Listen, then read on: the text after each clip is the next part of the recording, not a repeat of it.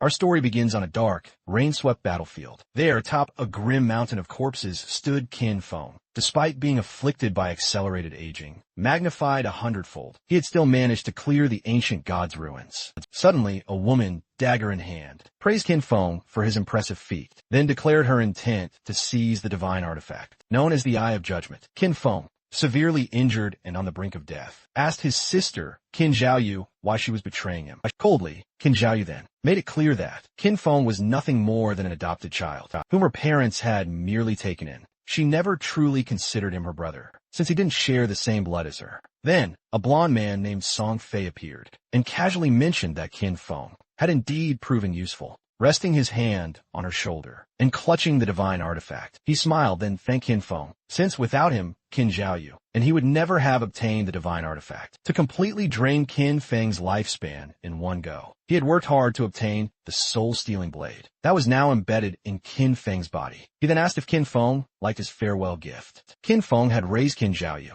after their parents passed away, supporting her through school, and even after the game descended upon the world. He risked his life countless times for her. But now, seeing that she had betrayed him, he realized he had judged her wrongly. Qin Zhaoyu made it clear that after their parents died, Qin Feng kept meddling in her life, giving her orders and controlling her. Before, when Song Fei and she needed his protection, he was still somewhat useful. But now that they had the divine artifact, his only value to them was gone. Song Fei lunged at Qin Feng to end his life, promising he would take good care of Qin Zhaoyu. As death was approaching, Qin Feng promised not to let them get away with this. Just before he could finish that sentence, Song Fei took his life in 2025. The godforsaken game descended. Its only currency was lifespan. Dying meant a loss of precious lifespan, while killing monsters granted it back. Players could spend their lifespan to manifest in-game abilities in the real world. The strong could crush tanks with their bare hands, slice airplanes with a sword, and even withstand nuclear explosions with their own bodies. From that moment on,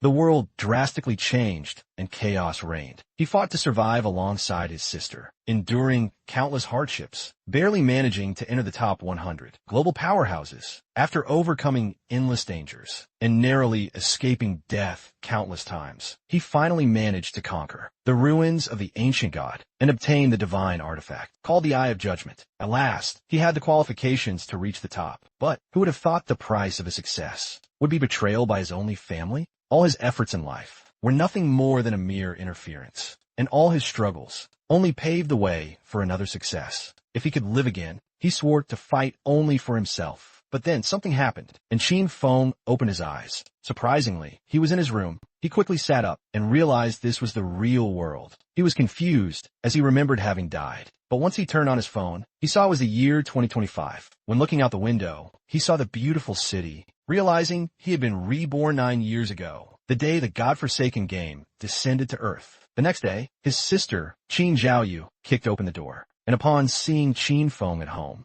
calmly drinking coffee, she got angry and demanded why he wasn't answering her calls. She kicked the trash can. Qin Feng remembered that on the day the Forsaken game descended, he and Qin Zhaoyu had a big fight over Song Fei. Posters of Song Fei plastered the wall. This was before the game arrived. Song Fei was a somewhat famous underground idol, and Qin Zhaoyu was his absolutely obsessed fan. Song Fei looked glamorous on the surface, but deep down, he was a total scoundrel. He'd conned countless fans out of their money and shamelessly exploited their bodies. To stop Qin Zhaoyu from falling for his tricks, Qin Feng always forbade her from associating with that guy. But ultimately, our boy was accused of controlling her life, pointing a finger right at Qin Feng. Zhaoyu asked if he was completely deaf, declaring it was all his fault, that Song Fei had lost first place this month, threatening that if Qin Feng didn't give her money to help Song Fei rise in the ranks, she would get seriously angry. Just then, with a chillingly cold expression, Qin Feng delivered a powerful slap to her face, sending her crashing to the ground. Her cheeks instantly swelled, and blood streamed from her nose. Her eyes welled up with tears. She couldn't believe Qin Feng had actually hit her. With a piercing, intense gaze, Qin Feng made it crystal clear he had neither the desire nor the time to argue with her, warning that if she kept barking, he was going to break her mouth. He tossed the credit card right over her head and coldly stated that this was the money their parents had left behind, no matter how difficult things had gotten. All these years, he'd never touched a single cent. For their parents' sake, he decided not to lower himself to her level. But he made one thing absolutely clear. From today on, he didn't have a sister like her.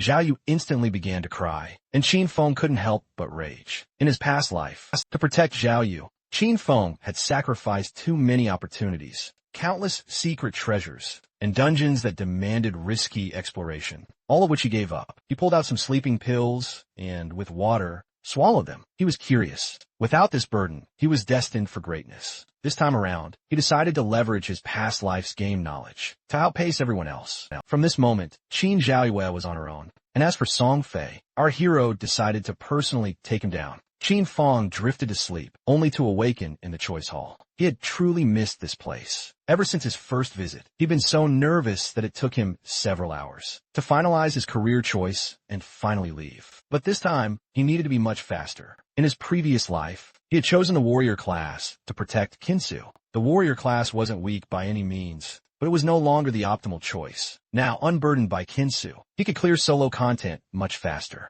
Mobility and swift reactions were paramount. So, without a moment's hesitation, Qin Feng chose the assassin class. But then, something utterly unexpected occurred. The system reported that the divine artifact, the Eye of Judgment, had been successfully bound. The Eye of Judgment was now activated. It possessed a passive authority. Upon entering the Forsaken game, Qin Feng would automatically obtain the highest-ranking profession and talent. Our hero was absolutely stunned upon seeing that the Eye of Judgment had linked to him. After his rebirth, finally realizing how it worked, as long as the artifact recognized its true owner, even if it were stolen, it would be completely useless. He began to believe that. Perhaps this was exactly why he had been reborn. Just then, shadow energy began to surge into his body. His body then began a dramatic transformation, and his hair turned stark white. He was becoming a shadow. Qin Feng's appearance had utterly changed. Shadow was the highest level, hidden profession for assassins. It was a world apart from the warrior profession he had chosen in his previous life. Simply obtaining this profession alone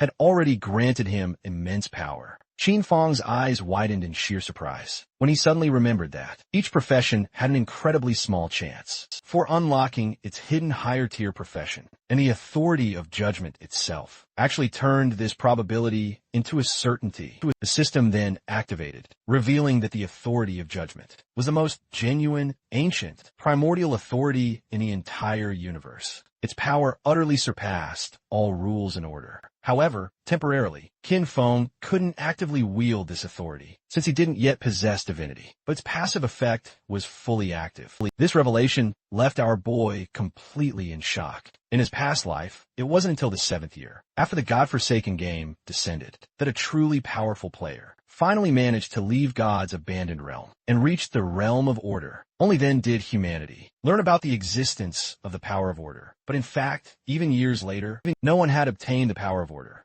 Qin Feng never expected to achieve this feat. Now, at the very beginning of his journey, he had already obtained the primordial authority that surpassed both order and rules, as long as he could leave God's abandoned realm and reach the realm of order. To obtain divinity, he could activate this authority now. What an incredible new goal for this life. Now that the profession selection had been completed, the system asked him to enter his game. Alias. Qin Feng hesitated for a moment, but then chose Shadow, since his profession had been born from the shadows. Qin Feng was then teleported to the god's abandoned realm. This was a ruined land, absolutely teeming with countless monsters. He had to be incredibly careful, since the monsters were ready to tear him apart and steal his lifespan. One could leave the town, kill monsters, and earn tradable lifespan. But if they died in the game, they would lose half of their lifespan, both tradable and non-tradable. Qin Feng was in Shell Town, a safe zone where there were no monsters, and players couldn't attack each other. Also, the lifespan loss speed was multiplied by 1. Many people had been dragged into this game. Some had just been taking a nap after eating, and some, after a grueling day, had already fallen asleep, only to suddenly find themselves in this strange place.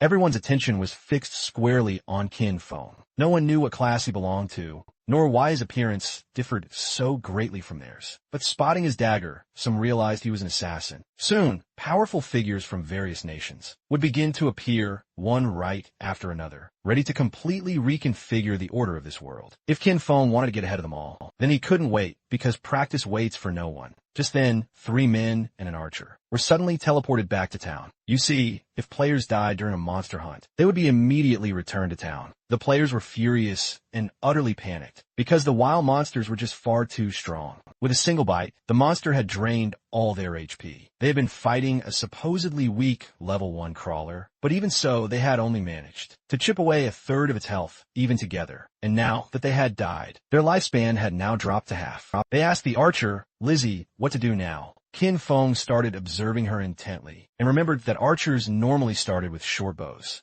Realizing she was also a hidden class, Lizzie noticed Kin Fong was also a hidden class. With a kind smile, she asked if he wanted to team up with them. The monsters outside were seriously strong, and they couldn't handle them alone. Her team had already been annihilated once, so they had experience. Kin Fong refused and continued on his way. Lizzie's companions mocked him openly when they saw him pretending to be a pro. All 5 of them, together, hadn't been able to defeat the monster, so there was no way he could do it alone. According to them, Kin Fong was just looking for death. Using the system, Lizzie saw that Kin Feng's alias was Shadow. While our boy walked towards the town's exit, Lizzie decided to follow him to see if they could find out what skills he had. She couldn't help but crack a smile, since maybe they could get new information about the monsters and just see how Kin Fong died. This land, forsaken by the gods, proved to be incredibly unsettling and perilous. Lizzie and the others began to secretly tail Kin Fong. She didn't know why she had ended up here, but with years of experience in online games, she swiftly assembled a party.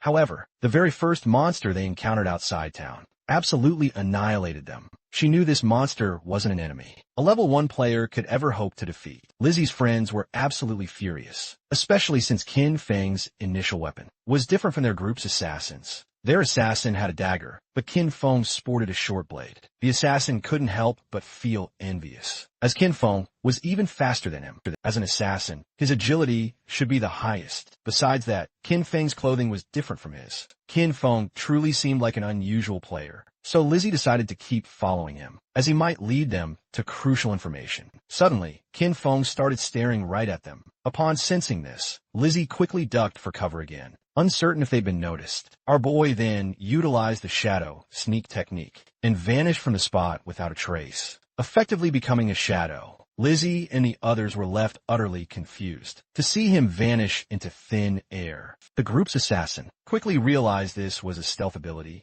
an initial ability that granted invisibility. Kin Fong had gone invisible. Lizzie decided it was best to return to town and search for ways to improve themselves. It was simply too dangerous to venture out there. They had already died once, and their lifespan had already been cut in half. They decided to search for NPCs to try and obtain hidden rewards, like treasure chests. Shadow Sneak, it was a skill that allowed the user to enter stealth for a duration. However, attacking would reveal the user, and the first hit after breaking stealth would deal increased damage. Stealth Mastery would double the duration of stealth and increase the level of stealth by 1. As expected, the Shadow class was truly extraordinary. The stealth of a normal assassin at this level. This should have been easy to spot, but the Shadow class boasted unparalleled stealth mastery, making it utterly impossible for anyone, not even monsters, to notice Kin Fong during the game's early stages. Our boy couldn't help but think that Lizzie and her friends were incredibly naive. After all, the beginner town offered nothing that could genuinely boost your strength. It was merely a refuge for players in this forsaken game. Weak players were nothing more than easy prey for monsters.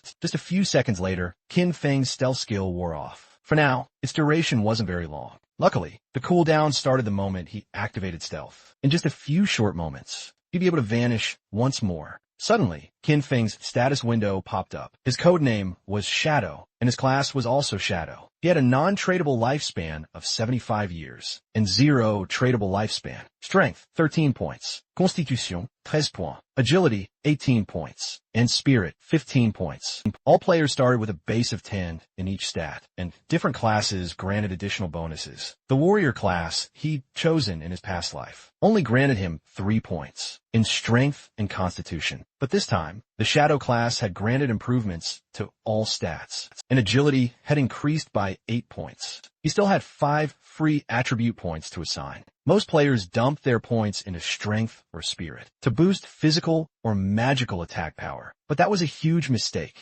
Without a moment's hesitation, Kin Fong dumped all 5 points into Agility, bringing it to a total of 23 points. This statistic was absolutely key, especially in the early game. No matter how anyone allocated their stats, the monsters would always deal overwhelming damage to players. And the only way to kill monsters without taking a hit was to crank up agility and boost your speed. Then, something else caught Qin Feng's attention. There was a monster lurking behind a tree. It was a level 1 crawler with a normal grade, but it was evolving. Qin Feng immediately became alert. Realizing it was still devouring lifespan, he quickly understood this monster was the very one that had wiped out that previous group of 4 players. The crawler sensed Qin Feng's presence. It was somewhat injured, having lost a portion of its HP. The monster attacked, but Qin Feng deftly dodged it with a jump. When monsters kill players, they can claim their lifespan, and if they absorb enough, they can evolve. Qin Feng activated Shadow Sneak and drew a short blade. Just before the crawler could get close, he vanished into thin air. As the crawler frantically searched for him,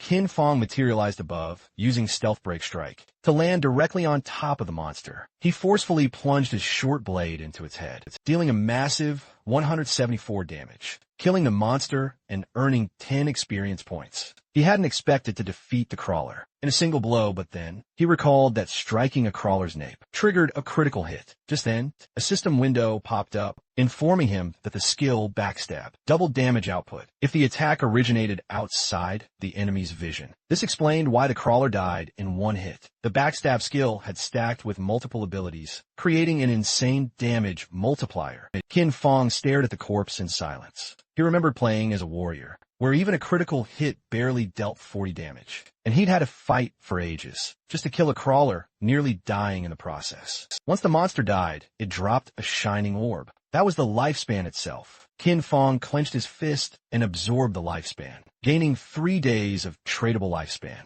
and 54 years and 155 days of non-tradable lifespan. 5 people had died, each losing at least 20 to 30 years of lifespan, adding up to over 100 years in total. But since the crawler had absorbed it first, Qin Feng only obtained 54 years. For now, the non-tradable lifespan wasn't useful. But at that very moment, the authority of the Eye of Judgment activated, bestowing upon Qin Feng the incredible talent of infinite evolution. By slaying monsters solo, he gained a chance to earn evolution points. These points let him upgrade skills, and every 24 hours, he'd automatically receive 5 evolution points. Defeating a boss-class monster solo guaranteed even more points. Currently, he possessed 5 points. With infinite evolution, he could finally enhance his skills. In his past life, though, he'd never heard of anything like this power. No matter what equipment or skill book monsters dropped, their grade was always fixed with no way to improve them. This was a power completely beyond all rules and order. Our boy decided to put it to the test, upgrading his Shadow Sneak and Backstab skills. He spent 4 evolution points, and both skills were successfully improved. The starting skill,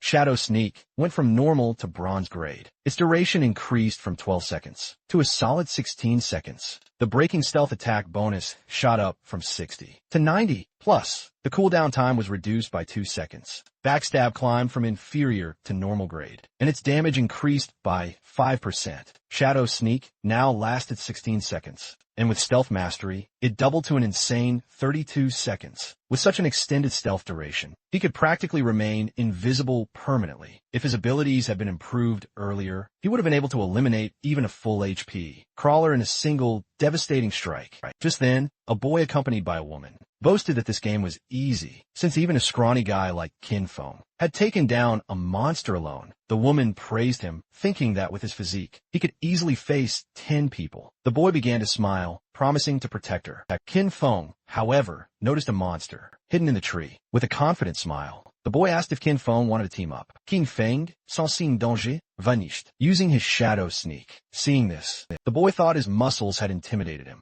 Suddenly, a spider descended to the ground, sending them into a panic. It was the level 1 bronze grade monster, the Nurturer. It attacked, ending their lives. Qin Feng remembered that the Nurturer was a beginner boss with 160 HP. Definitely not something a normal rookie could handle. Plus, it commanded a swarm of smaller spiders. The Nurturer began to feed, and Qin Feng seized the moment to test his upgraded abilities. Using his Stealth Break Strike, Qin Feng plunged his short blade into the spider's eye. It counterattacked, but Qin Feng reacted just in time, and after dodging the attack, he retreated and vanished. Thanks to Shadow Sneak, our boy's attack dealt a whopping 338 damage, while he only took 9 damage in return. He had barely escaped, all thanks to his agility. Qin Feng had 130 HP, and if that spider's attack had connected, he would have died instantly. He was impressed to see his attack had dealt over 300 damage to the boss. The nurturer was enraged, and, in its fury, split the nearby trees in half. Qin Feng knew these monsters were intelligent, and that the spider wouldn't just stand still, taking hits. Now, the spider was attacking indiscriminately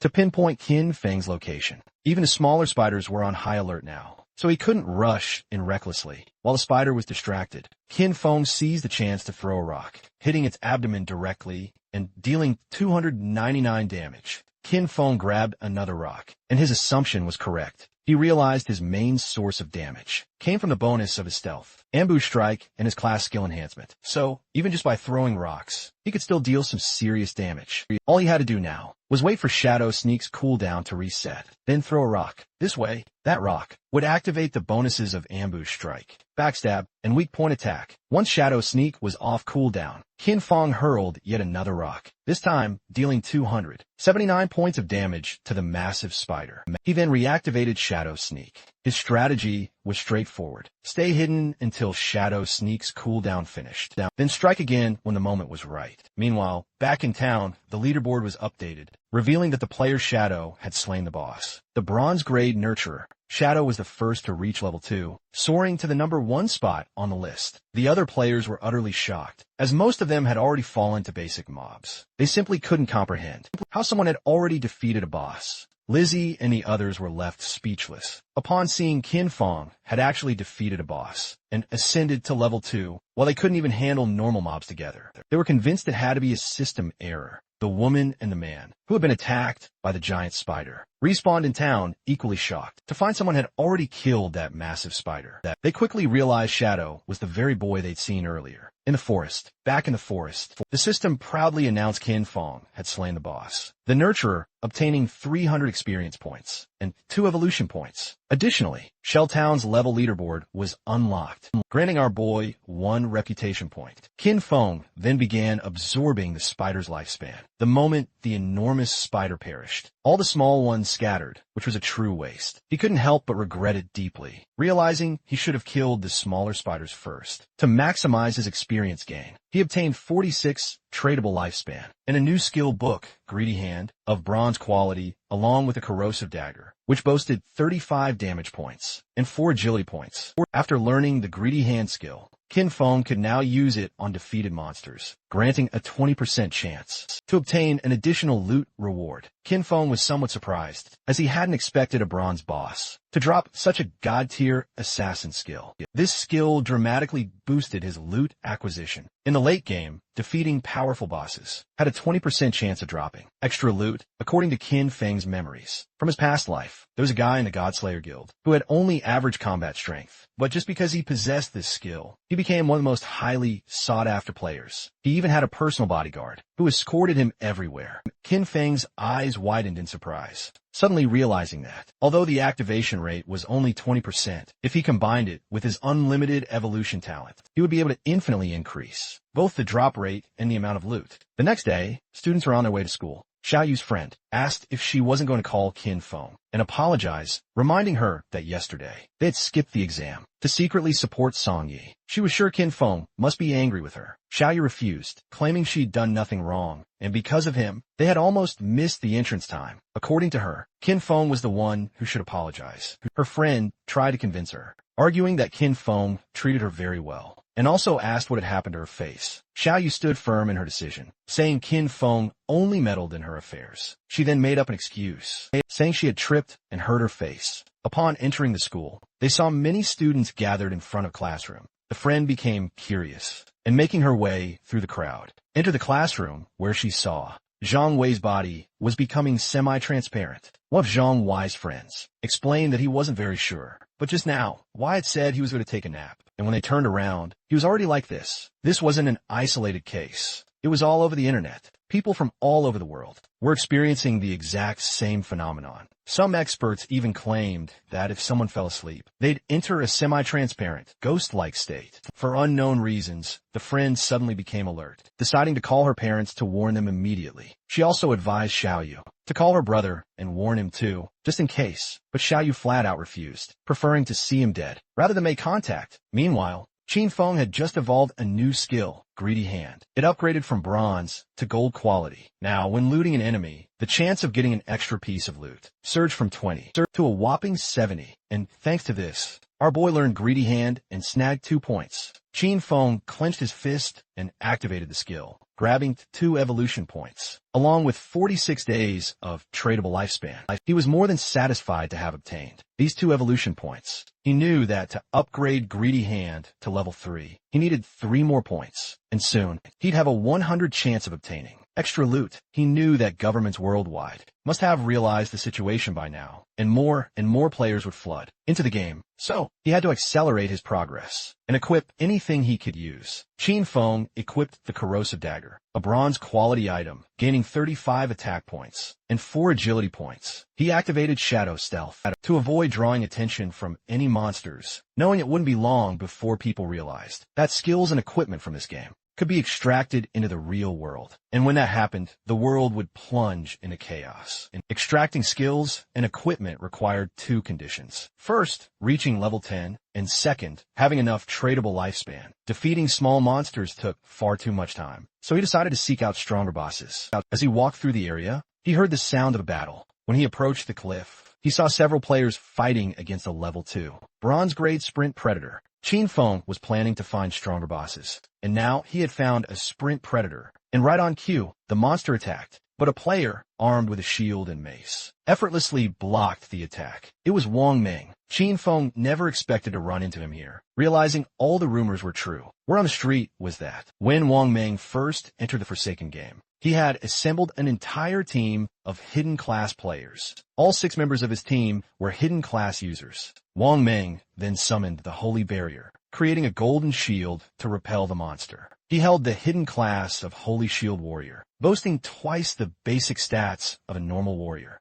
And if that weren't impressive enough, he also possessed an innate invincibility skill. While the monster was distracted, the team's mage summoned a blazing fireball, which slammed directly into the creature's arm. She had the hidden mage profession called Prophet, which allowed her to inflict double the magical damage of a normal mage, and came with a built-in prophetic fireball skill. The team's archer had the hidden archer profession, known as the sharp-eyed sharpshooter, granting them double the stats of a normal archer, and came with a built-in rapid shot skill. The priest held the oracle priest class, boasting twice the healing power of a normal priest, along with a powerful group healing ability. The archer and mage attacked together, but the monster dodged their attacks with alarming ease, then counterattacked Wang Meng, forcing him to retreat. The archer panicked, seeing their ranged attacks weren't landing, and thought this boss is too fast. The priest quickly healed Wang Meng, and he decided the best way to defeat this boss was to keep attacking relentlessly, while the healers handled all the healing. Seeing that, he planned to chip away at the monster's health, little by little. Qin Feng thought Wang Meng was overly optimistic, but he knew Wang Meng was forgetting the most important thing. This was the wilderness.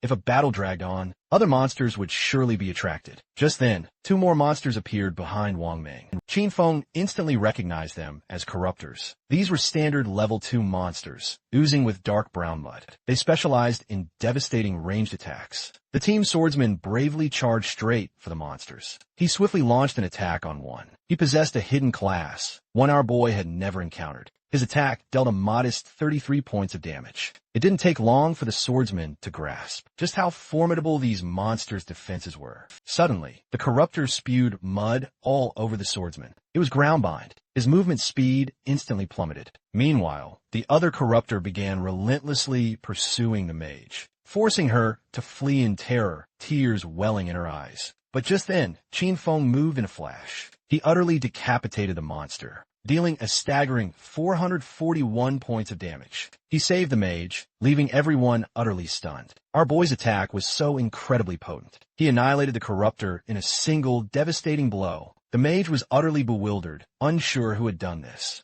or if someone was secretly aiding them. using his sword for support. The swordsman slowly rose, still reeling in shock, upon witnessing that a level 2 corruptor had been annihilated with a single strike. Meanwhile, for them to defeat even a level 1 corruptor, they typically needed to combine forces for 10 grueling seconds. The remaining corruptor tried to launch an attack, but once more, Qin Feng moved with lightning speed. He instantly decapitated the monster. The swordsman began to visibly tremble with fear. Asking if Li Zai had seen the culprit, she panicked, vehemently claiming she hadn't seen a thing. Wang Meng stood firm, urging them not to get distracted. Deep down, he desperately hoped Qin Feng was on their side. Now, only the sprint predator remained. Our boy observed the scene from High Branch. As a reward for slaying 2 level 2 corruptors, he gained 40 experience points, 1 evolution point, the skill book, Venom Dart, common quality, and 8 days of tradable lifespan. Qin Feng wasted no time and immediately evolved Venom Dart. It was a perfect mid-range poison damage skill, after all.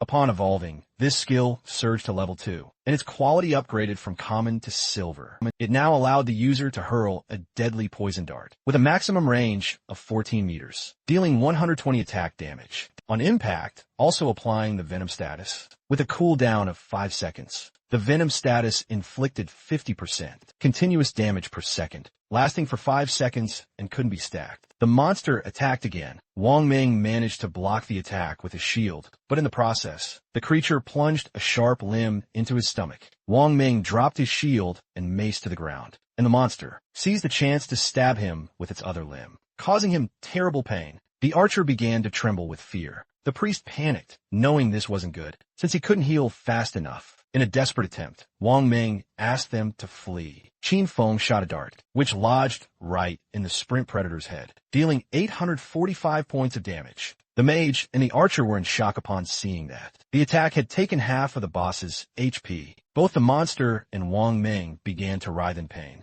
and venom started to emerge from the monster's wound, until its body collapsed to the ground, causing 324 damage multiple times. Since Qin Feng had inflicted more than 90% of the damage, the loot belonged to him, and for having killed the sprint predator, he obtained 600 experience points, reaching level 3, obtaining 2 evolution points, and 55 days of tradable lifespan. He didn't expect that the damage, over time from the Venom Dart, would activate his class's passive ability. With stealth, he could remain invisible and throw darts indefinitely. And now, nothing in the early and mid-game could stop him. The loot began to emerge from the monster's corpse. Wang Meng was in shock upon seeing the sheer amount of damage the monster had taken, and several seconds later, the loot disappeared. Wang Meng stood up and thanked Qin Feng for saving them. But our boy made it clear that in the wildlands, you couldn't trust people so easily, leaving everyone in shock. Wang Meng thanked our boy for the advice, so they left him to his business. As he checked out the fresh loot, he also assured Qin Feng that if he ever needed anything, he knew where to find him. Qin Feng scooped up the loot, realizing Wang Meng was surprisingly trustworthy. Plus, he had Daxia's government in his corner, a powerhouse brimming with resources. Our boy decided to seek out a steady sales channel to offload his unused loot. He then activated Greedy Hand, instantly gaining 3 evolution points, plus 55 days of tradable lifespan, acquiring the bronze quality sprint predators. Leather Greaves, our boy promptly equipped them, instantly gaining 9 points in physical defense, 5 points in all elemental resistances, along with a 15% cooldown speed boost. This was truly an amazing haul, since he still had tons of other class gears and skill books. Once his bag was completely full, he decided to head back to town to exchange everything for more lifespan. His eyes began to gleam with newfound confidence, since this time around his growth was 100 times faster than in his previous life. Not far from his location, another team of players was currently under attack by even more monsters. Seeing the monster horde rapidly increasing, they decided their best bet was to flee. But before they could make their escape, another, much larger monster suddenly appeared. And just before the players could truly escape, the monster lashed out with razor-sharp vines, killing them all. The players quickly respawned in town and couldn't help but feel utterly frustrated. since these monsters always appeared in massive groups, and then fled whenever their health got low. Word on the street was that players needed to be level 3 to leave the game, but this felt like an impossible task to achieve. Some players believed they needed more people, since a mere team of 3 players simply wasn't enough, thinking they should form groups of 6 or even 10 players. Another player argued that this strategy wouldn't work, since he'd seen a team of 10 get completely surrounded and brutally wiped out. Besides, too many people would only attract a boss. And just recently, a group of 40 had encountered a terrifying curse master, and it had annihilated more than 30 of them with a single devastating strike. Lizzie's team also respawned back in town. If players didn't hit level 3, they'd be trapped in this game forever. They all ended up here after simply falling asleep, meaning only their consciousness was pulled into the game. And if they couldn't get out, their real bodies would literally starve to death. Lizzie was furious, baffled by the game's brutal difficulty. Her friend panicked because they'd already died 3 times. Their non-tradable lifespan had plummeted to less than 10 years. At this rate, they'd soon die in real life, too. Regardless of whether this was real or not, Lizzie knew they absolutely couldn't afford another death. Seeing that Shadow was already level 3, she was utterly baffled. He must have discovered some insane trick. They needed him to carry them to level 3. To escape this death trap, clenching her fist, she ordered her team, spread the word. They had to get Shadow to help them reach level 3. She'd give him 10 million in cold, hard cash. Once they returned to reality, the others were shocked, but Lizzie knew there was no way Shadow could ignore that 10 million. Back in the forest, our boy took down a level 2 polluter, earning 20 experience points and 1 evolution point. After absorbing the monster's lifespan, Kin Fong decided he already had enough evolution points and spent 5 points to evolve his greedy hand. It dramatically improved in quality, soaring from platinum to emerald. This increased the probability of obtaining extra loot to a staggering 160, and now that extra loot had a 20 chance of being 1 tier higher. Kin Fong was utterly amazed, knowing this effect was absolutely insane. He realized if he kept evolving it, it could hit 100 or even 200. The rain poured down. Suddenly, something caught Kin Fong's eye. It was the monster known as the Curse Master,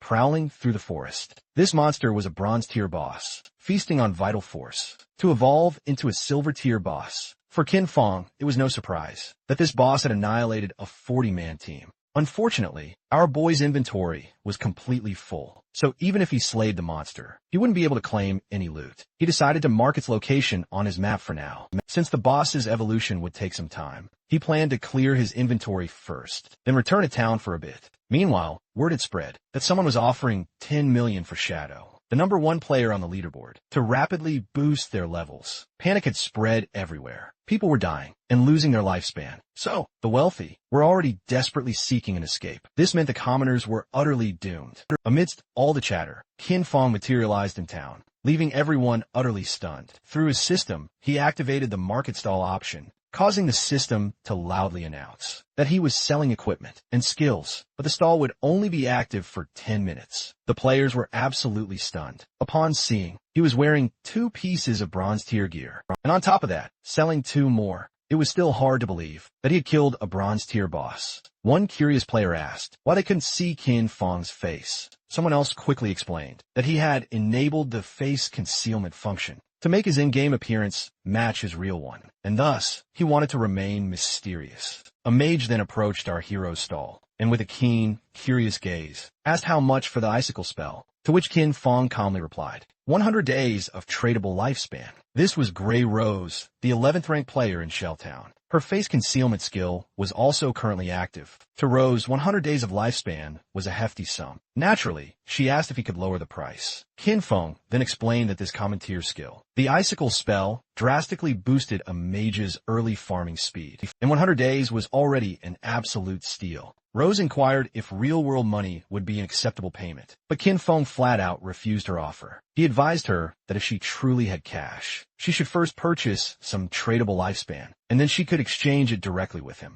and if no one else made a more compelling offer, he was determined not to part with the skill until she acquired the necessary lifespan. She pondered for a moment, then, using the team channel, she asked her teammates if they thought this was a good offer. They had leveled up to level 2 so incredibly quickly, thanks to her leadership, so they raised no objections. Moreover, with this incredible skill, they'd be able to reach level 3 even faster, since their top priority was making their escape. First and foremost, she asked them to transfer their tradable lifespan to her, promising to send them money the moment they returned. She promptly handed over 100 days of tradable lifespan to our boy. Seeing all her team members were level 2, Kinfeng realized they must have killed at least 30 or 40 crawlers. Therefore, their collective tradable lifespan should vastly exceed 100 days. Kinfeng sold the spell, obtaining 100 days of tradable lifespan in return. Now, his tradable lifespan jumped from 268 days to 368 days. Just then, out of nowhere, Lizzie appeared, overjoyed to have found Shadow. With a confident smile, she presented him with an opportunity. In exchange for helping her ascend to level 3, she promised to give him 10 million in cold hard cash. Once they returned to the real world,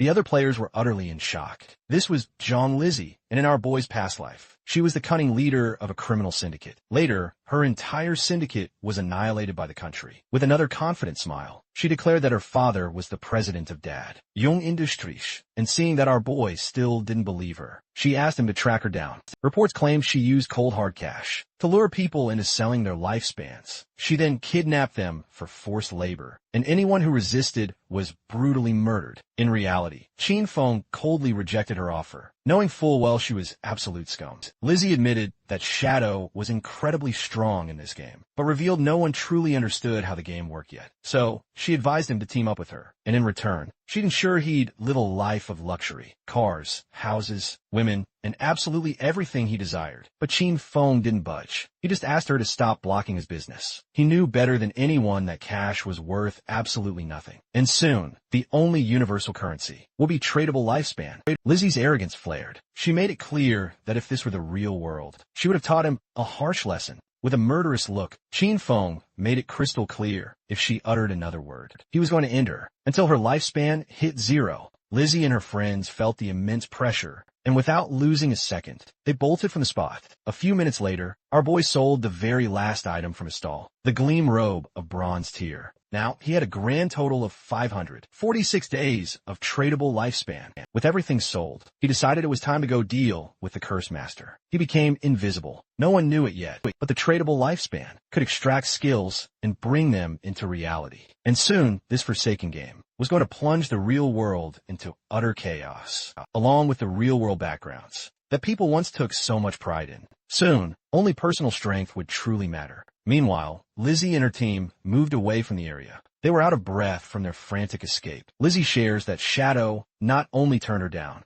but also threatened her. She vows to find and kill him once she's back in the real world. As she's stewing over this, a man named Mao Lijun, also known as Lao Mao, approaches her, claiming he's already at level 2. He boasts about knowing some secret tricks to quickly level up in the game. He asks if he can accept the 10 million offer that Shadow previously turned down to help Lizzie and her team reach level 3. Lizzie, feeling naturally cautious, questions what Lao Mao means by tricks. Lao Mao tells Lizzie that he usually keeps his special tricks a secret, but he'll make an exception just for her. He explains that to level up in this specific situation, you should quickly allocate all your attribute points into agility. Doing this will make your running speed far faster than the monsters, helping you win without taking any damage. Lizzie is absolutely shocked because she had put all her points into strength. She agrees to Lao Mao's offer, but states she'll only pay him 5 million, since he's not as strong as Shadow. Lao Mao accepts, mentioning that while Shadow is strong, it was quite odd for him to turn down such a huge amount of money. Meanwhile, Qin Feng arrives at the exact spot he marked earlier.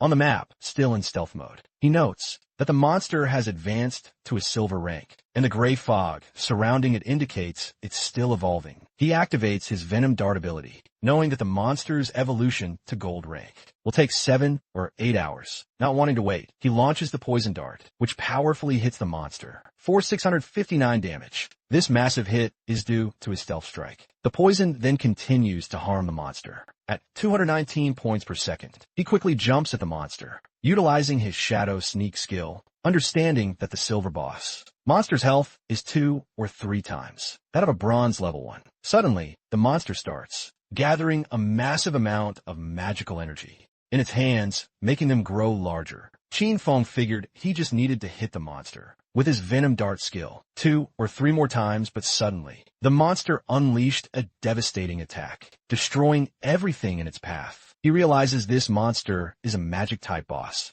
with skills that deal massive area damage instantly. After launching his Venom Dart, he quickly retreated, barely escaping the attack's deadly range. Still cloaked in invisibility, he knew with his current health and defense, he wouldn't survive if he took the monster's attack head-on. As the intense battle raged on, the monster began charging another massive attack. Its colossal form turned directly toward him, but he remained perfectly calm, moving carefully across the chaotic battlefield while meticulously watching his cooldown timer. His hidden shadow ability wasn't ready to deploy yet, so he needed to wait for the boss to reveal a moment of crucial weakness. The plan was simple: wait for the perfect moment, strike with pinpoint precision, and vanish before the monster could even retaliate. Moments later, the creature stumbled, briefly distracted. This was his chance. Without a second's hesitation, he lunged forward, unleashing his Venom Dart skill. The attack hit its mark perfectly, dealing a staggering 659 damage. Almost instantly, the venom began its deadly work, draining the monster's health by 219 damage per second. Seeing its life rapidly fading, the monster tried to flee. But Qin Feng wasn't about to let it escape. He pursued relentlessly, eyes focused and determined. The monster was on the verge of defeat. Its frantic attempt to run was utterly useless. In a blindingly swift movement, Qin Feng vanished and reappeared directly on the creature's head, slamming it forcefully into the ground. The system swiftly confirmed his hard-earned victory. He had vanquished the silver-ranked boss. A dazzling stream of notifications appeared before him. He gained a total of 1,800 experience points, leaping from level 3 to 5 instantly. He also received 4 valuable evolution points and a surprising 124 days of tradable lifespan. He couldn't help but chuckle. He noticed a single boss kill had boosted him 2 levels. Plus, he gained extra evolution points as the monster's body dissolved into loot. He then activated his evolved skill, Greedy Hand. The air shimmered as a system screen swiftly confirmed. All the loot had been collected. The rewards were even grander than he'd anticipated. He gained another 4 evolution points, along with an extra 100. 24 days of tradable lifespan. Doubling his gains, these generous rewards made him smirk. 2 immediate extra bonuses like this were truly impressive. He then realized this silver-ranked boss had granted him a staggering total of 12 evolution points and 372 days of tradable lifespan, just as he was still taking in his rewards. Another system prompt suddenly appeared, revealing yet another unexpected bonus. The secondary effect of Greedy Hand had kicked in, upgrading one of his looted items from silver to stunning gold rarity. He gazed at the notification with keen interest. A gold tier item. It made perfect sense why Greedy Hand was considered a Jade-level skill. It could truly enhance loot beyond its original quality. His focus then shifted to the scattered loot. 7 or 8 pieces of gear had dropped, but he only had 10 slots left in his backpack. He sighed, realizing that running back each time he defeated a boss would waste an incredible amount of time. He knew that a storage ring or something similar would have been perfect to solve this problem. Just as Qin Feng was about to examine a specific item among the loot, the scene suddenly shifted back to Shell Town. There, the mage from Wang Meng's team appeared in a sudden flash of light, her face showing pure relief she was finally back, all thanks to Wang Meng. As the rest of the team followed, they thanked him, admitting that without his leadership, they wouldn't have reached level 3 and returned safely. But Wang Ming brushed off their praise, saying their progress was due to everyone's hard work. The mage, however, just couldn't shake off a lingering regret. She sighed, wishing she'd managed to add Qin Feng as a friend. Back in the forest, she thought maybe it was because she'd been covered in mud. At the time, her teammate, though, reassured her with a playful grin, saying that with her new outfit, she looked great, and surely that mysterious player wouldn't reject her again. As they chatted, a system announcement echoed through town. The leaderboard had been updated, Shadow had reached level 5. The news shocked all the players in town. Someone couldn't believe how Shadow had jumped from level 3 to 5 so quickly. The only explanation was that he must have defeated a powerful boss monster. Another player mentioned that just 10 minutes ago, he saw Shadow casually selling gear in the town square. And now this. Another guy said that his sister had just turned 18, and if Shadow liked her, it would be a huge win for their family, since having Shadow's help with leveling up will be a game changer. His friends quickly dismissed the idea, reminding him that Shadow wasn't interested in 10 million cash, so he wouldn't be interested in a matchmaking proposal. Back at Wang Ming's camp, his team was starting to worry. They had just celebrated reaching level 3, only to find out that Shadow had already moved far ahead. But Wang Ming stayed calm. He told them to put their worries aside for now. They needed to log out, return to reality, and warn their families and friends about this dangerous game.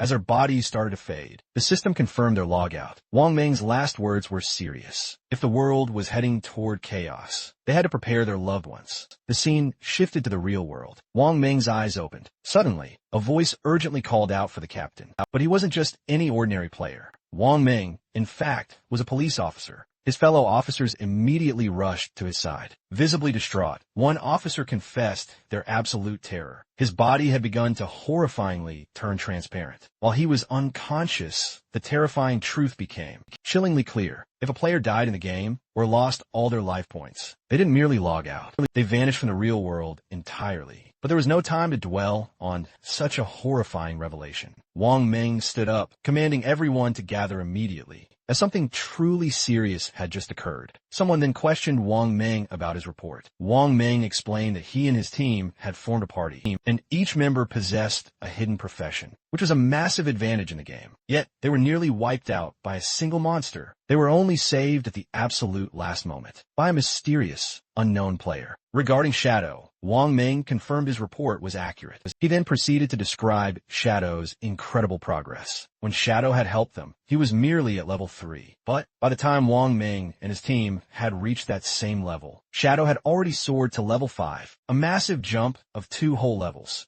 This astonishing news clearly worried the higher-ranking officers. One of them then asked the obvious, pressing question. Does this mean Shadow is now truly the strongest player in the world? How did he manage to level up so incredibly quickly? The speculation immediately began to swirl, and Wang Ming suggested that perhaps Shadow had defeated an incredibly high-level boss monster, or accomplished something equally impressive. Another officer, keen for more details, noticed an inconsistency. According to Wang Ming, Shadow was already at level 3 when he saved them. If that was true, why didn't he log out like the rest of them? Could it be that Shadow had no close family or friends waiting for him in the real world? A female officer then proposed a daring, audacious idea. She theorized Shadow might be a transmigrator, someone who appears suddenly and gains strength incredibly fast, as if destined for immense power. She pointed out that transmigrators are often orphans, which might explain why Shadow hasn't quite snapped back to reality. Her words silenced the entire room, and as the gravity of her words sinks in, she flushes with utter embarrassment. An unimpressed senior officer calls her Nyo and tells her to stop joking. During this serious discussion, he dismisses her idea, claiming she's been reading too many novels.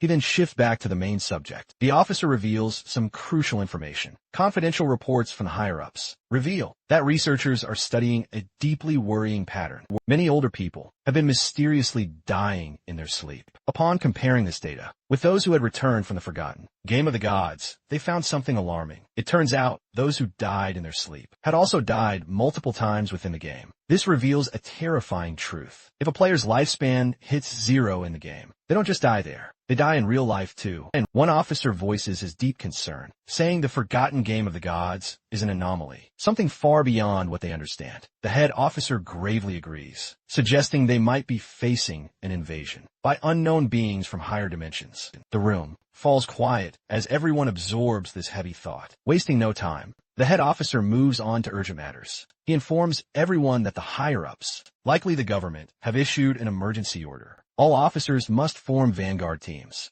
based on their locations, enter the forgotten Game of the Gods, and gather as much information as possible. This is no longer merely a police issue. The government is establishing a special force to handle this unique crisis. He emphasizes the global scale of the problem. Every nation is rushing to explore and understand this new reality and falling behind. would mean losing international standing. For national security, they must gather information at all costs. The head officer then dramatically announces his decision. Anyu will lead as the captain of Team 1. She accepts the challenging role without a moment's hesitation. Wang Ming is then appointed as her loyal vice captain, and they're granted the authority to personally select their team members. Wang Ming nods, acknowledging the weight, understanding just how crucial their mission truly is. The head officer then shifts his gaze to Shadow, an enigma, the mysterious player Wang Ming had encountered before. Based on Wang Ming's detailed account, it seems Shadow doesn't appear to harbor any malevolent intentions. Because of this intriguing possibility, the head officer orders Anyu and Wang Ming to actively try and befriend him. Their primary goal, uncover Shadow's true identity, and ultimately collaborate with him. He then explains why Anyu is in charge. Her profound knowledge of games and intricate stories makes her the absolute best choice to investigate. Someone like Shadow, whose uncanny abilities and actions seem almost ripped from ancient myths themselves. The head officer hopes that Anyu and Wang Ming can successfully forge Shadow into a powerful ally, someone who could represent their interests within the game. And if their mission proves successful, then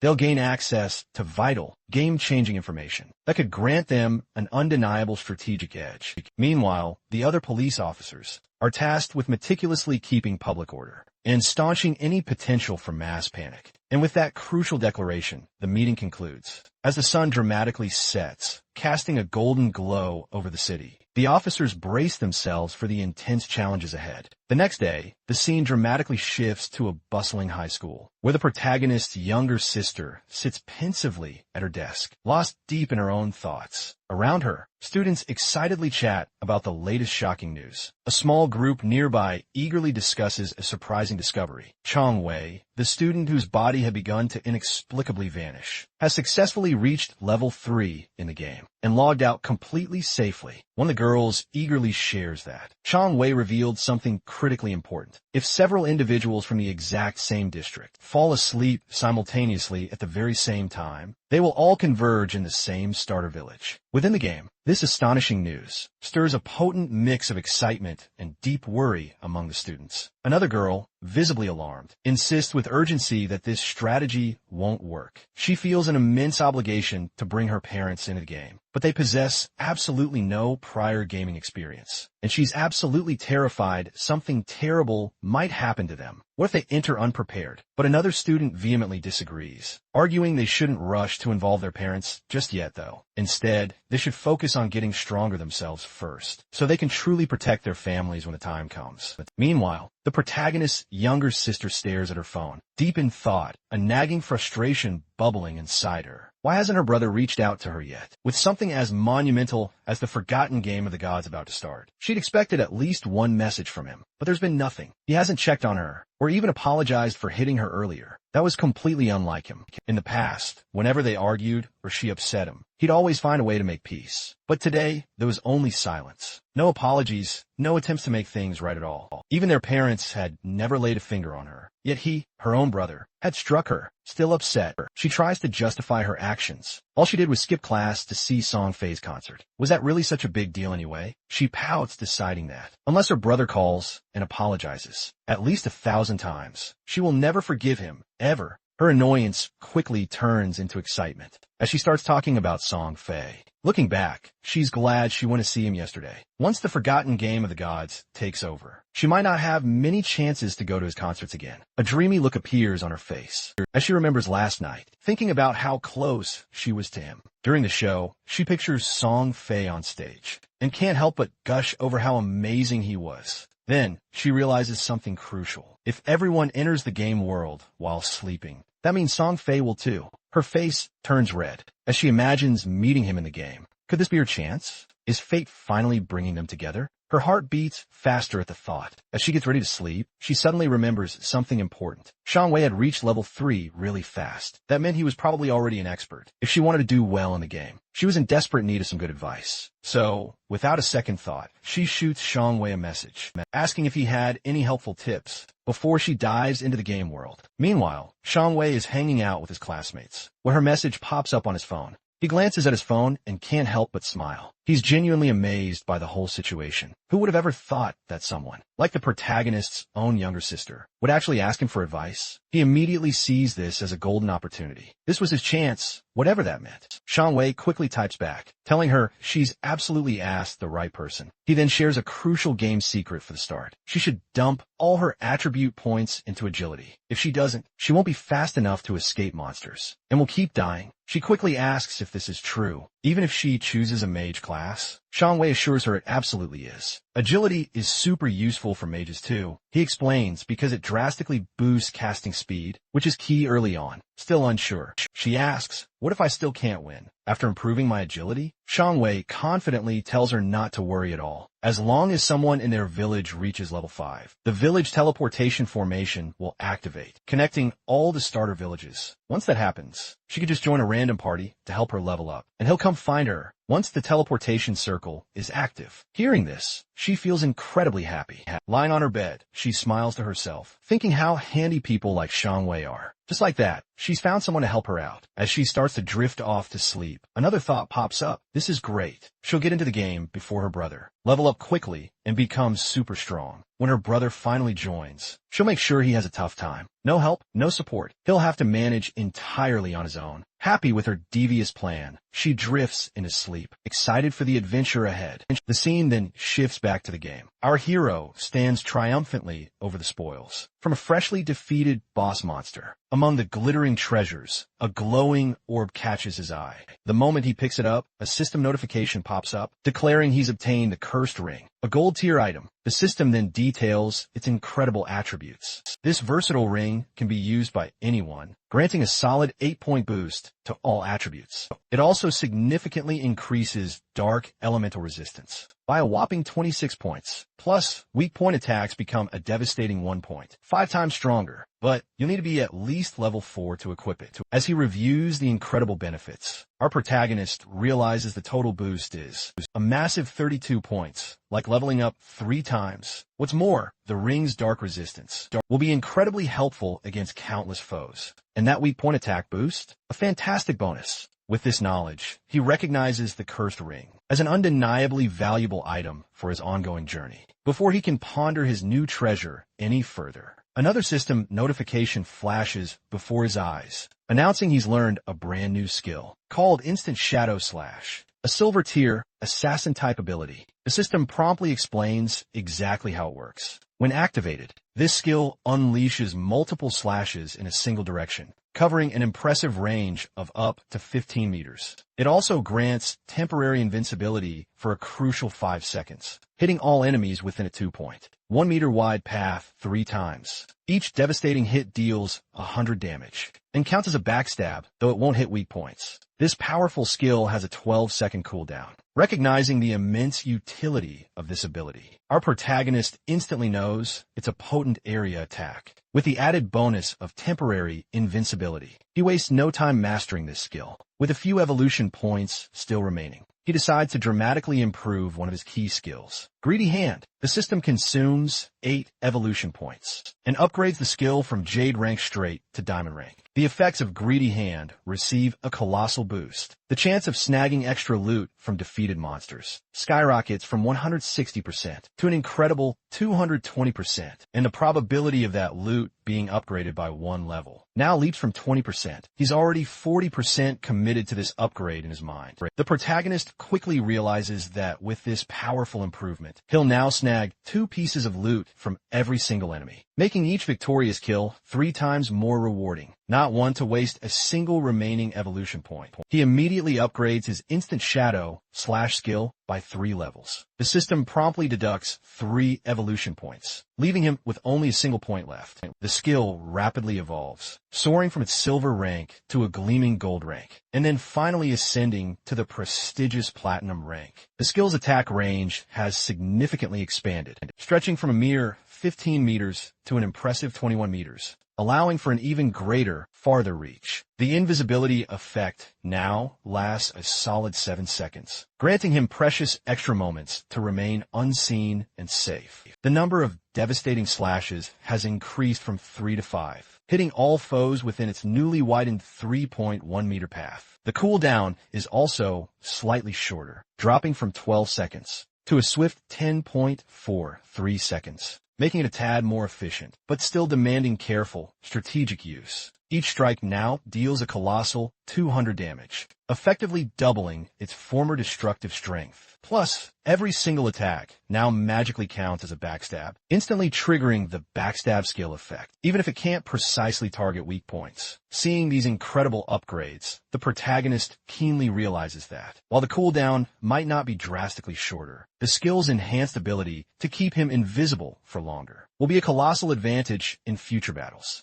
Taking a quick glance at the rest of his collective loot, he swiftly notes that most of it is largely useless. But one particular item truly stands out. It's a silver tier warrior skill book, Battle Roar. He instantly knows selling this will net him even more tradable lifespan. Just as he finishes inspecting his loot, he suddenly notices something unsettling moving nearby. Whipping around, he spots 3 colossal creatures barreling straight towards him. Without a moment's delay, he instantly recognizes them as dreaded level 4 limb crawlers. Hideous and incredibly dangerous monsters. But instead of cowering in fear, he boldly sees this as the perfect prime chance to test out his newly improved skill. He swiftly activates Instant Shadow Slash. In a blinding flash, he becomes a mere blur, unleashing a rapid-fire series of lightning-fast slashes. These blades slice through the creatures effortlessly. The limb crawlers were ripped to shreds before they could even react. As the dust finally settled, a system notification popped up confirming their utter defeat. The system duly recorded his win, granting him a cool 80 experience points and a bonus 5 days of tradable lifespan. As a reward, standing in the aftermath, a dark, intimidating aura surrounded our protagonist. He calmly contemplated his newfound power, realizing his incredible ability to defeat enemies had vastly improved. He pondered a new strategy, figuring that if he combined his poison dart skill with Instant Shadow Slash, he could conquer battles before they even began. Checking his tradable lifespan, he saw he had a respectable 618 days. But to bridge his games, skills, and gear into the real world, he needed at least 900 days, or roughly 2.5 years. With that daunting goal in mind, he planned his next steps. First, he'd sell all the valuable items in his inventory. If things went well, he might just reach the required lifespan much sooner. Once he hit level 10, he could finally connect the virtual and real worlds. The scene then shifted to our protagonist. Now, heading back to the starter town, he was invisible thanks to his latent image skill. Moving quietly, he overheard a conversation nearby. A man congratulated a woman on reaching level 3, then reminded her of a promise. Watching them, he realized it was Lizzie and Lao Mao. Their talk revealed a prior deal they'd struck. Lao Mao had agreed to help Lizzie reach level 3, so she could finally log out of the game. In return, a cool 5 million in cash. Now that she'd reached her goal, Lao Mao was definitely expecting his payment. Lizzie quickly reassured him, asking if he truly believed her father's company. Du Young Industry couldn't spare such a small amount. She told him she'd log out and handle the transaction in the real world. Before leaving, she gave Lao Mao her phone number and told him to contact her after he logged out. She then made another intriguing offer. She wanted to buy all of his tradable lifespan, offering 10,000 in cash for each day of his time. Lao Mao, of course, eagerly agrees. He's absolutely thrilled about the money he'll rake in. With a smug look, he remarks how foolish King Fin was for turning down Lizzie's incredible offer. We could talk more about the deal when we meet. He smirks. But in reality, completely unseen by them, King Fin silently glided right between them. Hidden in plain sight, Lao Mao remains, completely unaware of King Fong's presence. He dismisses the importance of lifespan in the game, thinking there's absolutely no need to worry, since he can just gather lifespan, just as easily as any in-game currency. For him, turning game achievements into real-world cash is absolutely the ultimate strategy. He even feels like a genius for figuring this out. The scene then shifts to a starter town, where King Fong stands tall. He's right in front of the teleportation gate. As he reaches out his hand, the gate glows with bright blue energy. As the light intensifies, a system window suddenly pops up, It's congratulating him for activating the teleportation formation right here in Shell Town and awarding him 1 precious reputation point. The system then explains that he can use this teleportation gate once a day absolutely free, but using it more will cost him tradable lifespan. However, since no other teleportation gates in the game are active just yet, it's pretty much useless right now. King Fong then ponders the teleportation system. Knowing it's a two-way setup, just activating one side simply doesn't help. Another player in a different starter town needs to reach level 5 and activate their gate for it to truly work. He remembers that in his past life, Song Fi was in Firefly Town. To stay ahead, he sets up a special altar that will instantly alert him as soon as someone activates the Firefly Town gate. He's not just waiting, he's actively preparing. The very moment that gate becomes active, he'll be fully prepared to face Song Fi. As he moves deeper into the city, his mind is set on his ultimate goal. While fast travel between towns is crucial for most players, he knows the true test still lies ahead. His ultimate goal, reach level 10 and access the god's abandoned realm. There, he can finally unleash his authority. Only then will the real challenge of this godforsaken game truly begin. A little while later, he sets up his shop, and a system notification instantly pops up, alerting all nearby players that he's selling top-tier equipment and powerful skills, but only for 10 short seconds. It's a blink and you miss it, first come, first served opportunity. The reaction is instantaneous. Players erupt in excitement, surging toward him and hailing him as an expert. Some exclaim they've been anticipating this very moment, saving up their tradable lifespan just for this chance. One player proudly declares he's amassed a staggering 150 days worth. Meanwhile, another player recalls the last time King Fong opened his shop, he sold an icicle spell that propelled Gray, the buyer, to second place in the rankings. Another player, absolutely thrilled, discovers a silver tier skill book, Battle Roar,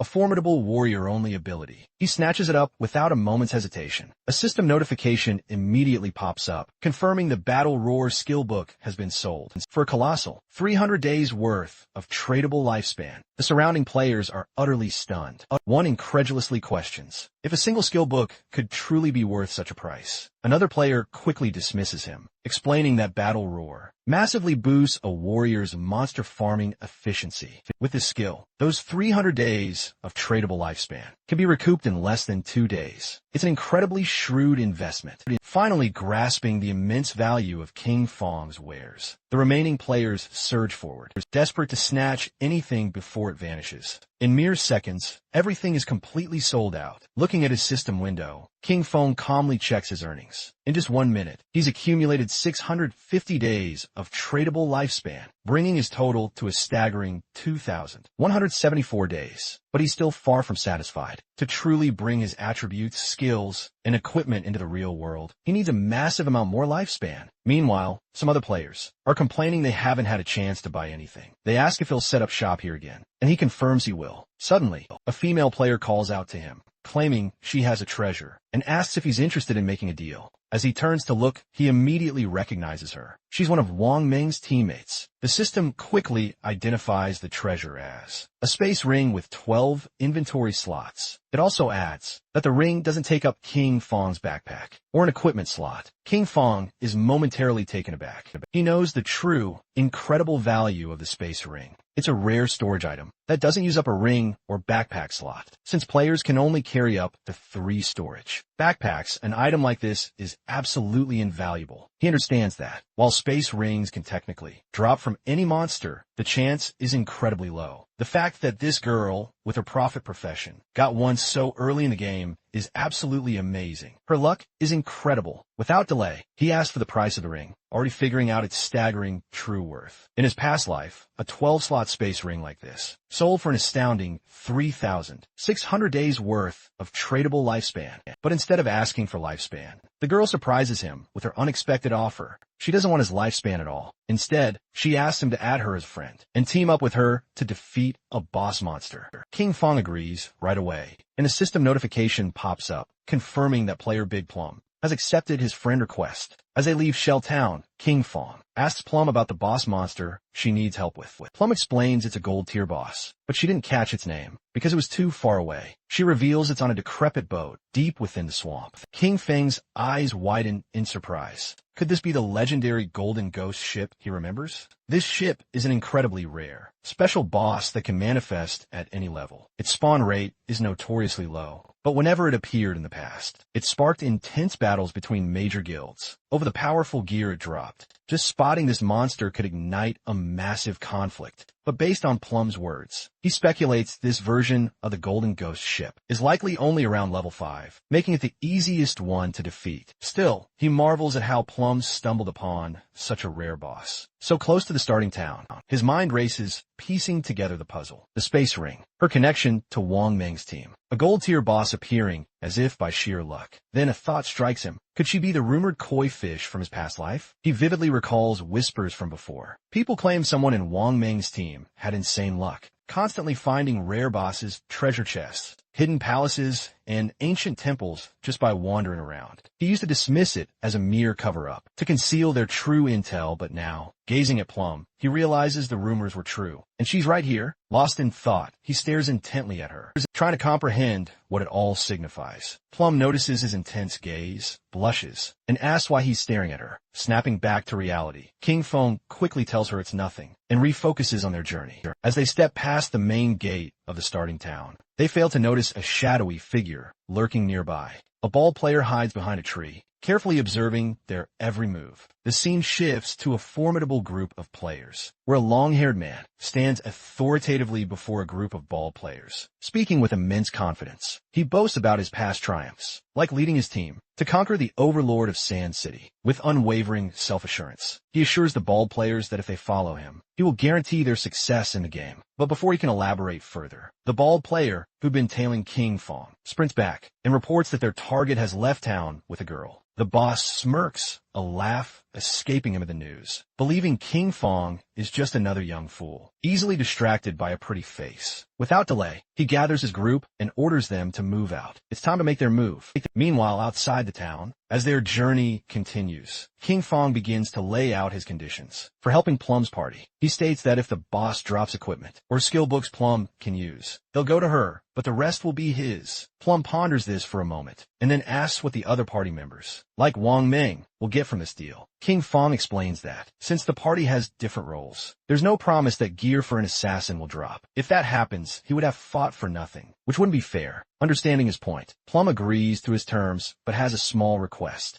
If any gear drops for her captain or other party members, she asks if he would sell it to her at a discount. King Fong agrees with the terms set. Plum says they'll head to the boss's location. Once Wang, Ming, and the rest of her party log back into the game. But after walking for a while, she realizes she doesn't know where they're going. It's only when King Fong finally tells her their destination that she understands. They're going to fight a gold-tier boss monster now. Plum is shocked. The idea seems utterly crazy. King Fong is an assassin, and she's a mage. He might turn invisible, but she can't take a hit from such a strong enemy. Facing a gold-tier boss this early, with just the two of them, sound like a death wish. But King Fong stays calm and confident. He doesn't plan for her to fight at all. His plan is to tackle the boss alone, while she watches from a safe distance. Even with his confidence, Plum finds it hard to believe. She knows he's strong, but soloing a gold-tier boss? That's just unheard of. Just as she prepares to press him for more answers, King Fong abruptly freezes, sensing an ominous presence. Without a single word, he activates his latent image skill and vanishes in a thin air right before her eyes. Plum is left standing there, utterly stunned. She frantically looks around, desperately trying to process what just transpired. Moments ago, he was right beside her, and now, there's only an empty void. Utterly confused, she calls out his name, but there's no reply, just an eerie silence.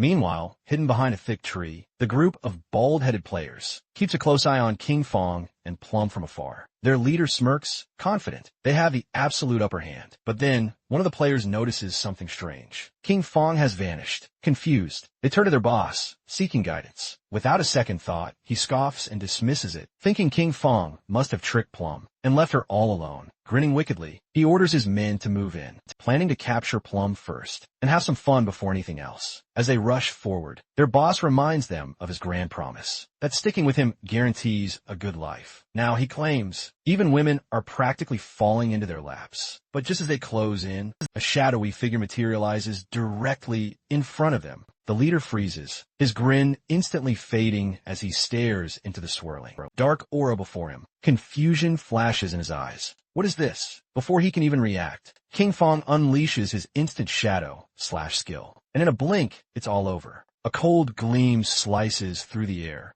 and the entire group falls lifeless. Their bodies drop, torn apart before they even register what hit them. King Fong, as if melting back into the shadows, disappears without a trace. A system notification blazes to life, confirming his kills, 5 players down, earning him 12 days of tradable lifespan. He glances at the fallen bodies, but gives them barely a second thought. Their loot? Practically worthless, barely worth a glance. For him, dispatching them was like taking down 2 measly, low-level monsters. Without a trace of what had just transpired, King Fong reappears right beside Plum, looking completely unconcerned. Plum, still clueless about what happened, immediately questions his sudden vanishing act. King Fong merely shrugs, explaining that a few people were tailing them, so he sent them back to town. Plum seems satisfied at first, but her curiosity quickly kicks in, and she begins peppering him with questions. She jokes she thought he left to relieve himself, musing about how incredibly handy his invisibility must be. With a power like that, she teases, he could do his business completely unseen. King Fong cuts her off sharply, clearly unamused by the conversation's bizarre turn. He tells her to focus and hurry up. They need to reach the gold tier boss monster. At the same time, back in Shell Town, the ground suddenly began to glow. And just then, King Fong's sister spawned in. She's a healer. Her eyes widen in surprise as she spots a magic staff. She picks up the staff, realizing that everything is, in fact, real. So real, she can even feel things. Other players' attention immediately fixates on her, recognizing her as another newcomer. She's thrilled, having obtained the hidden class. Sacrifice. She thinks it must be incredibly powerful. She firmly believes that with this class, she's going to capture Song Fei's attention. She's worried, wondering where Song Fei is right now, and if he knows the secret about the starting points. Her eyes begin to gleam with rage at the thought of where King Fong might have gone. He was always looking after her, all day, but when the critical moment arrived, he couldn't be trusted at all. She decides to stop dwelling on it. She now has a hidden class, and Jiang Wei promised to help her level up. From now on, King Fong would have to manage on his own, because she wasn't going to worry about him. Her attention fixes on the leaderboard, leaving her absolutely stunned when she saw that the top-ranked Shadow was level 6. She was enraged because Jiang Wei was only level 3, yet dared to boast about his power. Realizing Shadow was the true expert, she figured if she could stick close to him, she'd level up way faster than with Jiang Wei. But a crucial question came to mind. Where on earth could she find that expert? Not far away, a group of players was chatting, worried because they couldn't contact Suyong, the party's healer. It was Wang Ming's team, and he knew they didn't have time to wait. So he asked if anyone had any ideas. One of them, looking worried, explained they couldn't kill mobs without a healer. The other player argued they weren't experts, like Shadow, who could farm solo, suggesting they find another healer to party up. While they were trying to find a solution, someone greeted them, and when they turned around, they saw King Fong's sister. For her, this was the perfect opportunity. With a dazzling smile, she asked if they needed a healer, revealing she had the hidden class, Life Sacrifice. Meanwhile, in the forest, King Fong and Plum were perched on top of a cliff, with a murky swamp at the bottom, where they saw the golden ghost ship lurking. Using Shadow Sneak, King Fong vanished into the air, asking Plum to hide and be careful of ambushes, while he wanted to take care of the boss. Plum, looking somewhat confused, nodded but asked him to be careful. Our boy descended onto the swamp, and a system window appeared, informing him that due to the ghost ship's influence, this area had become a violent domain, with a lifespan loss rate of 100 times. Doing some quick calculations, King Fong realized that, at a speed 100 times faster than normal, staying here for 15 minutes was equivalent to consuming 1 full day of lifespan. For him, this kind of violent temporal domain didn't have a great effect. The system detected that the golden tier ghost ship was a level 5 boss, and then something unexpected happened. A timer of 45 minutes and 25 seconds appeared. King Fong was taken aback to see that special bosses like this had a time limit, but he actually felt lucky with a solid 45 minutes still on the clock. That was more than enough time to take it down. Unleashing his instant shadow slash, King Fong struck like lightning, assailing the boss with a barrage of brutal slashes, racking up a whopping 1,500 points of damage. As the boss reeled, trying to comprehend what had just happened, King Fong deactivated Shadow Sneak and launched a potent venom dart. It struck the ship's bell dead on, triggering both a critical hit and stealth break strike. With the poison now inflicting continuous damage, King Fong quickly created distance, preparing to scale the Golden Ghost ship itself. There were a few key challenges to this fight. First off, many players didn't know its true weakness. Most assumed it was the skeletal body, or even the ship itself, but in reality, the real weak point was the Ghost Firebell, perched right at the ship's masthead. Enraged by the attack on its weakness, the boss began to manipulate the surrounding water. It prepared a massive AoE attack, causing towering pillars of water to erupt. Expertly evading the attacks, King Fong swiftly began to close in on the boss. These water pillars dealt abnormally high damage, with even early-stage warriors in full silver armor sets barely surviving a single strike. He was thankful his Shadow class boasted such high agility. Otherwise, dodging these attacks would be impossible. Just then, skeletal hands emerged from the murky swamp. Decaying zombies, known as water ghosts, began to surface. King Fong remembered, once the AoE attack ended, the boss would summon 12 of these decaying water ghosts, each possessing a silver tier capability. Thanks to Shadow Sneak, the ghosts couldn't sense King Fong's presence, even as he stood right in their midst. The 12 decaying water ghosts were about to launch a savage attack, a sight that would send most parties into a frenzy. And as if that wasn't enough, the Golden Ghost ship itself would summon another decaying water ghost every 3 minutes. If you weren't quick enough to handle them, their numbers would only multiply endlessly, resulting in a total party wipeout. But with him invisible from the very start, they couldn't even detect him. He just needed to nail the perfect angle. Unleashing instant shadow slash, he zipped into action and wiping out all the ghosts at once. While our boy was busy crushing the monsters, Plump watched, stunned, from the cliff. She was trembling, her face flushed crimson, realizing this was the sheer power of the rank 1. Expert Shadow in her eyes. He was simply unstoppable. He appeared and vanished without a trace. And in the blink of an eye, he'd already shredded more than half of the boss's health bar, without even giving it a chance to fight back. But then, to her utter surprise, King Fong suddenly messaged her through chat and bizarrely called her Little Black, then casually revealed he was about to die, leaving her utterly shocked. With a confident smirk, King Fong told her there was nothing to worry about, and all she had to do was simply wait for his revive. Plump panicked, convinced our boy had the upper hand, and then asked, "Who the heck is Little Black?" King Fong, unfazed, asked if she wasn't Little Black. She clarified that her nickname was Big Plum, not Little Black, which sounded like a dog's name, by the way. Suddenly, a forceful stomp echoed through the ground. It was the very man our boy had killed before. This time, he'd brought his entire team with him, and was absolutely furious for his past carelessness. Back in his glory days, he used to slaughter legends left and right. But now, he was being bullied by a mere girl. One of his men came running up with some good news. He'd spotted the girl up on the cliff, and revealed Shadow's bastard was challenging the boss, all alone at the bottom of the cliff. The leader's eyes gleamed with determination, and thought they could finally take him down. Since this time, he had his entire crew with him. Back in the swamp, the boss was furious, and the ship's bell glowed ominously. King Fong was now in stage 4, and the most difficult foe to face. The boss raised the ore, unleashing powerful waves. Once its health dropped to half, it launched a massive AoE soul surge. The waves began to spread through the murky swamp, making Plump's eyes widen in pure terror. The soul surge then disabled our boy's invisibility skill, and something began to emerge right beneath his feet. In the very next second, a powerful, giant pillar of water ensnared his body, dealing a staggering 1,059 points of damage. The system instantly confirmed his demise. Our boy lost 326 years of non-tradable lifespan and 1,087 days of tradable lifespan. The leader, observing from the cliff, was thoroughly pleased, thinking that King Fong had grown arrogant after being praised as an expert several times. To him, our boy was nothing but a fool for daring to challenge a gold boss all by himself. Seeing King Fong's lost lifespan lying on the ground, he and his men started sprinting wildly toward it. They had no idea Shadow was so incredibly wealthy. Realizing such a large orb of light must contain at least 100 days of lifespan,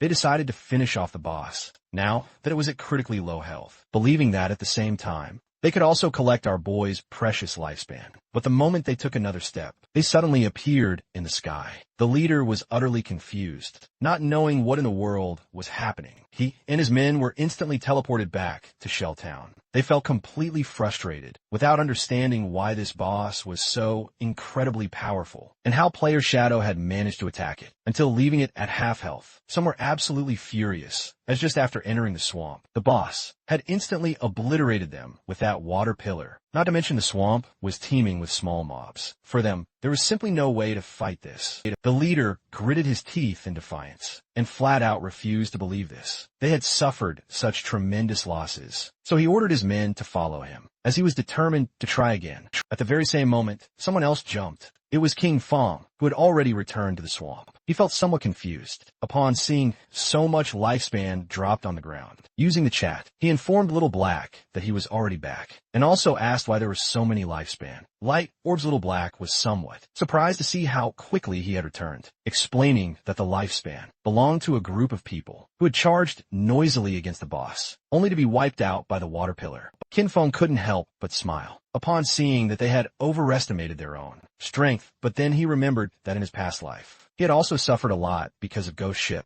The boss was still roaming around the area. King Fong began to observe it, knowing that the Golden Ghost Ship was only going to use the immobilization skill once, so the rest of its health was very easy to handle. When it received damage while below half health, there was a fixed probability that it would disappear and reappear far away, making it very difficult for normal players to kill it. Without wasting another second, King Fong launched a poison dart, which hit the ship's bell directly. The boss became enraged and began to summon another attack. Seeing this, King Fong used Shadow Sneak and became invisible. After carefully observing the boss's movements, King Fong used Instant Shadow Slash and attacked quickly, since he had long seen through its movement patterns. The leader and his men arrived at the cliff again. One of them informed his boss that King Fong was fighting against the boss again. Upon hearing this, he decided to find an opportunity to take down both. Seeing that the group of idiots had returned to cause trouble again, Little Black got angry. Shadow was about to kill the boss, so she decided not to let these bastards get away with it. She gripped the magic staff tightly and concentrated, making thunder appear.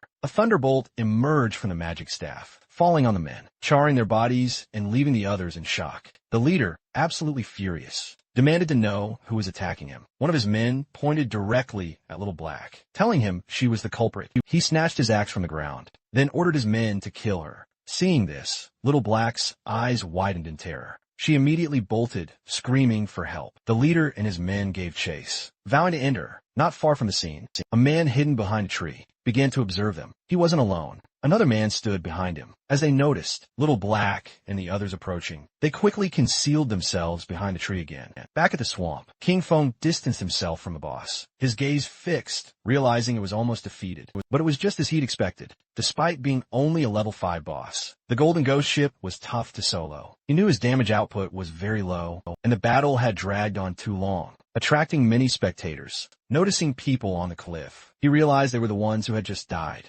Additionally, he spotted another group by the swamp, waiting for him to finish the boss, then kill him and snatch his loot. The poison began taking its toll on the boss, causing its eyes to glow brightly. Soon after, its body started to dissipate. The system announced the Golden Ghost Ship's death. A gold gray boss, granting King Fong as a reward 480 experience points. He ascended to level 8, obtaining 7 evolution points and 216 days of tradable lifespan. Our boy activated Shadow Sneak. It had been a nice dream, but it was a shame they had miscalculated. A general system notification echoed everywhere, revealing that Player Shadow from Shelltown had been the first on the server to kill a gold gray boss, receiving 3 reputation points. The notification instantly grabbed the attention of all players in the area. Nobody knew who Shadow was, or why he was so incredibly strong. Everyone else was absolutely furious, because the first person to defeat a gold-grade boss was supposed to be from Han City in Shelltown. Meanwhile, Wang Men stared at the system notification, utterly confused. It had only been a short time. After all, since Shadow was just fighting a bronze boss by himself, just a short time had passed, and he'd already soloed a gold boss. He couldn't fathom why the difference between Shadow and everyone else was so vast. King Fong's sister's eyes began to sparkle with renewed determination. Realizing that Shadow truly was the strongest, she figured if Shadow helped her level up, she'd finally be able to see Brother Song Fei. The boss's body vanished instantly, leaving lifespan and an abundance of loot on the ground. The boss of the group, still hiding behind the tree, couldn't help but crack a wicked smile upon seeing the boss had dropped such incredible loot. With that wicked expression still on his face, he realized Shadow had used invisibility to hide, without even taking the loot, clearly wary of them and their intentions. He ordered Guang to unleash his skill, to pinpoint Shadow. They were going to kill King Fong and claim the gold boss's loot for themselves. Wang nodded, then expertly drew his bow, unleashed the skill, Phantom Horned Eagle, and fired an arrow toward the swamp, which instantly transformed into the ghostly form of an eagle. The eagle soared until it exploded, sending its spectral feathers raining down over the swamp. King Fong watched them, observing carefully. He hadn't expected this particular hunter to have learned this anti-invisibility ability so quickly. For him, it was no surprise then that they were so confident in killing him and seizing his hard-earned loot. But what a pity for them that his assassin class came with an extra point. In invisibility level, Guang's skill was only level 1, so it absolutely couldn't break his skill. A confident Guang turned to his boss, informing him that Shadow must have fled. After seeing so many of them nearby, the boss and his men then began to advance toward the loot. First, he decided to secure the loot. He warned his men not to be careless and to be ready for battle at a moment's notice. The boss's loot would be theirs in just 5 minutes. Once the timer ran out, the loot was officially theirs. A proud smile spread across their faces.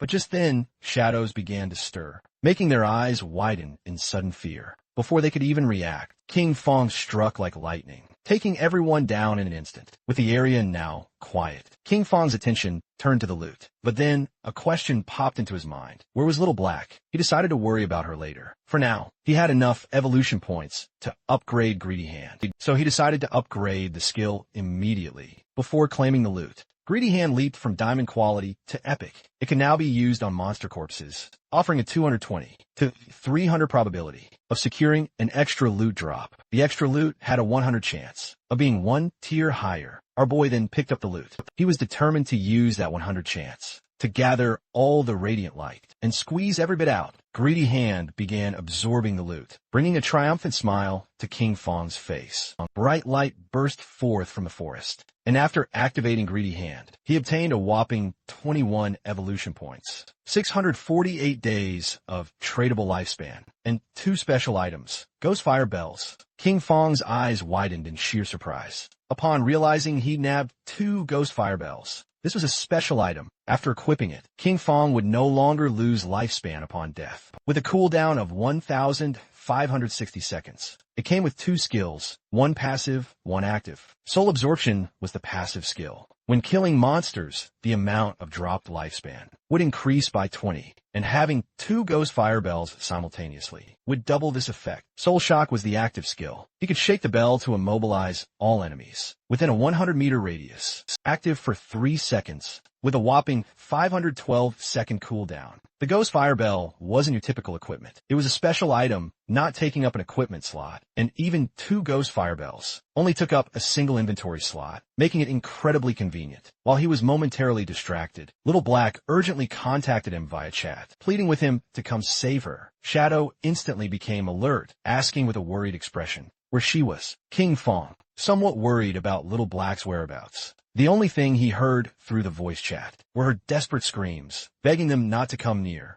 Little Black was absolutely terrified, as the leader and his men had already cornered her. They praised her for her strong resistance, but gloated that there was nowhere left to escape, advising her to just come over calmly, promising they'd make her feel so good she'd ascend to heaven. She clenched her fist, and when she looked back, she saw she was at the very edge of a cliff, determined not to give these bastards the satisfaction Without a moment's hesitation, she threw herself backward, off the cliff, leaving the leader and the others utterly shocked. Her body began its rapid descent until it forcefully slammed into the ground, causing her unimaginable pain and making a pool of blood rapidly appear. Her body began to dissolve, turning into lifespan. The leader cautiously peeked over the cliff and felt utterly confused upon seeing that she had actually jumped, thinking that she was incredibly resolute. Little Black then informed our boy that he no longer needed to save her, since she had died and returned safely to town. She felt relieved, as it was a good thing, that all the tradable lifespans of their party were on. Captain Wangming, King Fong felt relieved and asked Little Black to wait for him there, as he was going to pass the lifespan over to her. She felt incredibly happy and praised our boy for all his hard work. He then collected all the remaining lifespan in the area. This time, he had quite a haul. His tradable lifespan had reached a staggering 3,115 days, and he'd even racked up 21 evolution points. He decided to spend those points and evolve his Greedy Hand skill. A system window popped up, informing him that the skill, Greedy Hand, had already reached the epic tier. It now required 10 times the usual evolution points to keep evolving it further. The system then asked if he wanted to spend a whopping 210 evolution points to evolve this skill. King Fong wasn't surprised at all. For him, this was completely expected. It was never that simple. The higher a skill's level, the more evolution points it devoured to evolve. He decided to just forget about it for now and focus on raising his attack skills first. After all, the higher his damage output, the stronger the bosses he could face would be, and in turn, he'd be able to snag even better loot. He focused on Instant Shadow Slash, which went directly from Platinum to Diamond tier. The skill's attack range increased from 21 meters to 27, and its invisibility duration stayed increased from 7 seconds to 9.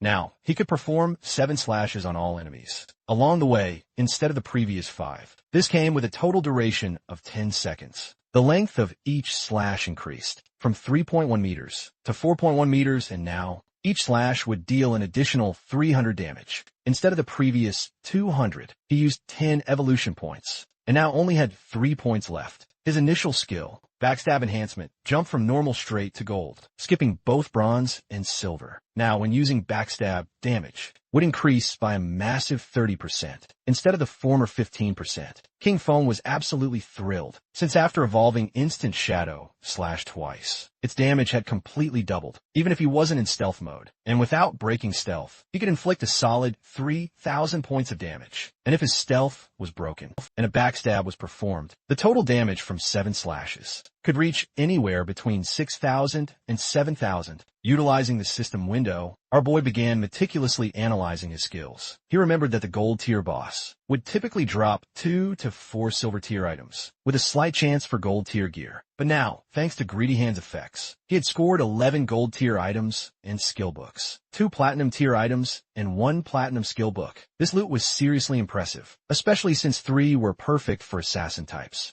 Among these treasures was the Ghost Ship, a pair of platinum tier dual blades, a true assassin class weapon, boasting a damage of 136 points, an agility of 22 points, an attack speed of 24, and 17 points of armor penetration. The minimum requirement to wield this weapon? Just level 5. Its unique effect? Each normal attack would inflict damage twice. King Fong equipped the 2 daggers. This effect wasn't incredibly useful, since typically, he always used his skills to deal damage. But the weapon's base attack was exceptionally high, plus it boasted 22 agility points. The increased attack speed would also boost skill, casting speed, reducing recovery time. So it wasn't completely useless after all. And those armor-piercing properties? They also provided significant benefits. Next, our boy equipped the Ghostfire leather armor, a gold tier masterpiece, boasting 25 points of physical defense, 50 points of fire element resistance, 14 points of damage block, and granting an astounding 419 health points. The requirement to use this incredible gear?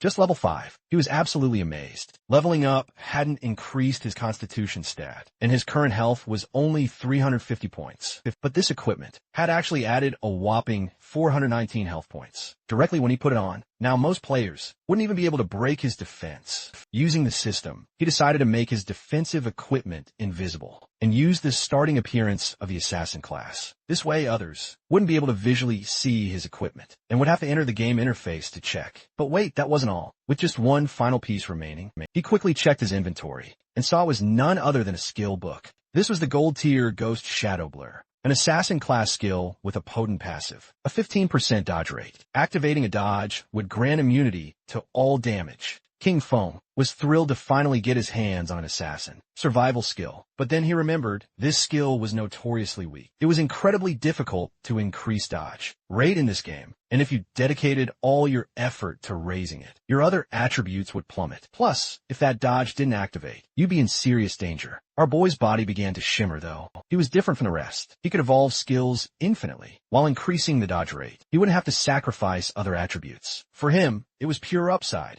King Feng started moving away from the area, deciding it was time to return. The remaining loot consisted of warrior, priest, and archer items. He could sell them to Wang Ming with a sweet 10% discount, and even if they couldn't afford them now, he was certain that, given Wang Ming's personality, he'd sell them on credit. This massive upgrade was all thanks to Little Black. Without this lucky koi, he wouldn't have found a level 5 ghost ship to plunder, so he decided to thank her. As King Feng passed a tree at that exact moment, the enraged leader and his men appeared. King Feng spotted them, and they spotted him too. Their faces went chalk white, eyes wide with terror. They instantly bolted, seeing his shadow. As expected, King Feng wasn't about to let them escape. He activated Shadow Stealth, and while the skill was activating, he let out a faint sigh just before they could take another step. King Feng moved like lightning, eliminating all the subordinates. Seeing this unfold, the leader panicked and ran for his life. But King Feng wasn't about to let that happen. Our boy materialized right in front of him, dropping his invisibility skill instantly. The leader's face practically grazed Qin Feng's. His eyes welled up with tears and raw fear. He confessed he was utterly in the wrong, promising never to repeat his actions. He begged our boy to please just let him go, claiming he had less than a year of lifespan left. With a chilling gaze, Qin Feng asked, "Did you ever think about your own fate when you relentlessly attacked others?" Qin Feng struck with a poison dart, and as the leader writhed in agonizing pain, he simply turned his back and walked away,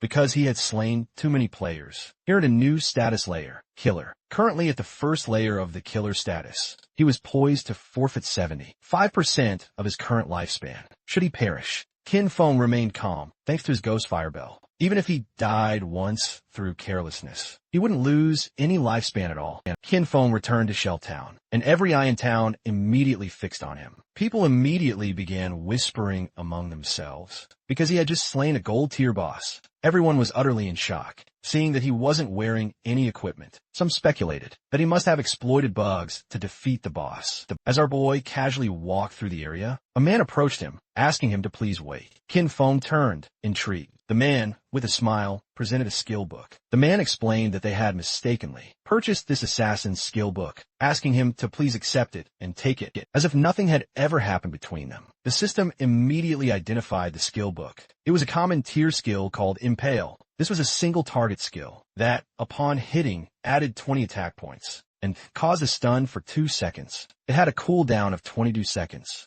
Qin Feng took the skill book, and his eyes widened in surprise, because it was a control skill. After he had taken the book, he went his own way, and the others went theirs. One of the men, absolutely seething, told Zhao Xiao they had been killed by King Feng. To him, it was utterly cowardly to give King Feng a skill book. The other man nodded in agreement. No one had ever treated them like this before. The other man decided to leverage all their connections to gather an army, with everyone contributing. Even a single drop of spit from each of them could drown King Feng, so there was no reason to fear him. With a serious gaze, Zhao Xiao made it clear Shadow was growing too fast and leveling up all by himself. He must possess some incredible secret. He wanted to find him in real life and kidnap him. Not only would they uncover his secret, but they could even enslave him to collect lifespan for them. The man praised Zhao Xiao for this brilliant plan. Zhao Xiao decided to have the family send a woman to try and extract information from King Feng. When he heard Shadow's voice just now, it sounded incredibly foreign. He knew Shadow wasn't within their social circle, which meant he was likely very poor. They decided to find a professional beauty, as they were absolutely sure King Feng would fall right into their trap. King Feng met with Little Black and asked her to accept his trade, since he wanted to give her some amazing things. Upon hearing this, her eyes sparkled with excitement, but she explained her name wasn't Little Black, but Big Plum. King Feng gave her a powerful skill and a magnificent necklace,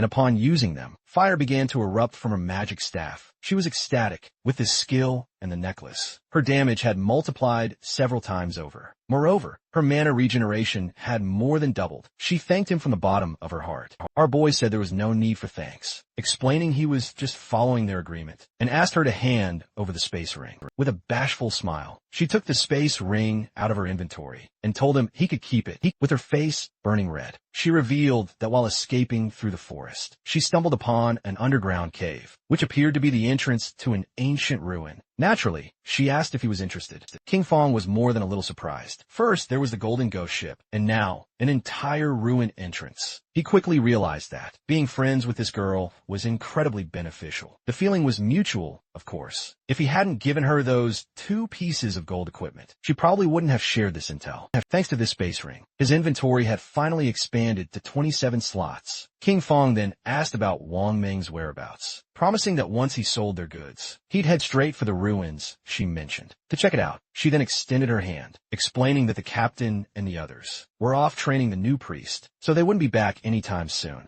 Using the map, she precisely marked the ruins entrance, explaining a stone slab lay hidden on the ground, right behind the bushes. She had moved the slab aside and hid inside while fleeing, but after only a few steps inside, she heard terrifying screams from within. She was so terrified, she immediately bolted back out. Otherwise, those guys wouldn't have caught her. King Fong vanished instantly, deciding to head to the ruins right this moment. He'd trade with Wang Ming when he returned. Even Little Black seemed a bit confused. Our boy left Shell Town and delved into the forest. Originally, he planned to find a spot to grind to level 10. But with a ruin now on the map, there was absolutely no need to grind. Generally, 3 types of ruins could appear in a beginner's town. These included tombs, cursed ruins, and temples of faith. No matter the type, the minor mobs were always bronze tier. There might even be some silver tier monsters. For him, they were a veritable sea of lifespan and evolution points, following the exact location that Little Black had marked on the map. King Fong arrived at the ruins entrance. Without wasting a second, our boy charged in. He recalled there were mainly 3 types of ruins found in beginner towns: tombs, cursed ruins, and temples of faith. The tombs? Not much to say.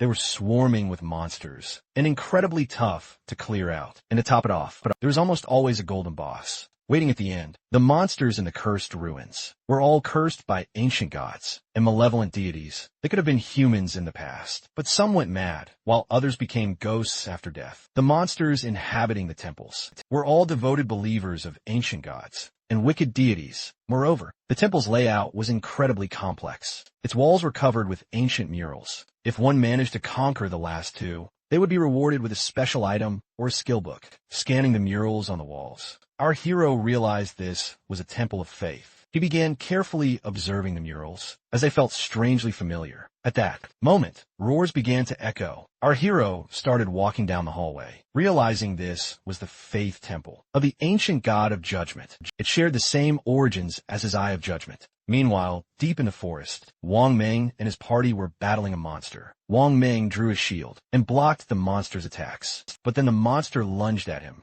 and before he had time to react, it attacked with its fierce claw, sending Wang Ming flying through the air, inflicting terrible damage upon him. Seeing their captain injured, the party's archer panicked and shouted for the healer to heal. King Fong's sister was paralyzed with fear, tears in her eyes, not knowing what to do. She tightly clutched her magic staff and asked how to do it. While they were distracted, the monster leaped and prepared to attack. Seeing this, the party's swordsman drew his sword and ordered King Fong's sister to use her skill. But instead of obeying, she fell to her knees on the ground. Dropping her magic staff, she burst into tears of pure terror. The monster launched another furious attack, and Wang Ming's entire party was wiped out, teleporting them straight back to Shell Town. Wang Ming and his companions were absolutely seething. Little Black, who happened to be nearby, greeted them with a cheerful smile, asking why they returned so quickly. She explained that the expert, Shadow, hadn't returned yet, so they couldn't purchase any equipment. The archer, absolutely fuming, started pointing accusingly at King Fong's sister. He declared he'd never seen anyone so utterly useless. She couldn't dodge monster attacks, nor did she know how to use her skills. Xiaoyu began to cry, completely at a loss. Little Black stepped protectively in front of her, and with a puzzled expression, asked the archer why he was being so harsh. She explained that Xiaoyu was just a beginner, and it was her very first time playing the game, so dying once was totally normal. With eyes blazing in fury, the archer told Little Black to get out of the way, claiming he was going to scold her to death. The swordsman then clarified to Little Black that they hadn't just died once. They died 3 times in under an hour. Upon hearing this, Little Black's eyes widened dramatically in surprise. With a confident smile, she then revealed the necklace King Fong had gifted her. She declared she'd join their party. She revealed she had just received 2 amazing upgrades from the expert. She was incredibly powerful now, and believed they wouldn't die this time. Once she was there, Wang Ming stepped forward and ordered everyone to stop squabbling. To him, Little Black's suggestion wasn't a bad one at all, especially with her joining them this time. Things should go smoothly, and maybe when they returned, they'd finally get to meet Shadow. Although deep down, Xiaoyu was absolutely fuming. She feigned gratitude, apologized, and promised to work much harder. She couldn't believe the ones who couldn't even handle the job themselves, still dared to blame her. If it weren't for their connections with Shadow, she couldn't be bothered with any of them. But at the same time, she was absolutely furious. Suddenly, our boy stepped into a room, and something immediately caught his attention. Before him, 2 terrifying monsters knelt. The system promptly identified them as devout followers of an ancient god, referred to as the Judge. They were level 10, silver-tier monsters. King Fong's eyes began to gleam with suspicion. Without wasting another precious second, his face set in grim determination. He attacked the monsters using an instant shadow slash. Our boy vanished, then turning around, he saw he hadn't drained much of their health. Even after breaking stealth and landing a backstab, they had only lost a small portion of their health. For him, this was entirely expected. They were level 10, silver-tier bosses, and the combined health of these 2 devout followers already exceeded that of a gold tier. Golden Ghost Ship. But just then,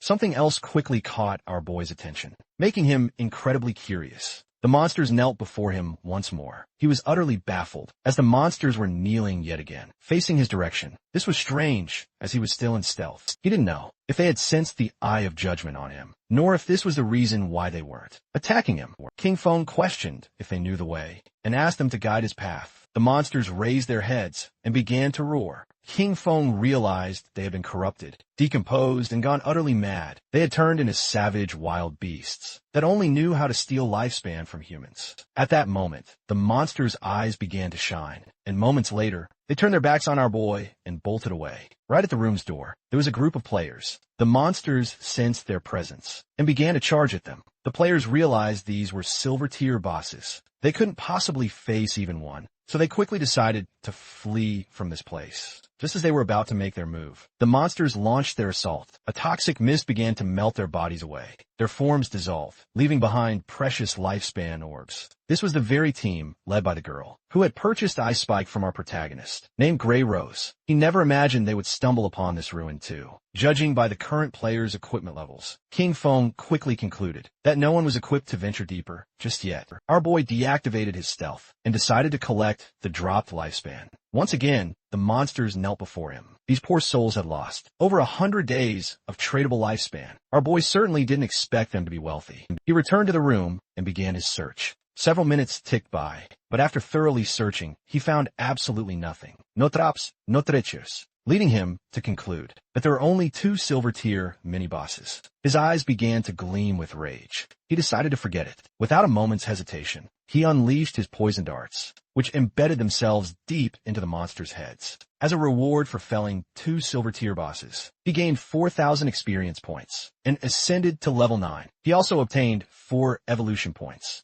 and 188 days of tradable lifespan. King Fong then activated Greedy Hand, and the monsters' bodies swiftly vanished. He was ecstatic. Epic tier Greedy Hand was absolutely insane. He scored 32 evolution points, 1,504 days of tradable lifespan, 4 gold tier items, and 10 silver tier items. He extended his hand, and a pendant materialized. He was thrilled, as he had just obtained a gold tier item specifically for assassins. It was the Pendant of the Faithful, an assassin class accessory. This powerful item would grant 15 agility points and a 20% cooldown reduction. Its unique effect allowed him to summon a silver tier devout follower to fight by his side, with a cooldown of 6,000 seconds. King Feng's fist clenched tight. This necklace boasted some incredible stats. That 20 cooldown reduction alone was set to drastically reduce his stealth skills cooldown. from 22 seconds all the way down to 19. Poison Dart's cooldown also plummeted from 4.35 seconds to a rapid 3.75 seconds. Even Instant Shadow Slash dropped from 10 seconds to just 8. Grinding was now unbelievably efficient, given all his other gear required. Being above level 8, this item was exclusively his for now, so he chose to hold on to it, planning to sell it later.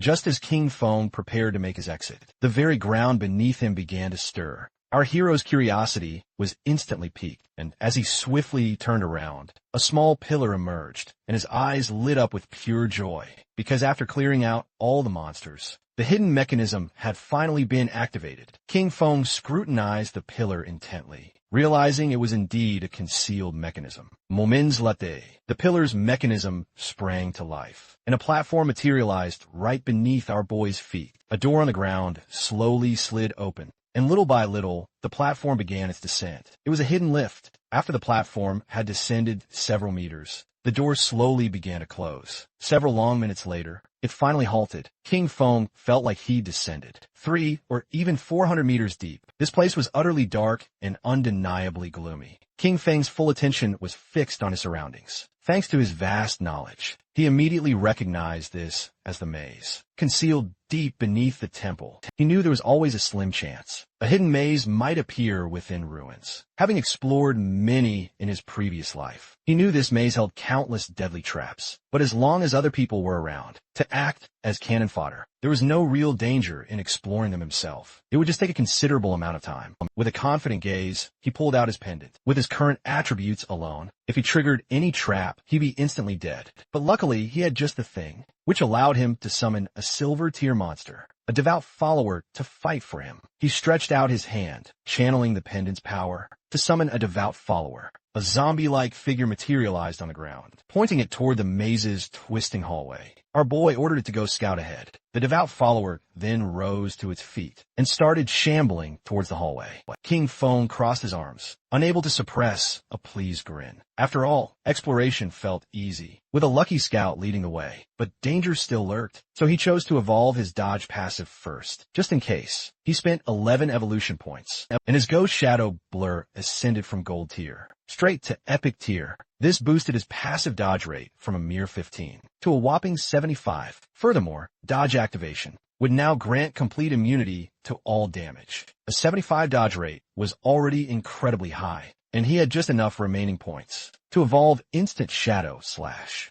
to epic tier using 13 evolution points. King Feng's Instant Shadow Slash evolved from diamond tier to epic. Its range now stretched up to 30 meters, and the duration extended to 12 seconds. He could now unleash 9 slashes instead of 7, with a reduced cooldown time of 8.8 seconds. The width of the slashes expanded to 5 meters, and damage surged from 300 points to 400. King Feng's eyes gleamed with excitement. He realized that evolving from epic to legendary required 10 times the evolution points. The higher an item's starting tier, the more cost-effective it was to evolve. For example, if a skill began at epic tier, its evolution to legendary tier was considered the first evolution, meaning it only needed the base evolution point cost of 1. However, since legendary tier was the target, it required 10 times those points. So 1 times 10 equals 10 points. This also meant if he acquired an epic skill, he could swiftly evolve it to legendary tier, then mythical tier, ancient tier, and even immortal tier. But if a skill started at normal tier, well, to reach epic tier, it would require 7 evolutions, and by the time it hit the 10th evolution, it would demand hundreds of points. But the good news was that, no matter what tier a skill started at, he could use very few points to evolve it to epic tier. In other words, from now on, all his skills would be at least epic tier. He had 11 evolution points left, and he could only evolve his starter skill, Shadow Sneak. He spent 8 points, and the skill jumped from silver to platinum tier. The skill's duration leapt from 16 seconds to 24, and the stealth-breaking attack increased by 90, shifting its value from 120 to 50. The cooldown time dropped from 26 to 22 seconds. He already had an attribute that reduced cooldown speed by 35%, and because of this, the final cooldown for Shadow Sneak was 16.3 seconds. The cooldown was still too long, and the stealth-breaking attack felt a bit low. He knew he needed to swap this skill in the future. While walking through the hallway, the devout follower stepped on a slab, activating a trap. Suddenly, a giant rock fell on it, crushing its body. It then transformed into light. Now that the summon had perished, he decided to wait for the cooldown before resummoning. This maze was complex and dangerous. He could only explore slowly like this, and hope to find good things when the time came.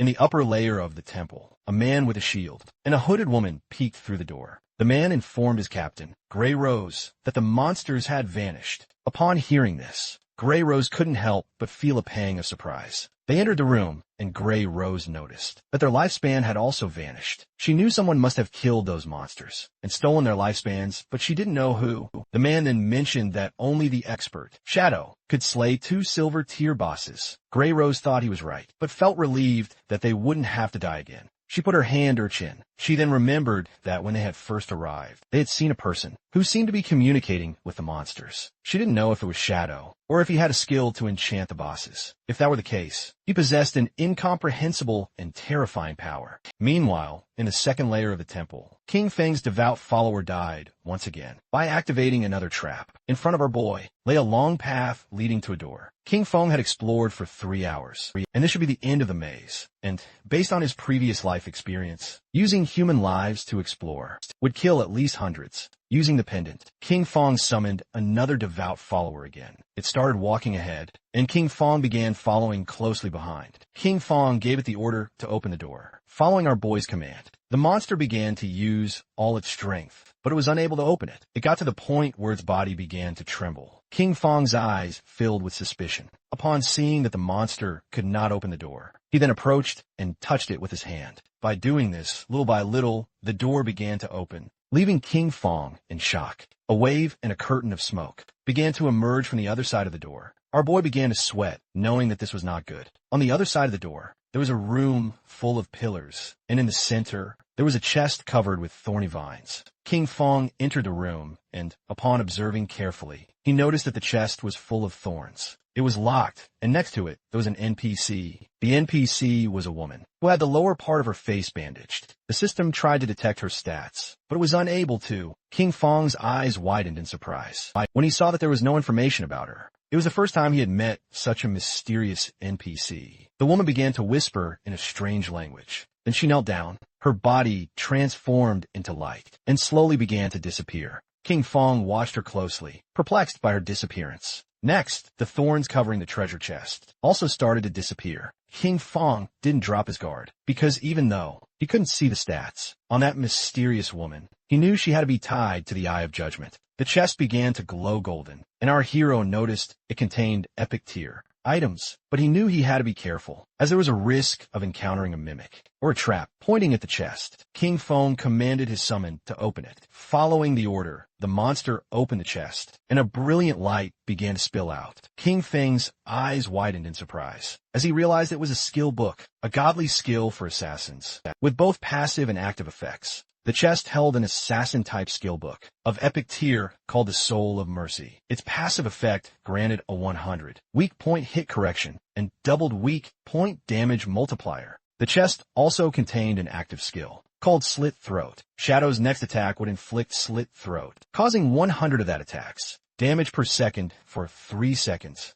with a 60-second cooldown. But thanks to his skill, the cooldown dropped to 44.4 seconds. King Feng noticed that the passive ability doubled the hitbox for enemy weak spots. But the most ridiculous part was the active skill, Slit Throat. If his next attack dealt 300 damage, the debuff would inflict 300 damage per second for 35 seconds. The total damage would be 1,200 points. That's 3 times the original damage. King Feng began to read carefully. Skills like Instant Shadow / landed multiple hits, but Slit Throat only counted the first hit. Also, this skill was only of epic tier. It only took 10 evolution points to upgrade it to legendary status. This loot was a truly incredible haul, especially since his burst damage had just skyrocketed. King Feng then headed for the exit, knowing it was all thanks to Little Black. He decided it was time to head back and sell the remaining loot to her party. Through the chat, he asked Little Black to tell Wang Meng to return to town, as he had items to sell. Once they learned that Shadow had finished exploring the ruins, they instantly decided to head back.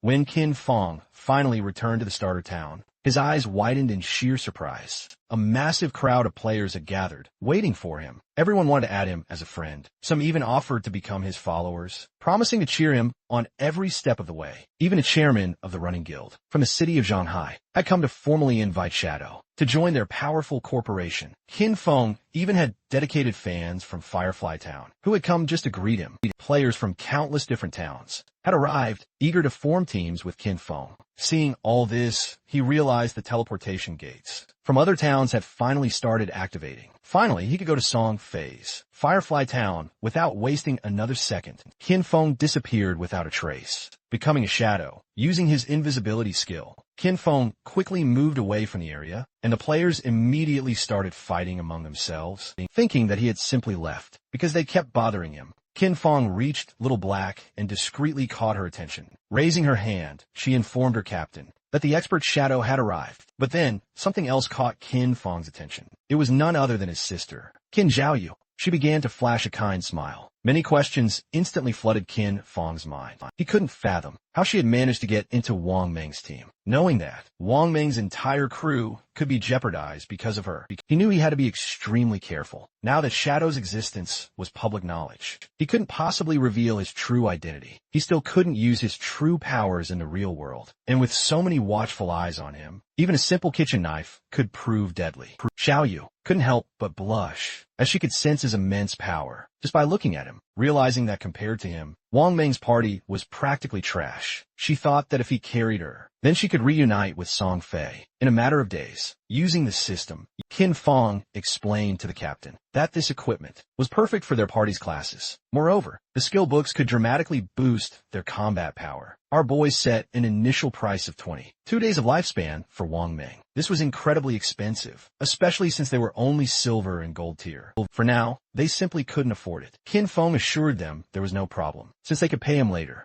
Wang Meng was genuinely moved and thanked him, not knowing how to repay him for such generosity. If Qin Feng ever needed them in the future, he only had to say the word, and they would do their absolute best to help him. The party's swordsman eagerly put on a golden helmet. According to him, Shadow was simply awesome. He couldn't believe that he was getting gold-tier equipment so soon. Wang Meng also equipped the gear, obtaining a gold-tier skill, with which his DPS had instantly tripled. He couldn't hold back his tears, since Shadow even let them buy on credit. Realizing that he genuinely trusted them, Wang Meng then began to inspect his inventory, but found nothing for priests, leaving Zhaoyu somewhat confused. The archer was furious, since she was only lucky to leech EXP from them. Xiaoyu approached Qin Feng and introduced herself as the priest of Wang Meng's party, asking if he had any equipment for her. The system then informed our boy that the player, Little Graceful, wanted to add him as a friend. Zhaoyu's eyes shot open in utter surprise. Qin Feng then stared at her with an icy cold gaze, and just like that, vanished without a trace, leaving poor Xiaoyu utterly stunned and reeling. With a bewildered look on her face, she asked where did Shadow even go. Wang Meng quickly explained to her that he probably just hadn't gotten any priest drops this time around, and maybe next time he'd bring some items for her. The archer then revealed the harsh, undeniable truth. Qin Feng had intentionally ignored her because Little Black Shadow was incredibly cool, appearing and disappearing like a shadowy dragon.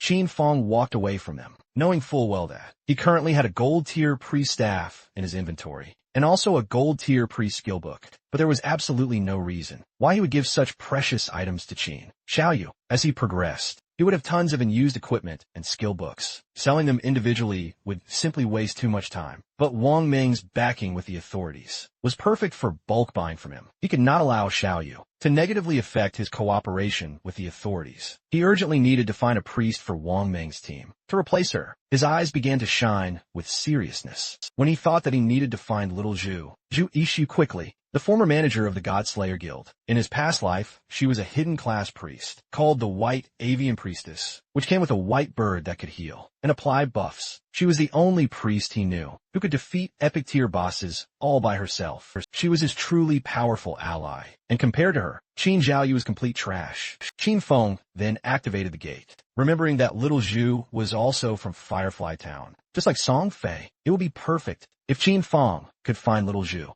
He was going to place her on Wang Meng's team. Using the gate, he traveled directly to Firefly Town. Qin Feng quickly arrived at Firefly Town, a place vastly different from Starter Town. While he was walking through the area, he overheard two players who urgently wanted to hurry back. Since the silver boss was now below half health, they couldn't let anyone steal it now, or their deaths would have been utterly in vain. One of them cursed Song Fei, that bastard who'd brought along a legion of fangirls, knowing there was no way to compete. He couldn't even fathom how some minor celebrity amassed so many brainless fans. Qin Feng had just arrived and already found clues pointing to Song Fei. Following the players, he reached a valley. This was Wailing Valley, a level 5 area. The monsters in this place were Ember Fiends, and after walking a bit, the sound of shackles, he started hearing players fighting. Peeking his head out, he saw a group of players attacking a two-headed monster, with its body engulfed in flames. Qin Feng recognized this twin-headed Ember Fiend as a silver-tier boss. He noticed the situation was somewhat chaotic,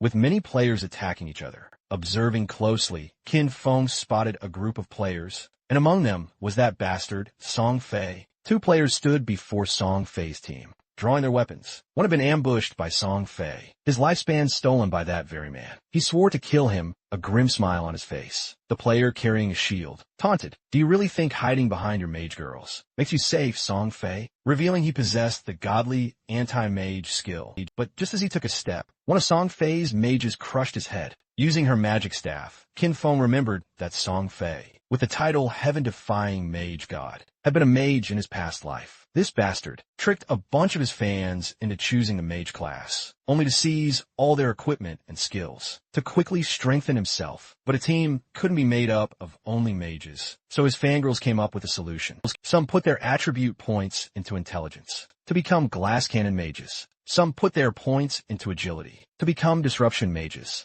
Others used their points on health, to serve as their meat shields. Others opted for strength, becoming battle mages, attacking foes with their staffs. In these early stages, Song Fei's team proved utterly dominant, siphoning lifespan from players everywhere, with no one able to stop their rampage. And, just as expected, as the game progressed, most of his fangirls met their swift end, pointing a finger at the boss. Song Fei spoon a fabricate dale, claiming his devoted fans were working so hard that it pained his very heart to see. He wished the boss would fall quickly so everyone could rest, and that the world would overflow with love and be free of all violence. The twin-headed Burfin then began to advance towards Song Fei's group. One of Song Fei's adoring fans explained this task wasn't truly hard for them, since Song Fei was the one trying the hardest. According to her, he toiled endlessly and shouldn't have to endure all this hardship. She then pointed her finger at the monster and vowed to strike it down so it wouldn't harm their beloved Song Fei. Song Fei's fans then began attacking the monster, casting spells, fully willing to defeat it, so Song Fei could ascend to kingship, swearing to follow him no matter where he ventured. The monstrous beast opened its maw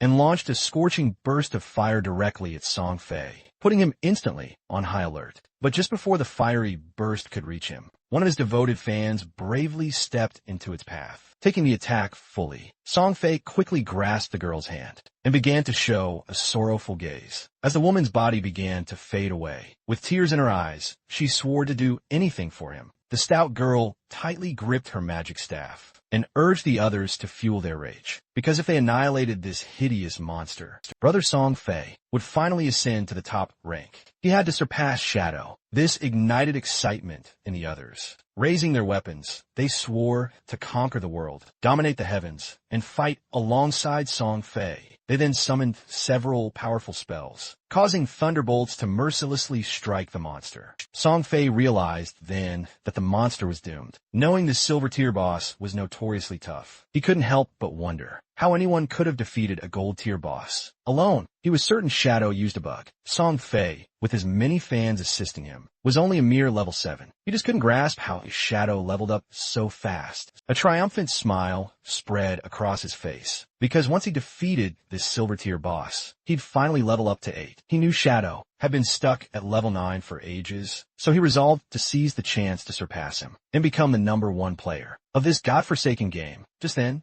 a hand, wreathed in shadows, snatched Song Fei by the mouth. In the blink of an eye, Qin Feng decapitated Song Fei. Then, using instant shadow slash, he sliced his body into pieces. Blood began to gush from the bastard Song Fei's mouth, and his fans reeled in shock. But just before they could even gasp, Qin Feng attacked again, moving like thunder, He cleaved the bodies of the fans and the boss into countless pieces. A system window abruptly appeared, announcing that the boss had been defeated and granting him 150 experience points. The boss then collapsed to the ground, its body beginning to transform into lifespan. The surrounding players were utterly stunned, as they simply couldn't believe that Shadow had killed the boss. With a single strike, a lone attack from Shadow dealt thousands of points of damage, while their own only managed a measly 100. Shadow was 10 times stronger than them. As the boss's corpse dissolved into orbs of lifespan, Kim Fong deactivated his stealth skill. The sharpest players quickly realized that it had been an AoE attack. They absolutely couldn't believe that a single attack had taken down Song Fei and his entire gang of fans. Upon observing closely, they recognized Shadow and remembered that he was the one who'd achieved the first global kill of the gold tier boss. They wisely decided to leave and let Shadow claim the loot. The crowd erupted in cheers for Shadow for avenging them by defeating Song Fei. King Fong, however, knew better. He understood they were simply terrified of being targeted, which was precisely why they banded together to assault him. In his past life, he wouldn't have hesitated to obliterate them all. Meanwhile, Song Fei's system chimed in again. In Firefly Town, the system declared he'd been slain by Shadow. He lost 1,106 days of his tradable lifespan, along with 18 years and 113 days of non-tradable lifespan. Song Fei freaked out, realizing Shadow had tracked him to Firefly Town. He couldn't believe that, out of hundreds of starter towns in Jianghai City, Shadow had come to his town to steal his kill. His fans also reacted immediately. The chubby girl looked utterly bewildered to see Song Fei had fallen too. Another girl was absolutely furious, not understanding why Shadow had killed them. Someone else thought Shadow just wanted to steal the silver tier boss. They declared him evil for exploiting Song Fei's distraction to launch a sneak attack. Just then, an archer approached Song Fei, her expression clearly nervous. She asked if she could possibly join his team, revealing she possessed a skill called Eagle Eye. She could detect invisible enemies. Song Fei's fans immediately told the girl to scram, since he'd stated he only wanted mages in his party. The chubby girl thought the archer's monster-killing efficiency was too low, and she'd only hinder Song Fei's progress in the rankings. Song Fei, however, extended his arms, explaining that even though she was an archer, she could absolutely be part of his family. He believed that love could fill any void. He gently took her hand, and with a kind expression, he mentioned he'd sensed her strong emotions. It didn't matter if she was an archer. He decided to let her join his team, swearing they would strive together to level up. Having Song Fei so close made her blush profusely, and tears of joy began to stream from her eyes. An assassin suddenly appeared and revealed she could also turn invisible, vowing that she would make Shadow pay for having killed him. The mage revealed she'd learned a new AoE skill and could even freeze Shadow. Song Fei then extended his arms, making it clear his family was full of love. Any girl wanted to join his team was welcome. The girls began to cry tears of joy and swore to stand by Song Fei forever. According to them, Shadow had no honor for attacking their beloved Song Fei by surprise. They promised he was going to pay the ultimate price. As soon as they found Shadow, they were going to let Song Fei kill him so that he could learn what happens when someone messes with Song Fei. The attention of two players then focused on them. They didn't know what Song Fei wanted to do now, but they were aware that someone had killed him. Out there, it was very satisfying. They remembered that there were many girls protecting Song Fei, so they didn't know how he had been killed. But then they realized it must have been Shadow. According to them, Shadow was incredible, and seeing the girls crying for Song Fei, they thought these girls were not right in the head. A smile spread across Song Fei's face, as he was confident that, with so many people as witnesses, when he defeated Shadow, everyone would know that it was useless to be strong if one fought alone, especially being an assassin. According to him, Shadow was a soft assassin who had dared to challenge a great and noble mage. Like him, Qin Fong picked up the loot using Greedy Hand, obtaining 16 evolution points, 217 days of tradable lifespan, 6 pieces of silver tier loot, and 1 piece of golden tier loot. Qin Fong decided to evolve the skill Graceful Liberation, consuming 10 out of 19 points. The skill went from epic to legendary. The passive effect, Weak Point Attack Correction, went from 100% to 200%, and the weak point attack multiplier was doubled. The active effect also saw significant improvements. His next attack would trigger the Throat Slit effect. This dealt a massive 150 attack damage per second instead of the usual 100. The effect lasted for a full 3 seconds. The skill's cooldown dropped from 30 seconds to a swift 18.5. The weak point hit correction had also jumped by 100, now hitting an impressive 200. This essentially doubled the target's weak point, and if amplified even further, half of the enemy's body would be considered a weak point. He even worried his shadow slash might now deal weak point damage.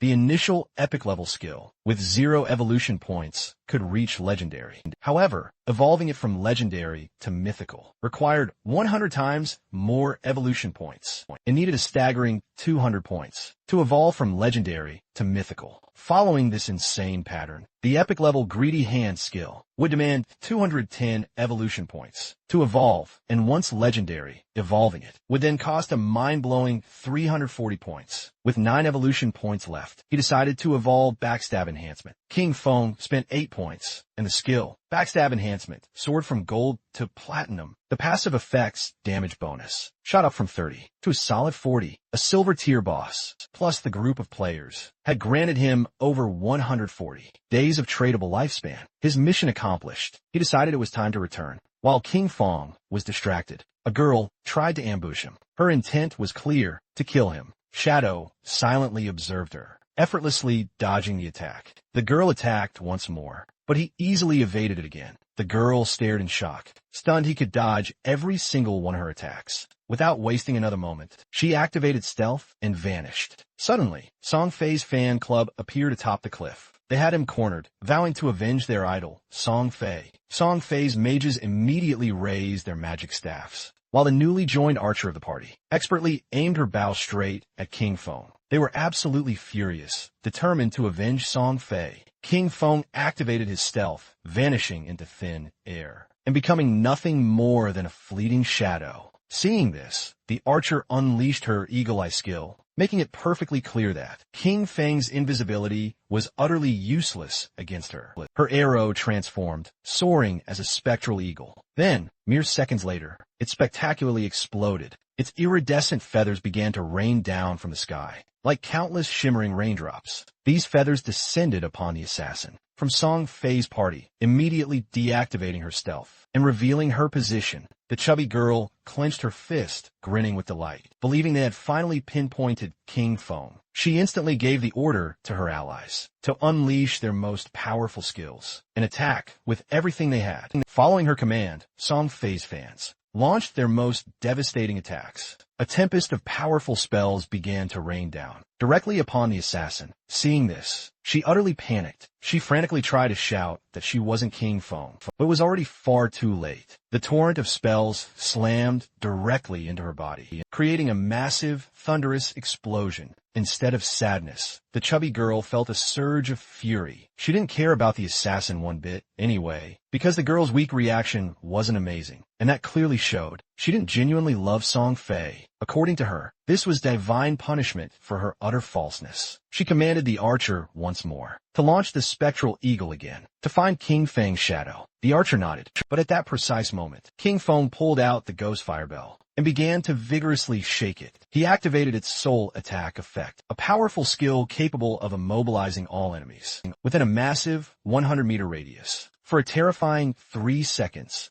with a brutal 521-second cooldown. Just as the archer was about to unleash her skill, Eagle Eye, a strange aura enveloped her body, and her companions, rooting them all to the spot. Seeing this, they were utterly bewildered. Before they could even draw another breath, King Feng materialized, unleashing his instant slash. He struck like lightning, carving their bodies to pieces, without even giving them a moment to react. Song Fei, hiding behind a corner, cautiously peeked out, utterly confused, unable to grasp what was happening, or why they'd suddenly met their end. Initially, he suspected Shadow was the culprit, but then quickly brushed that idea aside, because if he had made a move, he would have revealed his presence. The invisible King Feng approached him, his gaze dripping with arrogance, making it crystal clear Song Fei's death was near. Upon hearing King Feng's voice, Song Fei's eyes shot open in terror and shock, making him tremble. Without a moment's hesitation, he activated his magic shield, summoning a powerful barrier around himself. But to his surprise, King Fong suddenly unleashed a poison dart, which pierced right through Song Fei's shield. With alarming ease, shattering it instantly, the dart struck him squarely on the forehead, making the bastard Song Fei collapse to the ground, screaming in agony. Song Fei's body dissolved into glowing orbs of lifespan. King Fong deactivated his stealth, and upon seeing just how much remaining lifespan Song Fei possessed, he then realized that originally he possessed over 2,000 days of tradable lifespan. Song Fei's physical form vanished, leaving only his lifespan. King Fong began to observe it and felt utterly perplexed, as he couldn't understand why Song Fei's followers had no tradable lifespan. Then the realization hit him. They had given all their lifespan to Song Fei. An immense amount of time had already passed, and yet people still believed that this godforsaken game was merely a game. These crazy fans were truly terrifying for our boy. What a tragic shame, because their combined tradable lifespan added up to several hundreds of years in total, and now it was all going to be snatched by nearby monsters. Back in Firefly Town, Song Fei and his fans reacted once more. Song Fei was absolutely seething as, out of over 2,000 days of tradable lifespan, he now only had 500 days remaining. With a puzzled gaze, he questioned the archer, wondering why she couldn't locate King Fong. Using her detection skill, she explained that she had indeed activated the skill, but the only thing she detected was their own assassin, sister, the chubby girl. She mentioned seeing a stealth level listed in her attribute panel. She wondered if Shadow's stealth level was simply much higher than they anticipated. The archer then revealed that her eagle eye skill only had a counter stealth level of 1, meaning she could only spot targets with a level 1 stealth. If an opponent possessed a higher stealth level, she simply couldn't detect them. Song Fei felt incredibly frustrated, since Shadow attacked and vanished without leaving a single trace. He had no idea how to defend against something like that. Touching his face, Song Fei mused that he hadn't offended Shadow, and now that he had even taken the boss kill, Shadow had no logical reason to come after him again. But then a thought struck him. Maybe Shadow was just jealous of his unparalleled beauty and would try to kill him once more. Song Fei's fans quickly raised their weapons, and for everyone's safety decided to go level up somewhere else. Wherever Song Fei desired to go, they swore they would follow him. Not long after, King Fong also made his way back to Firefly Town. After searching for a while, he found this whole situation strange. Since Song Fei and the others had left, he wondered if they'd gone to another town or simply logged off. Deactivating his stealth, our boy asked a nearby player if he knew where Song Fei and the others had headed. Upon seeing Shadow, the man couldn't help but feel a pang of fear. Pointing to one side, the man revealed that Song Fei and his fans had gone in that direction. He begged Shadow to please kill Song Fei. He also had a request after killing Song Fei. He asked King Fong if he could spare the life of his girlfriend, a female hunter named One Flying Treasure Cat. Our boy advised the man to look for another girlfriend, realizing that his girlfriend was the hunter, who could detect invisibility using stealth. Our boy disappeared again. The man began to beg, saying that he had worked very hard to find her. Although King Fong knew the direction in which they had gone, he had no idea where they were heading, and searching everywhere was going to take too much time. The man put his hand near his mouth and started calling Shadow. Our boy knew that things would be much easier if he could find Goeishu at that moment.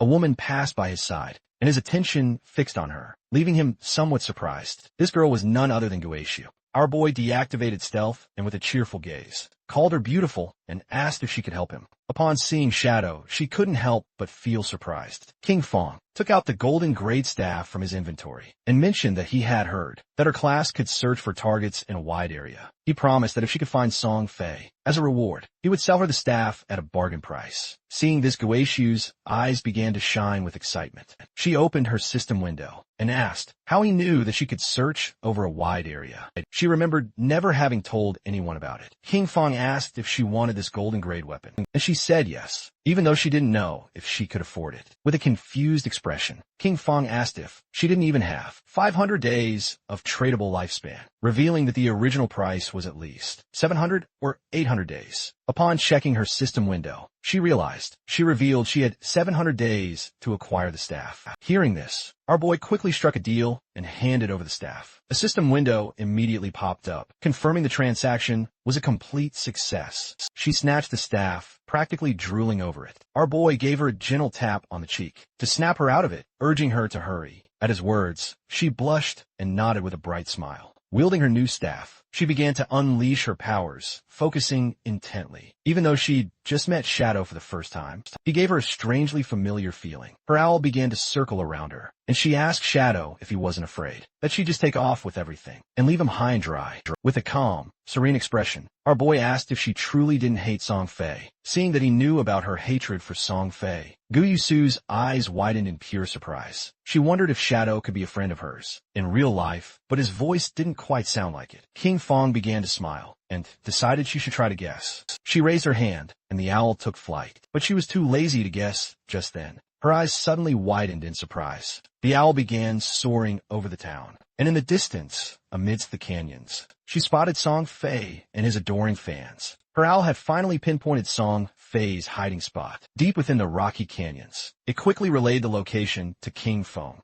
She also urged him to hurry, because Song Fei and his crew might bail before he even arrived. The owl could fly fast, but following them for too long could make it utterly exhausted. Shadow, already pumped and ready, told her not to worry, promising he'd be there super quick. Right then, King Fong took off like a shot, zooming over rocks and through rough terrain, without a single slowdown. But then, the owl abruptly stopped flying. That made King Fong slam to a halt too, because it clearly meant something was messing with their tracking signal. He looked around and spotted a tree with a weird, ominous sign. Wanting to know more, he reconnected with you again, and she had the owl scout the area. Soon, the owl spotted 2 more trees bearing the same mysterious marks. One stood 100 meters straight ahead. The other was 100 meters to the left. King Fong approached each tree. He carefully touched each symbol. As he imbued all 3 with a trickle of his energy, a brilliant light shot out, connecting them all. Then the ground in the center began to glow brightly. Suddenly, a magnificent treasure chest appeared, radiating a vibrant green and golden glow. Fong was stunned. A treasure of this magnitude, in a humble place like Firefly Town?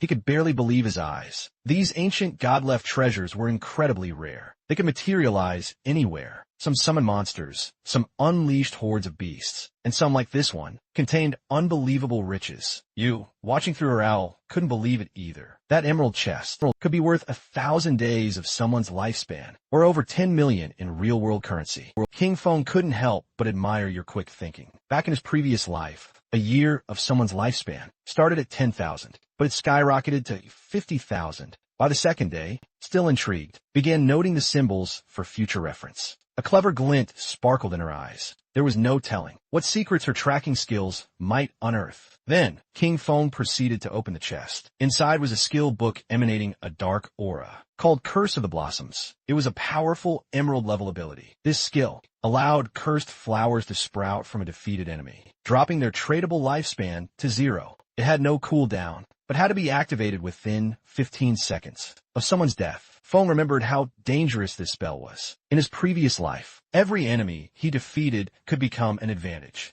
If he managed to defeat Song Fei again and guarded the body for a short time, he could strip him of everything. A sinister smile spread across his face. This time, Song Fei wouldn't just face defeat. He'd be utterly drained of everything, as King Fong furiously pursued his target. Meanwhile, far off in a distant canyon, Song Fei's biggest fans were locked in battle with a formidable boss. They hammered away, while Song Fei shrewdly hung back, poised to deliver the decisive final blow. Song Fei was brimming with overconfidence, certain that King Fong wouldn't pursue them this deep. Especially after all, King Fong had already taken down a silver-level boss and humiliated him twice over. That should have been the end of their conflict. But Song Fei was gravely mistaken. Just as the boss was on the verge of collapsing, the sturdier girl among them spotted another group battling a different boss nearby. Song Fei, ever the smooth talker, once again swayed his devoted fans. He claimed the other group consisted of rival idol fans, out to make him look utterly terrible.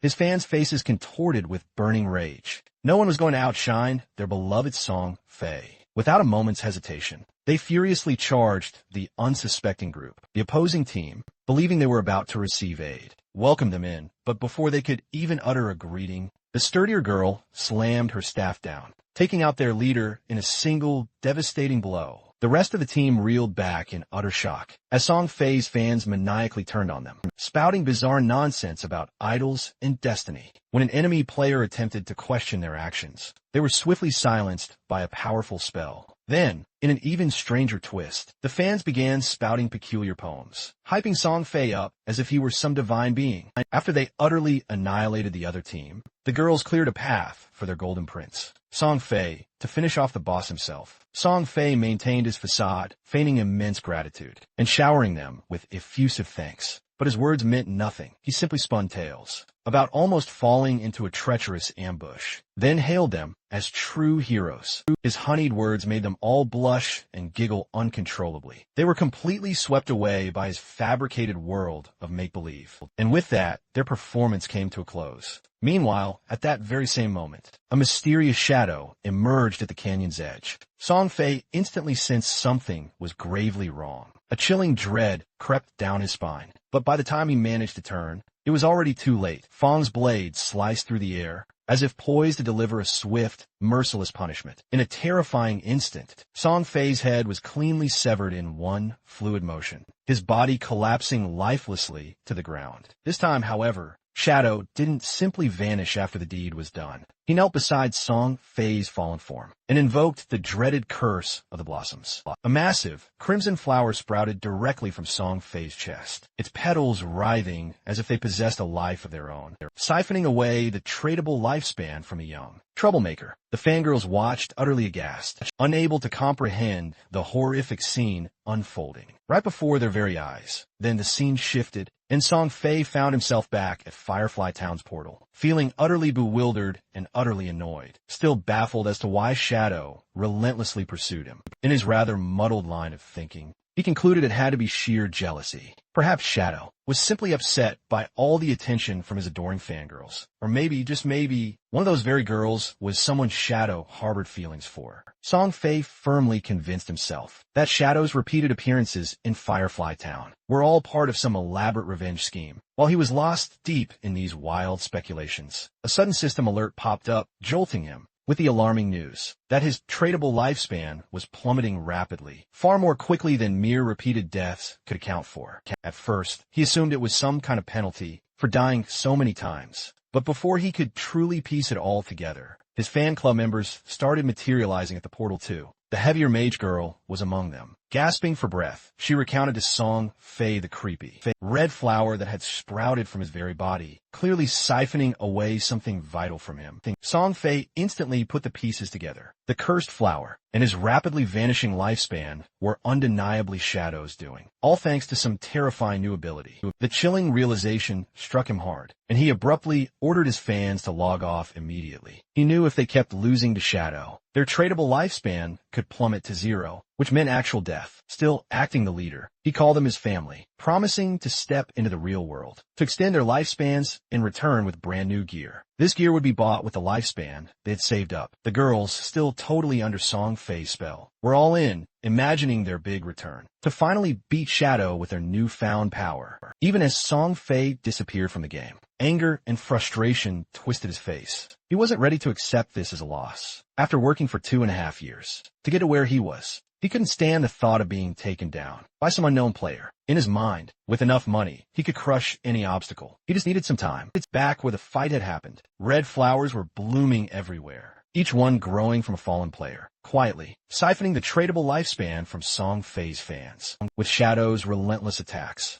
his rank as a killer had jumped to level 4, making the loss of tradable lifespan upon death a staggering 96.8. But Shadow wasn't bothered by this at all. Shadow figured out that this surprise attack had just added about 1,000 days to his lifespan, all thanks to Song Fei and his misguided followers. They had done the hard work of defeating monsters, only to end up giving their gains to him. But the bounty didn't last forever. The flowers started to fade, and the energy stopped flowing. Shadow realized that the players had logged off to avoid losing more of their lifespan. Above, the white owl kept flying in silence. Yui had watched the whole thing, and even she was taken aback by such a show of strength. Seeing what the top player could really do was something else entirely. When Shadow asked Yui if Song Fei had really logged off, she nodded, saying the whole group had disappeared. To save themselves some time, Shadow told her calmly to keep an eye out and to let him know if Song Fei ever came back. When she wondered if her job was over, Shadow told her to stick with it a little longer. He had just acquired a golden tier priest skill, a powerful one called Divine Judgment. Her interest immediately piqued. She absolutely had to have that skill. Noticing her intense interest, Shadow made her an offer. He'd trade the skill, but for 500 days of her lifespan. However, he'd slash the price in half if she agreed to one small condition. Yui's eyes narrowed, and she sharply retorted that she absolutely wouldn't trade her dignity. This response completely caught Shadow off guard. He quickly rushed to clarify that she had the wrong idea. All he wanted was for her to join his team. As their main healer, she relaxed and let out a laugh, agreeing right away, but with a stern warning. She'd hold him personally responsible if the team turned out to be a disaster. Shadow reassured her that they were a solid group and decided to contact them all right away.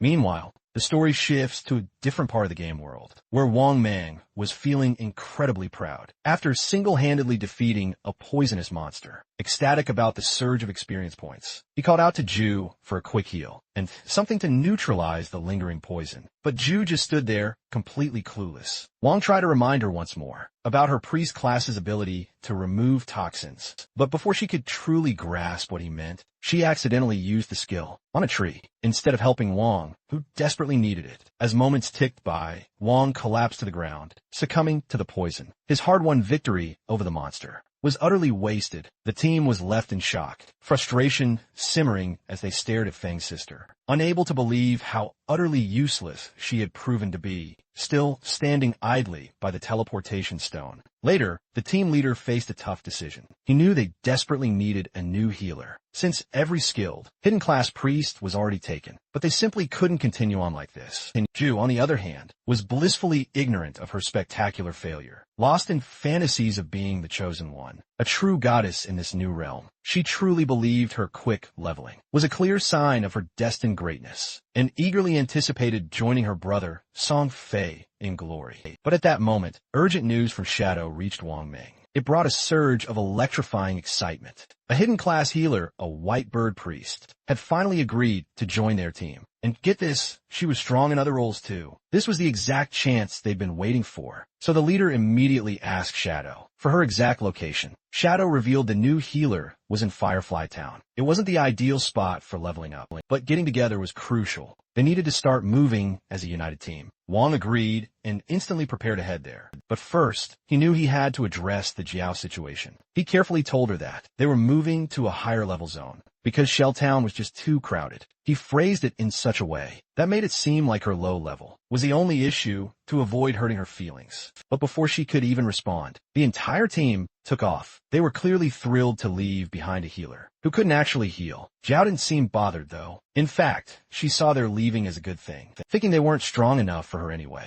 She decided she'd track down Shadow and make him help her level up. Meanwhile, Wang Ming made it to Firefly Town and immediately found Shadow and Yu. He handed them the lifespan he'd acquired from their last intense fight, ready to settle up and get moving. With their new team ready to push forward, Wang then realized just how truly challenging it was to keep up in this game. While making future plans, he brought up a new ally, a captain named Inu. Hearing that name made Shadow stop dead in his tracks. His thoughts raced. That name wasn't just random. Then, suddenly, she showed up, greeting them with a cheerful wave. Inu immediately caught the attention of both men. Shadow was utterly in disbelief. The woman standing before them was the Inu, also known as Justice Execution, the only one in the game with the Dragon Swordsman. Hidden class, in Shadow's previous life, she was a top 20 player globally and played a crucial role for the nation's official forces. She was a national hero, both respected and feared, and there she was, showing up early, glowing and looking at Shadow with clear admiration.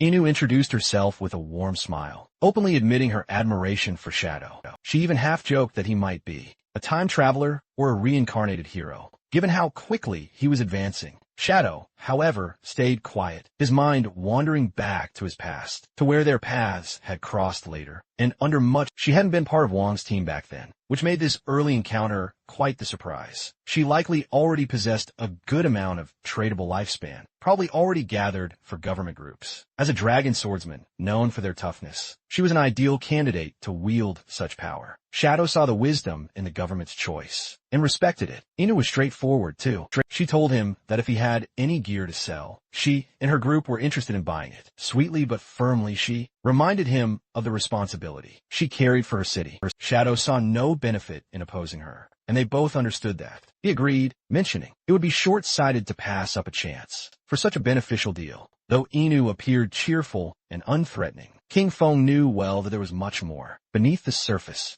Meanwhile, the fans of Song Fei logged out of the game. They had just seen the official announcement. That left them in shock. Lifespan in godforsaken game was real, and if it reached 0, one would die in the real world. The archer was furious, since she realized this wasn't just a game. She had given all her tradable lifespan to Song Fei. Some of them only had a few days of lifespan left. The assassin, who had killed several players, and had the assassin stat, now face dying one more time. That would make her lose double the lifespan. They were utterly in shock. They simply couldn't believe how this was possible. That dying 3 times would drain so much lifespan. The chubby girl started frantically reading the messages, and her face immediately broke out in a cold sweat. Cursing under her breath, she realized that as a tank mage in the game, she had always charged right on the front lines. She had killed countless players and died just as many times. So now, she only had 1 day of lifespan remaining. If it hit 0, she was going to die. Just then, something else caught her eye. Brother Song Fei was buying lifespan. That's great, she thought, deciding to find Brother Song Fei. She was sure he would definitely help her. She quickly changed her clothes and decided to put on Brother Song Fei's entire support outfit from head to toe, thinking this is perfect and that she'd go find Brother Song Fei, who would absolutely help her out. She even remembered Brother Song Fei's latest release, the Song Fei Ultra Thin Anti-Side Leak, dressed head to toe in Song Fei merchandise. Without wasting a single second, she burst out her house, heading straight for the concert. Not far away, in a nearby apartment building, Qin Feng's sister also logged out of the game. She wasn't even sure if she was in the real world anymore, as it was getting harder and harder to tell the difference. She turned on her phone and couldn't help but crack a smile when she saw that. At this rate, 1 day of lifespan could sell for 15,000. With the 200 days she still had left, she could become an instant millionaire. But then, she suddenly froze in shock when she saw that Shadow had killed Song Fei 3 times. She couldn't help but break down in tears, consumed by sadness and fury. She remembered they had warned her. If her lifespan reached 0 in the game, she would truly die in real life. Even with 100 years of non-tradable lifespan, dying 3 times had left her with barely 12 years remaining. Then, she remembered Brother Song Fei and wondered why Shadow had killed him. According to the group chats, Shadow, despite being surrounded by dozens of people, had still managed to kill Song Fei 3 times. For her, he was an incredibly terrifying and powerful being.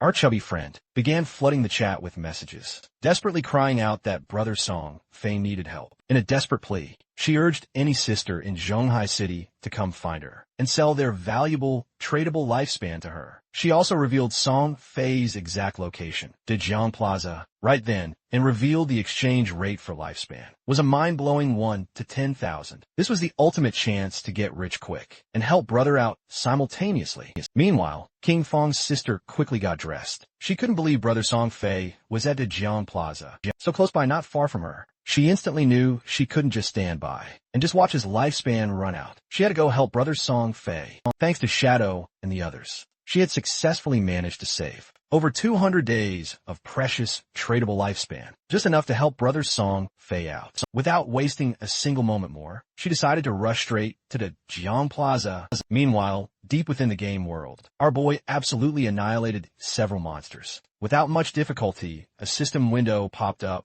announcing his monumental achievement. Level 10, his core attributes had increased by 2 points, and he gained 5 coveted free attribute points. He had officially unlocked class promotion. What's more, as the very first player to reach level 10 in the Zhonghai City area, he had earned 7 precious reputation points. As the first player in the Great Xia Kingdom area, he had earned a generous 14 reputation points. And as the first player worldwide to reach level 10, he had earned a staggering 21 reputation points. The system window also proudly revealed that the highly anticipated teleportation function to the mythical continent of Forgotten Gods would finally be unlocked once there were 7 level 10 players. In the Zhonghai City area, a global system message then revealed across all towns that Shadow had reached level 10. People were in utter shock, commenting with pure amazement. They all exclaimed, as expected, it was Shadow once again. He had secured the very first kill on a gold tier monster and was the world's first player to hit level 10. Everyone thought Shadow was simply too powerful. They'd also heard whispers that this big shot had even killed a minor celebrity multiple times just recently, and everyone agreed Song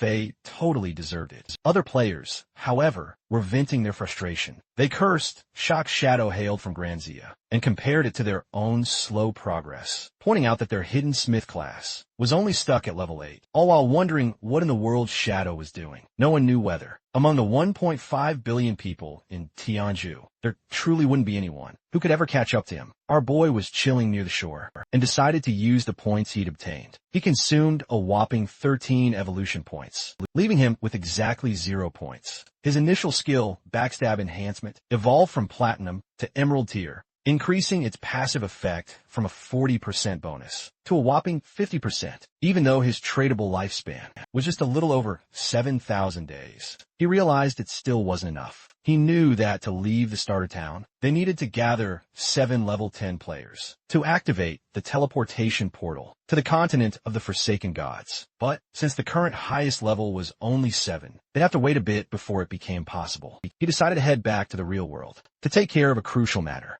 His figure disappeared with the sand, and several seconds later, he opened his eyes back in the real world. Then the system asked him, "Do you want to consume tradable lifespan to transfer your skills to reality?" Without losing a second, Qin Feng accepted. When the system then asked what skill he wanted to extract to the real world, he stood up and decided to extract his entire class. The system then consumed 1,000 days of tradable lifespan and completed the extraction process. He gained the shadow, and its passive ability was immediately activated. His attributes shot up, strength by 3, constitution by 3, and agility by a whopping 8, spirit by 5. He then decided to extract level 2. The system promptly informed him he had successfully extracted level X2, consuming 2,000 days of his tradable lifespan. In the process, his real-world level immediately surged to level 3. His stats got another boost, strength plus 4, constitution plus 4, and agility a massive 14, spirit plus 4. The system then reported he had consumed a whopping 900 days of his tradable lifespan to extract the platinum tier skill Shadow Step. It also informed him he consumed 2,262 days of tradable lifespan to extract the silver tier skill Venomous Dagger. He was ecstatic as he still had 1,292 days of lifespan left. For now, he couldn't extract any more skills. He'd only paid for a low-tier skill extract, but scored the platinum tier's Shadow Step. Talk about a sweet deal. He couldn't help clenching his fists, furious at the thought of Song Fei now. His base stats were now double an average person's, and his agility hit 32 points, shattering the human limit with unlimited invisibility. And that poisonous dagger, he could throw up to 14 meters. He could definitely find an opportunity to finish off Song Fei. Qin Feng started browsing on his phone and was surprised to see Song Fei aggressively buying lifespan. He wondered if Song Fei planned to enter the game too, and then come after him. He saw that bastard was at Dadyong Plaza, and quickly calculated that, being about 7 or 8 kilometers away, at his current speed, he could get there in just over 10 minutes. Just then, his hand began to tremble upon seeing a message from Hu Qibin, the arrogant and powerful company supervisor. Hu Qibin was furious upon seeing that. After growing wings, Qin Feng wasn't even answering the phone. She knew that the young lady, she'd taken quite an interest in him, and this was his big chance. She couldn't believe he refused to cooperate. Qin Feng decided to block Hu Kevin, and while he was walking away, he tossed his phone and started to vanish, thinking those people would soon realize what the true Forsaken Gods game truly was. A few hours later, at a Young Square, the Song Fei concert was in full swing, packed with screaming girls. Among them was Qin Feng's sister. On stage, Song Fei appeared, sitting next to a smiling blonde woman. She mentioned she'd heard he had been killed 3 times by Shadow in the game. She told him not to worry, because she was already sending people to investigate Shadow's true identity. With a curious look, Song Fei asked how the investigation was going, and she revealed that she'd already sent someone to Firefly Town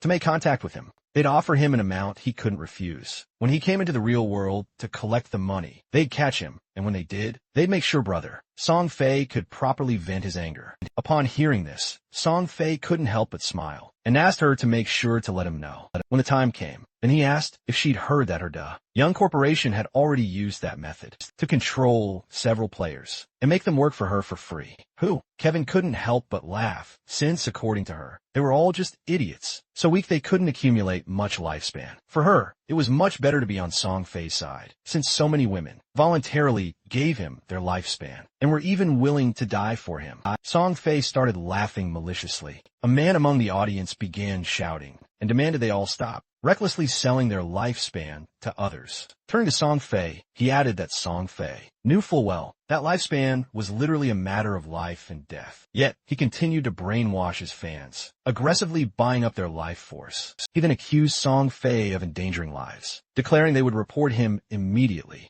Song Fei couldn't help but crack a smile, thinking there's always some fool who shows up just to stir up trouble. He stood up and made a public statement, saying he'd noticed the recent debates. He stated that his actions acquiring life force had occupied public resources and caused inconvenience to the public. For that reason, he felt deeply regretful, offering his most sincere apologies. His fans immediately cried out that he didn't need to apologize because he hadn't done anything wrong. With a sincere smile, Song Fei admitted he was truly grateful for all their support and affection. At the same time, he sincerely urged everyone to remember that all love should be positive and uplifting. He hoped everyone would follow their idols with rationality during this special moment in the game, while ensuring their personal safety. They also needed to work together in a more positive way to contribute to society and bring positive energy. With his face streaming with tears, he explained that while the entire nation was affected by the game, he had been actively cooperating with the authorities and working hard within the game. That was the reason why he used his personal wealth to acquire life force. He hoped to become a true quality idol in the game, someone truly worthy of their affection. He had done all this to give back to his fans, hoping that everyone could gain something outside of the game and live a happy, peaceful, and safe life, and work together for a better tomorrow. But he never expected that it would cause so many problems for everyone. His words brought tears to the eyes of all his fans. He apologized to everyone for having caused them such trouble. This left everyone deeply saddened. Shouts immediately broke out, insisting he was completely innocent. Their anger turned on the man, calling him nothing but a savage, and demanding he clear out immediately because they were willingly aiding their brother, warning him not to insult their true devotion. Then a chubby girl climbed onto the stage and passionately addressed the crowd to ignore those absurd rumors coming from the outside world. How dared anyone question their brother? Because only pig-brained fools believed everything. She questioned how the game's lifespan could possibly affect the real world. With a hand over her chest, she boldly declared that she was the one, willing to die for their brother. She explained that upon logging out, it had shown her that she had less than a day of lifespan left, but she was perfectly fine, even if these rumors were true. If they didn't even possess the resolve to die for their brother, then they didn't deserve to claim they loved him. His passionate words electrified the other fans, and they immediately decided to offer all their lifespan to Song Fei. He beamed, thrilled by his fans' boundless enthusiasm. He extended his hand toward the chubby girl, mentioning that being loved by someone like her made him feel truly honored. The chubby girl, in turn, was crying, truly willing to die for him. Just at that moment, something flew out and pierced Song Fei's head, leaving everyone utterly stunned. Song Fei started bleeding from his mouth, and his hair began to fall out like leaves. Song Fei's body collapsed onto the chubby girl's shoulder, making her eyes fill with pure terror. She stumbled backward, landing hard on her butt, and began to scream in terror. She had no idea what was happening. Once it was revealed that Song Fei was dead, all his fans erupted into a full-blown panic. The guards began to escort Hu Qibin away, and she couldn't help but cry out and scream. She insisted she had seen it when Song Fei perished in the game. His body was encircled by an orb of life force. She urgently warned them to leave at once. She knew the person who had murdered Song Fei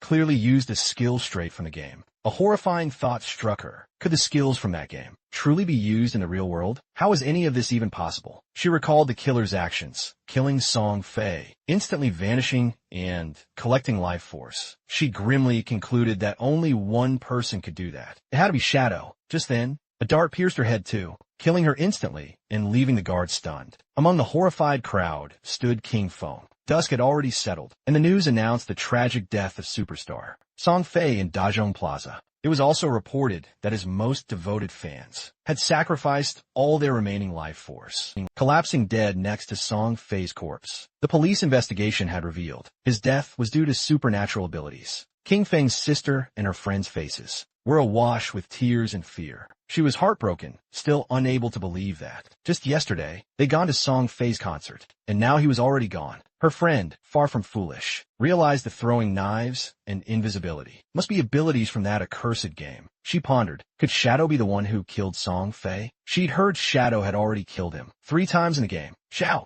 He was utterly confused, wondering how game skills could manifest. In reality, she couldn't believe Shadow had killed Song Fei. She remembered Shadow killing him countless times in the game, and came to the chilling conclusion. In reality, the only one to kill Song Fei would have to be Shadow. Throwing knives and invisibility. Weren't those an assassin's skills? It had to be. The killer was Shadow. Her brother was murdered by Shadow, and her world was already plunged into darkness. If Shadow could just figure out how to use the game's skills in the real world, she'd get close to him. She'd approach him, no matter the cost. She would become stronger. From that day on, she had only one goal. They stopped the taxi and got out. Her friend looked a bit confused and asked if she was okay. Zhao Yu's eyes burned with pure rage, because all she wanted was to kill Shadow and avenge her brother, Song Fei. Meanwhile, our boy was quietly slurping noodles in a restaurant, back in the godforsaken game. Even though players were invincible in reality, they still consumed energy. If they got hungry, they still needed to eat. Just then, his phone started ringing. When he unlocked it, he saw a new message. Someone informed him that Fat was furious he'd blocked his phone and WeChat. If King Feng didn't go soon, he'd be expelled and wouldn't receive his salary for that month. The message was from Yang Zaya. He considered her a good girl, though quite delicate and often bullied. In his previous life, she had also been a member of his Jianshin guild. King Feng asked her not to worry about him or the job, but to focus on leveling up in the game. She looked confused. She asked King Feng if he had played the game. She heard it was very difficult, and that many people's lifespans were almost exhausted. Our boy explained that whatever her profession was, she simply had to focus on improving her agility. At first, she decided to listen to him, but mentioned she'd heard that the lifespan produced in the game was really expensive at the moment. Then she asked King Feng how his progress was going and how much he had earned. Our boy replied, not much, but since he'd almost spent it all, he knew that Fat was just a pawn, and that the real problem was his boss behind him. Kai Sure. She was the daughter of the president of Kayan Group, and the company he once worked for was part of that very group. This young woman spent her days doing nothing but eyeing men. She'd gone into a hotel with 6 middle-aged foreign men. She'd even Jordan in a sports car with 3 African men for fun. And now, she was even taking an interest in him. Kai Sure was obsessed with foreign cultures. Once the game arrived, she left Great Sia and moved to North America, where she led the formation of North America's top 3 guild, Alice's Wonderland. She had specifically opposed Great Zia. In his previous life, she'd caused endless trouble for Great Zia, and its Jianshin guild. Our boy thought he needed to find a way to deal with her before she went abroad. Otherwise, once she was in North America, it wouldn't be so easy to handle her. If Kai Sure died, the guild Alice's Wonderland might never get established. It was rumored that all the key founders of the Alice Guild had some kind of connection with Kai Sure, and as soon as that woman disappeared, the bond between those founders would naturally break. His phone started ringing again. Now it was a call from Zhao Yu. She was somewhat confused to see that Qin Feng was still answering calls, as she thought he had died in the game. Now that he was still alive, she let him know that she had earned enough money to buy a house, so he no longer needed to worry about her. Our boy decided to play along, and asked if she had anything else to say. She asked him not to bother her anymore, and said that she would not look for him either. She also asked him not even to try finding out where she lived, since from now on she had cut ties with him. Our boy hung up the call, and couldn't help but feel happy. He decided it was time to return and continue leveling up, since it wouldn't be long before someone reached level 10 and learned these skills could be brought into the real world. By then, the world would be plunged into utter chaos. Soon after, Xiao Yu and her friend re-entered the game world. Her friend seemed a bit perplexed, asking if it wasn't being too harsh to completely cut ties with her brother. She even advised her to reconcile, but Xiao Yu stood her ground and flat out refused. She then revealed she'd sold her lifespan to the Kayan Group for a whopping 2 million. This news utterly stunned her friend. Xiao Yu then added that she'd bought a house, and they'd live there together. She declared she would soon meet Shadow, and by then, King Feng would be utterly irrelevant. Just then, a passing player caught her attention with a sly smile. The man handed her a book, explaining that it was the assassin's skill book she desired. He then reminded her not to forget her promise to him. With a bright, beaming expression, she nodded, assuring him that once everything was finished, she would indulge his every tiny wish. Though, inwardly, she scoffed at him as a mere flatterer, thinking that once she met Shadow, no one would spare a thought for a worthless piece of trash like him. She then informed Wang Meng that she now possessed an assassin's skill book, a powerful control skill. She asked him to check if Shadow needed it, as she was willing to give it to him. A triumphant smile spread across her face. According to her, Jiang Wei, that flatterer was still somewhat useful, since he actually had such an incredible skill book. This skill book, she thought, would be the thread connecting her to Shadow. She would soon get close to Shadow. She'd quietly stay by his side, healing him, helping him slay enemies, and level up together. She would ensure he felt her every contribution, so that he would gradually trust her, seeing her as his indispensable other half. But once she became strong enough, and he no longer served her purpose, she would kill him with her own hands, ripping out his eyes to avenge her brother, Song Fei. But to her utter shock, Wang Meng explained Shadow deemed this skill trash. He had no need for it. She could keep it and sell it herself for cash. A little while later, Shadow logged into the game. And just then, he heard the sounds of a fight against a boss that seemed far from ordinary. Following the sounds of battle, King Feng spotted a man wielding a shield, battling against a multi-armed boss. The man bolted, but it was all in vain, as the monster mercilessly tore him to pieces. Our boy quickly realized this boss was a golden arachnid, a level 8 gold tier boss. This boss possessed a level 2 anti-stealth ability, meaning in front of it, his invisibility would be utterly useless. The monster let out a thunderous roar. King Fin gathered his momentum and burst from his hiding place and attacked swiftly with Shadow Slash, dealing several thousand points of damage. He had a buff, damage doubles, when attacking outside the target's sight. He knew this effect. In a situation where the enemy could see through invisibility, his invisibility wouldn't activate, which significantly reduced his damage. However, the legendary effect of graceful liberation amplified the head and heart, weak points of the golden arachnid, by 200%. Out of the 9 strikes of Shadow Slash, 3 were judged to have hit the target's weak points, dealing triple weak point damage, which directly made up for the lost damage. It was truly a legendary skill, and he had Zhao Hai to thank for that, as she had helped him find that faith temple. A mage was watching the battle. According to her, Shadow's damage was insane,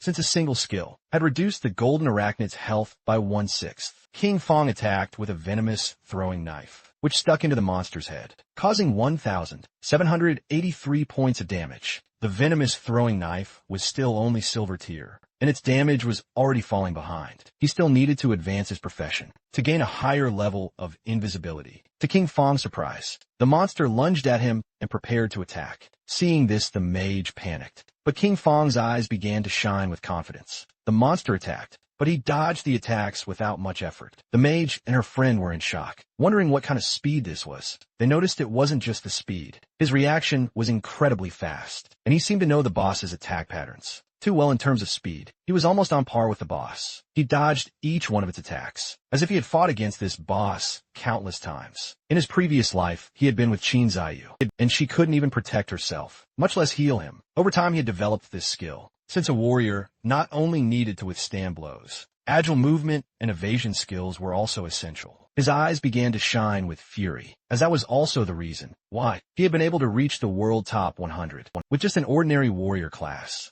He attacked the boss with a series of slashes, and now its life had dropped to less than half. Our boy became invisible and thought that, compared to special bosses like the Golden Ghost ship, which had unavoidable attacks, dealing with the Golden Arachnid was much easier. The mage was in shock to see that the boss was fleeing. King Feng was not going to let this happen, so he drew his dagger and slit the monster's throat. A system window appeared, informing that he had killed the level 8 gold tier boss and obtained 64 experience points, 7 evolution points, and 497 days of tradable lifespan. King Feng used Greedy Hang and obtained 21 evolution points in 497 days of tradable lifespan. He was happy to see that a gold tier boss had given him 28 evolution points and almost 2,000 days of tradable lifespan. But to his surprise, another system window appeared. He obtained the Blacklight Shield, an assassin skill whose active effect transformed all his dodge rate into a damage-reducing shield. It lasted 8 seconds with a 60-second cooldown, requiring level 8. The conversion rate specified that every 20 dodge rate converted into 1 layer of damage reduction, the shield would vanish, or his dodge rate would return to normal once its duration ended or the shield was shattered. He couldn't believe his luck. A skill book like this had actually dropped. He realized that, combined with a 75 dodge chance from his epic skill, Phantom Blur, the Blacklight Shield could grant him 3 layers of damage reduction. With this skill, he could challenge mini-bosses without taking a single hit. He immediately invested 6 evolution points. As a result, the Blacklight Shield ascended from Platinum to Epic tier. Its duration steadily increased from 8 to 10, then 12, and finally to 14 seconds. Furthermore, its conversion rate also improved. Now, every 10 of dodge chance converted into 1 layer of damage reduction, a massive upgrade from the initial 20, then 15, and then 12. He was ecstatic because he now boasted 7 layers of damage reduction. This meant he could now explore many high-level areas, far ahead of schedule. With 22 evolution points still remaining, he decided to evolve his venomous throwing knife to boost its damage. He spent 16 evolution points, and his silver tier venomous throwing knife transformed into emerald tier. Its maximum range shot up from 14 to an impressive 17 meters. The continuous damage, with no weak point bonus, lasted for 5 seconds and still couldn't stack. However, the additional damage on hit skyrocketed from 120 to a massive 240 attack, and the venom itself now dealt 80 of his attack per second, up from the previous 50. He knew exactly what this meant, upgrading his evolving venomous throwing knife thrice.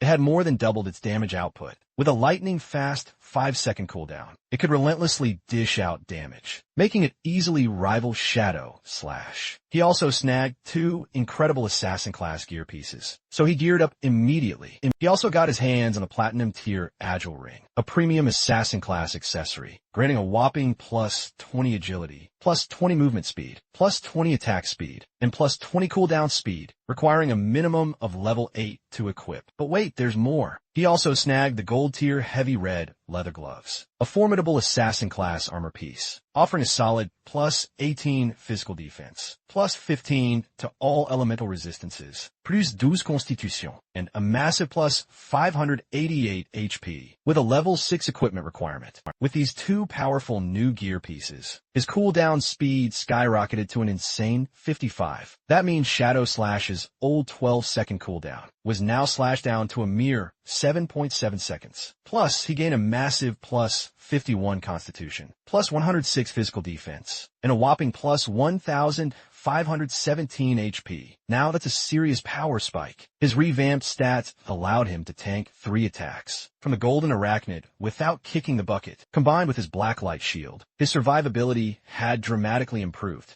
The mage and the others were absolutely floored, claiming the boss was practically nothing to Shadow. They couldn't believe he'd soloed it. The mage then timidly asked him if he had any equipment or skill she could use, adding that she'd gladly buy them. Our protagonist then revealed that for a mage, he had a gold tier skill book, Frostball Bounce, a group skill unleashing icy projectiles that bounce up to 10 times. It was priced at 800 days for a single purchase. The mage, however, thought 800 days was a bit steep since she'd just seen someone sell a level 5 gold tier skill book for only 400 days earlier. She then gave him a serious gaze. He clarified that this Frostball Bounce skill was a level 7 skill book. It boasted over 40% more damage than any level 5 skill. So, 800 days wasn't expensive in the slightest. The mage didn't hesitate for a second and struck a deal with King Foam, opting to buy it for 800 days. The system window confirmed. The transaction was complete. Our boy, Shadow, then vanished. At this point, no early stage boss could possibly threaten him. He decided to head back to town and post a message, gathering intel on the locations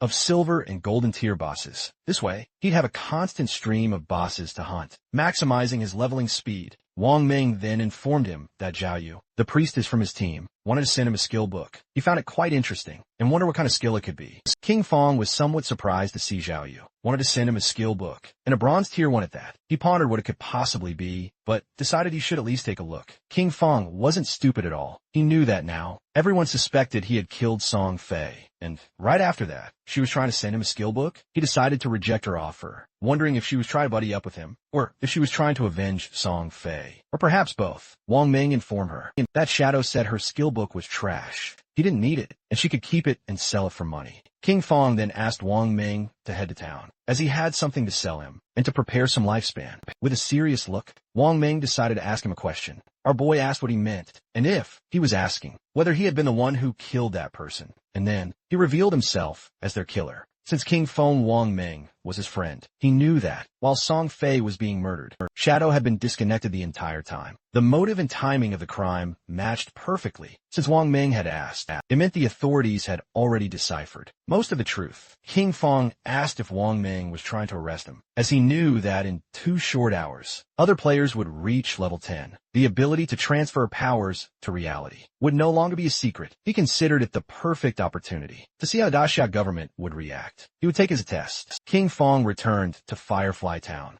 and reunited with Wang Ming and the others. Anyu then asked if he was really admitting to killing Song Fei. King Fong nodded with a smile. Anyu stated that King Fong was, in fact, the main suspect. However, they also knew that Song Fei and Zhang Lai had harbored malicious intentions toward him, and that Daozhong Industries had captured and abused many players, forcing them to work. Strictly speaking, killing those two had been an act of self-defense. King Fong realized that, since they couldn't uncover his true identity, they had chosen to maintain a temporary cooperation with him. He reflected that in his previous life, by working with the officials, his record had been spotless. However, this time he had directly killed Song Fei and Zhang Lai, which might cause some significant changes. He was eager to see how much his rebirth could alter that doomed era of games. For now, he considered selling the platinum tier equipment he didn't use, since they were backed by the authorities. They would accept equipment and skill books of any class, and most importantly, they possessed enough resources for the transaction to be truly worthwhile. Our hero popped open the system window, and what they saw inside, the others were in disbelief at his haul. Platinum tier equipment and skill books. They gasped in utter astonishment, wondering if Shadow had somehow just scored the first kill on a platinum grade boss. However, they immediately dismissed that idea, since there was no global announcement.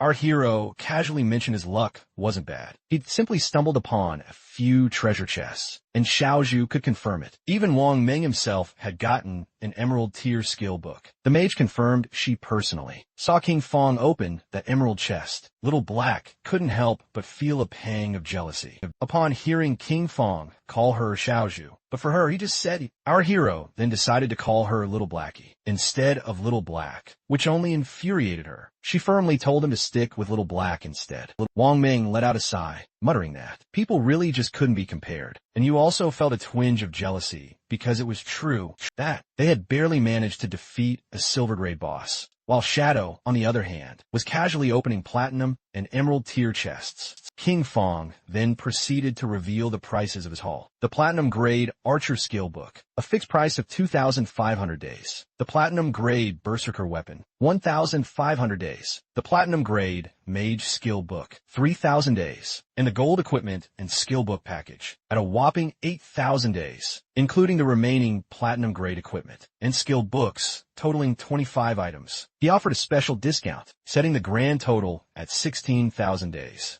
Wang Ming was utterly speechless and urging you to just pay up. He then asked if she wasn't even going to try bargaining. With a knowing smile, she mentioned she thought the price was quite fair. She'd also include what Xiaozhu and Wang Ming already owed her from before. As part of the deal, the transaction was complete, and King Fong sang her praises, calling her a true heroine, direct and decisive. Deep down, King Fong knew that once the tradable lifespan exceeded 10,000 days, the unit would switch to years. 60 years, converted to days, was approximately 22,000 days. At the current exchange rate, that equaled 400 million in cold hard cash. Even for the Shanghai city officials, that was a colossal expense. But the benefits for them far outweighed the cost. After all, with this batch of equipment and skill books, many teams, under the tutelage of Shanghai city officials, could develop way ahead of schedule. He was aware that the stronger the authorities became, the more unnecessary problems could be avoided in the future, and they could even gain a crucial advantage in international confrontations.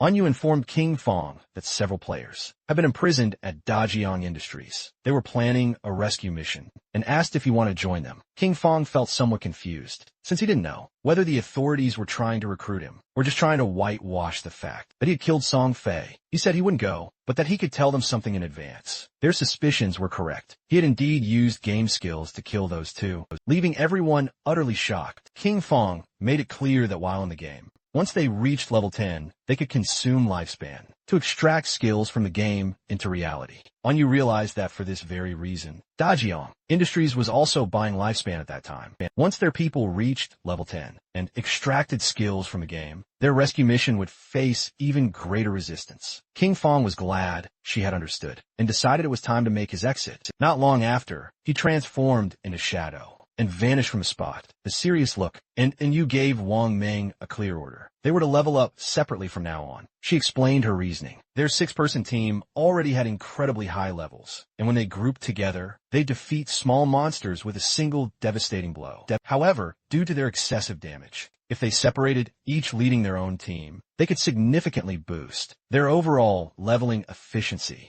Wang Ming nodded in understanding, and you then added that everyone should reach level 10 first. Then she told him to log off for a moment and report that intel. Meanwhile, two players in town noticed Shadow was setting up a stall again, but this time he wasn't selling, he was buying. A system window instantly appeared, announcing that Shadow was indeed buying silver boss coordinates for 30 days and gold boss coordinates for 100 days. Upon seeing, one of the men nearby couldn't help but smirk. He approached our boy, Shadow, and informed him his young lady had declared, as long as he was willing to help her level up, she'd give him 300 million, plus shares in Dojang Industries. The man then pressed on that such an opportunity rarely comes along in life, and advised him to seize the moment. The other players watching noticed that the man still hadn't disconnected. He probably didn't know Shadow had killed Song Fei, and even the young woman from Dojang Industries. In real life, some couldn't believe that the girl from Dojang Industries had actually been eliminated too. They'd seen that girl and thought, what a waste. The man's face then filled with seething rage, as he vividly remembered that the girl had brought it all upon herself. She had initially planned to capture Shadow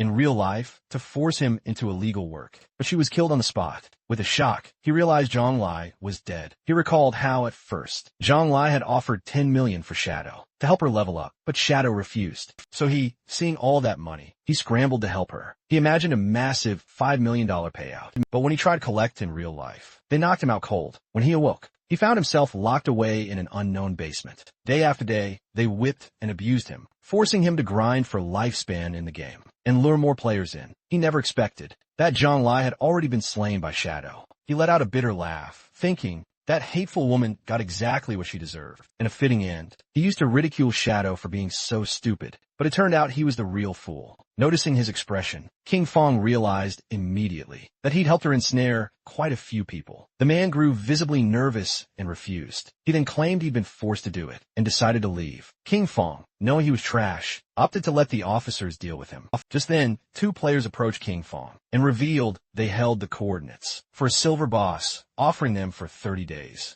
and proposed sealing the deal. Suddenly, a new presence entered the city, and all eyes immediately turned to them. It was none other than the Ace of Spades. Whispers spread that she was Cayenne Shur, the heiress of the Cayenne group. In truth, players warned each other to keep their distance, since she'd already butchered quite a few players, and to exercise extreme caution, fearing she might try to steal their lifespan. Kong Shur logged into the game, her personal guards following. She couldn't help but smirk, since she found nothing special about the game. All it took was money to amass plenty of equipment and skills, as long as her combat power surpassed everyone else's. Once she found someone with lifespan, she'd simply kill them and seize it. She was positively fuming because that cursed game had delayed her flight. At that moment, she should have been in North America, indulging in pleasures with Big Dick and Max Fackle, giving herself over completely to lust and passion. Her attention narrowed onto two players who were shaking uncontrollably with fear, and she was stuck in Daxiao's magic city, stuck in this country with no way out. She gazed at the Daxiao men before her, every single one of them as weak as an insect. In her opinion, Tony's men were far more appealing.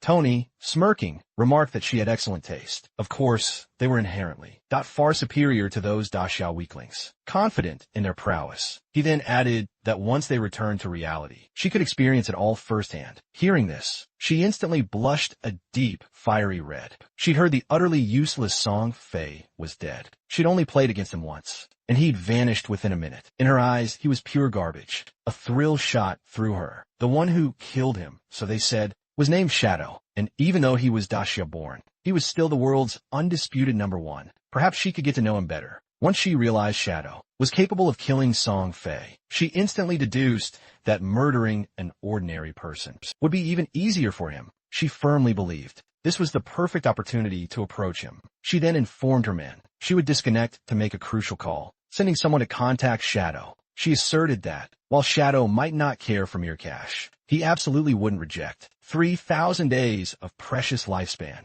to obtain such a prize. All she needed was to eliminate an ordinary person. A simple flick of the finger would do it. Internally, she let out a soft, wicked chuckle. She vowed never to forget Qin Fong's utterly mortified expression when he had rejected her. Soon, Qin Fong would die. Meanwhile, deep within the forest, a player ruthlessly dispatched a monster. Its body instantly transformed into precious lifespan. As a healer restored him from the monster's brutal attacks, the man looked utterly exhausted. He pleaded with Xiaoyu, "Next time you heal me, please don't be so extreme. I was about to meet my great-grandmother." Xiaoyu turned her back on him, demanding why he was acting so fiercely. She added that he wasn't even dead. With a confused expression, the man replied he hadn't meant to be fierce at all. He was merely reminding her. She mentioned the system had just warned her that her hunger level had hit 90%. So, she decided to log off with her friend, Yin Yin, to grab some food. They vanished, leaving the man somewhat bewildered. He was absolutely furious, cursing internally, because before, she used to call him boss. But after seeing Shadow just once, she started giving him dirty looks. He swore to himself that, sooner or later, he'd tear her clothes right off. Meanwhile, Xiaoyu logged out of the game and woke up at her new house, stomach rumbling. Checking her phone, she was utterly shocked that all the delivery places were closed. Not a single delivery person was accepting orders. She wondered if everyone had gotten sucked into this godforsaken game. She remembered that, back home, Qin Fong always prepared delicious food for her. She never had to lift a finger or even use her brain. Her eyes began to glow with a furious resolve. She decided not to dwell on it anymore, choosing instead to be more ambitious. It's just eating, she thought, compared to freedom. That's no problem at all. Clenching her fist, she declared, "I'm the best. I have to keep going. I am the best, and I can achieve this. Without Qin Fong, I'll definitely live better." Meanwhile, back in the game, near the shore, a small cave harbored a fleeing monster. It was a crab. As it scuttled out of the cave, someone sliced it in half. It was Shadow. He sighed, having taken down 4 silver bosses in just over an hour. His overall efficiency was quite good. Each boss granted a hefty 16 evolution points. The crab's corpse then transformed into lifespan. On average, each silver-level boss yielded 3,500 days of tradable lifespan.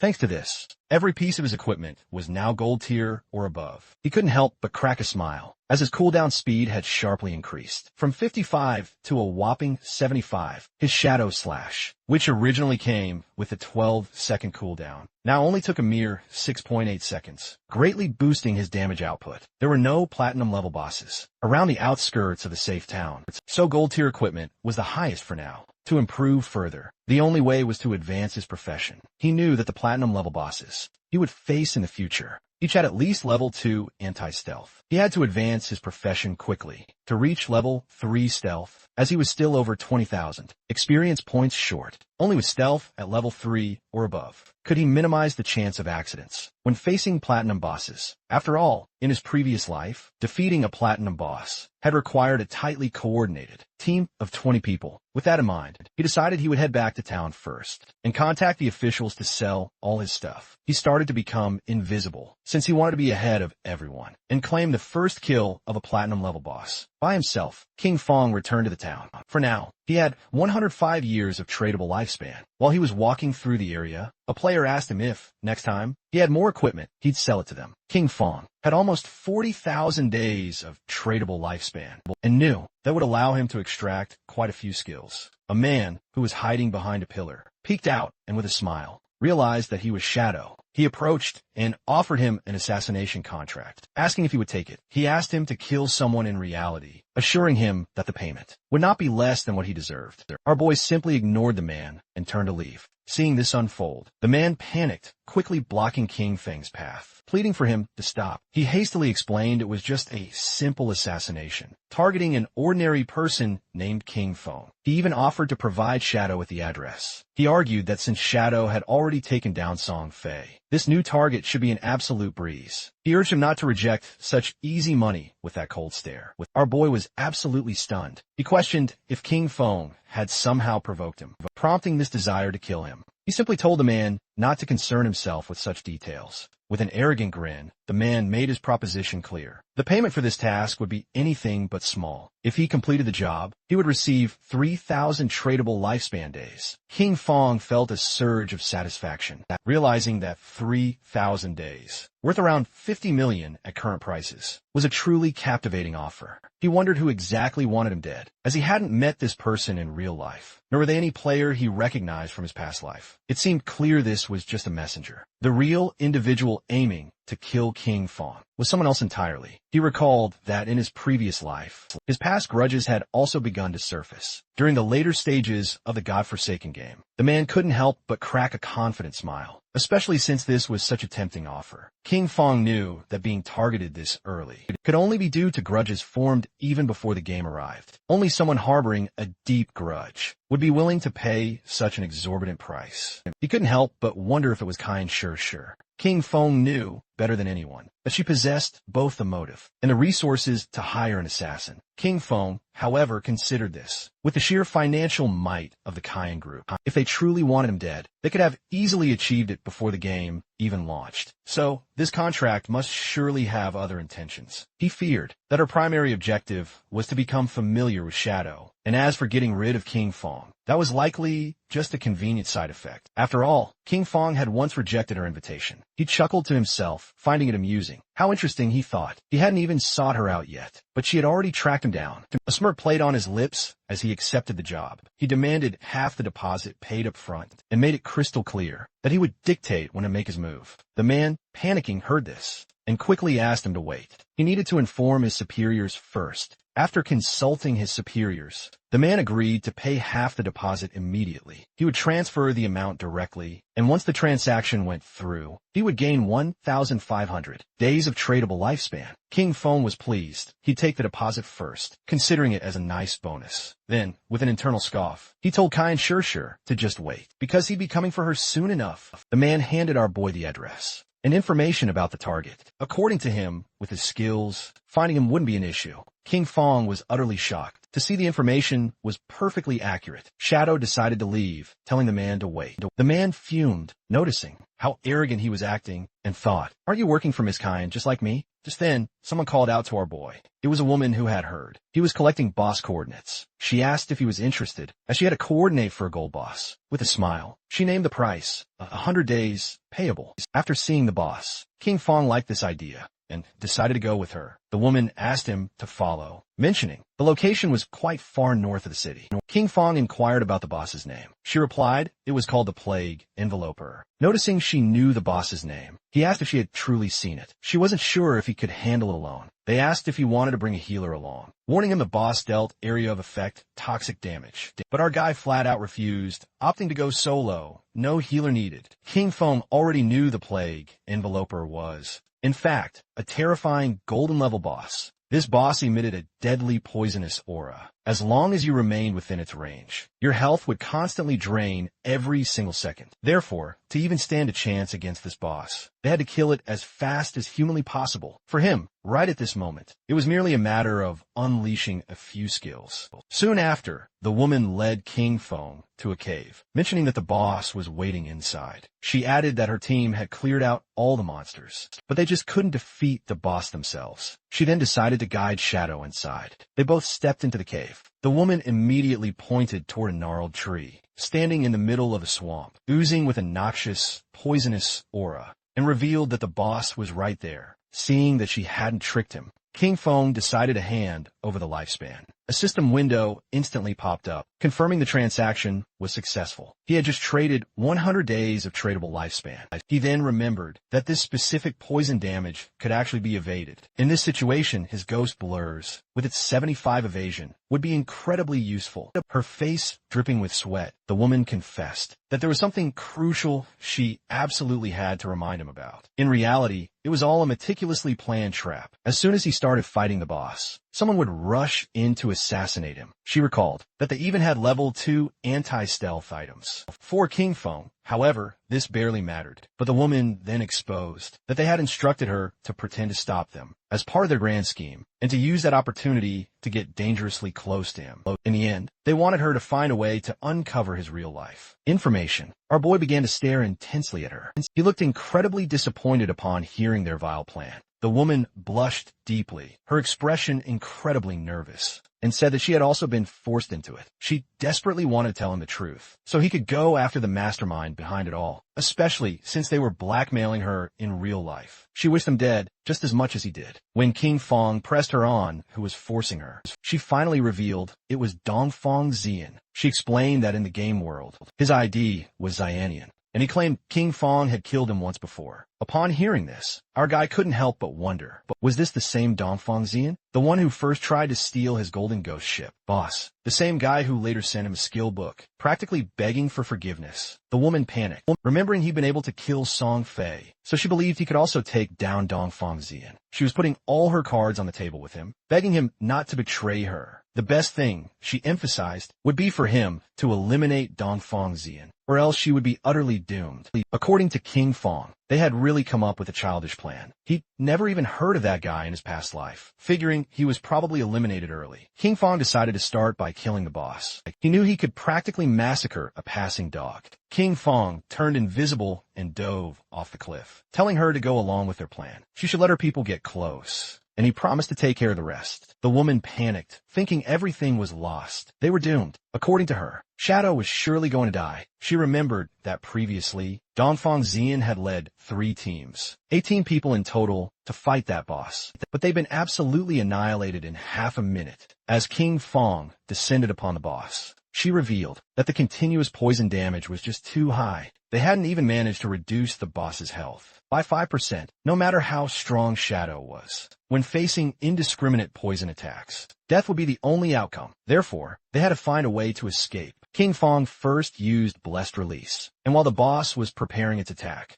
our boy activated the Weakness Amplification effect, and then the Throat Slash effect. His eyes began to shine with determination. King Feng attacked quickly, taking several thousand HP points from the boss. In an instant, its HP bar dropped to less than half. The woman was in shock, since she realized that a single skill had annihilated 2/3 of the HP of the gold tier boss, inflicting more than 80,000 points of damage. He wondered if King Feng was even human. Our boy disappeared and appeared behind her. Luckily for him, the active effect of Blessed Release had a 25-second cooldown, with a 75% cooldown speed boost. The final cooldown was 14.3 seconds. He decided he wouldn't kill the boss yet. He would wait for Dongfang Xian's people to come and die, and meanwhile wait for his skills to cool down. Not long after, Dongfang Xian and his men entered the cave, with the intention of killing Shadow. With an angry gaze, the leader made it clear that, if anyone tried to stop them, they were going to kill them mercilessly. The woman drew her sword. King Feng was somewhat annoyed, since out of all the people, it was this guy again, and now he was also involved with Dongfang Xian. He wondered if their plan, which consisted of Snowy pretending to block this group, would really work. He didn't know if Snowy's combat power was really that strong. More than 10 people were rushing in, and he wasn't very sure if she could really stop them.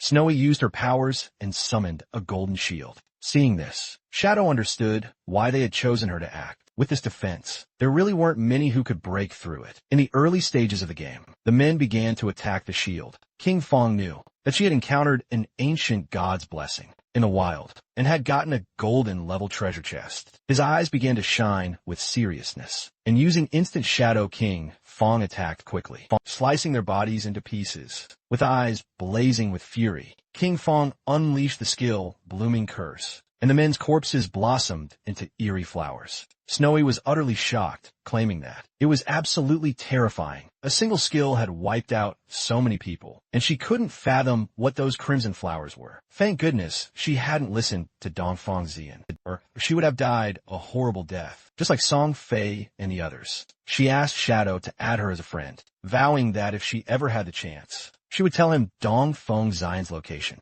King Feng, in the real world, decided to listen. Snowy couldn't help but blush, and then she asked him if he ever needed any special service, he should come to her, assuring him they would always be free just for him. King Fong finally realized what was happening, and no wonder it burned so much. Then he leaped, beginning his descent down the cliff. He swiftly attacked the boss with powerful slashes. According to King Fong, the lifespan that had been absorbed from over a dozen people didn't even compare to what the boss had granted. He remembered that after all, those guys, instead of dedicating themselves to farming safely, they went out to stir up trouble and therefore deserved to die. He then turned to Snowy and asked if there was any problem. She said no and decided to leave. King Fong activated Greedy Hand, feeling elated, since it had been ages since he'd seen an assassin. Skill book. Finally, another one had appeared. This skill book was called Darkest Hour of Platinum Level. It was an assassin-type skill that unleashed a burst of dark light from his blade, blinding all enemies within range. It had a cooldown of 60 seconds, required level 10, a range of 20 meters,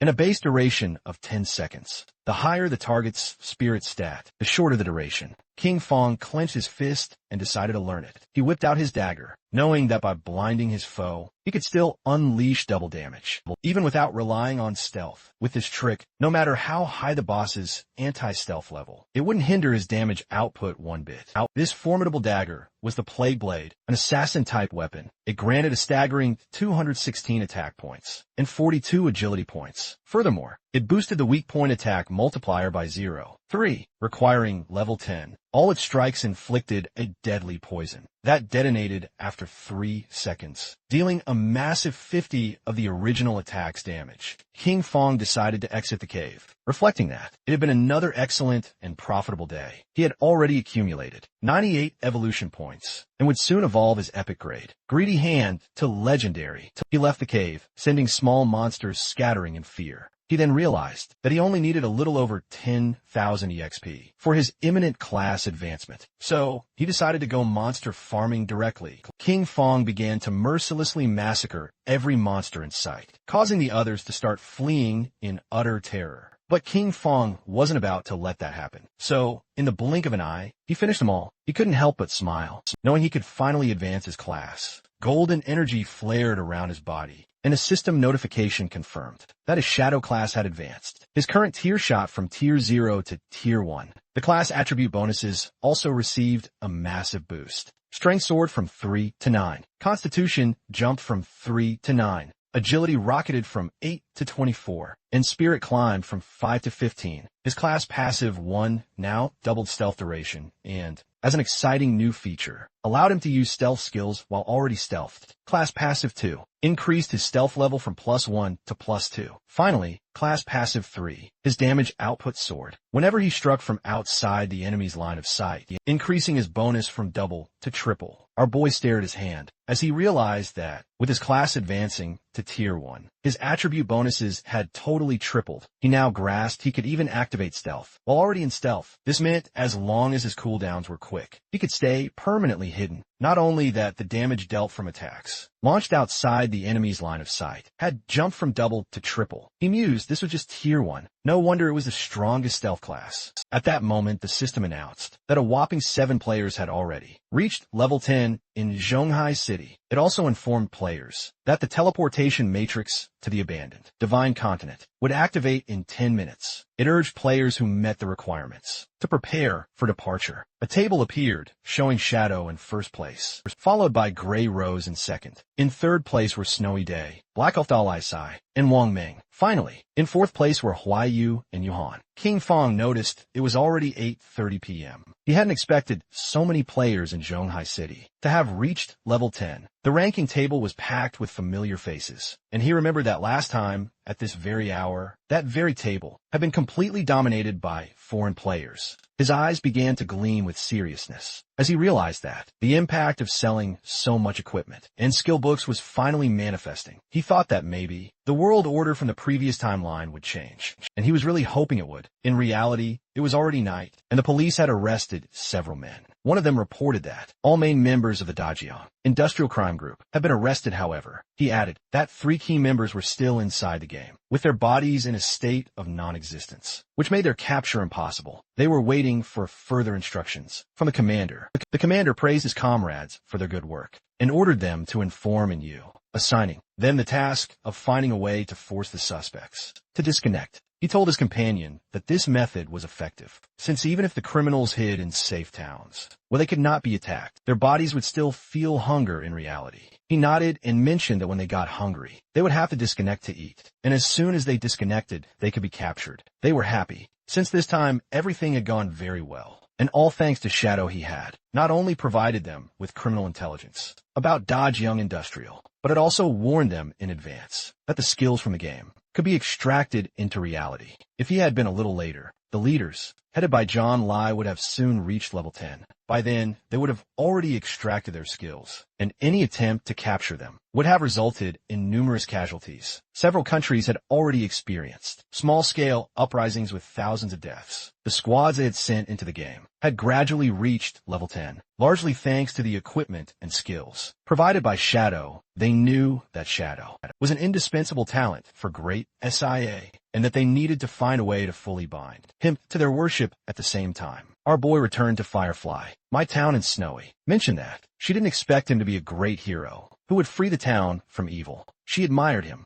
King Fong asked what she was rambling about, and told her that if she had something to say. She playfully stuck out her tongue, a smile gracing her lips, and told King Fong there was no need for modesty, since the authorities had already made this news public. She revealed that Dodong Industrial, along with Song Fei, orchestrated the kidnapping, detention, and murder of players, and that his elimination of Song Fei and Zhang Lai had been under official orders. King Fong remained speechless. He couldn't quite believe that the authorities were publicly exonerating him. He couldn't help but suspect that surely they were doing all of this to facilitate future cooperation with him. King Fong then asked if she'd already discovered Dongfang, Xian's real-world location. She mentioned he hadn't disconnected yet, and asked him to wait just a little longer, assuring him she would send the information his way as soon as she obtained it. King Fong began to walk through the city. He knew everything else could wait. His urgent task was to head straight to the divine abandoned continent. He noticed that quite a few people were already using the town's teleportation arrays. However, no one had yet been able to use the continent's main teleportation array. So, utilizing the teleportation matrix right there in town, he targeted the divine abandoned continent. He considered the town's current areas to be mere beginner zones. The real game truly began upon arriving at the divine abandoned continent. Nearby players instantly went into shock. They couldn't see a single soul and wondered who had just teleported in. One of them exclaimed, "It obviously had to be Shadow." Another, confused player, commented that he possessed level 2 anti-stealth and questioned how it was possible that he couldn't see him. Quickly, someone else snapped that he was an idiot, explaining that it simply meant Shadow's stealth level was higher than 2. Several seconds later, our boy finally appeared in the divine abandoned continent, and just as he expected, everything was exactly as he remembered from his past life. The area was completely deserted. Not a single player was in sight. As our hero explored the area, a monster, its eyes glowing ominously, fixed its gaze on him intently. These were the familiar ruins of Zhonghai City, back when players from different cities first arrived on the abandoned divine continent. For the very first time, they'd appeared in the ruins of their own cities. The location of these urban ruins matched perfectly with their real-world geography, and the reason why had always been a mystery. But the monster then emerged from its hiding place, and upon noticing this, King Fong whirled around. A worm-shaped monster appeared, letting out a ferocious roar. The monster attacked fiercely, destroying the ground using shadow blur. Our hero swiftly dodged the attack, and then, with an instant shadow slash, he sliced the monster in half. A system window then popped up, informing him he'd slain a level 11 Earthshaker. Just then, more Earthshakers emerged and tried to overwhelm King Fong, but he leaped, effortlessly dodging their attacks. With his eyes shining, he activated Blessed Release, and then unleashed an instant shadow slash, cutting the monsters into pieces. The bodies transformed into lifespan, and he knew there were no longer safe zones, like those found in towns. Monsters lurked from all directions, ready to strike at any moment. But he was acutely aware that, as long as one could find a refuge, hidden within the ruins, a fortress could be established to dominate the area. He remembered that the best refuge in the ruins of Zhonghai City was located in the northwest. It was exactly the refuge of the God Slayer Guild from his previous life. At the same time, on the divine, abandoned continent. Another group of players had also arrived. It was Wang Meng's party. Little Black was somewhat surprised, while Wang Meng didn't know why. This place looked like the ruins of a modern city. This place was incredibly familiar to them. Little Black pointed towards the towering structure. Aren't these the ruins of Jiangnan City? She asked. Du Ishio confirmed it, and confirmed she was absolutely right, adding that the towers of Jiangnan City still stood tall. Little Black scanned the surrounding area. She'd heard whispers that someone had spotted Shadow, teleporting right here. Now, she was frantically wondering where he could be. Goeishu told her to stop searching, reminding her that he could turn invisible. Suddenly, two earthshakers burst from the ground. Seeing this, Wang Meng immediately drew his shield and shouted a warning to everyone. Monsters are attacking. Geiyiksu osativoted hashil elven blessing. The monsters launched a swift assault, but Wang Meng expertly blocked it with his shield, and thanks to her enhancement, he could easily withstand the blows. Goeishu warned Wang Meng to be careful, explaining that even these ordinary monsters hit harder than silver tier bosses. Back near the starting town, the party's archer unleashed his binding shot skill, firing an arrow directly at the monsters. In a flash, the arrow created glowing energy ropes, which tightly ensnared the monsters' bodies. With a triumphant grin, he declared that these creatures were vulnerable to crowd control, and therefore, he'd keep them utterly immobilized, while unleashing all his damage to finish them off. Little Black hoisted her magic staff into the air and summoned a blazing prophetic fireball. Two scorching flames slammed into the monsters. The Earthshakers collapsed, defeated, their forms rapidly dissipating into light particles. Wang Meng asked Zai Su to send her owl soaring high to scout the surrounding terrain. She nodded, and her owl instantly took flight, circling the area. Her report came quickly. Monsters were everywhere. So many of them. The noise from their previous fight had already drawn more creatures their way, and they were heading straight for them. Plus, she added, there was no safe zone in sight, and asked the captain what their next move should be. Wang Meng was absolutely stunned. Seeing no safe zone anywhere near them, the archer completely panicked, wondering what kind of messed up continent this was, and how it had suddenly become a brutal survival game. Little Black asked Zai Ozu to try and locate Shadow, explaining that Shadow had arrived about 10 minutes before them, so he shouldn't be too far off. She assured them that if they found him, they'd be safe, at least initially. At first, she couldn't spot any human figures nearby, but then she began to perceive life energy. She noticed a massive cluster of bright lights, glimmering towards the northwest, and realized these were the rewards from the monsters they had just defeated. She deduced that this must be Shadow's handiwork, who probably had a completely full inventory, which is why he hadn't picked up the loot yet. Suddenly, more monsters burst from the ground and immediately started charging towards them. They immediately started running, urging everyone to hurry up. Now that Shadow had cleared all the monsters from that area, it was finally safe, and if they followed the glowing rewards, they would surely find him. The captain ordered everyone to stay alert, maintain formation, and don't fall behind. He added that they would fight as they retreated. Meanwhile, not too far away, more massive Earthshakers emerged, ready to attack. But someone moved with blinding speed and sliced their monstrous bodies to pieces. It was Shadow. He knew that, even without the active effect of graceful release, the total damage of Shadow's slash could still easily reach 20 to 30,000, meaning an instant kill against these mobs. For him, that place was basically a farming paradise. A few minutes later, he arrived at the hidden hideout. He began carefully observing the entire area, as he knew that beneath those ancient ruins lay a massive, sprawling underground palace. It had taken an incredibly long time to be discovered. In his previous life, that subterranean palace alone had over 1,000 resting rooms and dozens of grand, sprawling halls. This was the largest hideout in Jianghai City. It served as the base for his Godslayer guild. Before its conquest, though, this hideout was a true dungeon, teeming with countless traps and monsters, not to mention a powerful guardian boss. The bigger the hideout, the fiercer its guardian would be. As he stepped into the hideout, he recalled that in his past life, after founding the Godslayer Guild, he had assembled 3 elite squads, 18 top-tier members in total, and every single one had reached level 15 and were fully equipped to the teeth. Even then, they barely managed to conquer this very palace. He began his descent down the crumbling stairs, heading deep into the ruins' depths. A system window promptly confirmed his arrival at the hideout. This place was absolutely swarming with monsters, known ominously as the land of soul purification. His eyes began to gleam with unwavering confidence, because he knew that, even alone, he would single-handedly conquer this entire place. Another system window popped up, informing him that if he defeated the area guardian, he could claim full ownership of this region. The monster's attention instantly fixed on King Fong, and they all lunged forward, charging right at him. Our boy remained utterly calm and swiftly drew his dagger, recognizing he was facing a level 12 gold tier mob, an elemental spirit. Just before the monsters could even land an attack, King Fong unleashed his skill called Darkest Hour, immediately followed by Shadow Flash.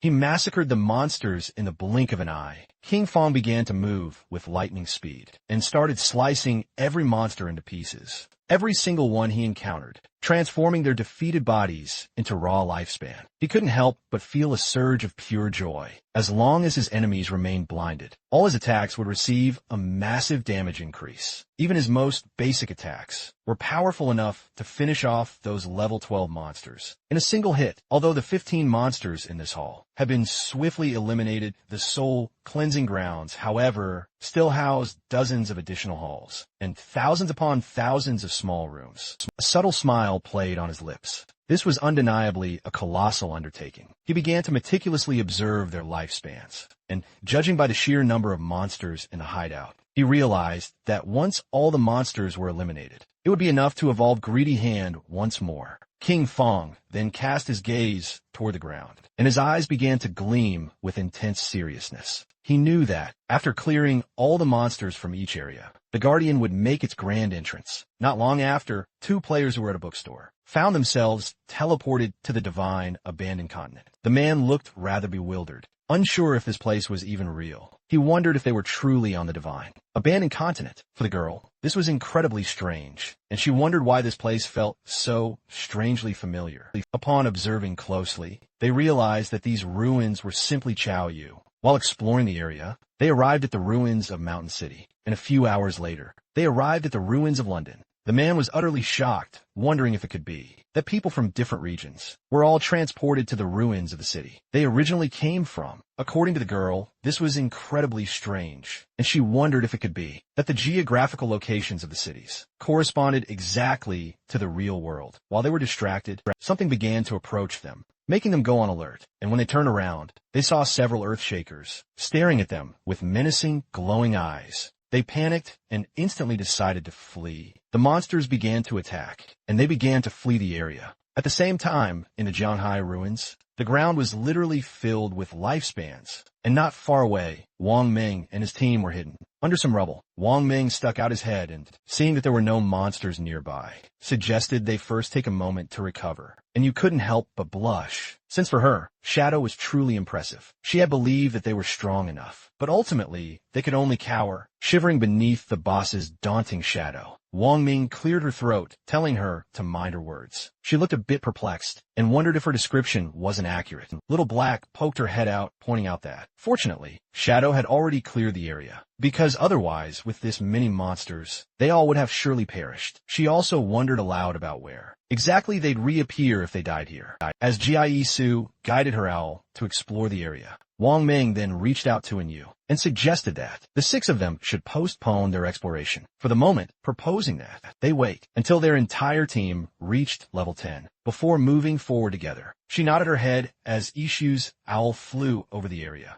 and noted the monsters were truly falling, like flies. But she wondered why Shadow had stopped there, since it was as if he'd vanished. Right in that spot, she also noticed an abundance of loot, and part of it was even gold tier. She absolutely longed to go pick it up. With a serious look, Wang Ming decided to contact Shadow to see if he still wanted those things. At the very same time, our boy sliced one of the monsters to bits. The area was filled with lifespan orbs. He felt a wave of relief, finally having cleared all the mobs. He had meticulously cleared over 40 halls and more than 1,000 small rooms, taking down over 400 monsters. He had also defeated 4 bronze tier bosses and 2 silver tier ones, which had granted him over 80,000 experience points and had raised his evolution points to an impressive 205. He began to walk forward, knowing he only needed 5 more points to evolve. Wang Meng, her hand grasping for loot, contacted Shadow, mentioning they had noticed he had left some loot from the monsters he'd killed, and proposed they collect it, and compensated him with lifespan proportional to its worth. Upon hearing this, our boy immediately realized that it seemed Wang Meng and his official squad had also arrived. He didn't refuse their presence. Instead, he allowed them to collect the loot. He also mentioned he'd contact them later, as he had a fresh batch of equipment to sell. Wang Meng thanked him profusely and told him they'd wait at coordinates 89,554, 66,666 inside the ruined shelter. At that exact moment, electricity began to crackle and manifest, and King Fong's attention was immediately fixed on it. It began to move swiftly toward our boy. King Fong quickly realized that the Guardian had appeared.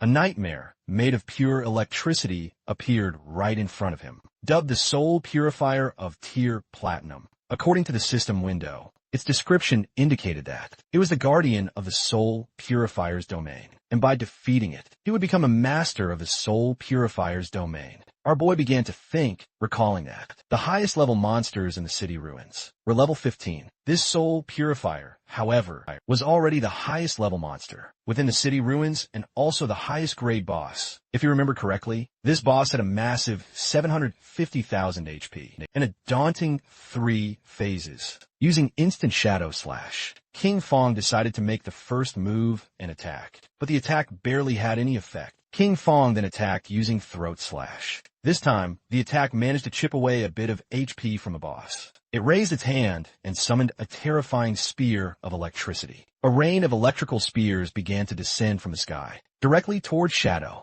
but he swiftly moved, dodging the onslaught of attacks. While expertly dodging the attacks, he realized that if he were hit by those lightning attacks, with his current defense and lightning resistance, death was absolutely certain. He knew that any skill or attack from a platinum level boss or higher had hit correction. With his current evasion rate of 75, normal monsters only had about a 25 chance to hit him, but the Soul Purifier's attacks kept finding their mark, with a solid 50% chance of hitting. Yet his agility stat had already soared to 182 points, and at his absolute top speed, his running speed blasted past 40 meters per second. So, as long as he kept his focus sharp, he could effortlessly dodge before the lightning could fully strike him. His eyes began to glow with fierce rage, because last time, he and his guild had barely survived, thanks only to the priest's shield and pure luck. This time, he attacked with every ounce of his strength, determined to give the boss absolutely no chance. The boss had already lost a quarter of its HP, as the throat-slashing damage from Graceful Release, combined with Shadow Slash, and the explosive burst from Plague Blade, had instantly shaved off a massive 250,000 HP from it. He knew that next, the boss would enter its second phase. The boss began summoning crackling orbs of electricity, and King Fong knew instantly that the Soul Purifier would enter an invincible state, continuously generating lightning, orbs, and bolts. He was keenly aware that in this phase, the top priority was to destroy the 3 lightning orbs first, or else the boss would go into a deadly frenzy. King Fong began to reflect on his past. In his previous life, his team had once been annihilated by the boss's frantic, overwhelming damage. After that, Qin Zhao had thrown a huge tantrum and had flatly refused to continue fighting. So for the second attempt, he hadn't taken her, and they had cleared it in one go. Using his venomous flying darts, he swiftly attacked the orbs, knowing that each time a lightning orb was destroyed, the boss would receive corresponding damage, and that once all 3 orbs were destroyed, it would finally enter the third phase. King Fong threw another dart, piercing the third orb, causing the boss's HP to plummet below half. Its eyes began to flash with furious rage. It extended its hand, and electricity started crackling and spreading through the area. King Fong, however, remained perfectly calm, because he knew that in this third phase, the Soul Purifier, the boss continuously unleashed wide-area lightning attacks. He remembered that the last time this happened, the guild had equipped all participating members with full sets of lightning resistance gear, along with 4 priests and their healing shields. They barely managed to survive it. King Fong leaped, and a barrier materialized around his body. But this time, there was no need for all that trouble. He activated Graceful Release and his Blacklight Shield. Seeing the constant lightning on the ground, he decided to attack from the air. Upon noticing the continuous lightning strikes on the ground. He decided to attack from the air. King Fong used graceful release and the black light shield. Then, his eyes began to shine with fierce determination. Using Shadow Slash, our boy attacked swiftly, cutting off the boss's head. After defeating it, King Fong landed back on the ground. A system window notified him that he had slain the Soul Cleanser, Faisal, a platinum tier boss. As a reward, he reached level 11. His 4 main attributes increased by 4 points, and he obtained 10 free attribute points. Additionally, he gained 20 evolution points and 1,520 days of tradable lifespan. Our boy was certainly pleased. He had achieved the world's first kill of a platinum tier boss, for which he earned 10 reputation points. What's more, he had become the master of the sanctified grounds. The ground was absolutely full of lifespan, and according to King Fong's knowledge, the hideout he had just obtained held an importance that transcended the game itself. He knew that a hideout not only provided shelter and storage functions, but more shockingly, it could be extracted into the real world. This was vital because when the game descended, real-world weapons began to corrode. The most powerful ones, especially nuclear bombs, became utterly useless from day one. Planes and tanks would barely function for another month or two before turning into worthless scrap. Essentially, all future real-world battles would solely depend on skills honed within the game. Once a hideout materialized in the real world, it could activate a powerful, magical defensive barrier, turning it into an absolutely impenetrable refuge. King Fong fell into silent contemplation before slowly moving away from the area. He recalled how, in his previous life, his guild, Godslayer, had used this very spot as their base to continuously grow stronger. While he cherished many joyful memories from that time, he had also been a first-hand witness to the countless individuals who came and went, their hearts full of intrigue and deceit. His eyes began to gleam with steely determination. This time, he wasn't going to tread the same old path. He would become stronger purely on his own merits, until he reached the absolute pinnacle. Outside, as rain began to fall, a monster swung its axe with brutal force. Xiaoyu's friend hit the ground, dodging the attack and yelling at her to step aside. Xiaoyu started screaming for help, but she didn't react quickly enough. The axe cleaved her body in half. She respawned back in town, where the system coldly informed her of her death, losing 14 years of non-tradable lifespan, plus 2 days of tradable lifespan. She was utterly stunned, realizing she had died again. Her friend was absolutely furious. He called her an idiot, sharply scolding her, asking how on earth she hadn't dodged the massive axe. Wielded by the boss, she instantly flared up and snapped, asking who he thought he was insulting. She angrily reminded him that he was the tank, and if he couldn't hold the boss's attention properly, how was she supposed to dodge its skills? He got even angrier, calling her an idiot, and then demanded to know how he was supposed to aggro the boss with a mere AoE skill. After more arguing, he abandoned the party. Xiaoyu's friend immediately panicked the moment she realized their tank had fled and frantically began screaming for help as the boss relentlessly attacked her. The boss swung its axe again, and not long after, her friend also respawned back in town, her face etched with worry. She then suggested to Xiaoyu they really needed to focus on taking down smaller monsters to level up first. She confessed she felt uneasy since they didn't have much lifespan left. Xiaoyu fell into silent contemplation. Just then,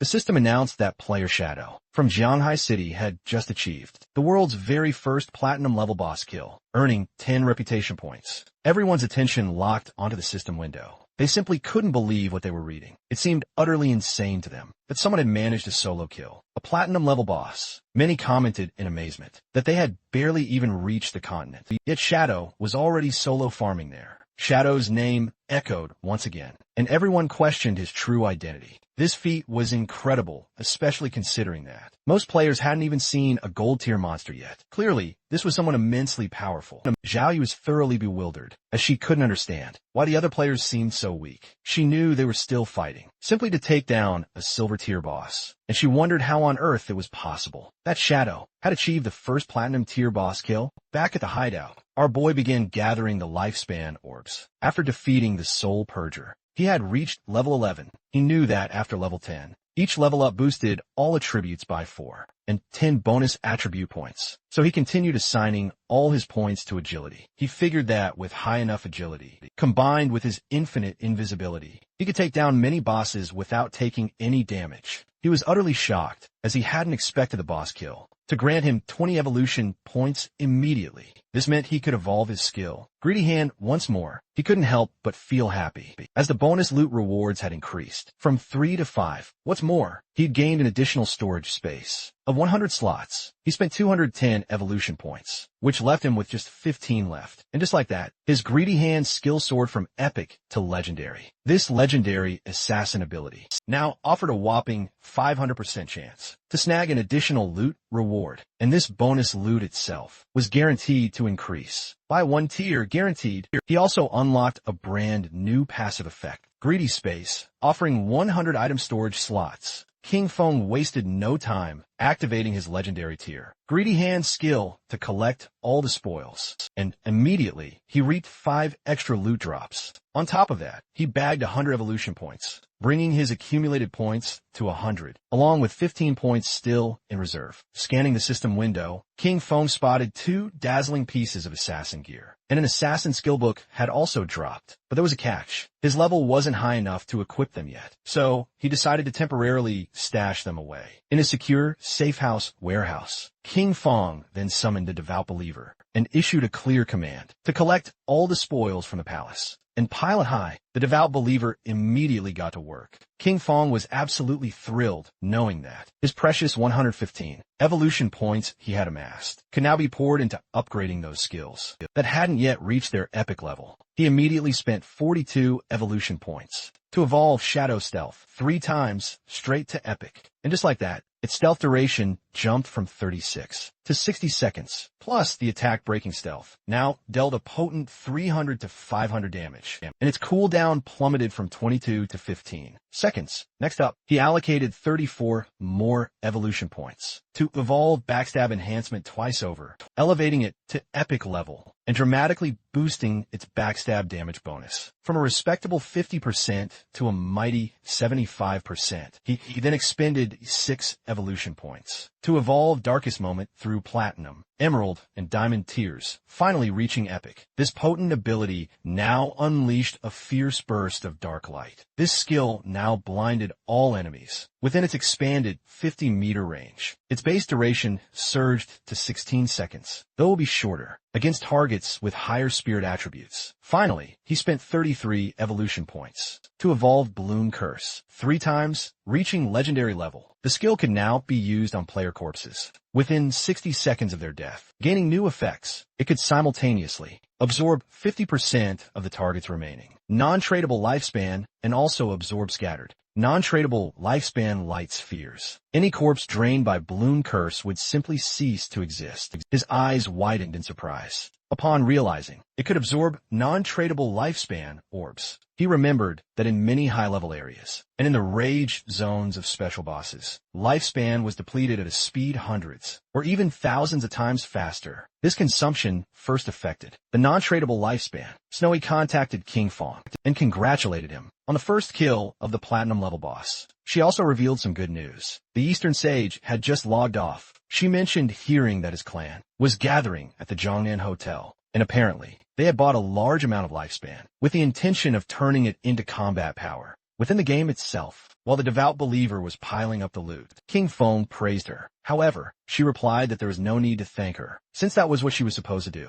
She revealed he had to defeat Eastern Sage without fail, or else she would be doomed. King Feng asked her not to worry and began storing the loot. He realized that all the items fit, and he still had half of his space left. Thinking about how truly useful the 100 Shuttle backpack was, he decided to go look for Wang Ming and sell everything to them. Upon seeing that Shadow had returned and used, Little Black's eyes widened with sheer joy. He got super excited, practically sprinting right to him. But just before she could even wrap him in a hug, King Feng halted her, raising a stopping hand. He cut straight to the chase, no preamble, making it crystal clear, as was his custom. He'd set the price, and if they didn't agree, they could simply pass. He explained that over 30 items were merely common grade, nothing but bronze junk, so he'd offer a discount, a flat price of 950 days of lifespan.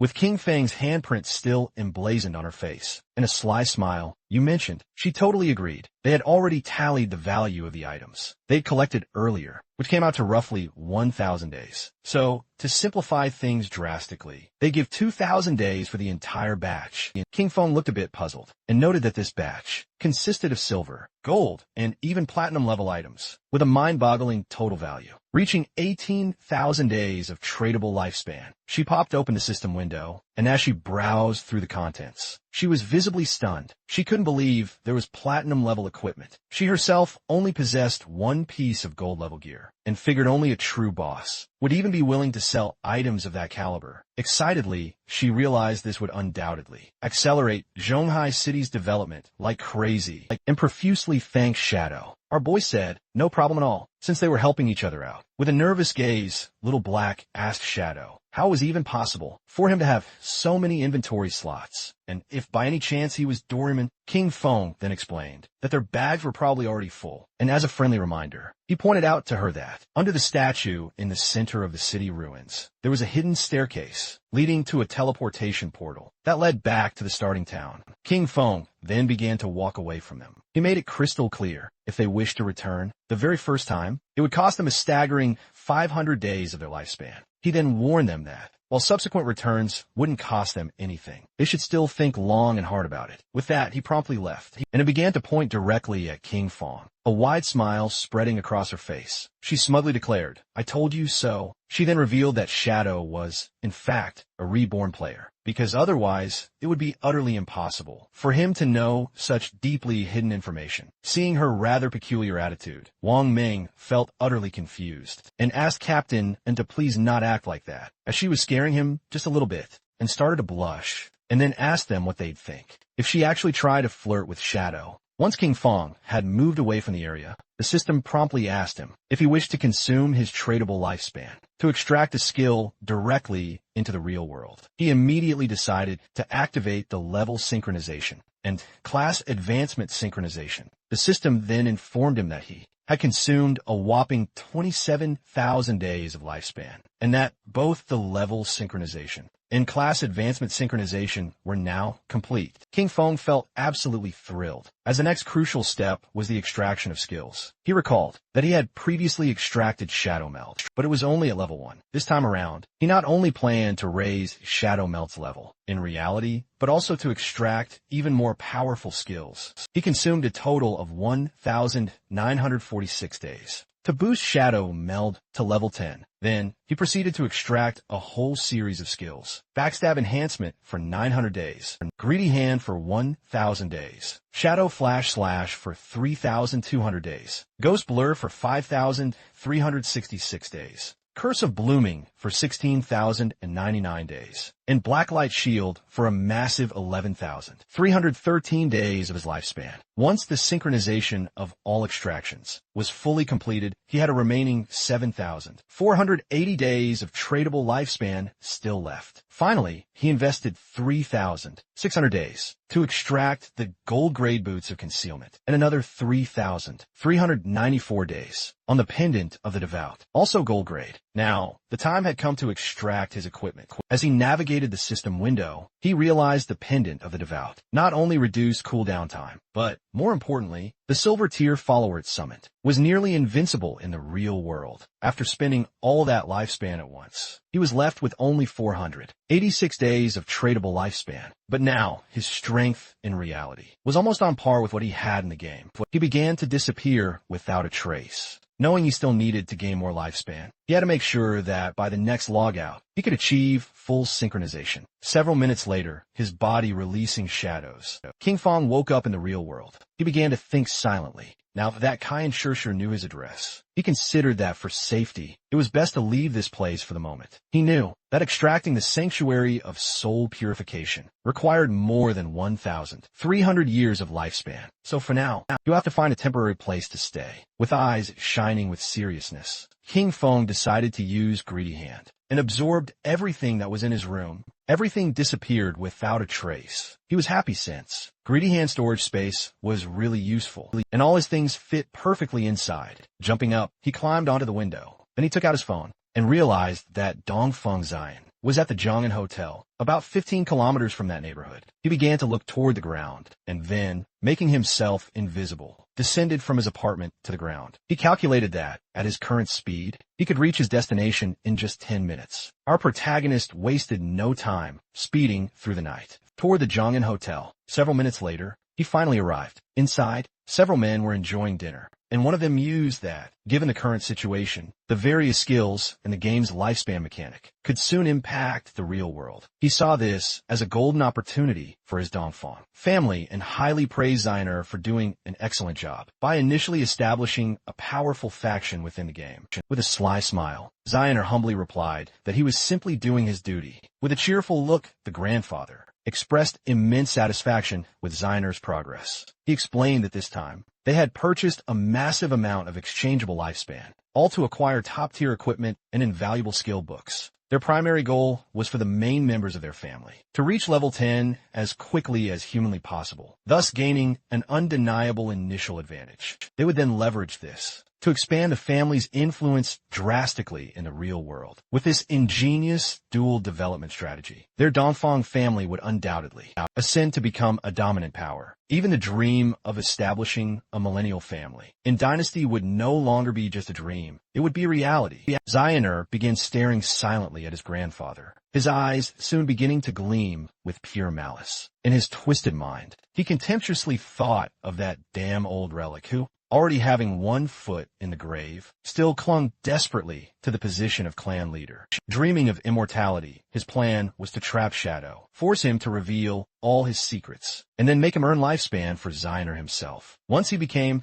the undeniable #1 on the ranking list, he would ensure they all met their demise. The grandfather then inquired about the progress of the plan to deal with Shadow. With a reassuring smile, Ziner told his grandfather not to worry. He assured him that he had already found a trustworthy woman to discover Shadow's true identity, and that they would have news very soon. The grandfather instructed him to capture Shadow alive and make him work for the Dongfang family. Given this was the path, they'd bring immense benefits to their clan. Meanwhile, King Fong had already dispatched the guards, who were guarding the hotel entrance. They decided to raise a toast together to the resurgence of the Dongfang family. And then, in unison, they chanted, "Long live the Dongfang family." His eyes began to gleam with a serious intent, especially since he hadn't expected these noble families to be armed. He knew that his signature skills, Ghostly Blur and Black Light Shield, couldn't guarantee 100 evasion. What's more, he hadn't extracted any armor into the real world. He was keenly aware that, if a bullet struck his heart or head, it would mean instant death, without a doubt. Considering that caution was paramount, he extended his hand and, using his faithful pendant, summoned one of his loyal followers, a devout faithful, equipped with sharp claws for melee combat and green flames for range attacks. Our boy gave the order, "Go in and leave. No one alive." He knew that, as a silver level boss, the devout faithful had strong damage resistance, and that even against firearms, it could withstand quite some time.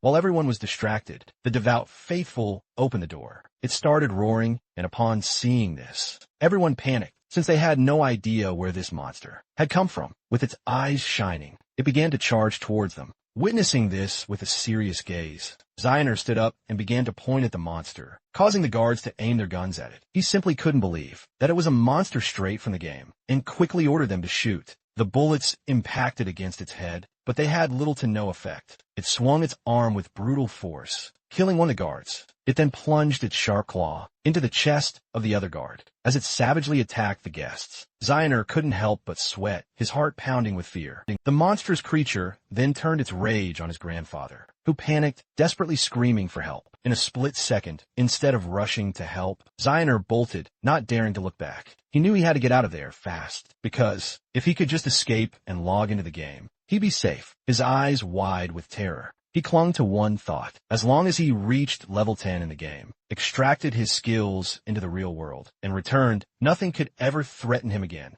Just then, he spotted King Fong standing right at the hotel entrance. Before he could even draw another breath, our boy attacked with lightning speed, sending Ziner's head soaring through the air as blood gushed from his severed neck. King Fong simply turned his back and walked away. Ziner's eyes, still wide with confusion, couldn't comprehend what was happening. Moments later, beautiful flowers began to bloom from his body. King Fong observed them intently, and the system confirmed his gains. He had absorbed 27,000 days of tradable lifespan and 482 years of non-tradable lifespan. His eyes gleamed with delight. What incredible haul! Xioner's corpse had completely transformed into flowers, and King Feng was thrilled. This time, the blooming curse skill had truly proven its worth. It not only eradicated all traces of the body and blood, but also extracted every single drop of lifespan from Xioner. As a result, his non-tradable lifespan had now accumulated to a staggering 2,327 years. Thanks to this massive boost, he wouldn't feel so much pressure when entering future. Hajzun. Moments later, an alarmed shout pierced the air, urging everyone to call the police. Gunshots and screams had just erupted. From the private room, King Feng's expression turned serious, and just then, several police officers sprinted towards the commotion. Remembering that this was the very room where the Dongfang family held their meeting, they were certain a shooting had occurred. But upon arriving, they were shocked to find no corpses. How could there be no victims? It seemed impossible. The situation was incredibly bizarre. One of the police officers felt utterly perplexed, as this private room was in utter disarray. It was evident a violent struggle had definitely taken place here. What he couldn't grasp was why not a single person remained in the room. He immediately questioned his companions, asking if anyone had seen someone leave the hotel. According to them, this was highly unusual. The burning question on everyone's mind was, where had the entire Dongfang family vanished? It was as if they had completely disappeared into thin air. They decided it was best to call in the investigation unit. Meanwhile, King Feng had already made his exit from the hotel. King Feng began to move away from the building. His next target, the Kind Corporation. However, their main headquarters had already relocated to North America. This happened before the game had even begun its descent. At this moment, only the CEO's daughter, Kai Shur, was trapped in the Demon City area, and he needed to eliminate her before she managed to leave the country. The distance from Zhonghai City to Demon City was nearly 300 kilometers. If he traveled on foot, it would take him 2 or 3 hours, and that was far too much time to waste. King Feng settled down to sleep, knowing he needed to find a way to get them out. Our boy returned to the godforsaken game and immediately sprang up upon realizing there were still some silver and gold tier bosses left in the ruins. He decided to go farm them. Captain and Yu contacted Shadow, informing him with great enthusiasm that she had excellent news. She explained that Xiao Hai had just found the entrance to a tomb, but a gold-tier vengeful spirit was guarding it, and they couldn't defeat it. King Feng was somewhat surprised to hear this, and asked how she had found the tomb entrance. The captain and Yu then revealed that, on their journey back to the starting city, they made a slight detour to avoid some pesky small monsters. But as they walked along, they suddenly noticed someone was missing. After searching for a while, they eventually found out that Xiao Hai had fallen into a pit. It was a special tomb area where team chat was completely blocked. Upon following him into the pit, they encountered a level 12 gold boss that immediately began chasing them. Luckily, they ran fast enough to escape its grasp. She informed him that they were now back in Shell Town, and that if he wanted to go to the tomb, she could give him the coordinates. King Feng knew a true lucky charm was indeed a stroke of luck, that someone could stumble upon a tomb just by taking one wrong step while walking through the city's ruins was an incredible coincidence. He was aware that tombs like faith temples and cursed ruins were wild, random events, and incredibly rare. He asked the captain to give him the coordinates, and you promptly sent them over, revealing that the tomb was near the ruins of Shell Town. King Feng thanked her, mentioning that if he obtained something he couldn't use, he would sell it to them without hesitation. He couldn't help but marvel at how truly clever and Yu was. King Feng's attention was then fixed on a well. He was somewhat confused to see this, and wondered if this was truly the access point. With such a large well, it seemed incredible to him that someone could simply fall in by accident while walking. Without a doubt, that girl Xiao Hai was truly unique. Without hesitating for even a second,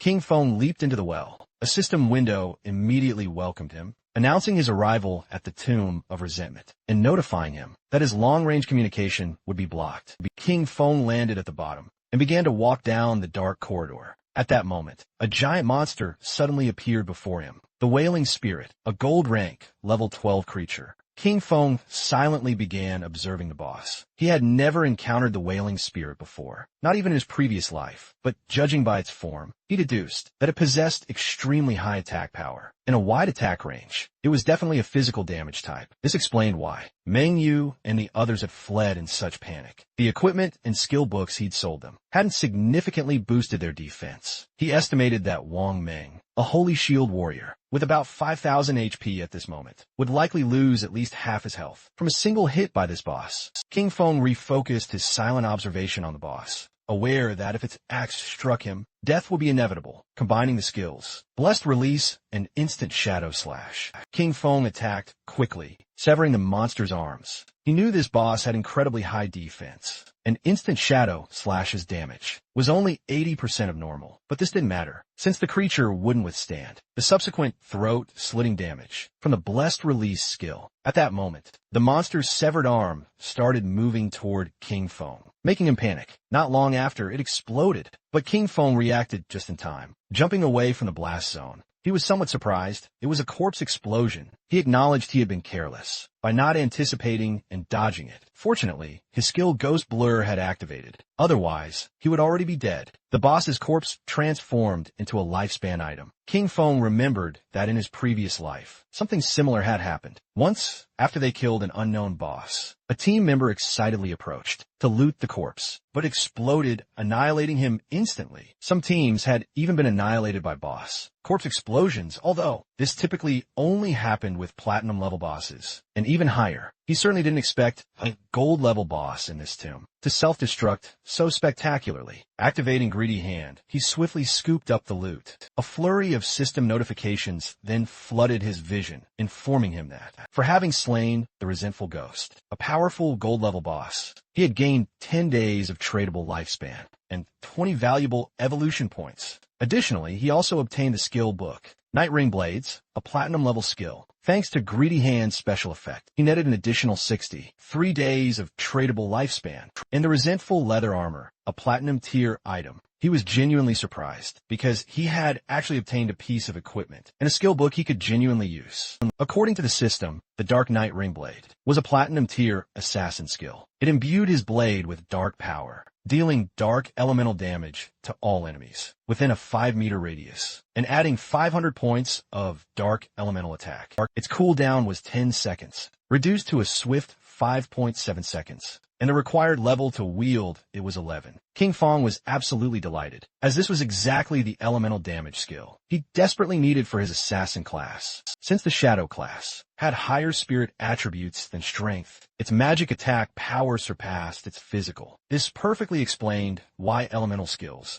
like Dark Knight Ring Blade, suited him so well, and he finally understood that he should focus more on enhancing his spirit stats to maximize this type of damage. He had 9 points in strength, 9 in constitution, 24 in agility, and 15 in spirit. King Fong decided to advance the skill to epic level to see the results immediately. He consumed 6 evolution points, leaving him with 36 remaining. The skill, Dark Knight Ring Blade, evolved from platinum to emerald, then to diamond, and finally to epic. As a result, the effective radius of his dark elemental damage expanded from 5 to 12 meters. Plus, the bonus dark elemental attack shot up from 500 to 1300 points. Our boy realized that after his skill's evolution, its range had expanded from 5 to 12 meters, and the additional attack power had surged from 500 to 1300 points. His eyes gleamed with serious determination, as he knew better than anyone that, for an area attack, the additional attack power wasn't its primary strength. And while the total damage per use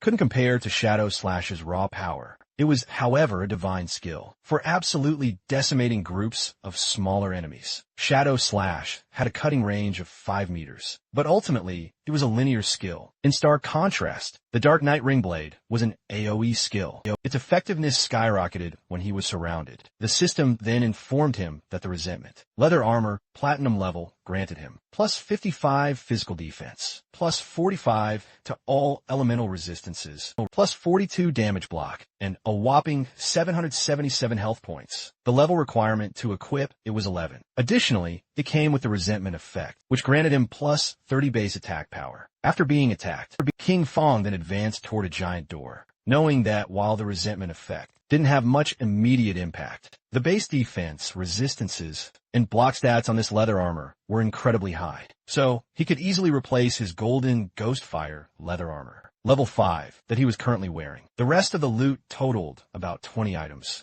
and selling them all would net him over 10,000 days of lifespan. Now that he could enter the tomb, he hoped to find valuable materials inside, and if he managed to get them out, that would be the ultimate bonus. Meanwhile, a goblin swung its sword with savage force, brutally cutting Xiaoyu and her friend in half. She and her party responded back in the town. The man was absolutely furious. He started screaming like a madman, then grabbed Qin Xiaoyu by the collar and made it painfully clear she was useless, all height and no brains. He scolded her, claiming it was always her fault that their team ended up annihilated, and because of that, he only had 2 years of untradeable lifespan left. He threw her to the ground with force and threatened her, warning her not to even think about looking for him at school, or he would definitely take care of her. Her friend rushed over to help her, and the man disconnected from the game. Her friend then asked Qin Xiaoyu to go with her to her parents' small town. She explained that she'd heard there was a community support group there that specifically helped the elderly and people like them who didn't know how to play the game. She clenched her fist tightly and couldn't help but feel furious. She disconnected from the game and rejected her friend's offer, telling Yin Yin to go alone. Furious, she woke up in her bed and, grabbing her phone, asked Henin if he could help her level up. With a smile, Henin didn't refuse, but he set a condition. In exchange for raising her 1 level, she'd have to accompany him for 1 night, as he wanted to see how the popular goddess of the school behaved. In bed, she was furious and called him an ugly monster. She scolded him for thinking himself capable enough to try to take advantage of her and ordered him to leave. Then, a sly smile spread across her face. She told Han-in that, actually, she'd always liked him too, but she hadn't accepted his confession earlier, because her brother, Qin Fong, was controlling her. Now that she cut ties with him, they could finally be together, openly and without worries. He didn't fall for a trap. He simply called her an idiot. He even asked if she was trying to kill him. Chuckling, he pointed out that if she'd already cut ties with her own brother, who knew what she'd do to him next? Finally, he barked at her to get out.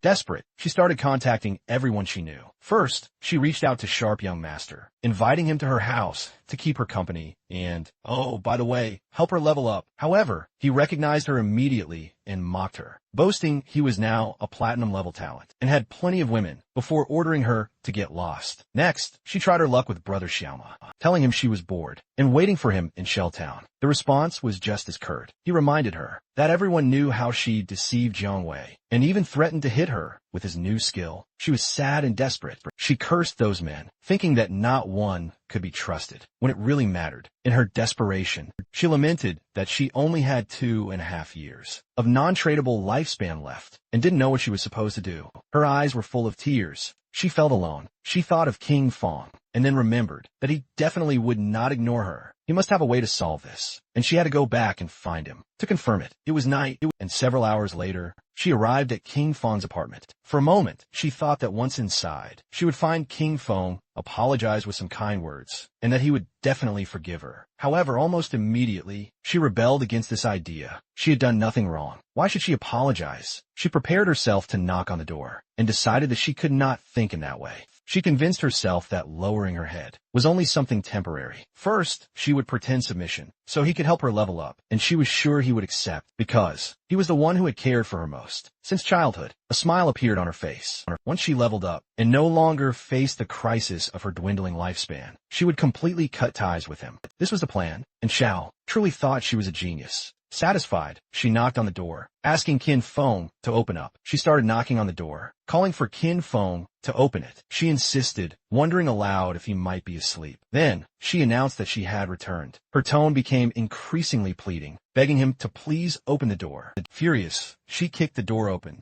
but went into shock upon seeing that no one was inside. She wondered where was Qin Fong, only to discover, with greater astonishment, that the bed, tablecloths, everything had disappeared. She turned on her mobile phone and tried to call Qin Fong, but there was no answer. She didn't know where our boy had gone. At the same time, in the depths of the Grudge Tomb, Qin Fong was massacring all the monsters. Not long after, he realized that he had reached the end of the tomb. Qin Fong summoned a devout follower, remembering that along the way, he had annihilated over 200 minor monsters and several bronze and silver level bosses. Thanks to this, he was about to reach level 12. In front of him was the final coffin, and knowing that once opened, the ultimate boss of the tomb would appear, he hoped it would be platinum level. It began to push the coffin. Qin Feng's attention was fixed on it, and not long after, something strange happened. Evil energy began to enter its body, through its eyes and mouth. The system informed our boy that his devout follower had been annihilated. Qin Fong realized that this was Death Miasma, a gold-level boss. He cursed his luck for having run into this disgusting thing, as he knew this boss had no physical form, making it utterly impervious to physical attacks.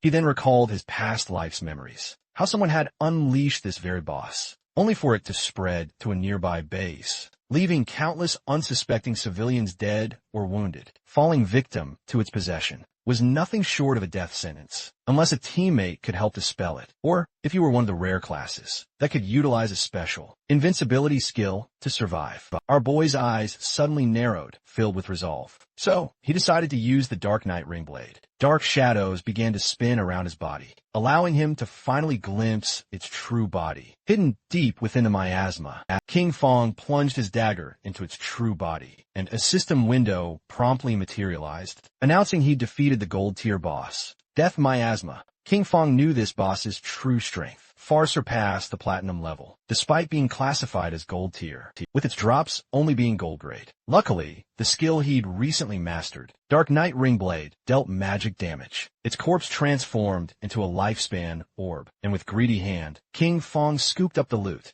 He let out a sigh, considering all the effort to clear this tomb. He really hoped for gold tier loot. King Fong obtained a rare item, a mount bell. His eyes widened in shock upon seeing this. Our boy was ecstatic, as the boss had actually dropped a mount. This proved that Lin Lu's famous koi luck wasn't just some simple rumor. It was an undeniable truth. According to the system description, the Mount Bell, Ghost Night Wolf, would summon a level 11 Ghost Night Wolf. This creature could assist in battle, and even be mounted, requiring a minimum user level of 11 before it could be used. King Fong remembered the Ghost Night Wolf was among the fastest mounts obtainable. In the early stages of the game, the Ghost Night Wolf itself was level 11, and its grade was gold. It boasted an impressive 148 strength, 155 constitution, 135 spirit, and a dazzling 191 agility. This mount would level up alongside its owner, growing stronger with every passing moment. However, if its unique bell was ever traded, the creature's level would instantly reset to its original state. Its abilities were equally remarkable. First up, Dash. When mounted, it boosted movement speed by a whopping 245%. Next, Night Walk. At night,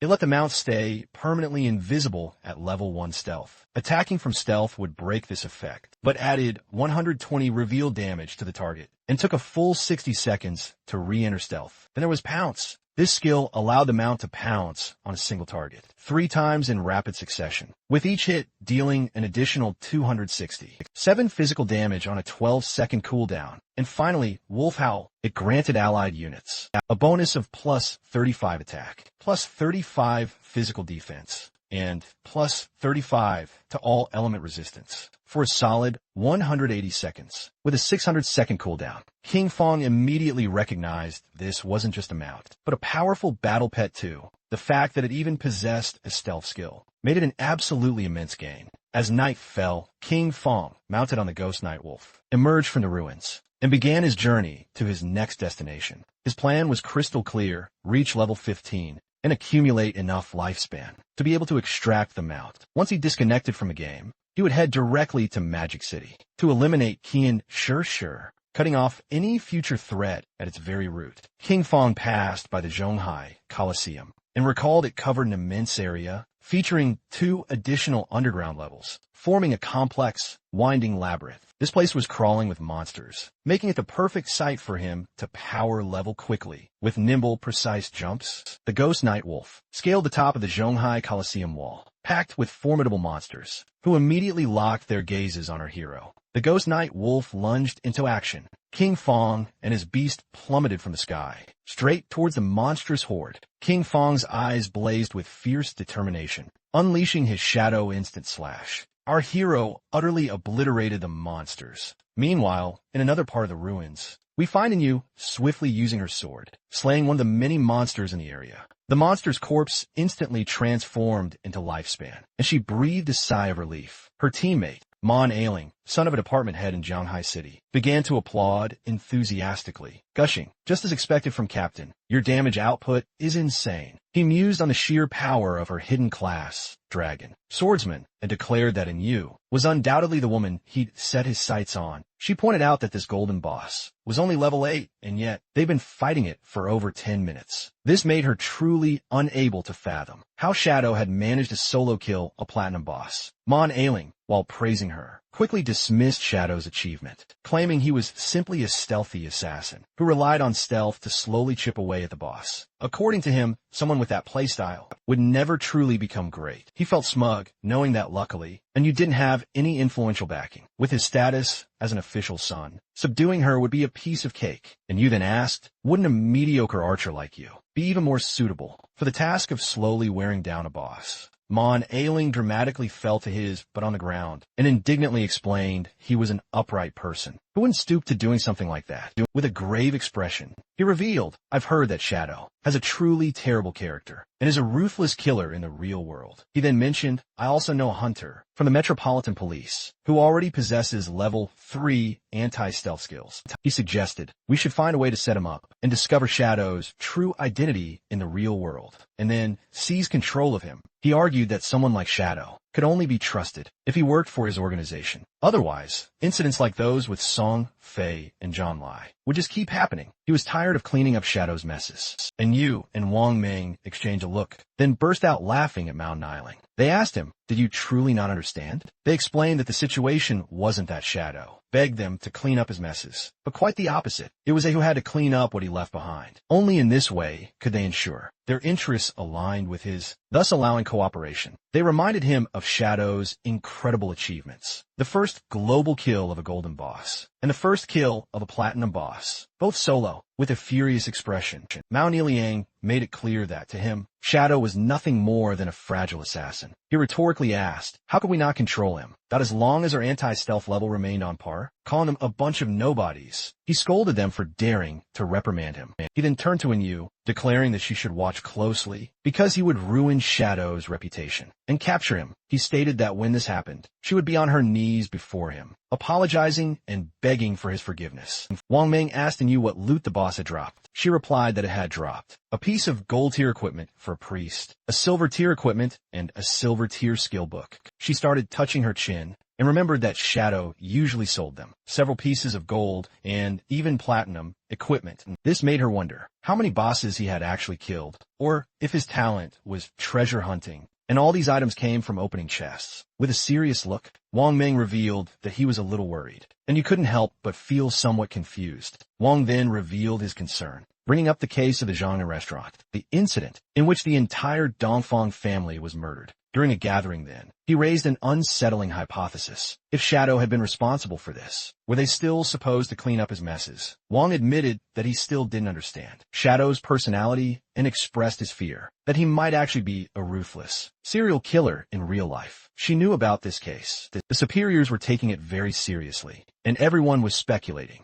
whether it was related to Shadow. With a confident smile, she explained that, even if this case had really been the work of Shadow, she would still choose to cooperate with him. She stated that, although the superiors refused to clean up his messes, she would personally support him. Wang Ming was somewhat confused, and when he asked the reason, she simply replied that the real question was, who wouldn't want to support Shadow? Their subordinate appeared, and reported that in the area ahead, they had found a place similar to an arena, but all the monsters inside were already dead. With a serious gaze, he revealed that there were bodies everywhere. He didn't know which party had been strong enough to clear all the monsters from the arena, and you felt happy and decided to go to the arena. Upon seeing her behavior, Wang Ming felt even more confused. They arrived at the John High Coliseum and saw a lot of lifespan lying on the ground. They were in shock as they realized the incredible amount of loot. There must have been hundreds of minor creatures there, and this led them to wonder which party was so strong to have achieved such a feat. Captain Enyu was confident that Shadow had been here. With this in mind, she suggested they search the surroundings, as they might run into him.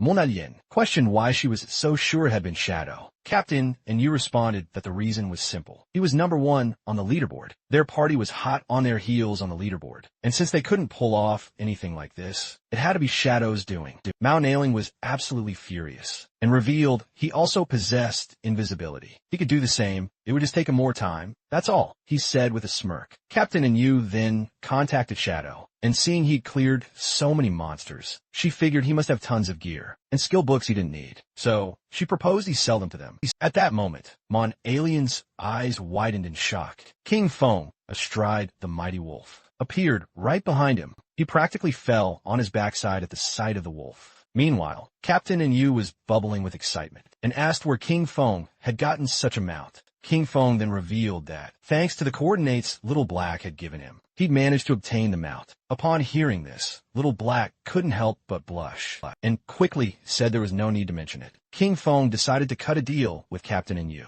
He proposed that she take all these items lying on the ground as part of a package deal, clarifying that the conditions would remain the same. As always, she mentioned that she understood. If she wasn't satisfied, she didn't have to buy. She already knew it. Shadow's prices were always fair. While they were talking, Mon Alien couldn't help but seethe with fury. His eyes widened, burning with rage. He felt utterly humiliated by Shadow, and swore internally that he would make them pay. Mounted on the wolf, King Feng began to advance through the ruins. According to the system chart, he had already reached level 13. Below him, at level 10, were Justice Enforcement and Wang Ming. Black Goblin Big Lies also appeared at level 10. Our boy had 245 years of tradable lifespan and 255 evolution points. King Feng was happy because this time, after clearing the arena ruins, he had obtained a pretty good grade gold skill book. The skill book was called Silent Concealment. It was a gold grade skill and let the user enter stealth without moving. As long as they didn't attack or move, they'd remain permanently invisible. Attacking from this state added 300 detection, penetration damage points. It had a cooldown of 120 seconds and required level 13 to be used.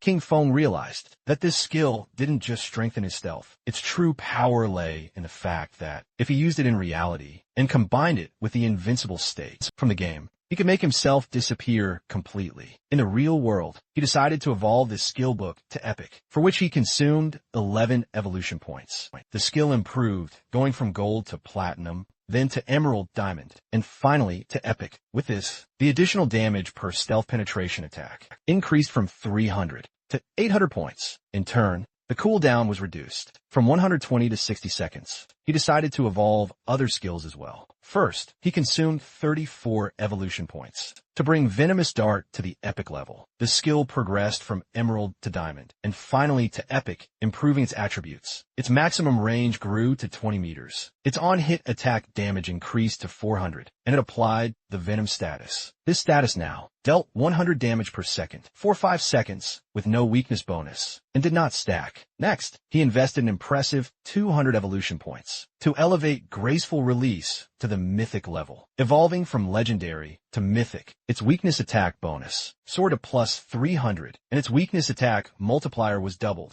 while its level remained at 5. Its active use now applied the Throat Slash effect, dealing 200 of the attacks, damage per second for 3 seconds, and its cooldown was slashed to just 15 seconds, or 9.7 with all his bonuses. King Feng was ecstatic. Mythic level skills were truly incredible now. Aside from a few special monsters, every single one of his attacks struck a weak point. He then pulled out the necklace and began observing it intently. He decided it was time to evolve it. This was the Deceiver's Pendant, a platinum grade item, an accessory specifically for assassins, granting 45 points of physical attack, 20 to strength, and 20 to constitution. Its equipment requirement was level 13, and it also boasted a unique effect. It added 1 point to his stealth level. By combining his skills and equipment, he realized he now possessed the stealth level 4. He was utterly convinced that at this stage, no one could possibly detect him. Plus, there was the Shadow Veil. Thanks to this item, his evasion rate had directly skyrocketed to an impressive 83%. It was the gold tier Shadow Veil, an assassin-type piece of equipment. It granted 5 points of constitution, 5 of spirit, and a 32% evasion rate. At that very moment, a small explosion suddenly occurred, and King Feng decided to stop and find out what was happening. And when he finally turned around, something massive began to emerge. It was a giant boss, with chains for arms and 2 sharp blades for hands. King Feng instantly realized it was the Steel Saintess, and he wondered who could be crazy enough to have unleashed this boss. King Feng remembered that in his previous life, she had first appeared in the ruins of Jianghai City, where over 1,000 people tried to hunt her down. This resulted in over 4,000 deaths in total. In fact, she was the guardian of a sanctuary called Church Sanctuary, the second largest refuge in the Zhanghai ruins. His original plan had been to deal with Kayan Shirsher first, before confronting this boss. But since she had appeared right there, he decided to face her head-on leaping into action. The wolf scaled to the top of building. The boss began furiously spinning her arms and massacring nearby players. She swiftly took down one of the players, and upon witnessing this, the others realized just how incredibly strong she was. But just before they had time to react, she swung her blade-like arms with brutal force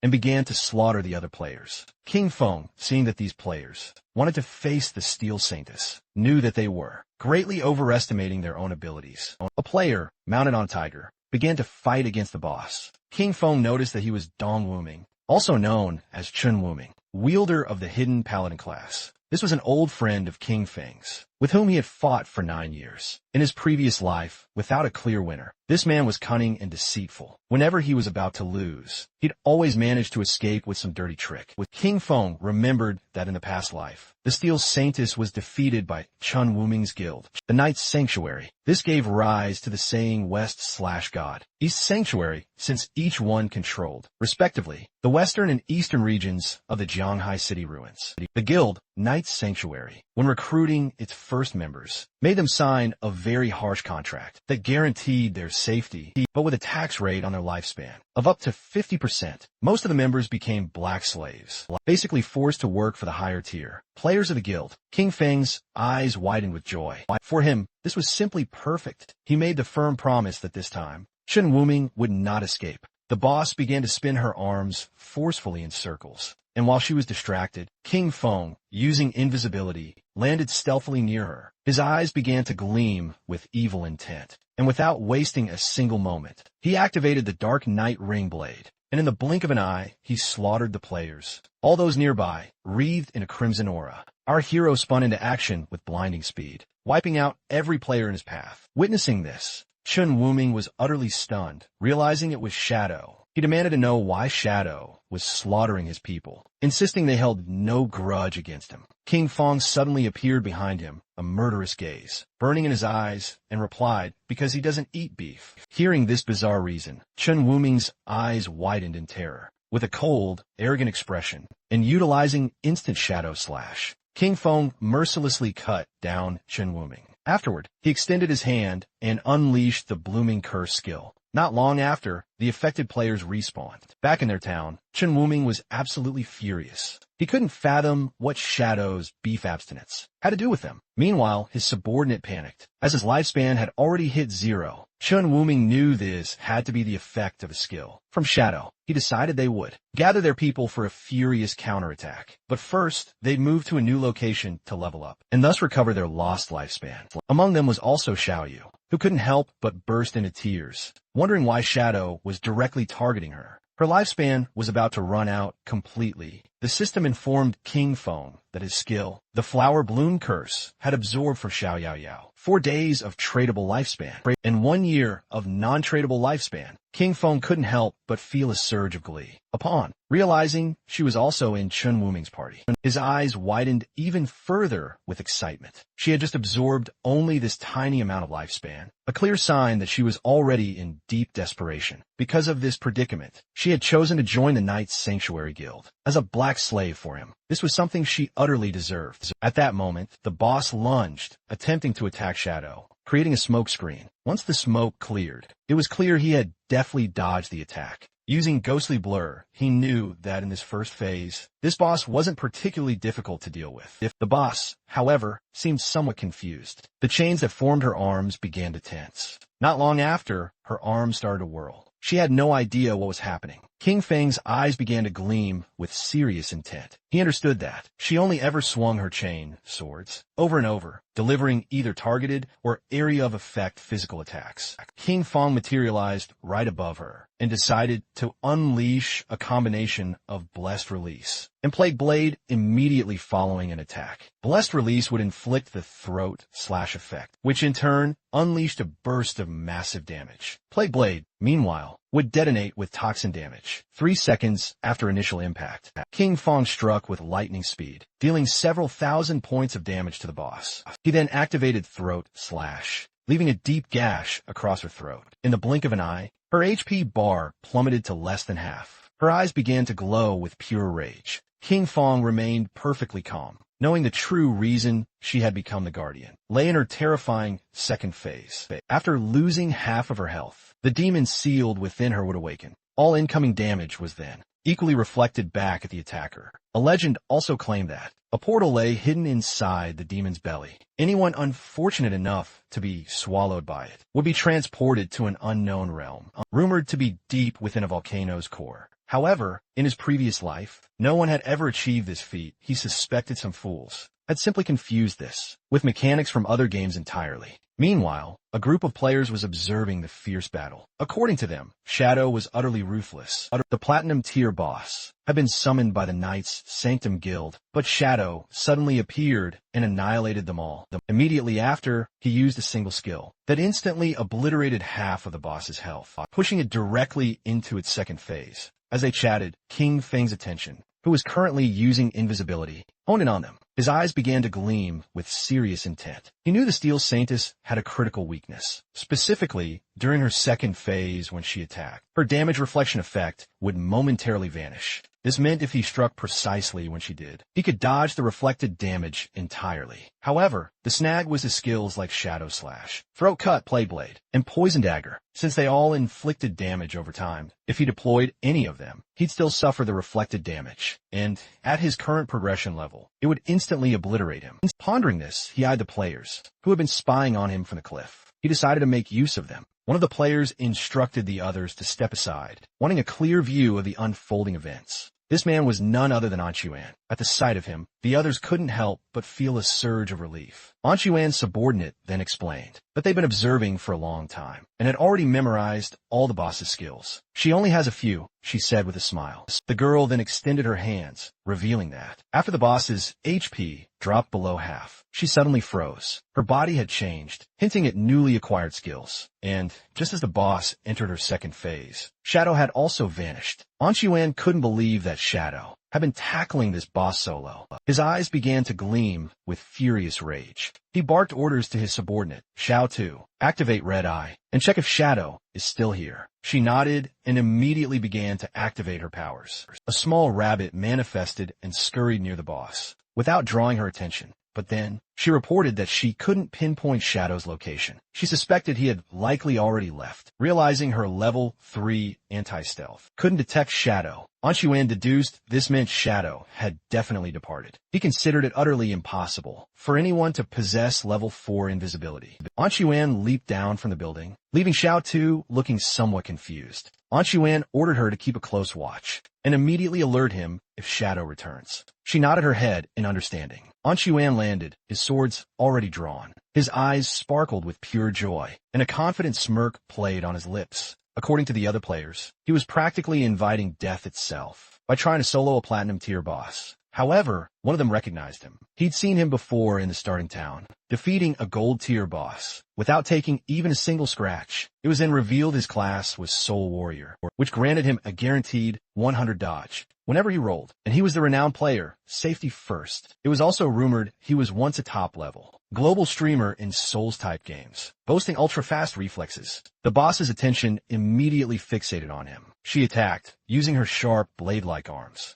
Luckily, Anchuan reacted just in time, sliding across the ground, narrowly dodging the attack. The boss then grew arms made of energy, and when she tried to crush Anchuan, he rolled again, dodging the attack once more. When the boss tried to catch Anchuan, he rolled yet again, moving away from her. His subordinates began praising him, amazed by his incredible skill and the sheer calmness with which he dodged. They highlighted his remarkable discipline in not letting himself be carried away by the greed of an extra hit. They considered his performance simply brilliant. With a smile, one of them mentioned he was truly amazing, perfectly dodging every single attack from a boss. This seemed absolutely incredible. He even saw multiple slash effects flashing over the boss's body, which led him to wonder if the Soul Warrior class was truly that powerful. With a curious expression, the black-haired woman explained that Anchuan, by rolling, activated the special passive, or counterattack mechanic of the Soul Warrior. Each dodge or roll actually counterattacked, dealing damage to the boss. And that's why, with every perfect dodge, he was actually landing hits on the boss at the same time, draining her life. This was precisely why the boss's HP kept plummeting every time he rolled with that smug smile of his. Xiao Tu also made it crystal clear that that the perfect dodge was just the starting point. What truly made Quan exceptional was his devastating offense. His attacks struck with incredible force and precision, transforming his defense into an unrelenting assault. His unparalleled skill, masterful combos, and impeccable timing made him not only untouchable, but utterly lethal. Defense kept him alive, but his offense swiftly ended every fight. The boss was frantically trying to land a hit on Quan. Xiao Tu's eyes began to sparkle with newfound confidence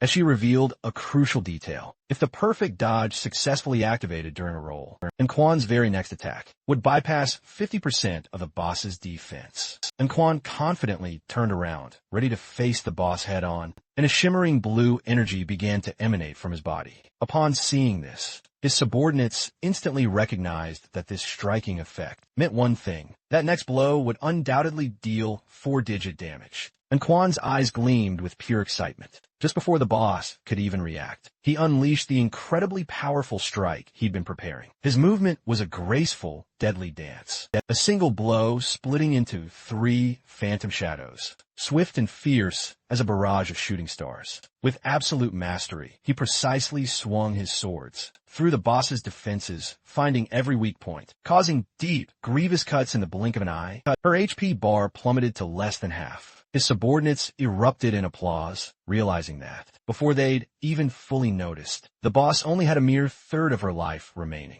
Quan coolly turned his back on the boss, a confident smile spreading across his face. But at that very moment, someone struck with powerful, unseen slashes, dealing him over 34,000 points of damage. He was killed instantly. His subordinates couldn't help but panic. They couldn't fathom why he had died, as they were certain he had dodged every single attack. They were even more puzzled, because despite their skills hitting the boss, her health didn't budge from the blow. This despite seeing it plummet just moments ago. Not far off, our boy stood watching. He silently began observing Anchuan's lifespan orbs. He thanked him, Anchuan's constant showboating, that had forced the boss to unleash many of her moves. King Feng's eyes began to gleam with joy, as he'd been relentlessly attacking this entire time. He finally whittled the boss's HP down to a mere third. The Soul Warrior's flashing moves that had certainly dealt some decent damage, but in the end, he'd only sealed his own fate, all thanks to his class's unique traits. It was simply an impossible task for him to defeat the formidable Steel Maiden.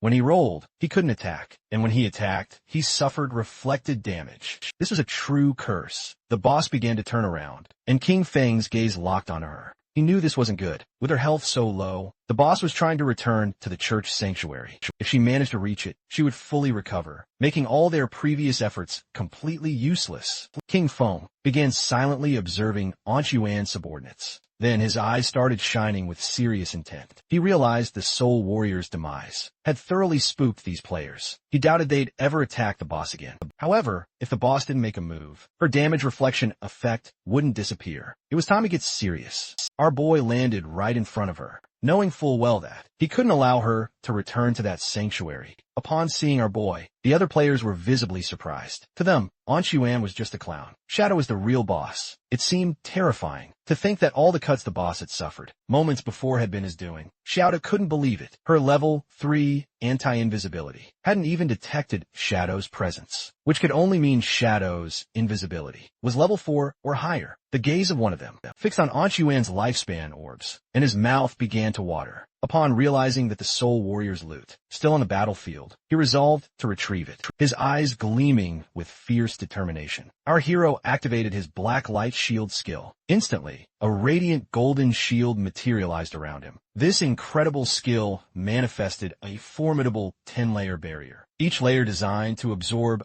a single instance of damage. The boss's menacing gaze locked onto King Feng, and her arms menacingly morphed back into lethal blades. As she lunged, King Feng knew instantly that this was the precise moment he'd been anticipating, unleashing his instant shadow slash. King Feng struck with blindingly fast, devastating slashes. He held the boss in his piercing gaze. Now with only 7 precious layers remaining on his blacklight shield, he vividly recalled that out of the 9 fierce strikes of instant shadow slash, the final 3 had undeniably connected with the boss, right during her brutal damage counterattack phase. It happened immediately after her attack concluded. If not for the stalwart blacklight shield, absorbing those 3 devastating blows, he would have been instantly annihilated. The boss then began to intensely focus energy in her abdomen before she leaped high into the air and began to unleash torrents of scorching purple flames. Our hero swiftly retreated, his black light shield now utterly depleted of all its layers.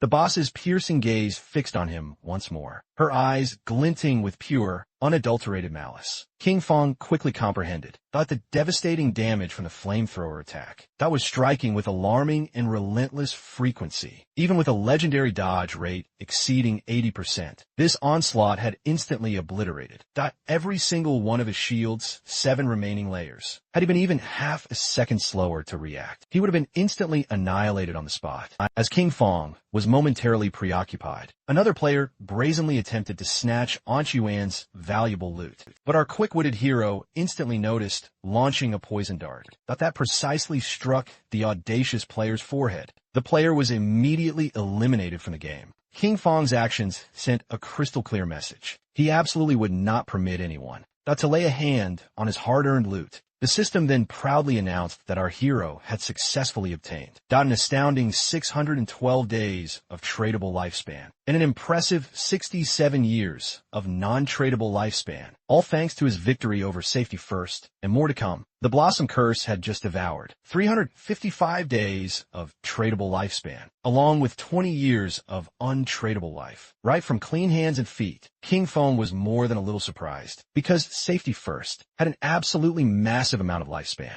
This probably meant he'd never even died before. Finding this quite intriguing, he decided against using Blossom Curse on him. The boss began to roar, but King Fong stayed calm. He knew he'd have to rely on his blacklight shield and standard shadow slash to slowly chip away at her. She attacked with furious force, but King Fong deftly moved out of range, causing her hand to slam uselessly into the ground. Though the efficiency was low, it was relatively safe. While King Fong and the boss clashed, Xiao Tu was intently watching the battle unfold. She was utterly amazed by Shadow's incredible ferocity, wondering what kind of skills he even possessed. Before, she hadn't grasped how he'd achieve those first kills. But now, witnessing him in action, she was completely convinced of his immense power. Our boy's eyes began to gleam with steely determination, and he decided it was time for the final strike. King Fong moved with lightning speed, slicing the boss's body into pieces. As if it were nothing, the system confirmed that he had slain the Steel Maiden,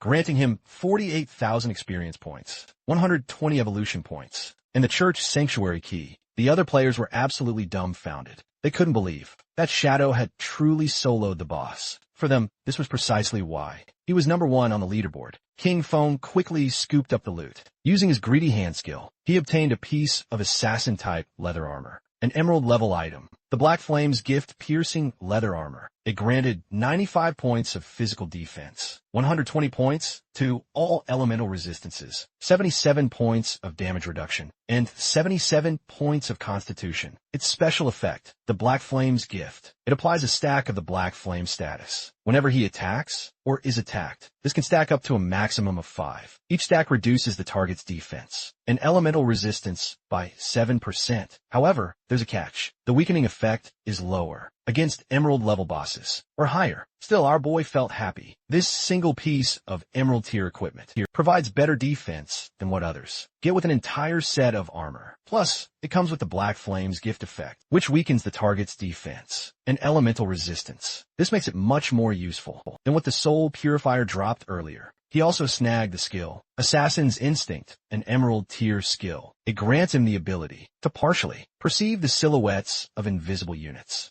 and gives him 2 points to his anti-invisibility level. Our king decided to upgrade this skill. The process itself consumed a total of 33 evolution points, leaving him with 97 remaining. As a result, his skill, Assassin's Instinct, evolved through the Emerald, Diamond, and Epic tiers, finally reaching Legendary tier. With this, his anti-invisibility level bonus progressively increased from 2 points to 5. Additionally, the Legendary effect adds the ability to more sensitively detect weak points on the target, granting him a 50% modifier to critical hit damage. It's an anti-invisibility skill, upgraded to Legendary tier, with level 5. Anti-invisibility, and a 50% increase in critical hit damage, combined with the passive of graceful deliverance. This adds up to a total of 350%. Now, he can strike his enemies' weak points, even with his eyes closed. Our king had 97 evolution points remaining, and decided to evolve his ghostly blur skill to legendary tier first.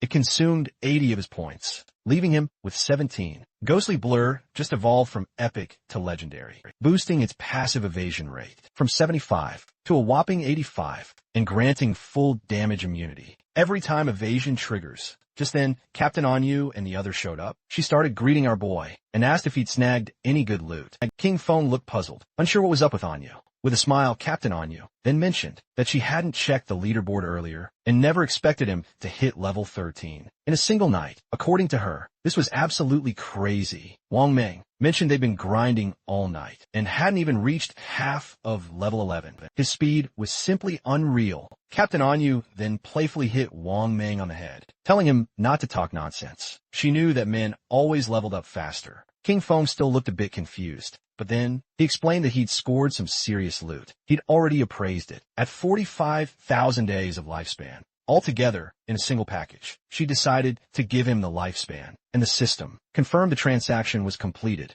With a serious look, King Feng revealed he also had another great item for sale, and asked if she knew about the hideout. Captain Anyu started to crack a smile, and mentioned that they'd already heard about the hideouts. She explained that in the ruins of Zhonghai City, there were no safe zones, but player groups could occupy hideouts as bases. Within them, they could store supplies and activate magical defensive barriers at critical moments to block external water invasions. King Feng knew that what she'd probably heard about was a small hideout dropped by a golden boss. She nodded her head and explained that Zhonghai City's officials still hadn't found any hideout. She added that in Modu, officials had already gaining control of a medium-sized hideout. This was how they first learned of its existence. King Feng then pulled a gleaming golden key from his inventory, now fully grasping a hideout's immense value. He dramatically revealed it was the Sanctuary Hideout Key, a rare drop from a boss he'd just annihilated. He went on to inform them that this specific hideout spanned an incredible 800 meters of land. He then proposed they return to discuss the price they were willing to offer. Only then would he consider selling it.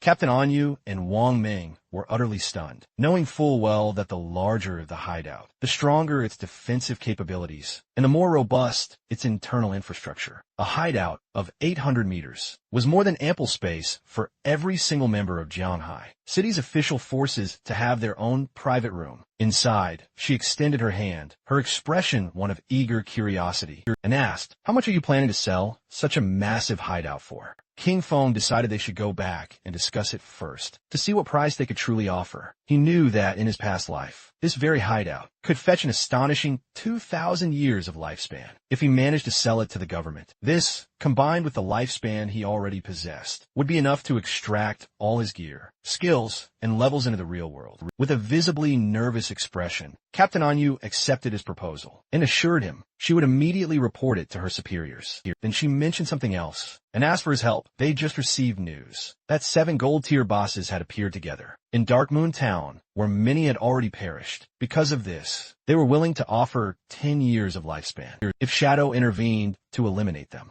Upon hearing this, our guy casually mentioned that 7 gold-tier bosses didn't seem like a huge problem. He considered that even if they were grouped, the official forces should be able to eliminate them, given enough time. Therefore, he deduced that if they were asking for his help, there had to be something more, the truly problematic part about them. She gave him a thumbs-up gesture, impressed by his keen insight. She confirmed that he was absolutely right. She explained they had managed to isolate and even killed one of the 7 bosses. But it just came back to life, and not only that, the stats of all 7 bosses suddenly skyrocketed, instantly annihilating her entire team. King Feng's eyes widened in shock. He remembered the existence of group-type bosses that could resurrect themselves. This led him to suspect they might be puppets, created by the cursed slate, one of the ancient god slates. If it truly was an ancient god slate, then it was something he absolutely couldn't let go. he decided to go immediately and asked her to send him the coordinates. She wished him good luck. According to our guy, she was quite genuine. The loot from 7 gold tier bosses could be sold for 40 or 50 years of lifespan, and she had even offered him an additional 10 years. As a reward, honestly, this was very generous. Mounted on the ghost Nightwolf, King Fong began to move through the ruins, passing by a statue, and his eyes widened in surprise. Not far away, there was a group of players hitting a girl. It was Xiao Yu, King Feng's sister. With a smile, the woman gave her a strong slap on the face, accusing her of being a slut who tried to seduce the guild leader, even though she had just joined. Xiao Yu, whose face was full of bruises, began to cry. With an angry gaze, the woman made it clear that this was a warning. She should stay away from the guild leader, or she would destroy that pretty face. They continued beating up Xiao Yu. King Feng, who was watching from the top of the building, realized that Xiao Yu had gotten involved in internal drama. After joining the Knight's Sanctuary, these insignificant power games were nothing new to him, but in his past life, he had always been the one to resolve them for her. He descended to the ground and urged her to simply save her life. With only Xiao at her side, Xiao began to cry, begging them to stop the relentless assault. It hurt so much, she truly believed she was going to die. The women didn't stop, instead swearing they'd end her life. They accused her of being a damn slut. Who knows how many men she seduced? They shrieked. King Fong then entered the colossal statue. He recalled that deep beneath the enormous statue, right in the heart of Zhonghai City's ruins, lay a secret, hidden chamber, one that allowed passage back to the starter town. This was intel only a select few possessed. Before our hero, a shimmering magic circle materialized. He knew, of course, that teleportation came with a steep price. The first journey demanded 500 days of his lifespan. The second, 1,000. The third, a brutal 2,000. It doubled with each successive use every single time. Eventually, the starter town would evolve into a higher level zone, where minor monsters would morph into formidable bosses, and countless hidden treasures would finally emerge. Case in point, the legendary ancient god Slade. This time, there was an item he absolutely couldn't miss. The system prompted, "Do you wish to teleport back to the abandoned land of the gods?" Dark Moon Town. King Fong remembered. Dark Moon Town was a settlement that only appeared in the game's later stages, one he'd never even heard of in his past life. Without a moment's hesitation, he chose to teleport. The system consumed 500 days of his precious lifespan, and King Fong was whisked away to Dark Moon Town. This town was teeming with elders, all casually chatting. King Fong felt a pang of surprise. He hadn't expected the place to be so incredibly lively, and he wondered, why were most of the residents elders? Not far off, several other players were gathered. One of them was helping an elderly woman to her feet. She sighed in relief, grateful to be back in a safe zone. The players reminded her, as we promised, "We've leveled you up to level 3, and during this whole process, you've gained 72 days of lifespan. Now you just need to hand over the tradable lifespan." The old woman bristled, refusing outright. "Why are you asking for money?" she demanded. "I thought you were a charity organization," she exclaimed, helping me level up with such kind smiles. One of them patiently explained, "We're not asking you for money, ma'am. When we partied up earlier, a portion of her lifespan dropped by the defeated monsters. The other man pointed out it was shared with her, that she only needed to hand over that portion, just as they'd agreed from the start." The old woman grew even more enraged, making it clear she had no idea what damn agreement they were even talking about. It seemed utterly shameless to her that these young punks had the nerve to demand money from an old lady like her.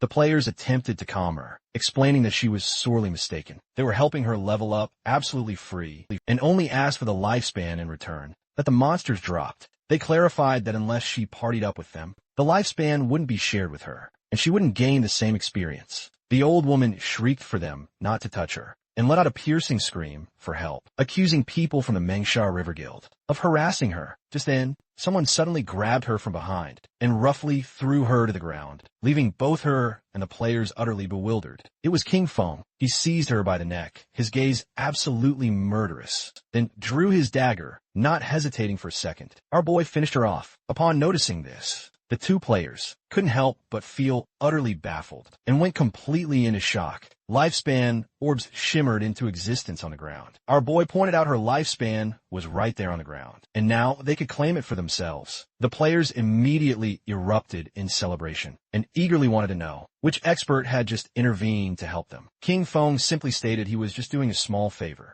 He turned his back on them and began walking away. The players swiftly gathered the lifespan. They were absolutely ecstatic, since they gained a whopping 72 days, and thanked our boy, all thanks to King Feng. It was truly inconvenient that fights weren't allowed inside the town. He began pondering the Mengsha River Guild, realizing their origins traced back to Dark Moon Town. He then recalled that this guild had been founded with a focus on charity work. They helped the elderly survive amidst the abandoned lands of the gods. Initially operating for free, it quickly gained official recognition and robust support. By numbers alone, Mengsha River was hailed as the largest guild in Huaxia.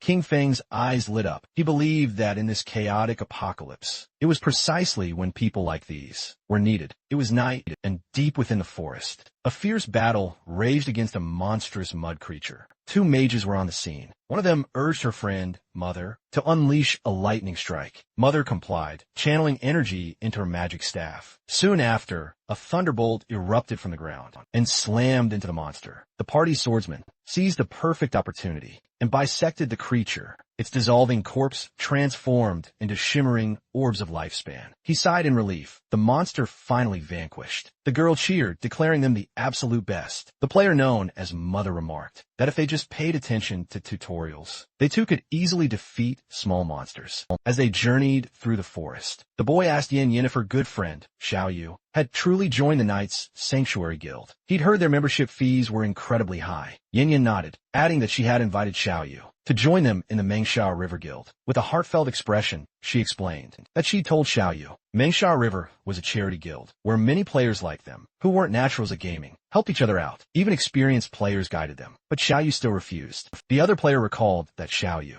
was already level 10, having been power leveled by the Knights Sanctuary members. She then added that she heard this guild's membership contract bound its members for 3 long years. Once signed, they were practically their slaves. All this time, the boy understood that, even if they had leveled her up to 10, they were only ever treating her like a tool, nothing more. According to this player, if he didn't have skills, the best thing was to quietly hunt small monsters, to slowly rack up lifespan and experience. And that's exactly what they did, sticking to killing minor foes and retreating for backup whenever a boss appeared. Yin Yin let out a heavy sigh. She knew Xiao Yu considered herself special, since she did have a hidden class after all. In that sense, she was definitely stronger than them. Just then, a shower of invisible arrows rained down on them. They had no time to react, and the arrows pierced right through the player's body, stealing a whopping 1,200 HP points. The man's corpse dissolved into lifespan. Yin Yin panicked. This man was her father. Her mother couldn't help but burst into tears.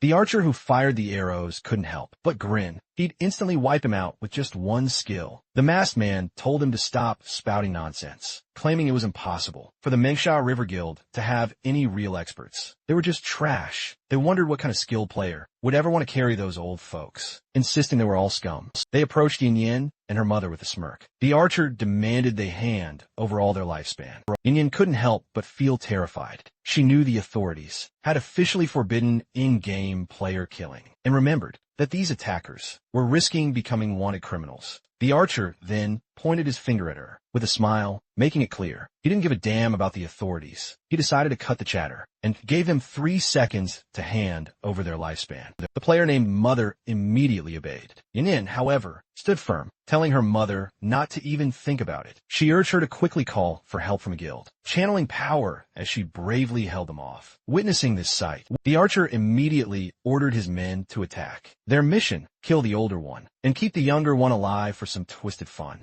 The masked men lunged at her, but in that exact moment, a wolf appeared and bit them. Yin Yin was utterly bewildered, unable to comprehend what was happening. The archer's eyes widened in confusion. Before he could even draw another breath, someone swiftly attacked, severing his head. It was none other than King Feng. As the wolf devoured the remaining subordinates, our hero silently observed the archer's severed head. He soon realized this was Shadow. Elsewhere, the archer and his subordinates react. Back in town, he was absolutely furious, and his men were equally enraged. They wondered if their killer status was the cause. But even with that, there was no way for their entire lifespan to be utterly drained. They were in shock, completely unable to understand how all their lifespan had simply vanished, and why such a massive amount had dropped, ready to be traded away. They frantically sprinted toward the forest, knowing that if this continued, they would surely die. They had to quickly slay monsters to regain some lifespan. At that very moment, a strange energy appeared, and moments later,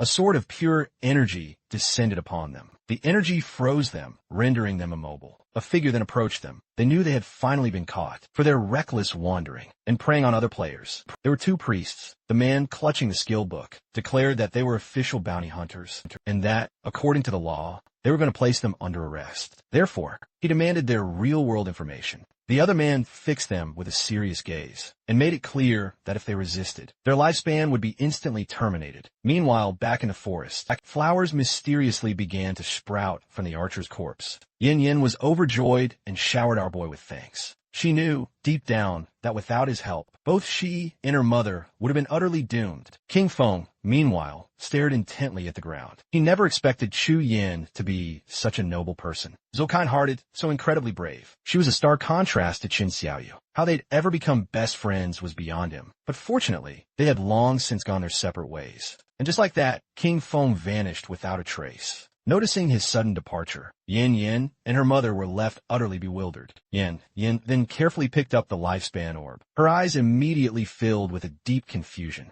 Was this truly her father's lifespan? She wondered. Her mother was equally perplexed, having no idea where the others had gone. She turned to her daughter and asked, "How did Shadow just disappear like that?" Yin Yin could only shrug, admitting she didn't know. All she knew for sure was this. He was the world's undisputed #1 Shadow player. Elsewhere, deeper within the forest, another group of eager players gathered. They recalled Captain Yu's earlier words. That Shadow would be arriving in just a few minutes. But nearly half an hour had already flown by, and they wondered just what he was up to. One of them, with a curious expression, turned to their companion and asked, "Do you think Shadow can actually beat those bosses inside?" The other player scoffed, admitting he highly doubted it. After all, these bosses possessed the power to revive. It was absolutely unbelievable to him that Shadow had dared to accept such a mission, especially considering they were bosses that revived infinitely. Our boy, still invisible, then passed right between them. King Feng swiftly started moving away from the group. He knew the ancient god slate added 1 positive and 1 negative affix to any equipment. With some luck, these affixes could even alter class traits. Some had even witnessed the 7th ranked player on the world leaderboards summon an ancient god's ghost by using 7 of these slates to utterly decimate a legendary level boss. Sometimes these bosses were completely invisible, boasting incredibly high stealth levels. Players passing by were instantly eliminated, without even realizing what had struck them. The group-type bosses, created by the ancient god slate, came with unique mechanics, and each possessed distinct skills. King Feng spotted several monsters, standing, their eyes gleaming with pure malice. Sometimes, these bosses were totally invisible, sporting incredibly high stealth levels. Players were eliminated, without even grasping what had happened. Other times, the true boss was actually a summoner-type sorcerer, hidden somewhere close by. In these scenarios, the boss players faced would simply respawn endlessly. According to the latest intel, once killed, the bosses would revive, and each time, they'd all gain a stackable berserk attribute. Official sources claim that killing even just one triggered resurrection in a berserk state. But what if they were all killed simultaneously? Would they still revive? It was certainly worth trying. King Feng decided to first equip the follower's pendant and use a devout follower for a test run. Our boy summoned a devout follower. It immediately charged towards the bosses and attacked, dealing over 1,400 points of HP to them. The eyes of one boss began to glow with pure rage. It spun around, and not long after, the devout follower's body exploded. The bosses didn't even spare a glance at the poor devout follower. King Feng's eyes widened in serious contemplation, realizing they were all level 10. They had no damage reflection, and their stats were only about twice as strong as those of regular golden tier bosses. He activated Shadow Ringblade. A strange, red energy pulsed, engulfing the entire area. King Feng then deployed his poison darts, which lodged themselves deep into the bosses' throats. The bosses' corpses started to vanish. Our boy, however, felt a pang of confusion.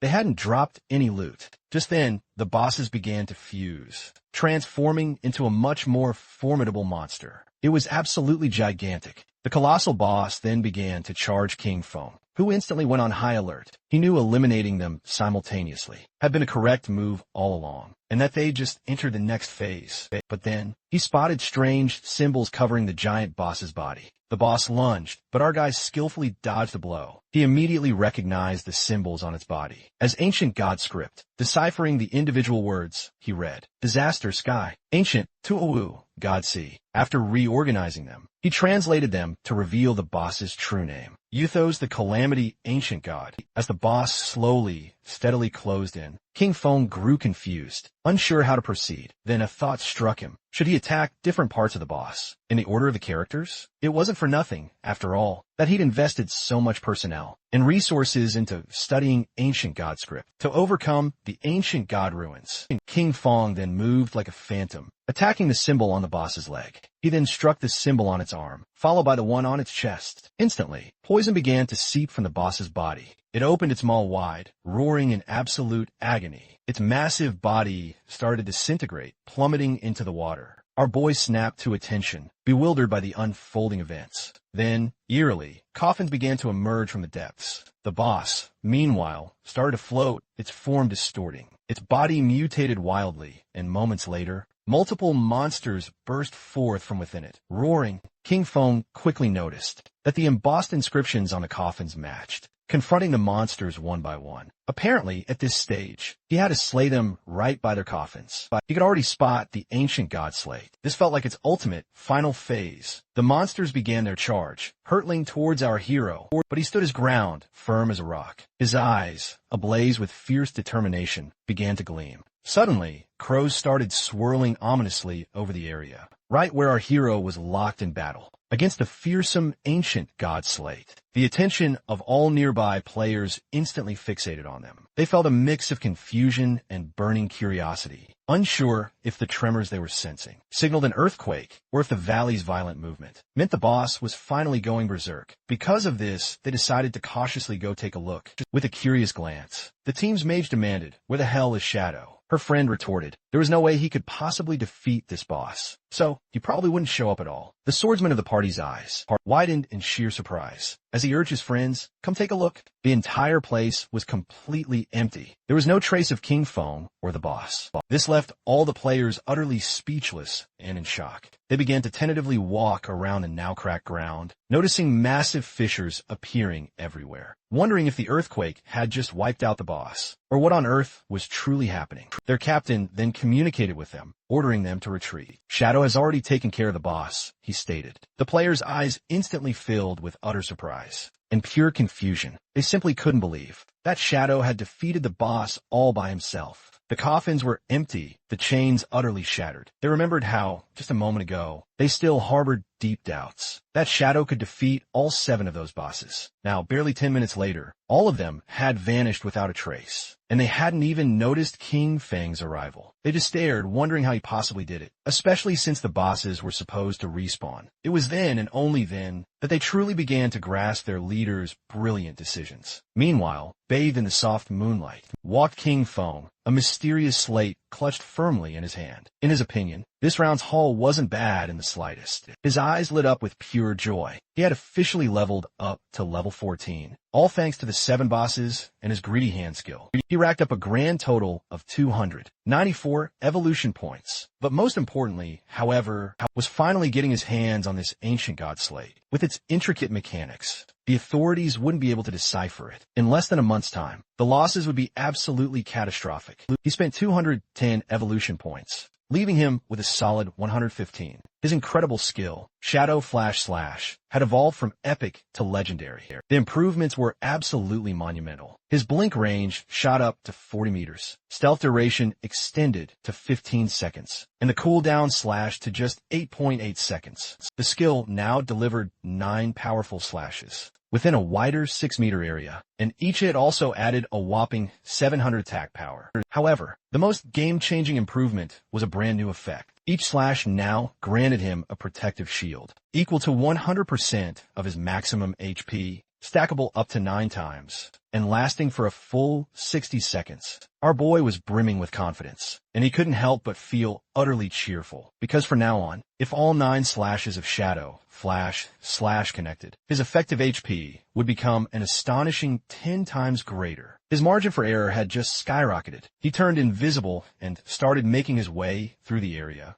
knowing that at his current leveling pace, he'd hit level 15 in just another 5 hours. Then, it would be time to head toward Magic City. Several hours later, our boy arrived at the ruins, where the women were still relentlessly beating up Xiaoyu. They were absolutely determined to beat her to death. King Feng was somewhat taken aback to see they were still going at it. These women were undeniably ruthless. The white-haired woman began to stretch her arms, needing a little rest as she was utterly exhausted. She even complained that her back and waist were aching. Her friend was absolutely fuming. Her hand was throbbing, swollen from all the hits. She grumbled, complaining that her hands were practically smoking from the intensity. After the brawl, they spat at Xiaoyu one last time, deciding that was enough for today. This beating should teach her a lesson. Xiaoyu, covered in bruises and wounds, struggled to sit up, unable to stop her tears. To her, this was all King Feng's fault. She had told him to cut ties, yet he completely ignored her advice. Didn't he understand that when girls say one thing,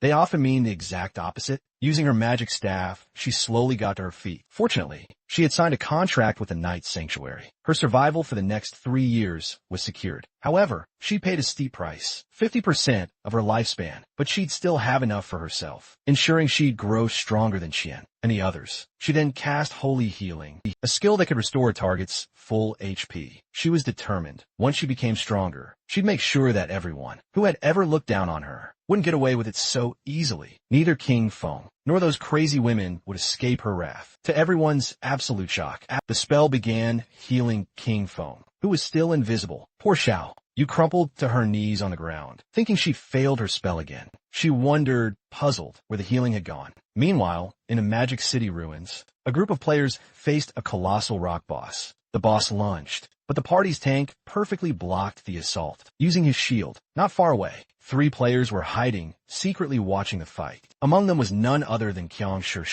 According to her, Daxia's men were incredibly weak. They sent 18 people for one boss, and still looked terrified to fight. Her friend winked, telling her not to say that, since those guys were working hard for their benefit, so they should be grateful. She then blew him a playful kiss, and laughingly remarked that he was quite polite. But those Daxiao pigs had such pitiful damage. It was taking forever to fell one miserable gold tier boss. The players kept up their assault, and the boss's HP bar had already plummeted to less than half. With an excited grin, the team's mage urged everyone to pour their all into it, as it only had a sliver of life left, and they needed to push for the final blow. Just then, a spear ripped straight through his chest, killing him instantly and turning his body into raw lifespan. His killer was none other than King Shi's subordinate. With a smirk, he thanked him for his hard work and for the offerings of such weaklings. Noticing this, the players instantly panicked upon realizing they were facing the Spade Gang, a notorious band of thieves comprised of mysterious Daxiao women and foreigners. They couldn't fathom how such monsters could exist, capable of guiding outsiders to slaughter their own people. They began to charge at them, and their leader urged his men not to be afraid and to attack all together, since there were only a few of them. Noticing their attempt to resist, Qiang Shi vowed to massacre all of Daxia's pigs and warned them to prepare for death. Her subordinate brandished his dual hammers and unleashed a skill called Thunderous Tremor, creating a localized earthquake, which caused the players to become trapped within the very ground. She drew her daggers, moved like lightning, and in the blink of an eye, slaughtered the players. She couldn't help but mock them, declaring that for her, Daxia's men truly were just a bunch of useless fools. Her eyes began to gleam with malice, realizing that Daxia's authorities had already reported their information. However, this was utterly pointless, as in her twisted view, all of Daxia was nothing more than a garbage dump, overflowing with filth. Her friend then mentioned that they were just ordinary players. They stood absolutely no chance of competing, especially with such massive financial backing. Meanwhile, the corpses rapidly transformed into lifespan orbs. She then explained that, though their true identities hadn't been exposed yet, for safety, they should leave Daxia as soon as possible and make their way to North America. She gazed thoughtfully at the ground and decided then that they would form a guild dedicated solely to hunting down the Daxia pigs. The dark-haired man thought this was an excellent idea, but the other man then questioned what name they would give their new guild. She brandished her dagger and declared they would name their guild Alice. She collapsed to the ground and began imagining herself surrounded by black men. She decided that was enough for today. It was time to disconnect and celebrate the founding of Guild Alice. With a big party and a bright smile, Captain and you waved at our boy and proposed they discuss together the prices for the hideout, informing him that they had already arrived. King Feng asked how much, and she mentioned 1,500. According to our boy, this was far too low. Captain and you admitted that. She knew that 1,500 was too low, so she had fiercely debated the issue and managed to convince the big boss to raise the price to 2,000. King Feng agreed to make the deal for the statue in the center of the ruins. He knew that and he was smart. Even so, she still tried to offer him a low price. A while later, our boy arrived at the statue and saw Captain and you,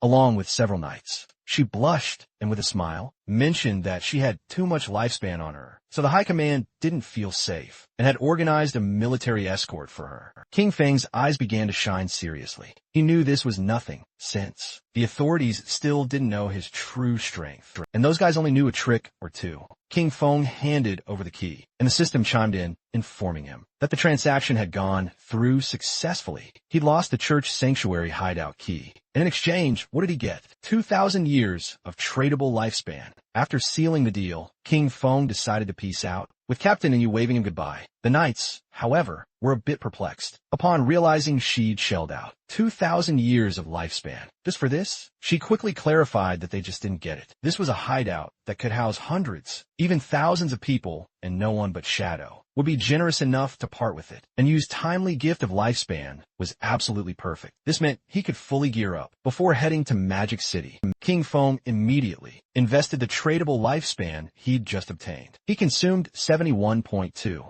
years to hit level 15. Then, he went on a shopping spree for new skills. The mythic level Blessed Liberation for 161.7 years. The legendary Assassin's Instinct for 71.12 years. And 3 epic level beauties, Shadow Ringblade, Silent Concealment, and Darkest Hour for 36.35, 23.71, and 34.65 years, respectively. Finally, he dropped 113.89 years on the item Mount Bell. Except for his equipment, everything else, his skills and level, had been completely synchronized. His strength in the real world was now almost on par with his in-game power. The system then alerted him that his hunger level had hit 90%. He hadn't eaten in ages, so he decided to disconnect and grab a bite. King Feng disconnected from the game and woke up, finding himself in a cage at the Hoi Luan Hotel. The men outside noticed our boy was awake. They drew their weapons, demanding he hand over any lifespan he carried, or he'd end up just like the others in this motel. One of them even mocked. They cheered, celebrating the glorious apocalypse, because it meant he could kill anyone he pleased. King Feng fixed them with a penetrating gaze.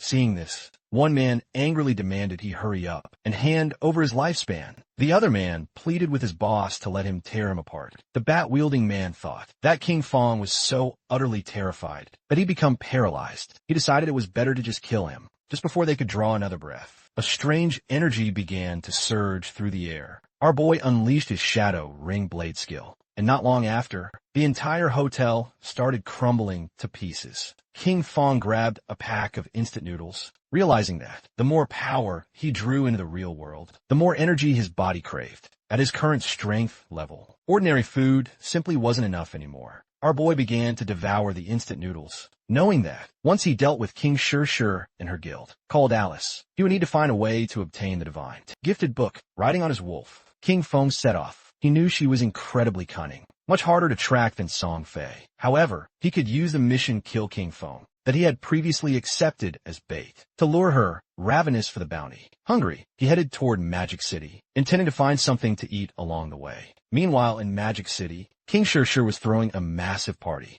According to her, her men were absolutely amazing. She hugged her 2 men and mentioned that for her, the feeling of falling asleep and entering the game after their epic and exciting battle was simply incredible. The men praised her, declaring her skills were absolutely unmatched. Amid laughter, they called her a crazy hot chicken. One of her subordinates informed her that Shadow had just sent a message. Chin Feng was already dead. He told her to meet him in Magic City in the real world. He would bring her Chin Feng's head and then collect her final payment. She knew a real-life meeting with Shadow was far too risky. She mentioned it wasn't necessary to meet in person at all and simply asked him to send a photo instead. Her subordinate explained that Shadow didn't even use a phone because he feared being tracked by the authorities. She couldn't help but smile upon noticing. Shadow was also hostile toward the authorities. Lately, their persecution had grown more intense, and if they could seize this opportunity to lure Shadow into Alice, the Dachau pigs would no longer be a threat. Because of this, she decided to stage a small play to test the waters and see which side Shadow was truly on. She decided she wanted to meet Shadow first in the game and send him the coordinates. She went to the ruins and called Skywalker. She addressed him with affectionate words, asking if he was there and expressing how much she missed him. Then she asked him for a favor, mentioning she needed his help with a living one. King Feng was sitting and meditating. He was using silent concealment, a skill that allowed him to enter permanent stealth while remaining completely motionless. Noticing she wanted to meet in the game, King Feng thought Qiang Shishir was truly clever. These coordinates, Spectre Academy, were not far from him. He logged into the game, eager to see what kind of tricks she had up her sleeve. A few hours later, King Feng went to the Magic City ruins, Spectre Academy. King Feng, still using invisibility, got off his mount at that moment. Some government agents appeared in front of King Shishir. They announced the authorities had located her. The Spade Gang identified her as Spade A and advised her to surrender immediately and stop resisting. Otherwise, they'd be forced to take military action. With a smile, she asked Tian Xinjian to go back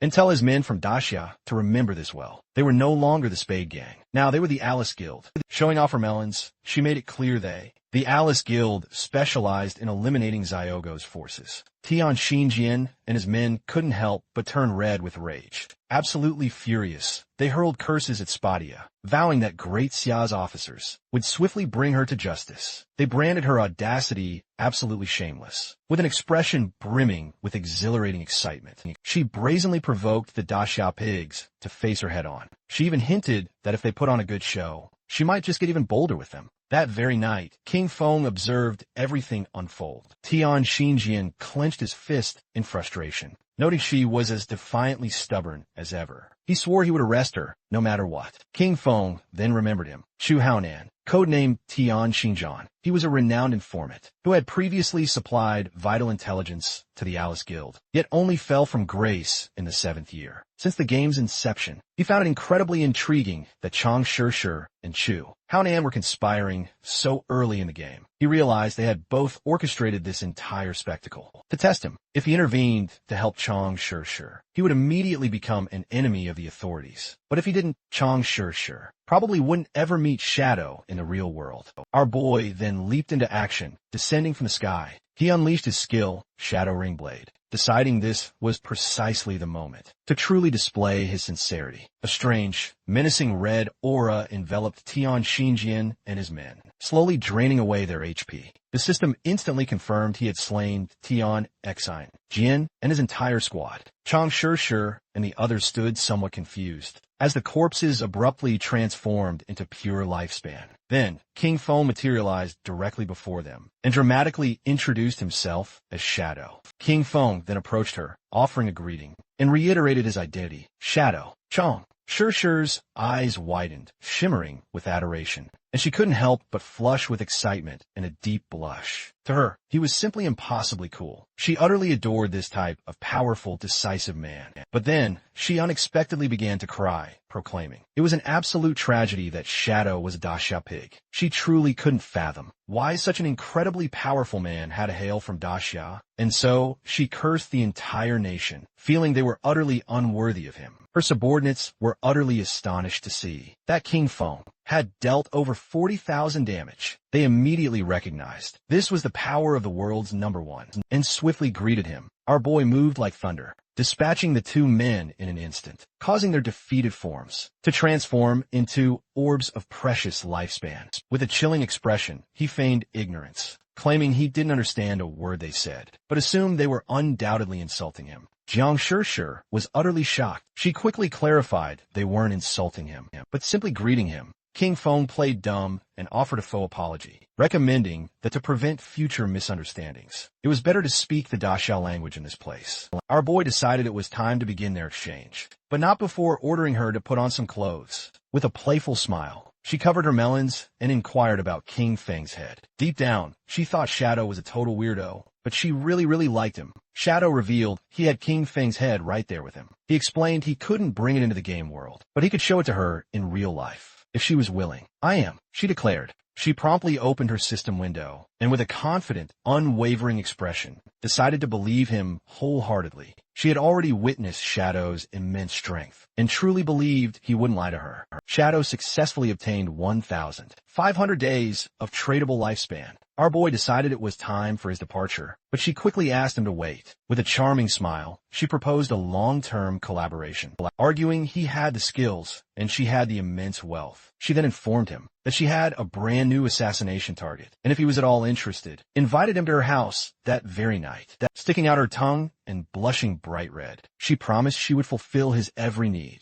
Our boy became genuinely curious and asked who this new assassination target was and what the payment would entail. As she was logging off from the game, she proposed a face-to-face meeting to discuss things. She reassured him that the payment would be far more generous than this current offer, and she'd wait for him that very night at Magic City's port. Now, King Feng grew serious, speculating if her meeting place at the port was her yacht. Meanwhile, not far from the statue, Tian Xi and John and his men reacted. He was absolutely furious, cursing Shadow, knowing he would undoubtedly betray the authorities. Still, for him, this was a success. Jiang Shishir had managed to ally with Shadow. He realized the fools in Zhonghai City should be held responsible for their endless conflict with Shadow. Next, he ordered Lin King to guide everyone to collect their lifespans first, as action might be imminent. Lin Qinyao, a woman with striking white hair, nodded her head solemnly. Her in-game nickname was Late Night Drizzle. She pondered the possibility that Shadow had genuinely allied with Spade A. If this proved true, they needed to find a way to eliminate Shadow, even if it meant death. She gazed at her hand, lost deep in thought. She knew the gap between Shadow and herself was truly vast. She hadn't even caught a glimpse of his silhouette before. Everything ended. A few hours later, in the dead of night, a hooded man arrived at Jiang Shishir's yacht. He introduced himself as Shadow, stating he had come to find Spade A. Noticing Shadow's arrival, the guards recognized him. They informed him they'd been waiting and were ready to set sail, inviting him aboard. Shadow remained silent. It was nighttime, and the yacht sailed far out at sea, far from the cities. As Shadow was distracted, Jiang Shishir appeared, a glass of wine in hand. She wore an elegant red dress and offered him a glass, commenting that they were finally meeting. She hadn't expected him to be so mysterious. Even in real life, Shadow cut straight to the chase and asked her who she truly desired to kill. She approached Shadow, a mischievous smile playing on her lips, and then told him there's no fun in getting straight to the point. She suggested that, with such a beautiful night and such pleasant company, they should postpone boring matters. Instead, she invited him to share a drink and toast to the enchanting evening they were sharing. Shadow took the glass of wine and, without a moment's hesitation, took a sip. Jiang Shishir. She couldn't help but feel a surge of cheer. Not long after, as Shadow sat on the sofa, Jiang Shishir sat next to him and playfully grabbed his arm, smiling as she questioned, "Are you already feeling the effects?" Revealing that the drink contained her special secret recipe, a thrill ran through her as she got aroused, and revealed that anyone who drank it would obediently follow her orders. She thought with euphoria, just as she had imagined. Even Shadow was just a man after all. However, her excitement quickly turned to astonishment upon witnessing such a powerful reaction. Drooling, she sat in front of Shadow and asked him not to be nervous, but to relax and enjoy. She explained her plan. "When we both reach the highest wave, I'll lift my hood so I can clearly see your face, as I'm sure you must be incredibly handsome. However, for now, I want to keep the mystery alive." She began having fun with Shadow, completely amazed that Daxia possessed such a magnificent man. This made her understand why he was called Shadow. A burning heat overwhelmed her as she marveled at the incredible experience, feeling how a scorching heat consumed her. She urged him to continue, shouting that she was ready and for him to come out, until finally reaching climax. At that moment, something strange happened. Green flames emerged from Shadow's body, burning Jiang Shishir She went into shock, feeling a scorching heat. As she wondered, is this fire? Suddenly, someone appeared next to her and grabbed the protective crystal pendant, the pendant she wore around her neck. They never expected her to possess such a powerful item, the very thing that had just saved her life. It was a gold-tier protective crystal pendant, a universal accessory whose unique effect granted the wearer a shield of damage immunity. Every 300 seconds, it was none other than Qin Feng. His body radiated a suffocating aura, and his penetrating gaze fixed upon her. Jiang Shirshir. She was in shock, wondering why he was here. Since she remembered Shadow had killed him, our boy decided to reveal the truth. There was only one reason. He was Shadow. She recoiled from the supposed Shadow, who was sitting on the couch, and her eyes widened in fear. The hooded man was none other than a devout follower that our boy had summoned to pretend to be him. It was absolutely thrilled, since it had had quite a blast with Jiang Shirshir. The formerly arrogant Jiang Shirshir now knelt before Qin Feng,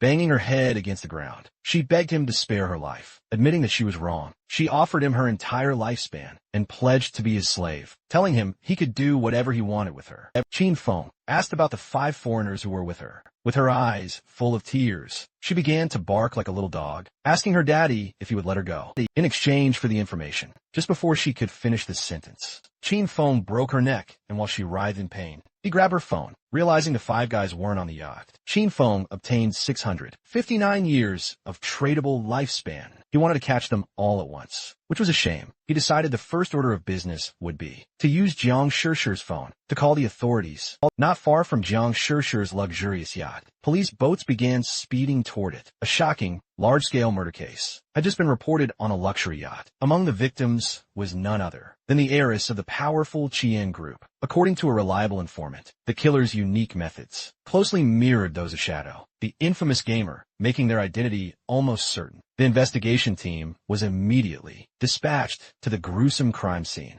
Among the boats was also Tian Xinjian. He knew Shadow respected no laws and considered such a gratuitous murder a direct provocation against his country's sacred laws. Once aboard the yacht, he would use his search skills on the corpses. As soon as Shadow's location was confirmed, they would open fire with full force to ensure the target was eliminated. He swore he would avenge his Shirshir. Police boats swiftly surrounded the yacht. In a matter of seconds, they began investigating Jiang Shirshir's corpse. The preliminary autopsy revealed the cause of death was a fractured cervical spine. Unidentified DNA samples were found in her mouth, along with suspicious burn marks. Tian Xingjin cursed Shadow not only for killing, but for also desecrating the dead. He touched her corpse and activated his skill, last words of the deceased. By touching the body, the skill allowed him to pinpoint the killer's location. For 5 crucial minutes, Tian Xinjian, also known as Qiu Haonan, swore that he would personally ensure the culprit was brought to justice. His eyes suddenly widened in surprise. He went on high alert, drawing his pistol, and warned his men to be incredibly careful. Since Shadow was right there, he began to order an all-out attack towards 6 o'clock. But just before he could even turn around, a powerful venom dart pierced his head, leaving the others in utter shock. His lifeless body dropped right next to Jiang Shirshir. King Yu, however, did not lose her composure. With an expression full of steely determination, she summoned a group shield and immediately began shooting. They accused Shadow of murdering the investigator, then questioned if he was trying to become an enemy of the authorities. King Fong calmly told them not to panic. He then explained that he had killed Ku Haonan because the man was a traitor who'd leaked official information to Jiang Shirshir, all for personal gain. Regarding the evidence, he pointed to Ku Haonan's phone. They were free to investigate everything. One of the officers then powered on Ku Haonan's phone and informed Captain Lin that, sure enough, they discovered communication records between Captain Ku and Jiang Shirshir right there on his phone. It was then revealed that Jiang Shirshir was none other than the player, known in the game as Black Ace. Captain Lin King Yu refused to believe it and decided to see for herself. She snatched the phone, but the officer instantly panicked, pleading with her to wait just a second. She grew confused, wondering what exactly this was that she wasn't supposed to see. Her eyes shot open in utter surprise when she saw a photo of Ku Haonan and Jiang Shirshir kissing. She immediately blushed a deep crimson when she then opened the photo gallery and saw countless private photographs of Ku Haonan and Jiang Shirshir. The police officer grew even more nervous, stating he had already warned her. She finally realized that Shadow's words were all true. The whole picture suddenly clicked into place. the last time Shadow had killed him in the game. It had only been a calculated show for Kyung Sure. Shadow had skillfully earned Kyung Sure's trust, all to track her down later and handle her in real life. Afterwards, he alerted the authorities, luring and eliminating Koo Haonan. In one swift move, he had helped the officers solve two massive problems. The police officer then asked her why she was staring at the photos so intently. She truly realized how terrifying Shadow was. She understood completely that, if he were to turn hostile to the authorities, the consequences would be absolutely unimaginable. She remembered that just moments ago, she had actually shot him, though he probably wouldn't care or hold a grudge. She worried this might spark trouble between him and the authorities. With a grateful expression, she thanked him for his assistance and apologized for shooting him earlier. Without a moment's hesitation, she shot herself in the leg, sending the police officers into a panic. But she urged them not to worry. With tear-filled eyes, she told Shadow she'd return the favor and pleaded with him to please continue cooperating with authorities. When the police officers helped her up, telling her there was no need to be so cautious, she countered, "We don't know Shadow's personality, and in any case, it's better to be safe than sorry." So King Feng, using his invisibility skill, observed everything unfold. He recognized Late Night Drizzle, whose real name was Lin Kingyu. She had shot herself to avoid becoming his enemy. This was exactly what one would expect from the future leader of Magic City's official forces. Meanwhile, in the game, several monsters appeared not far from the ruins. The shield-wielding player began fighting them, asking Xiaoyu to heal him. She raised her friendly staff and activated a healing skill, but she was so incredibly clumsy that she healed one of the monsters instead of her own ally. The monster then bit the player, and he, in shock, upon seeing she'd healed the wrong target again, yelled that she was as useless as always. Her skill continued to heal the monster, while the other devoured her friend. Not long after, both were eliminated. Both respawned, and with tears in her eyes, Xiaoyu wondered how it had happened, since she hadn't seen anyone. She concluded it must have been Shadow, and questioned whether the reason he always attacked her was because he discovered she wanted to avenge brother Songfei. He then gave her a hard blow to the head, calling her an absolute idiot, and demanding why Shadow would waste time on her. He then explained that they'd been absolutely annihilated by the Platinum Boss, the headless assassin Sharo, and then questioned if she'd even noticed the system notifications. Xiaoyu now sported a sizable bump on her head, her expression absolutely furious. The man then revealed that her misdirected healing skill had provoked the boss. Her healing skill, no less. He then swore that, if the guild leader ever assigned her to his group again, he'd off himself right then and there. Just then, the boss descended right near them, sending the man into an absolute panic as a strange, dark aura began to emerge from its body. The man, without a second thought, turned his back on Xiaoyu and began to flee the area immediately. Realizing the boss had followed them, Xiaoyu's eyes widened in pure terror. She knew instantly this was not good. It was now night, and somewhere in a sprawling city, a grand mansion stood. A plate piled high with fruit was violently thrown to the floor. It was a fiery red-haired woman, currently on a call. She was absolutely furious. She declared the officers on the other end of the line utterly useless. This was a golden opportunity to kill Shadow, and they were simply giving up. She didn't care for their pathetic excuses. Shadow had massacred her entire Dongfang clan, and their blood could not be spilled in vain. After years of infiltrating the government, for years, they had proven themselves completely useless. When it came to the critical moment, she demanded that, no matter the cost, they make Shadow pay for what he had done. Behind her, a young boy stood, clutching a whip. She sharply reminded him that Shadow had brutally killed his father-in-law, then asked him why he was hesitating. Behind the boy, a wounded woman stood, her eyes gleaming with a mixture of evil and confidence. The boy then revealed to his mother that he had a cunning plan to kill Shadow. Curiosity piqued, the mother asked her son, Nantion, exactly what his plan was, reminding him that this godforsaken game was strictly for adults, 18 and up, and he still couldn't get in. Nantion's eyes gleamed with newfound confidence as he cleverly explained to his mother, even if he couldn't personally enter the game, he could still use his brilliant mind. Since Shadow loved a good kill, his plan was to send people to provoke him, luring him into his father's fireworks factory. They'd prepare everything beforehand, and when Shadow arrived to finish them, they would detonate the entire factory. This way, tens of thousands of fireworks would become his explosive funeral pyre, letting the whole world witness his demise. And even if the plan failed, there would be no way for Shadow to trace it back to them. A proud smile spread across the mother's face, realizing they hadn't done too bad a job creating him. Then, turning to Chu, she snapped that even her son was more useful than him. Chu didn't object. He mentioned the matter needed to be kept secret. The official stance toward Shadow still focused on winning him over, and besides, his older and second brothers would definitely not support this plan. Upon hearing this, the mother hung up the call and decided she'd take care of it herself. She approached her son, observing the tied-up woman. She then asked her son why he kept refusing to hand over his lifespan. Nantian apologized, starting to touch his cheek, and while blushing, admitted he had lost control for a moment and had accidentally killed her at the same time. Meanwhile, in the godforsaken game, more precisely in the ruins of Magic City, the boss that had chased Xiao Yu and her friend attacked swiftly, and just before they could escape the area, it moved like thunder, cutting them into pieces, killing them instantly. Xiao Yu was in shock. He couldn't believe how incredibly fast this boss was. Not long after, their bodies transformed into glowing orbs of lifespan. The nearby players reacted immediately, pointing out how the players had suddenly died. They suddenly realized an invisible assailant had instantly cut them down. They immediately concluded it had to be Shadow before they could even catch their breath. The boss struck once more, eliminating them and transforming their bodies into lifespan orbs. Witnessing this horror, the remaining players frantically fled the scene, convinced Shadow had snapped, massacring innocent players left and right. Meanwhile, King Fong stood high above the sea, whistling a tune and enjoying the breathtaking view. Far from any town, he knew this was the perfect spot to extract his hideout. The system then prompted our boy, asking if he wished to consume one. 315.2 years of lifespan to extract the soul-cleansing land hideout into reality. This particular hideout was an underground structure, so King Fong first had to mark its location on the map. Finally, before proceeding,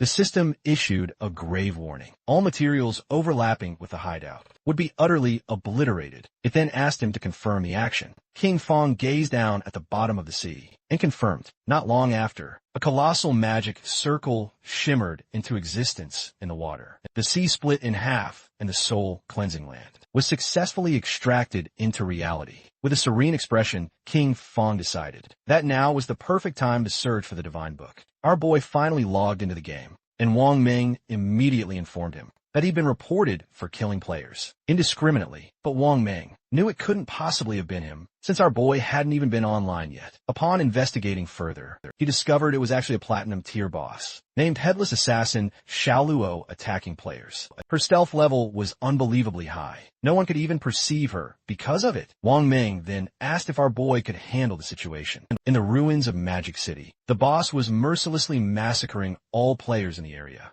leaving behind nothing but lifespan orbs. And Quan, cowering behind some rubble, couldn't help but feel a surge of primal fear, wondering what kind of terrifying divine boss she could be, since not even his level 3. Even anti-stealth couldn't detect her presence. Last time though, Iron Santa was completely outmaneuvered by Shadow, and he was absolutely seething, yet he still managed a confident smile. He revealed that his only real problem was he simply couldn't see the boss. Otherwise, he could have easily contained her by himself. He boldly claimed that even if Shadow himself appeared, he'd be powerless against this headless assassin. Yahello, Yin Yin panicked, urging An Xuan to lower his voice, so they wouldn't attract the boss's attention. Then she suggested they head to higher ground first, since the view would be much better from there. An Xuan began to move stealthily, but in the process, he stepped right on a banana peel lying on the ground. Poor An Xuan slipped and crashed to the ground, not knowing who had thrown that ridiculous banana peel. But just before he could even finish speaking, the boss moved with lightning speed, cutting Yin Yin and the subordinate clean in half. The bodies of Yin Yin and the others transformed into swirling orbs of lifespan. An Xuan was the only one who hadn't been eliminated, all thanks to slipping on that banana peel. He was utterly in shock upon noticing that the boss had slaughtered all her subordinates. Without losing a second, he grabbed an orb of lifespan, and when he turned around, there stood the boss. She raised her arm, preparing to eliminate An Xuan. Far from feeling fear, he actually challenged her, shouting that he wasn't afraid of her, while the boss was still preparing her attack. An Xuan rolled, only to panic, upon realizing he had rolled too early. Without losing another second, An Xuan continued rolling, desperately trying not to stop. His eyes widened in utter confusion, wondering what she was even waiting for, and why she wasn't attacking him already. He started rolling non-stop around the boss, and in the process, he got completely dizzy, since he had rolled himself to the absolute limit. An Xuan finally stopped rolling, and couldn't help but feel utterly confused. Upon noticing that the boss was disappearing, he was so dizzy he could barely see clearly. She had disappeared after charging her attack. She unleashed her anti-stealth strike technique, landing a blow on the dazed Anshuan. He had no time to dodge again, taking the full impact head-on. Instantly, his body shattered into lifespan. While the boss was distracted, shadows began to writhe and emerge from thin air. King Fong materialized above her, unleashing his skill. True anti-stealth strike. He plunged his dagger into her back with immense force, dealing over 28,000 points of damage. She was killed instantly. He was unbelievably swift. She didn't even have time to turn around or sense his presence. King Fong couldn't help but feel a pang of surprise upon realizing this boss's name was Yahello. Just minutes before King Fong's appearance, all the guild members in the city ruins started pointing fingers at poor Xiaoyu, blaming her for miscasting a spell. That awakened the headless boss. They claimed the boss had noticed her and pursued her all the way to the respawn point. Xiaoyu's eyes welled up with tears and sorrow. She tried to explain it wasn't her intention. Two players, absolutely furious, told the guild leader flat out their teams wouldn't dare accept someone like her, as they'd just die without knowing what hit them. The guild leader urged his men to lower their voices, asking them, "Aren't you afraid of attracting the boss?" With a serious gaze, the guild leader realized Xiaoyu wasn't cut out for combat. Because of this, he informed her that from now on, she would be responsible for gathering intel on various hideouts. He offered her a reward of 3 years of lifespan if she found a gold tier hideout and 10 years for a platinum tier one. He recalled that back then, upon seeing she possessed a hidden class, they thought they'd struck gold. Pointing at Xiaoyu, the guild leader decided that from now on, he would grant her 1 year of lifespan daily, as her constant deaths were too much of a waste. A system window popped up informing Xiaoyu that she'd received 2 days of tradable lifespan. Her remaining tradable lifespan now stood at 2 days, 13 hours, and 32 minutes. With a look of pure gratitude, she thanked him from the bottom of her heart. Catching sight of this, the other guild girls couldn't help but seethe with fury. They were convinced Xiaoyu had just gotten lucky, and that this whole thing had been her plan from the very beginning, just to see the guild leader every single day, cursing Xiaoyu under their breath. They declared they'd do the exact same thing. Just then, lifespan began to emerge from the area, and someone noticed the boss was named Yahello. Hearing this, the guild leader and his men couldn't help but feel a mix of curiosity and confusion. Not long after, the boss's corpse appeared, lying on the ground, and then King Fong made his appearance, staring silently at the guild leader. The leader's eyes, and his eyes widened in surprise, and their jaws dropped in pure shock. Without hesitating for a single second, with a furious expression, he dealt one of his own men a powerful blow to the head. At that exact moment, a strange energy surged around Xiaoyu, and the space around her began to distort, leaving her utterly confused. Her eyes widened in a mix of fear and surprise. Neither she nor the other players knew what was happening. Without wasting even a single second, the guild leader kicked Xiaoyu square in the butt, sending her flying away. Xiaoyu's body began to float in the air, and she couldn't help but scream out for help. At that very moment, 3 headless bosses appeared around her. Noticing this bizarre sight, King Fong's attention was instantly fixed on her.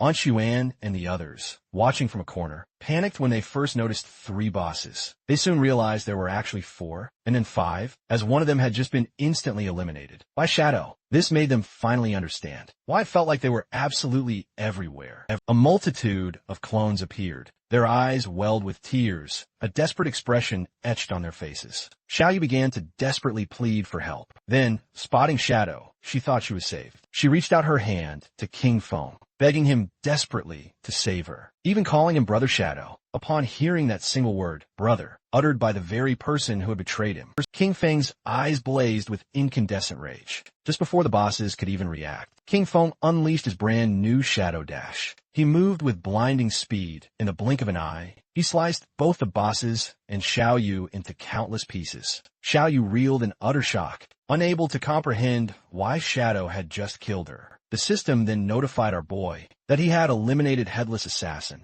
Xiaolu, and Xiaoyu as well, raking in a whopping 48,000 experience points, 20 evolution points, plus a massive 1,520 days of tradable lifespan. As orbs of lifespan rained down from the sky, King Feng coldly turned his back on Xiaoyu and coldly stated she was simply unlucky. King Feng activated Greedy Hand to snatch up the loot. He quickly realized that, besides the 1,520 days of lifespan, directly from the boss itself, it had also dropped a bunch of shimmering light orbs. These were the non-tradable lifespans that the boss had just absorbed from other players, and hadn't yet fully digested. Captain Yu and Wang Ming then appeared, all smiles. She greeted our boy warmly, offering to buy any items he didn't need. King Feng felt a flicker of surprise, noticing that Captain Yu and Wang Ming were somehow everywhere, maintaining a serene gaze. Our boy remarked that they'd arrived just in time, as he knew another location with great loot. If the price was right, he could take them there. He instructed Wang Ming and the others to join him, but Yu specifically could not go. Captain Yu became instantly furious and utterly confused, demanding why she couldn't come along. Shadow then pointed a finger at Wang Ming and clarified quite precisely that women couldn't go. She began to blush then, showing off her sensual body, asked the boss why, accusing him of being discriminatory. She expressed a feigned sadness, admitting that she had even planned to seduce him, but did not expect that he actually liked men. King Feng gave her a gentle knock on the head, and then revealed that, outside the ruins of the city's north gate, there was a tower of divine authority. He explained that after completing the challenge, valuable rewards could be obtained. However, the NPCs inside despised women. If there were women in the team, the difficulty would increase tenfold. Little Black said goodbye to King Feng with a smile, and wished him good luck, while her friend began to show a smile, full of admiration. Furious Captain Anu turned her back on them, declaring that the NPCs were sexist and trash, and vowing that she would kill them as soon as she leveled up. Then she told Xiaohei that they should go explore the nearby mountain to kill some mobs and vent her frustration.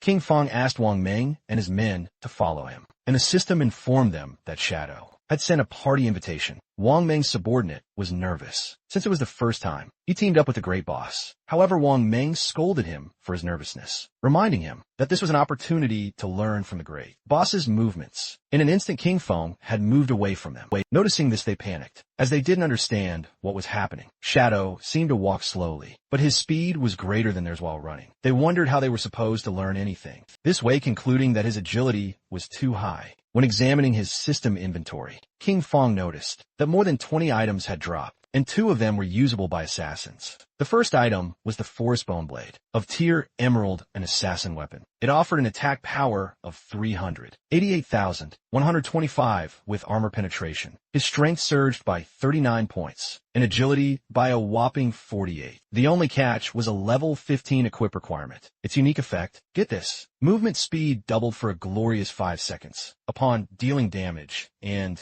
while that effect was active, it granted a sweet 30 evasion rate. King Feng unsheathed his dazzling new Forest Bone Blade, and his eyes practically sparkled with joy. Upon a quick glance, the attack power was almost an insane 80, higher than the 216 points of his old Plague Blade. Plus, it came with armor penetration, strength, and agility boosts. This weapon was absolutely mind-blowing. Definitely a must-equip for sure. The second incredible find? A skill. Shadow Blade, a platinum tier gem. It launched as Shadow Blade, condensed from pure dark elements, inflicting devastating dark element damage to a single target within a generous 20-meter range, adding an extra 600 points of dark elemental attack power upon impact. It dispelled a random buff up to platinum tier 2. Its base cooldown was 12 seconds, reduced to a swift 6.49 seconds, and required level 14 to use. Our boy, of course, decided to evolve this skill and elevate it straight to legendary tier. Although its single target dark element damage was admittedly a bit low, he knew the buff dispelling effect would be incredibly useful. The evolution chugged down 56 evolution points, leaving him with 219 points remaining. The skill Shadow Blade ascended through Platinum, Emerald, Diamond, and Epic tiers, finally becoming legendary. This supercharged its added dark elemental attack to a whopping 1,500 points and allowed it to dispel any random buff of up to legendary level 2. Its cooldown was slashed down to 7 seconds, or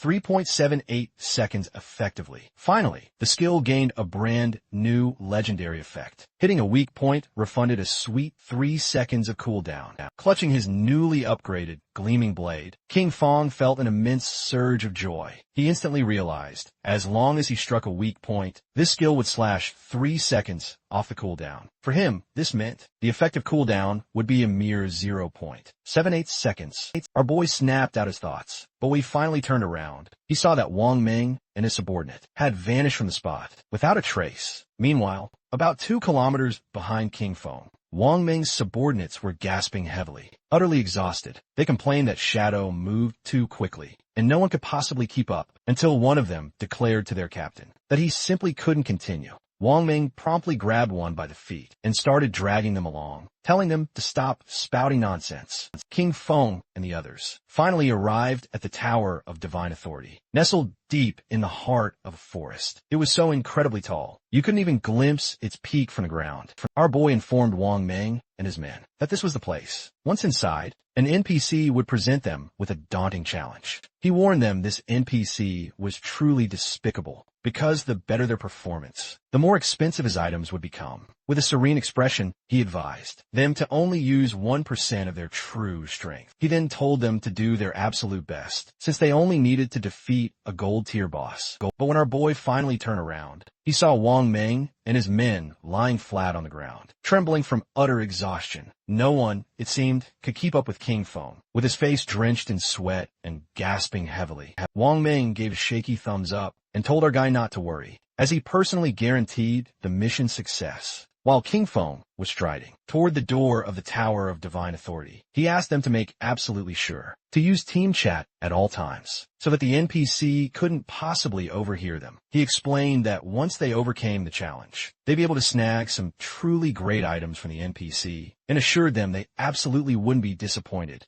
King Feng and the others finally pushed open the tower's door. Wang Ming and his crew were taken aback, completely surprised, when a mysterious hooded NPC floating effortlessly suddenly materialized right before them. He warmly welcomed them as friends of Blue Star, and assumed the arrival of the Forsaken Gods had already put them on edge. He then revealed this was the Tower of Divine Authority, and if they completed its challenge, he explained, they'd earn the right to trade with him. He simply asked them to say when they were ready. Wang Ming's squad was pretty surprised and confused upon realizing the game actually had NPCs. One of them immediately turned to Shadow, asking, "What kind of boss are we facing for this challenge?" Our guy, unfazed, simply told them, "Just follow my lead during the fight." He assured them it would be simple. The party swordsman, however, grew even more confused, demanding he be more specific. He wanted to know the battle's duration, how many phases the boss had, what skills it used, and if the combat leaned more on mechanics or pure stats. He didn't stop there with his questions. He pressed on. Did the boss have movement skills? Were there any instant death attacks? Did it target specific players with its skills? Were its weak points? And how long would the whole fight last? Wang Ming sighed and told King Feng not to pay attention to this guy. He explained that the boy was actually nicknamed Steady as an Old Dog after an accident during a mission where 2 party members tragically died. He became super cautious in everything he did, without wasting any more time.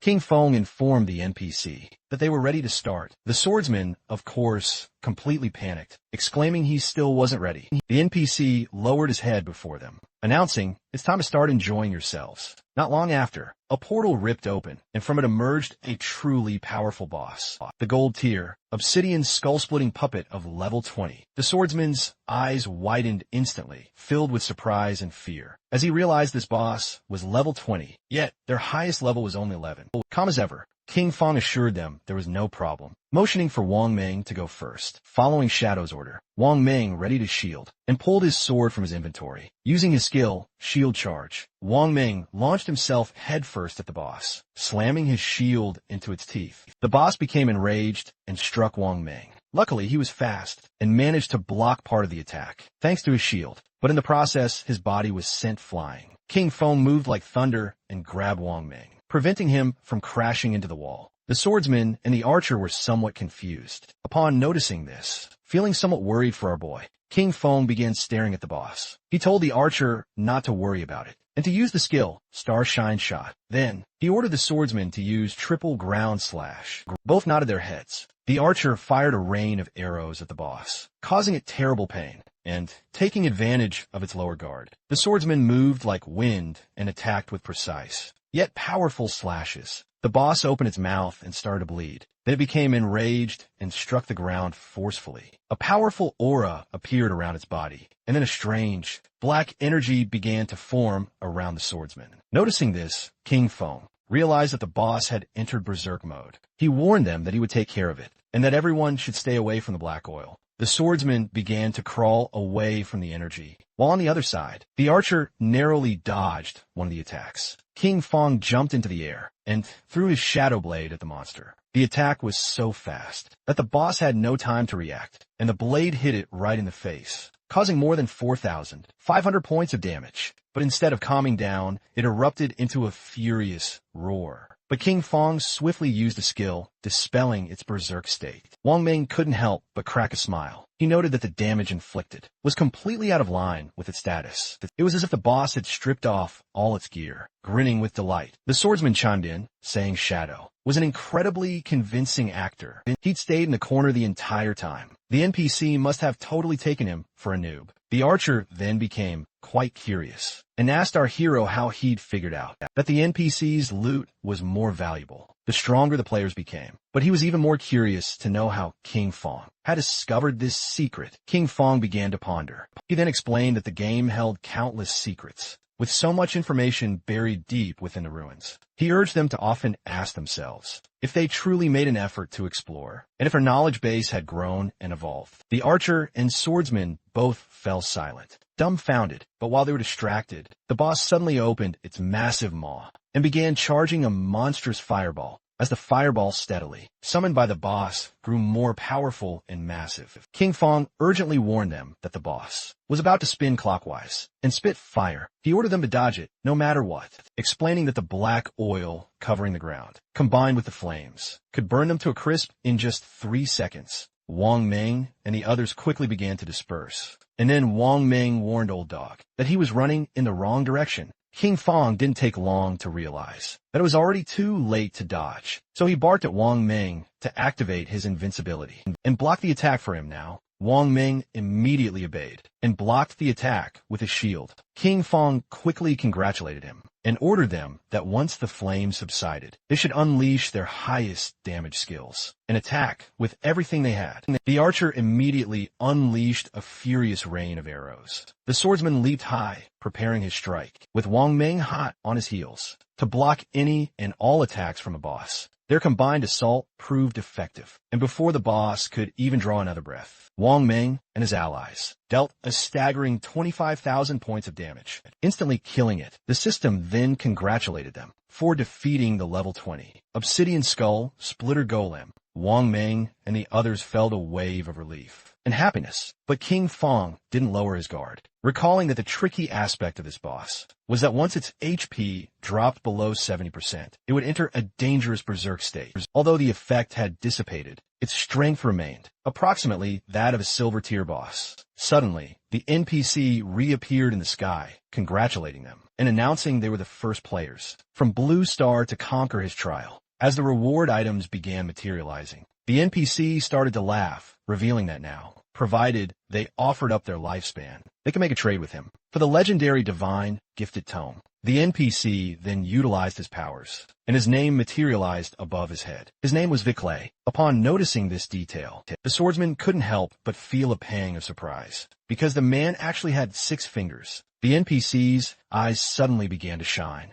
and his intense gaze fixed on the swordsman. Without a moment's hesitation, he instantly summoned a thunderbolt, which slammed down upon the swordsman, causing him more than 99,000 points of damage, and instantly killing him. His body dissolved into orbs of lifespan, and Wang Ming immediately panicked, unable to comprehend why the NPC had suddenly attacked. Calm as always, King Fong revealed that the taboo set by this NPC revolve around his fingers. He explained that NPCs and players are forbidden from attacking each other, unless a player first broke the taboo set by the NPC. Knowing this, so long as they didn't mention his fingers again, they would be safe. A question then came to Wang Ming's mind. He wondered if King Fong could even defeat this NPC. Our boy then revealed that for now, he was completely dumbfounded. The system then exposed the shocking truth about these NPCs. They were actually powerful beings from alternate timelines, beings who had somehow achieved divinity, bound by ancient, eternal, and unyielding rules. They arrived on Blue Star, disguised as mere NPCs to harvest players' lifespans. With a smirk and an arrogant sneer, Viclay demanded them to pick the divine skill book they desired, trade their very lifespan for it, and then vanish from his sight. Upon seeing the skill books, Wang Ming went into utter shock. He discovered they could spend their lifespan to create essential daily necessities in the real world, like all sorts of food, water, and drinks. He instantly understood that with these divine books, even if a major disaster struck, they would be completely self-sufficient and supplied. Just as expected from King Feng, he really had led them to something incredible. Wang Ming and the archer were utterly astounded. They were absolutely certain King Feng never let them down. Their astonishment only deepened when the archer suddenly discovered the existence of a divine book called Mechanical Maid and instantly wanted to buy it. King Feng, however, spent a whopping 9,000 days of tradable lifespan. In return for this hefty price, he obtained a complete set of the 9 Zhanghai City divine books. These divine books would easily cover all his daily needs. But there was also another, more strategic reason. The Tower of Divine Authority offered a special achievement that granted incredible reputation rewards, and he was absolutely determined to claim it. King Feng then informed the NPC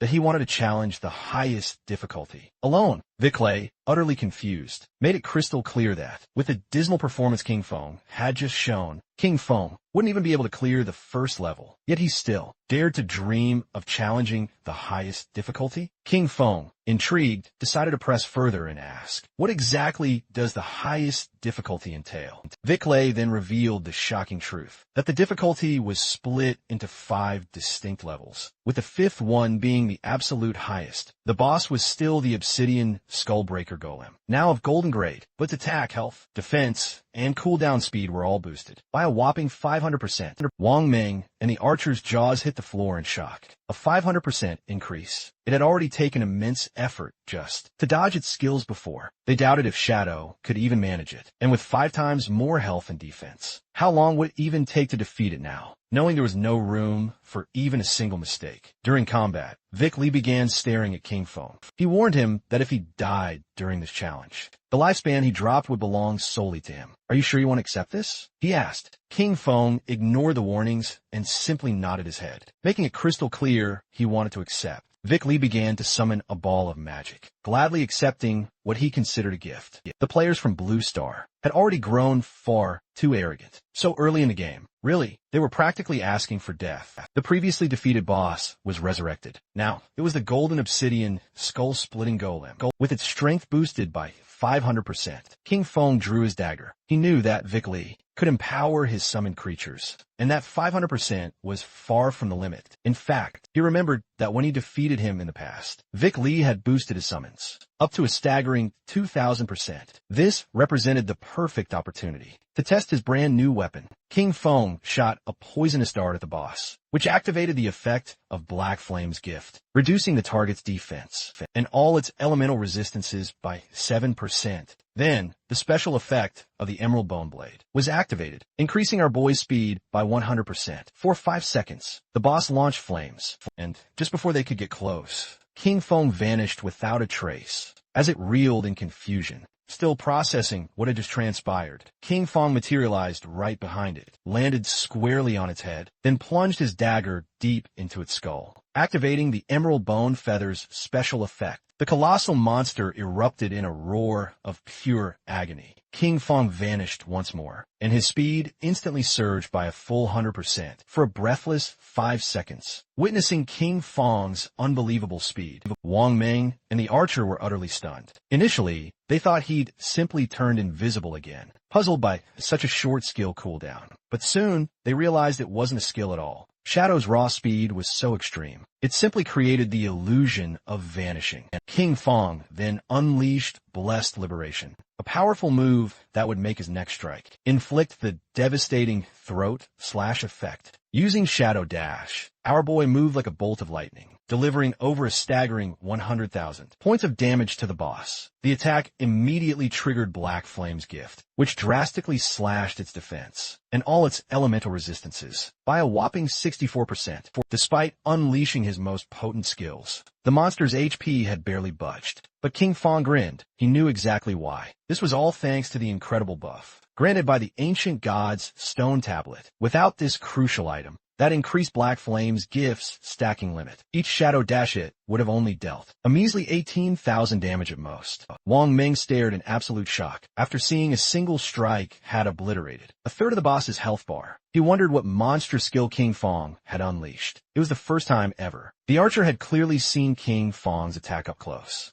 To him, it looked like an instant shadow slash, but the version of that skill he knew only delivered 3 strikes. Meanwhile, Viclay watched the ferocious battle in silence, marveling at how anyone could be so powerful when the Blue Star game had just begun, and what immense talent he must possess. Our boy's eyes, however, glowed with sheer joy. It was time to unleash Throat Slash, a skill that inflicts 200% of the damage of the last attack per second. Blood immediately gushed from the boss's body. It began to roar in agony as its HP bar plummeted. In a matter of seconds, the monster lost its life, and its body transformed into shimmering orbs of lifespan. The system congratulated our boy for conquering the achievement challenge of the level 5 difficulty of the Divine Authority Tower, granting him a hefty 15 reputation points for clearing all its levels. Additionally, for being the first in the world to clear the tower solo, he snagged an extra 75 reputation points. Finally, an official global announcement echoed. Player Chin Fong had cleared the maximum difficulty challenge of the Divine Authority Tower for the first time in history. Far from being surprised, the players were utterly confused. They didn't know what the Divine Authority Tower was, since in the ruined cities where they were, they had never seen a building resembling tower. Once again, they realized that Shadow was leagues ahead of everyone. Vickley was furious. For him, this was a scam. He cursed the cunning of the people from Blue Star, regretting not charging 10,000 or even 100,000 days of lifespan for each Divine Authority book. Vickley summoned a potent, bright ball of magic and screamed at them to get out. He never wanted to see them again. Wang Ming and the archer covered their eyes, fearing blindness as they believed they were lost, and that the NPC was about to unleash a powerful attack. Vic Li's attack descended upon them, while Wang Ming and the archer were covering their heads. Our boy stood perfectly still, calm as always. King Fong and the others were teleported outside of the tower. Both felt somewhat confused, since they didn't know what had happened. They immediately panicked, only to realize that they hadn't died. They had simply been teleported from the Tower of Divine Authority. King Fong reminded them that they had no reason to worry since, as he told them, the NPCs couldn't attack them. Now that he'd gotten what they wanted, King Fong decided it was time to wrap things up and mentioned he was logging off to eat. Wang Ming thanked King Fong for guiding them and asked him to take them along if another opportunity like this ever came up. Our boy nodded, and the archer bid him farewell. King Fong awoke in reality back in his hideout. The system then extracted the 9 divine gift books, a process that consumed 90 days of his tradable lifespan. Our boy decided to consume a staggering 106 years of lifespan to buy luxury furniture, daily necessities, cooking ingredients, and a multi-purpose mechanical maid. Immediately, a maid with adorable dog ears appeared before him. After introducing herself, she informed him that she could help take care of everything in the house, and that she was there to serve him in anything he needed. Lying down on the luxury sofa, our boy gave the order to immediately begin a complete cleaning of the hideout. The maid began to meticulously clean the floor and decided that afterward, she would prepare a sumptuous feast. At the same time, in the real world, more precisely, in Jianghai City, the authorities were investigating several gruesome murder cases. The officer investigating the case informed his superior that this was the 3rd female corpse discovered that week. Just like the 2 previous victims, all her limbs had been severed and her eyes extracted, which made it highly likely that the killer was the same person. The superior asked if investigators had found any clues. The officer reported that the killer knew their investigators well. The timing of abandoning bodies was just outside their skill's effective duration. Upon hearing this, the superior gave them the order to ask, "And you, how much time is left for the researcher's career advancement?" They couldn't delay any longer. They had to catch this killer. The police officer beside him nodded in agreement. The officer asked them to wait a moment, and the superior asked if he'd found anything. His eyes gleamed with a sudden seriousness. He'd realized that shadows, connection and disconnection times perfectly matched the precise moments of the girls' deaths. The superior began to ponder this. A mere coincidence of schedules, after all, wasn't enough to prove anything concrete. The officer, however, mentioned that despite this, he believed they could certainly kick off the investigation from this angle. He added that rumors were already swirling, pointing a shadow as the killer. and that authorities were covering it up. Out of fear of his immense power, the superior waved his hand. He reminded Xiaoma that, even though Shadow had utterly embarrassed him in front of a newbie, he couldn't allow his personal feelings to interfere with their vital work. He assured him that the technology department would support him 24/7 to solve the case as swiftly as possible and bring justice to the victims. With that said, the superior began talking with another police officer. Meanwhile, Xiaoma stared intently at the ground. His eyes were burning with rage. King Fong logged into the game and began silently contemplating the castle. It was nestled within the ruins of Demon City. He remembered that this place was the Academy of Evil Spirits, a platinum-tier hideout, not exactly hidden though. It was said that its protective barrier was the absolute strongest in all of Huaxia. The system informed him that he had consumed 2.7 years of tradable lifespan to create the guild. Shadow, his plan was simple: take over this hideout and register it under the guild's name. This would grant them a sanctuary in the Magic City ruins. King Fong jumped. Sanctuaries could teleport between each other. This would make traveling back and forth between Magic City and Jianghai much easier. From now on, using his invisibility, King Fong entered the hideout. He began walking through the place silently. Several minutes later, he realized that, despite reaching the 3rd underground level, the deepest one, he hadn't encountered a single monster. This indicated to him that someone, or perhaps a group of rather strong individuals, had already been there at that moment. Suddenly, someone shouted that she had nowhere left to run. King Fong became curious. As he peeked around the corner, he saw several men surrounding a woman, her eyes wide with fear. She begged them not to come any closer. They had her cornered on a bridge, with a river of lava flowing behind her. With a smirk, one of them told her not to worry, as they wouldn't kill her. For now, he explained that Madame Dongfang wanted them to capture her, so her son could show her some love. He demanded she reveal her location in the real world, warning that otherwise, they would kill her repeatedly until her lifespan ran out. Furthermore, he made it clear that suicide wouldn't save her, since members of their guild, Shura Hall, were waiting for her at the respawn point. With a chilling smile, the orange-haired man suggested making a deal. He reminded her that she had killed Madame Dongfang twice in the game, estimating that because of this, she must have taken at least 30 years off Madame Dongfang's lifespan. The woman remained silent, lost in her thoughts. He then advised her to give them those 30 years of lifespan, and then play with the 3 of them for a while, promising that in return, they would let her go. With eyes welling up with tears from fear, she stammered, "What exactly do you want to do?" They simply smiled, and then one of them pulled down his pants, causing the poor woman to spiral into a complete panic. With a truly mischievous smile, the man with orange hair revealed that this was indeed how they played. The woman began to ponder in silence, then looked away, and while blushing, asked them to promise to let her go. After playing with a cheerful smile, the orange-haired man promised her and invited her to start with him. The bald man said he would go next. With her body trembling, the woman began to approach them, and then her eyes began to shine with determination. Drawing her poisonous dart, she lunged at the man, but at that moment, the man with the blindfolded eyes used the skill Golden Cauldron Earthquake and descended upon her, crushing her body against the ground. He noticed that the little one was not behaving well. The only thing she could do was close her eyes. As the orange-haired man approached, showing his tongue, he warned her it was her last chance and ordered her to open her mouth. Then a confident smile spread across the woman's face. Using a powerful skill, she cut both the bald man and the orange-haired one in half, causing the man with blindfolded eyes to feel somewhat confused. His eyes widened in confusion. He didn't know what was happening. Just before he could take another breath, the strip of paper, summoned by the woman, wrapped around his neck. She was so powerful that she made the man's head explode, as if it were a watermelon. King Fong, who was watching everything from the corner, recognized the girl's profession instantly. Chainblade after having killed those bastards. The woman crushed the orange-haired man's eggs. Their bodies turned into orbs of lifespan. With an expression full of hatred, she mocked them, and then our boy realized that she possessed the blade of the underworld. With a gaze full of determination, she swore that she would definitely kill Dongfang Ming. The girl had the class blade of the underworld, with the nickname Ghost Spirit. Our boy came out of his hiding place and started walking toward her. Her class, just like Shadow's, was the only hidden class in the assassin branch. He remembered that in his previous life, she had ranked among the world's 10 greatest powers.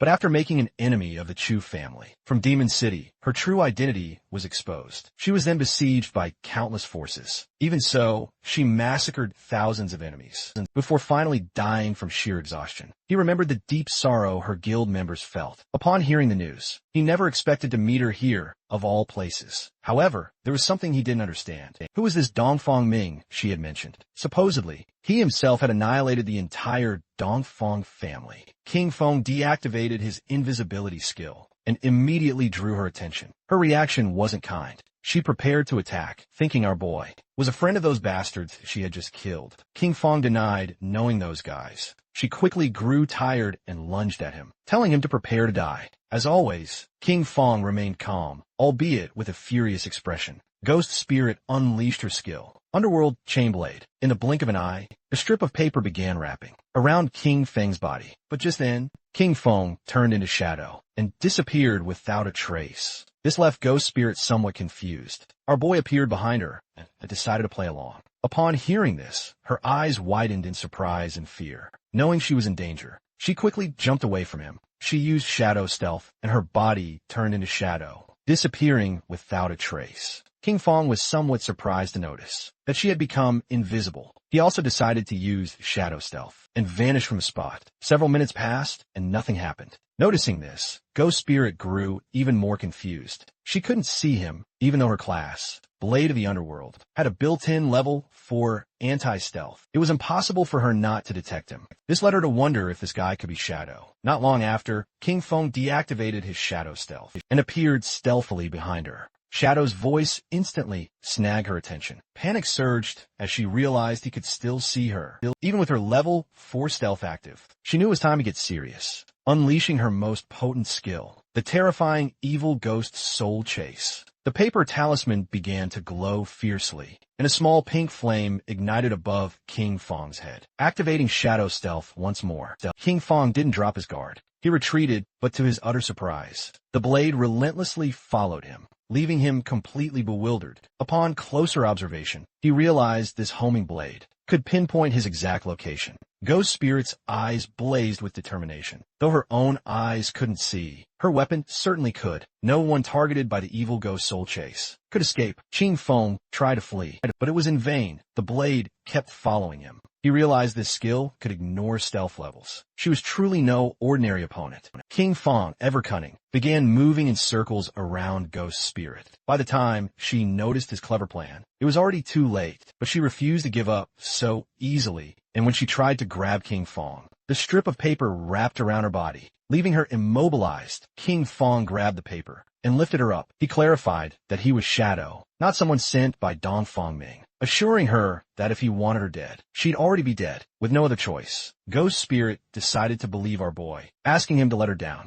King Feng got straight to the point, asking if the Dongfang Yushur she mentioned was from the Dongfang family of Jianghai City. Even while hanging upside down, she nodded, clarifying that, however, she had married into the Chu family, so her relationship with the Dongfang family was no longer as close. Our boy realized a fish had slipped through the net. Apparently, Dongfang Yu was not present when he wiped out the Dongfang family. Ghost Spirit's eyes shot open in surprise upon realizing he was the one who had decimated the Dongfang family. She was instantly thrilled and ecstatic, since this meant Dongfang Yu and Shadow were also enemies. She immediately demanded he put her down, declaring, "The enemy of my enemy is my friend," and they could totally cooperate. King Feng let go of the paper, sending her sprawling to the ground. He decided cooperation could wait. First, he asked why she wanted Dongfang Yu dead. Ghost Spirit clenched her jaw tightly and finally revealed her story. She wanted to avenge her family's murder. She decided to tell the dark, tragic story from before the arrival of this godforsaken game. Dongfang Yu was responsible for her mother's death in a horrific drunk driving accident. However, she completely got away with it because the Chu family found someone else to take the fall for her. Her father, unable to accept this, found evidence to convict Dongfang Ming. But the very next day, his body was pulled from the river. The official conclusion was, of course, suicide. When she went to Dongfang Yu's house, demanding an explanation, Chu family guards brutally beat her, leaving her nearly dead, drowning in despair and on the verge of ending it all. It was at that precise moment, when this godforsaken game arrived, the first thing she did upon entering the game was to kill Dongfang Yu. However, To kill her permanently, she needed to completely drain her lifespan. After reviving once more, she hired countless people to hunt Ghost Spirit down. Leading up to what he had just witnessed, King Feng listened in silent absorption as she told her story, never once interrupting her. Tears streamed freely from Ghost Spirit's eyes as she desperately begged Shadow, "Please, help me kill Dongfanyu." King Feng, coldly and without mincing words, refused. Ghost Spirit, however, did not give up, and with fresh tears of sadness in her eyes, she begged him again to help her kill Dongfanyu. Our boy's gaze fixed intently on her. She wasn't one to surrender so easily. A solemn expression on her face. She promised she wouldn't ask for his help. Not for free, though. She offered everything she possessed. She vowed to work for him and hand over every bit of lifespan she earned. Her equipment, her skills, all in exchange for his aid to kill Dongfanyu.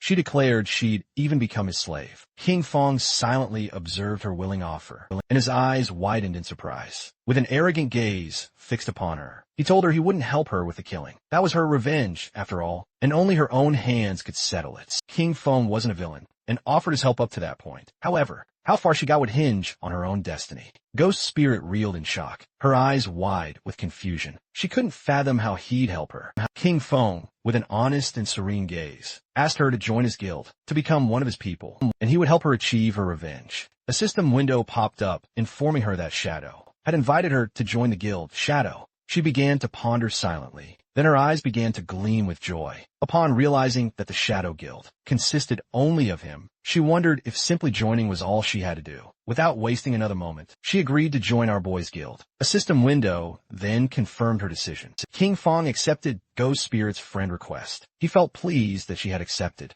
and told her there was just one more thing to do. Our boy turned his back to her, and told her plainly she would have to figure out for herself what class advancement entailed, and how to achieve it. She should come find him. Once she had accomplished it, Ghost Spirit's eyes, who was kneeling on the ground, began to blaze with determination. King Feng made it perfectly clear, if she couldn't even manage this, then she should just give up on her revenge. But using his shadow stealth skill, King Feng quickly departed the scene. He recognized the immense potential of the class. Blade of the Underworld was truly boundless, and with just a little guidance, she could undeniably reach much greater heights. He then arrived deep within the Evil Spirit Academy. Before him stood a level 15 boss, a woman adorned with several ethereal heads, the aberrant Witch Stana, a platinum-grade threat. Upon closer inspection, it didn't take him long to realize she was the guardian of the Evil Spirit Academy. In the blink of an eye, King Feng leaped into action, unleashing his skill, Dark Knight Ringblade, against the boss. This dealt a staggering 26,000 points of damage, and activated a crucial weak point strike. He then descended back to the ground, remembering that during the first phase, only one of the boss's 4 heads would activate, and she was entirely immune to physical damage. Because of this, he could only rely on his elemental skills, which unfortunately inflicted slightly less damage. He swiftly summoned his Shadow Blade, and his eyes began to gleam with newfound confidence. He possessed the pale, white Bone Blade, which boosted his movement speed, and his skill, Shadow Blade, also reset its cooldown upon hitting a target. King Feng began summoning hundreds of Shadow Blades, then unleashed them upon the boss, watching them pierce one of her spiritual heads. This dealt an incredible 200,000 plus points of damage. This transformed him into a mobile Gatling gun of fiery attacks. Not long after, her golden head exploded into pieces. King Feng didn't lose his composure, remembering that in the second phase, 3 heads would activate simultaneously. Her eyes began to glow with furious rage, her deadly gaze fixed on her hero. Soon after, the heads started firing bursts of energy from their eyes, while she danced wildly, unleashing indiscriminate attacks all around her. But for King Feng, this wasn't complicated. With minimal effort, he skillfully dodged every attack, and then plunged his shadow blades deep into the boss's head, unleashing over 200,000 points of damage. As she writhed in pure agony, King Feng calmly descended to the ground, turning his back on her. To seal the deal, he unleashed his last Shadow Blade, making the boss's body erupt in an explosion. A massive explosion ensued. The system announced he had defeated the aberrant witch, granting him a hefty 50,000 EXP, along with the Evil Spirit Academy's hideout key. a platinum tier key. His eyes widened in shock as the system then revealed he could now advance his class. Without hesitation, King Feng chose to advance his class, and a mysterious shadow began to envelop his body. His shadow class advanced from Tier 1 to Tier 2, and with that, his attribute bonuses surged. Strength shot from 9 to 27. Constitution rocketed from 9 to 27. Agility soared from 24 to 72. And Spirit jumped from 15 to 45. This single class advancement effectively tripled all his attribute bonuses, leading to a massive boost in his strength, constitution, agility, and spirit. Consequently, all his combat stats, including attack power, defenses, and resistances, were noticeably improved. His non-tradable lifespan now surpassed 4,510 years. Meanwhile, his tradable lifespan was over 566 years. He also unlocked his 4th class passive, which now allowed him to attack without breaking his stealth status and still apply the stealth break attack bonus. Our boy's gaze fixed on that golden key, and his eyes gleamed with excitement. The class attribute bonuses had tripled, and attacking no longer broke stealth. This Tier 2 shadow was truly something that completely changed the rules of the game. Minutes later, outside the Evil Spirit Academy, someone returned, and Ghost Spirit immediately panicked upon realizing they dared to come back. It was the same crew she'd wiped out earlier, but now there weren't just 3. They brought their entire guild with them. A bald man, with a sly smile, stated that last time. He was careless. Completely unaware, she wielded a chain blade. With a confident smirk, the orange-haired man declared that this time, he'd summoned every member of his guild, the Shura Palace, leaving her nowhere to run. The bald man then lunged forward, ready to strike and making it clear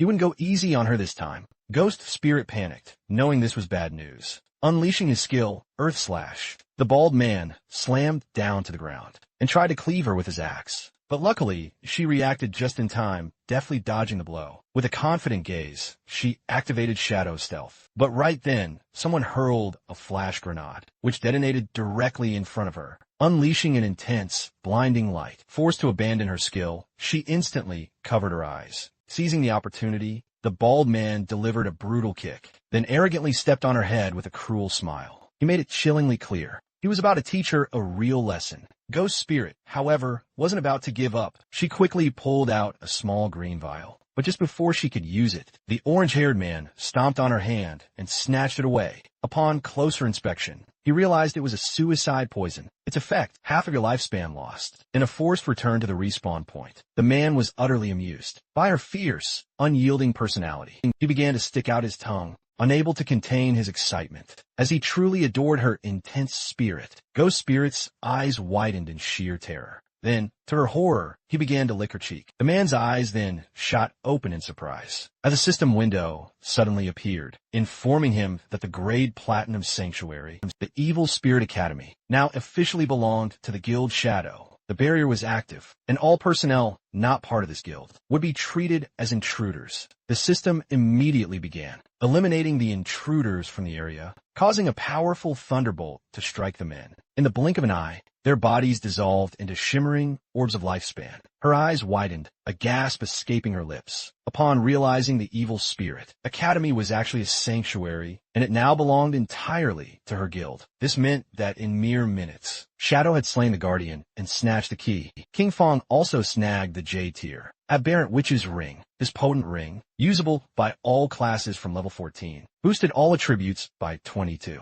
and cooldown speed by 30%. Its unique effect amplified the area of effective skills by 25% and area damage by 10%. As if that weren't enough loot, he also scored the Platinum Grade Virulent Poison Trap. This incredible Platinum Grade skill, perfect for Assassin and Hunter classes, let him place a trap with level 5 stealth. Enemies who triggered it would take 500 additional poison damage, suffer a 50% slow for 5 seconds, and endure continuous poison damage, equal to 100% of his attack power. He could place a maximum of 3 traps, each with a 4.65 second cooldown, and a whopping 3,600 second duration. He was more than satisfied. 2 phenomenal items an assassin could use had just dropped. He considered the ring to be absolutely prime. His instant Shadow Slash and Dark Knight Ring Blade skills were both area of effect abilities, so this was a massive improvement for him. His eyes began to gleam with pure joy. He also had 363 evolution points, exactly what he needed to evolve his backstab enhancement skill to legendary. He devoured 340 evolution points, leaving him with 23. His skill, backstab enhancement, evolved from epic to legendary. The passive effect now boosted damage when attacking from behind, from 75% to a full 100%. Furthermore, the legendary effect made it so that while in stealth, all his damage was automatically considered a backstab attack. King Fong was pleased, as the combination of the constant backstab, damage bonus, and the permanent stealth from his advanced class massively improved both his damage output and survivability just then. Little Black contacted our boy, informing him that she had found other ruins, and asking if he wanted to go take a look. When King Fong asked where she was, she replied that she was in the Zhonghai City ruins. She explained that, on the stones around the temple entrance, there are murals, very similar to those in the ruins of the beginners. Village Shadow became a bit confused, asking why they hadn't explored themselves. With the progress they had made, they should already be able to face a platinum grade boss. She was honest, admitting that they had wanted to, but after clearing all the enemies to the end, a teleportation orb appeared. When they touched it, nothing happened. A system message indicated that only a fated person could enter. So she wondered if her boss might be that person. King Fong decided to go take a look. He told her to wait for him and to prepare her lifespan, as he would bring her the new equipment he had obtained, besides teleporting between the two shrines. Made the journey from the Magic City ruins to the Zhonghai ones much more convenient. Little Black also reported that the officials on the Zhonghai side didn't have enough lifespan, so he could sell it directly to the ones in Magic City. At the same time, she was on the outskirts of the Zhonghai City ruins. She was riding a white llama, which was eating grass. Not long after King Fong appeared behind her, asking where the ruins were. Suddenly hearing our boy's voice, she and the llama were startled, and Little Black asked him not to scare her like that. He had done it on purpose, but he lied and promised to be more careful next time. Peeking her head over the cliff, she revealed that the entrance to the ruins, it was nestled at the very bottom. Our boy then asked how they'd stumbled upon it. She replied, saying it was quite a long story. Little Black then turned to the llama and began to explain that she'd actually found a mount in this very spot. It was a little sheep, and while playing with it, a silver grade boss suddenly materialized. Frightened and panicked, she lost her footing and tumbled off the cliff. But luckily, she managed to snag a tree at the bottom, and that's how she first laid eyes on the cave. With extreme caution, she made her way down to the base of the cliff, warning him to be extra careful not to slip. She then explained that after recovering, she called Captain and an Uncle Wong Meng to explore together. Taking a leap, King Fong also descended gracefully, commenting that it was just like her to discover such an incredible place. Little Black praised Shadow's smooth moves, mentioning that Wong Meng had tried to jump down the same way, but had slipped and died from the fall.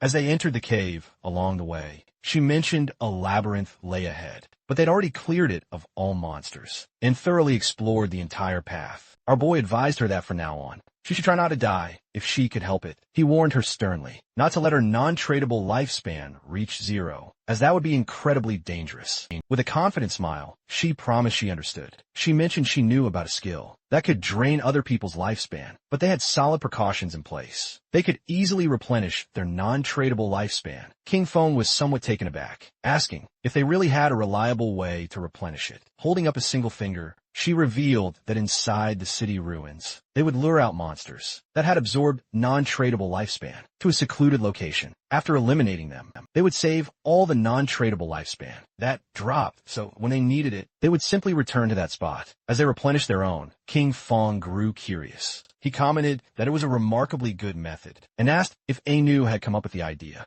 Little Black was utterly shocked because King Fong had guessed correctly. Our boy remembered that, in his past life, it was Anu who had devised this method, and that over time, everyone ended up using it. Not long after, they came across a mysterious teleportation orb. Little Black cautiously brought her hand to the orb, and the system immediately informed her that she was not the fated person, and thus, the mechanism would not activate. She then asked Shadow to give a try, explaining that everyone assumed this temple might be connected to the one in the beginner's town. King Fong's curiosity was piqued, and he began to observe the orb in silence. He finally decided to reach for it himself, and at that very moment, the orb began to glow intensely, as an intense, pulsating energy started to emerge from it. Little Black covered her eyes in utter confusion, not knowing what in the world was happening. To her astonishment, our boy disappeared without a trace. Realizing that both her boss and the orb were gone, she confirmed what she had always suspected. He really was the fated person. Meanwhile, King Fong found himself in the terrifying cave of the Ice Tide, where all his remote communications were completely blocked. King Fong didn't let his guard down for a second and immediately activated his invisibility skill. The system then assigned him a crucial new mission: protect the Ice Tide crystal. His attention was immediately fixed on the Ice Tide crystal. He recognized it instantly. He remembered that this specific object would erupt with an overwhelming icy tide if it was hit by any form of attack. Looking closely, he noticed something grim. Monsters would continuously emerge from the caves and would do whatever it took to attack the crystal. He understood that if he let them succeed, he would be a dead King Fong. King Fong took a virulent poison trap from his inventory. To him, dying didn't matter at all. What was crucial was that the mission could fail. If that happened, he would never be able to return to this place, or get the reward he knew better than anyone. His only option was to evolve his virulent poison trap. After consuming the necessary evolution points, he was left with 17. The skill soared from Platinum to Epic. As a result, the trap stealth skyrocketed from level 5 to 8. Enemies who triggered it would now receive a crushing 1,200 additional poison damage, along with an 8-second slow. The slow's potency remained at a solid 50%, and the damage per second was a brutal 100% of his attack power. Additionally, the maximum number of traps he could deploy surged from 3 to a whopping 9, while the maximum duration remained 3,600 seconds. King Fong strategically placed 3 traps right at the cave entrances. The system then informed him that the Aberrant Witch's Ring effect had activated, boosting the skills area of effect by a significant 25%. King Fong knew the upgraded traps now perfectly covered the entire passage. It was guaranteed that any monster passing through would trigger them. Just then, they started to arrive. Monsters with glowing eyes began to stare intently at our hero as a whole horde of them emerged from the caves and rushed towards King Fong. But just as they emerged, they triggered the trap. Thorny vines erupted from the ground, coiling around the monsters and dealing them over 100,000 points of damage. Dust rose from the ground, but King Fong remained perfectly calm. Just then, an arrow came flying straight at him. Noticing this, his eyes widened with serious intent. Just before the arrow could strike, King Fong summoned a shield, blocking the attack in the nick of time. His attention fixed on a mob carrying a bow. Realizing there were ranged attackers too, outside the Magic City ruins, a mage named Dongfangyu met with the orange-haired man and asked if his guild was giving up on hunting Ghost Spirit, also known as Guiling, now that she was a member of the Shadow Guild. The man nodded, confirming they couldn't get it done and that she'd have to seek out another. He gripped her magic staff, his knuckles white, questioning why he considered Shadow a far greater threat than her. Calling him a peasant, she reminded him, "Don't you dare forget that I possess all of your personal information, and killing you in the real world would be a piece of cake." His eyes widened with rage, but just before she could utter another word, the man had finally had enough. He landed a heavy punch right on her cheek, sending her body flying through the air.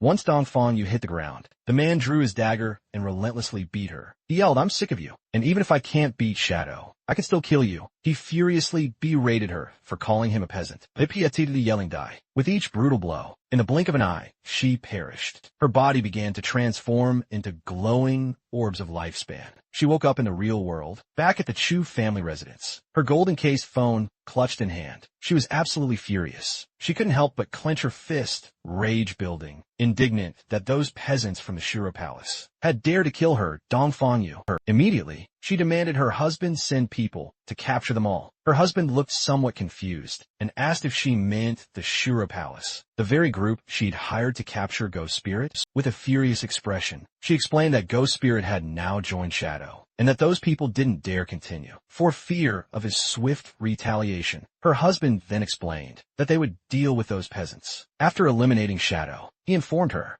that he had already arranged 4 men from the Black Dragon Hall of Magic City to go after him, assuring her that the plan was already in motion and that she could soon avenge her family. Her eyes widened with pure rage, a fury directed at both Shadow and those peasants. Her mind now filled with vengeful excitement, and with a confident expression, she swore to avenge the Dongfang family, vowing to slaughter every single one of them. Deep within the Ice Tide cave, King Fong launched his short blade. It instantly embedded itself in the eye of the bow-wielding monster, killing it in a flash. He didn't care that they were ranged mobs. His shadow blade skills cooled down, reset with every weak point hit, making each kill a simple one-slash affair. The ice-tide crystal, now riddled with cracks, was on the verge of shattering when the system announced the guard mission was complete, and it was time to claim his reward. This caught him completely off guard, making him wonder if it was truly over already. The ice-tide crystal then shattered into countless pieces, and a magnificent golden chest materialized. King Fong's gaze was locked on it, realizing it was an epic treasure chest. He extended his hand towards the chest. Last time, an epic chest granted him graceful release. Now, he'd see what this one held. The chest slowly opened, and a powerful golden light began to pour out. Then, a woman started to manifest. She was an NPC, and King Fong was quite surprised, because it was the same NPC who had stood by the epic chest previously. With her eyes still closed, she began to speak in a strange language, one that King Fong recognized as the ancient language of the old gods. She communicated to him that he had passed both trials and was, in fact, the chosen one. To our boy, this was incredibly strange. He obviously couldn't comprehend the language, yet he understood its meaning perfectly. He wondered if it was thanks to his eye of judgment. As her body transformed, she revealed the old gods had already perished, and that he was the heir to the mantle of judgment. The NPC's body started to shift and change. The only thing Shadow could do was watch, in silent amazement as, little by little, the NPC's body continued to transform. Then, the third eye on her forehead opened. A powerful aura erupted from her body. She then revealed her name to King Fong, Asura. She declared she would follow him and witness his rise as the true god of judgment. Next, she asked him to accept the gift she had prepared. It was the Asura's summoning bell, a relic forged by Asura's herald of judgment, using the very power of order itself. This bell would allow him to summon her. Once he reached level 25, again at 35, and one final time at 50, each summon would grant him the exclusive opportunity to challenge a special ruin. If he successfully completed all 3 challenges, Asura could then reside in his hideout and provide a skill upgrade function. Our boy eagerly grabbed the summoning bell, his eyes practically sparkling with joy. He understood the last temple was level 5, and this one was level 15. He was stunned thinking that Elise C had stumbled upon both. He recognized her luck was truly out of this world. Asura then asked King Fong to select a skill, informing him he had one free opportunity to upgrade it to his current level. His eyes filled with seriousness as he began to ponder. He knew that skill power was judged by 2 standards, quality and level requirement. While the quality of each skill was fixed and couldn't be improved naturally, he could use infinite evolution to forcibly increase it. Even an ordinary skill like Shadow Lurk could be turned into a mythic grade if he wanted. On the other hand, the level requirement not only defined when a skill could be used, but also determined its overall power. In terms of stats, a level 5 Shadow Lurk and a level 51 were worlds apart. Obtaining high-quality, high-level skills was extremely difficult, but in the future, none of this would be a problem for him. All he had to do was consume lifespan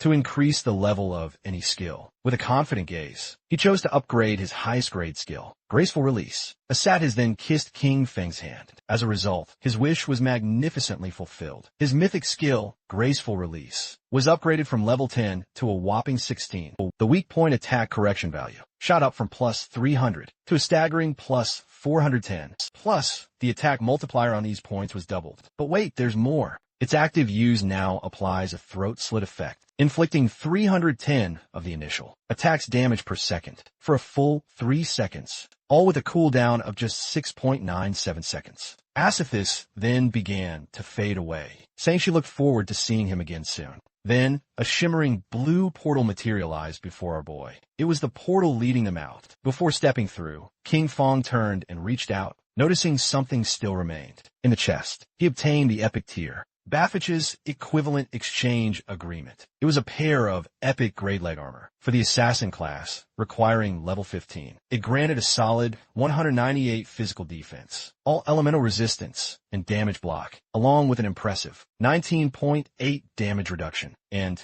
plus 19.8 whispering resistance. Its unique ability, Art of Equivalent Exchange, allowed him to sacrifice a piece of equipment or a skill book up to epic grade to randomly receive another item of the same level and grade. For his class, all with a 1-hour cooldown. He clutched the skill book, and his eyes immediately sparkled with joy. He realized he could use this for the equivalent exchange to get even better items. He still had a bunch of J-grade equipment and skill books gathering dust in his inventory, and all of them could now be converted into killer items for an assassin. He decided it was time to head back, as the loot had been absolutely incredible, and he really had to thank Little Black for all of it. While Little Black waited at the cave entrance, with her llama, King Feng emerged. He was a bit surprised to notice that she hadn't used the last hour to level up, and had instead stayed there, patiently waiting for him. Noticing that King Feng had returned, Little Black felt a surge of relief. She'd been diligently guarding the exit, just in case anyone tried to ambush him.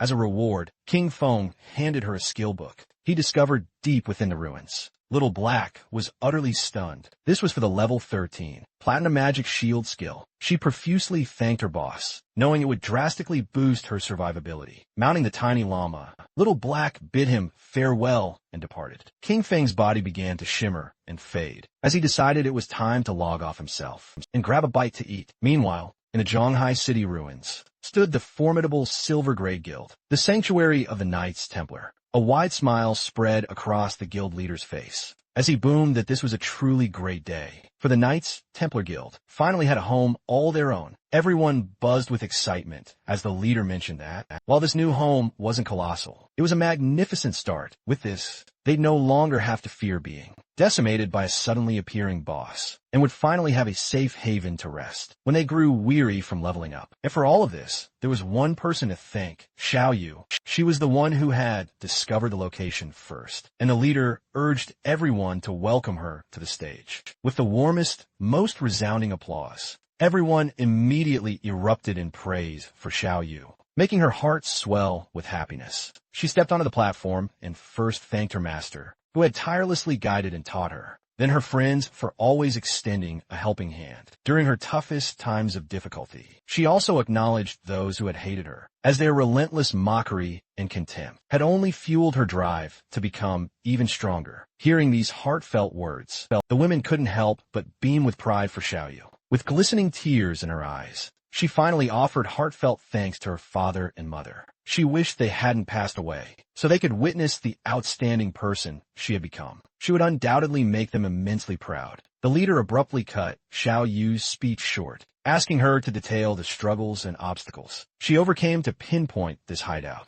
Xiao Yu candidly revealed that just a while ago, she'd had a very vivid dream. In it, a powerful warrior guided her, and together they captured the hideout. Although the dream was quite blurry, it felt incredibly real. So, she came to the spot with a just give it a try attitude, never thinking she'd actually find it. The others immediately mocked her. The idea of a dream seemed utterly hilarious to them, and they couldn't believe she was serious. The leader, barely holding back his laughter, thanked Xiao Yu for her wonderful speech, and asked if she'd had any dreams the previous night. Touching her cheek, she mentioned that she did have a dream. In it, there was a huge, magnificent hideout, bustling with people, and she believed it was a platinum-grade hideout. The guild members once again erupted in laughter, mocking her, commenting that she was really dreaming big, and joking that they'd soon be moving into a much bigger house. The leader, however, became serious, and decided that this was an excellent dream, handing her the reward she had earned. 1 year of tradable lifespan. With a smile, he put his arm around her shoulder, and expressed his hope that everyone would learn from Xiao Yu and her dedication to the collective good. He stated that, as long as everyone worked together with one heart, the guild could definitely stand firm in these chaotic times and get better and better. The leader then dismissed everyone,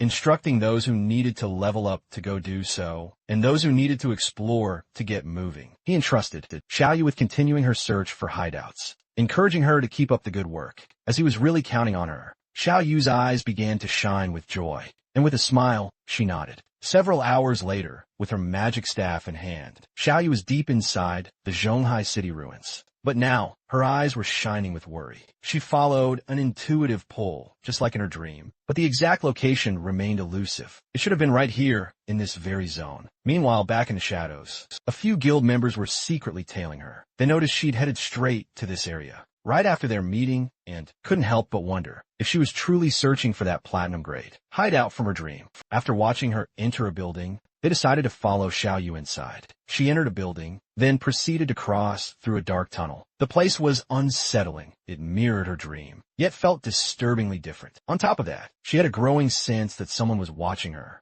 Closing her eyes, she let out a shaky sigh and fortified her resolve. She reminded herself she was a life priest, a hidden class, and nothing could truly harm her. But the moment her eyes fluttered open, a grotesque monster, with eyes sprouting from its mouth, stood directly before her. The horrifying sight left poor Xiaoyu only capable of screaming in pure terror. Instead of attacking Xiaoyu directly, the monster violently threw her to the ground and began scurrying in the direction where the guild's women, who had been secretly following her, were hiding. They panicked, utterly bewildered by the creature. Disgusted, they yelled for everyone to capture and eliminate it instantly. But before they could even formulate a plan, the monster ensnared one of them with its tentacles and brutally thrust the mouth tentacles into the woman. In a blink of an eye, she started to wither and weaken as the monster completely drained her lifespan. Realizing this monster could literally absorb them to death, her companions shrieked in horror, and without a moment's hesitation,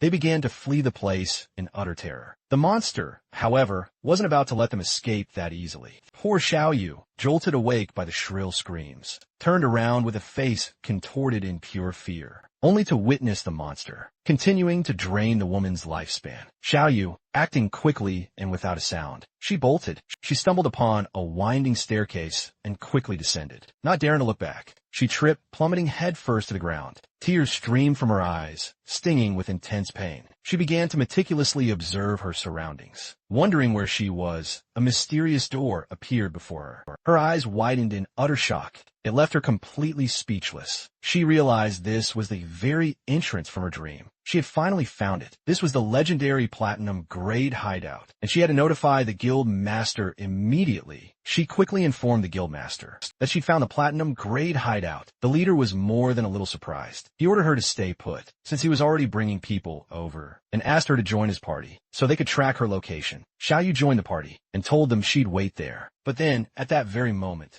her eyes widened in fear as unsettling noises began. And as she finally turned around, she saw the malevolent monster, staring at her with a chilling smile. Despite the paralyzing fear, she gritted her teeth, summoning every ounce of courage, reminding herself not to be scared. She could do this. She could definitely defeat it. As the sinister monster continued to observe her, Xiaoyu stood up, clutching her magic staff, convincing herself she could defeat it, as she was no longer the same person she used to be. A powerful aura surged from her body. With a confident smile, she reminded herself she was the noble, hidden class, the life priest. Raising her magic staff, Xiaoyu activated her most powerful skill. Venomous vines. Vines erupted from her staff, coiling tightly around the monster, draining it of over 500 hit points. Super excited, she celebrated that the attack had hit. Now its poison would consume it. While she prepared her next move, she aimed her magic staff at the monster and used corrupting poison mist, causing a poisonous mist to start damaging the boss,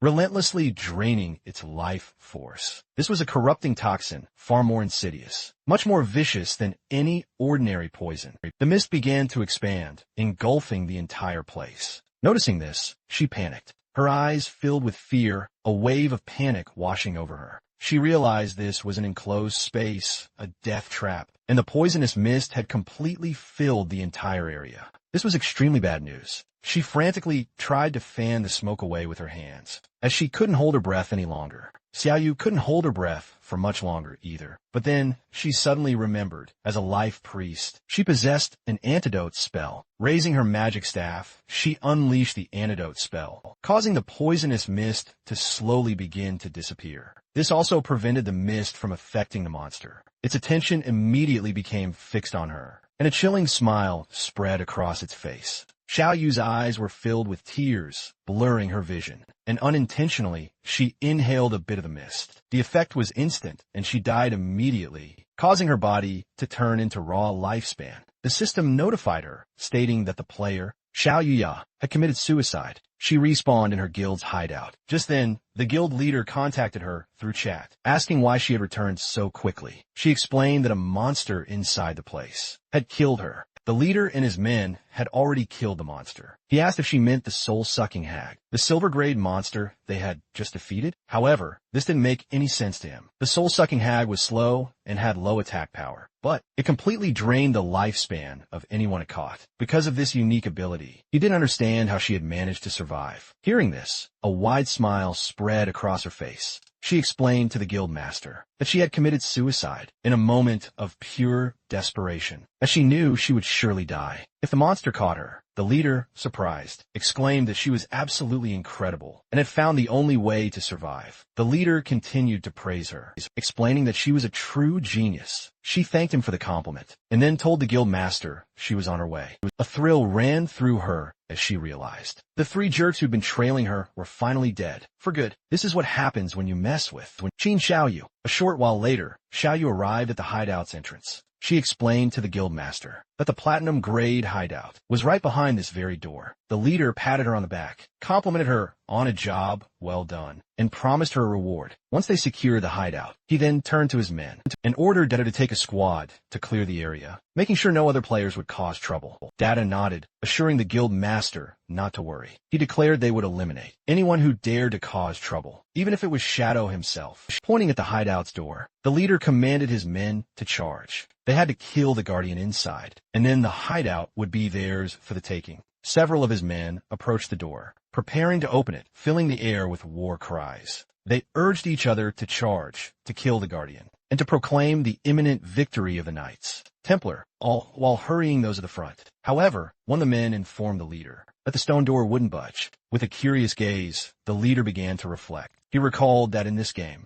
every hideout had a guardian, and suddenly it all clicked into place. With a confident expression, the leader pointed towards the hideout's door, revealing that this stone door was the guardian. Using his axe, one of the men struck the stone door. The attack dealt 320 hit points of damage to the door. As damage numbers appeared, this confirmed it was true. The stone door really was the guardian. Everyone praised the guild master's brilliance. With a smile, the guild leader told them that this platinum hideout was practically a gift. He then ordered his men to take it down. In unison, they accepted the order. His men immediately charged the door, and in the blink of an eye, a massive curtain of dust erupted. Simultaneously, several system windows popped up, informing King Feng that his hideout, the land of purified souls, was under attack. The entrance's stone door had its durability dropped to 99.3% and was continuously taking damage, while the magic defense barrier still remained at 100%. The system also revealed that standard teleportation to his hideout was blocked, offering him the option of a war teleport and indicating this was his only use available for the day. King Feng's eyes narrowed with seriousness and confusion. Someone had managed to find the entrance to the land of purified souls and was now attacking his hideout. Riding his wolf, King Feng immediately headed towards his hideout. He figured that with the invaders' attack power, it would probably take them an entire year to break down the door. Because of this, he'd simply ride his wolf over to take a look. A while later, King Feng arrived on the outskirts of the land of purified souls. His eyes lit up as something immediately caught his attention. 2 men were hotly pursuing a woman, ordering her to stop and threatening to slaughter her if she kept running. A man wielding a spiked mace suddenly appeared in front of her, demanding to know where she thought she was going. Before she could even take another breath, the man brutally struck her, sending her body flying. With a cruel smile, the purple-haired man extended his hand and unleashed his skill, Sacred Chains. For swords of pure energy descended from the sky, impaling the woman's hands and knees, causing her to scream out in agony. One of the men sharply reminded her that he'd already warned her. This entire area was claimed by their guild, the Knights Templar. He then asked if she truly believed she could force her way in, and with a serious gaze, she explained that she was merely passing through. This definitely wasn't her forcing her way in. It was glaringly obvious. They were just looking for an excuse to rob her blind. Our boy immediately recognized the woman. It was Yang Xiaoya, his colleague from the company. He remembered her as a genuinely kind girl, who had even given him a heads up. So, before the guild reserved this area, he deduced that the attackers of the land of purified souls were none other than the Knights Templar Guild. The purple-haired man snarled. If we say she forced her way in, then she did, he said with a wicked grin. He then reminded the others that, according to the usual rules, he would go first. The other man, laughing, declared he'd be right ahead of him. At that very moment, someone moved like thunder, instantly decapitating all 3 men. It was none other than King Feng. Our boy started staring intently at her, and his eyes began to glow. Yang Xiaoya, in shock, wondered if it was Shadow. But no, she quickly realized that couldn't be right. Those eyes, they were King Feng's. With a snap of his fingers, our boy activated one of his skills. This ability, the Blooming Curse, caused brilliant red spider lilies to erupt from the corpses of the men he'd just defeated, draining their remaining lifespan. He stood amidst the glowing red energy, his expression calm and serious. Nearby, his old friend Yang Xiaoya watched in shock. Seeing his eyes, she felt an unsettling familiarity and wondered aloud if he could be King Feng. The orbs of lifespan from the fallen men were drawn into a vortex of blue energy and disappeared. Yang Xiaoya noted that everything was gone. She pondered what she had just seen. She thought how much Shadow's eyes resembled King Feng's, but she quickly dismissed the idea as a mere coincidence. She reasoned that if King Feng was truly the powerful player, Shadow, he would never let his sister, Xiao Yu, join a guild like the Knights Templar, where members were treated like slaves. The story then shifted to Shadow's hideout, just outside the land of purified souls. There, a group of players, led by none other than the Knights Templar Guild leader, witnessed Shadow's arrival and erupted into a fanatical welcome, cheering wildly for Big Brother Shadow. The guild leader explained that his men had been attempting a robbery and thanked Shadow for his timely appearance and teaching them a much-needed lesson. He declared that ever since Shadow saved them from the dreaded headless assassin, his entire guild had become his most devoted fans. The leader continued to shower Shadow with praise, claiming his guild now embraced Shadow's positive values and strived to be a true Sunshine Guild. After this excessive praise, he finally got to the point, asking why Shadow had come to visit. Shadow, however, completely ignored the flattery and cut straight to the chase, asking if it was true they were attacking a hideout. The guild leader, looking both surprised and nervous, stammered, asking Shadow how he possibly knew. He then hesitantly questioned if Shadow was also interested in the hideout they were attacking. With his eyes glowing, Shadow made a calm, chilling declaration, stating unequivocally that the hideout was his. The guild leader was utterly shocked. He practically turned to stone, unable to process what he had just heard. His subordinates were equally stunned, their mouths agape in disbelief. Sweating, the leader tried to argue, pointing out he'd heard Shadow's hideout was in Magic City, and a player could only own one. But one of his men leaned in and whispered a crucial piece of information. If a player creates a guild, the guild itself can also own a hideout. Shadow confirmed this, stating coolly that he had hideouts in both Magic City and Zhanhai City. The terrible realization then dawned on the group. They had been trying to invade the personal territory of Shadow, the most powerful player in the entire world. A chilling wave of terror washed over them as they looked up. It felt as if the very sky was crumbling. Meanwhile, Xiao Yu stared in utter disbelief. With tears in her eyes, she couldn't comprehend how this hideout could possibly belong to Shadow, where he had never appeared in the dream that supposedly led her to it. The Knights Templar Guild Master, now face to face with the hideout's owner, immediately began to grovel. He bowed deeply before King Feng, frantically explaining they had no idea the place belonged to him, and begged to know how they could make amends. Shadow, looking at a holographic panel showing his hideout status, coolly pointed out that they had been attacking his gate for some time, and the repairs would be expensive. With a cold look, Shadow stated his price, 500 years of lifespan. The guild master screamed in shock at the astronomical figure, the stress causing him to faint dramatically as his subordinates cried out his name. One of the men cradled his unconscious leader and pleaded with King Feng, asking if he could reduce the price. Looming over them, King Feng coldly asked if the man knew the cost of repairing such a gate. When the subordinate admitted he didn't, King Feng told him to shut his mouth. A moment later, the guild master woke up with a dazed expression. He muttered to himself about the outrageous cost, wondering what he had done to deserve this. Suddenly, his despair turned to rage. He lunged at Xiao Yu, grabbing her by the front of her robes. He furiously blamed her for the entire situation, shouting that she was trying to destroy him and their entire Knights Templar Guild. With a look of shame, Xiao Yu accepted the blame, quietly admitting it was all her fault and that she had dragged everyone into this. Turning to King Feng, she bravely took full responsibility. She told him to punish her instead, offering to do anything he commanded, pledging her life to him. She vowed to become his loyal servant, offering every year of lifespan she'd ever earned, until their massive debt was fully repaid. Facing King Feng, Xiao Yu continued her desperate plea, offering herself for any punishment he saw fit: beating, cursing, or abuse, as long as he spared her guild. The Knights Templar Guild leader and his men watched on, visibly moved by her courageous self-sacrifice. But King Feng ignored her completely. King Feng's glowing eyes fixed intently on the guild leader. He spoke a single, chilling name, Chen Wuming. The leader, whose true name was indeed Chen Wuming, was instantly struck with pure, unadulterated terror. He stammered, utterly aghast, shocked that King Feng somehow knew his secret identity. King Feng then posed a cold, cutting question to Chen Wuming, asking if he truly believed Xiaoyu was worth the 500 years of lifespan. At this, a twisted, manic grin spread across Chen Wuming's face. In a shocking turn, he launched himself at Xiaoyu,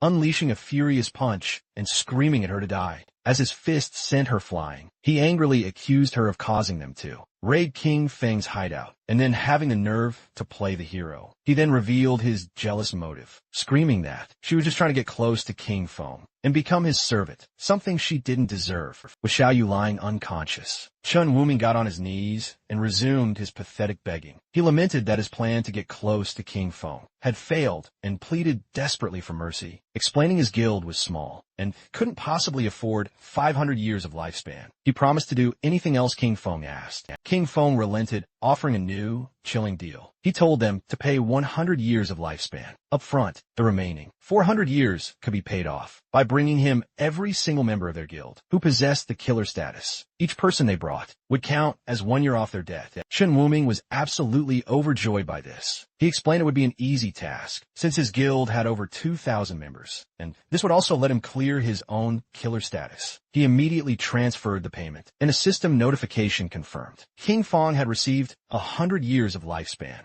asking King Feng to wait. Chen Wuming began to rally his men, ordering those with killer status to gather immediately. While his guild members assembled, King Feng decided to put his new lifespan to use. A system window popped up, asking if he wanted to spend 7 days of his lifespan to repair his damaged hideout. He calmly accepted, and another notification confirmed the transaction was complete, and the hideout had been fully repaired. Once Chen Wuming's guild members with killer status were gathered, Shadow unleashed a devastating attack. A swirling vortex of dark energy sliced through all 400 of them at once. A system notification confirmed the kills, and the ground became littered with glowing orbs of lifespan. Killing so many players with killer status also reduced Shadow's own, lowering its level from 4 to 3. Chen Wuming, the Knights Templar Guild leader, clapped enthusiastically, praising Shadow's efficiency. He callously remarked that the men who died were just troublemakers who had violated guild rules and deserved the lesson Shadow had taught them. Shadow then turned to the leader with a new proposition, telling him his guild would now be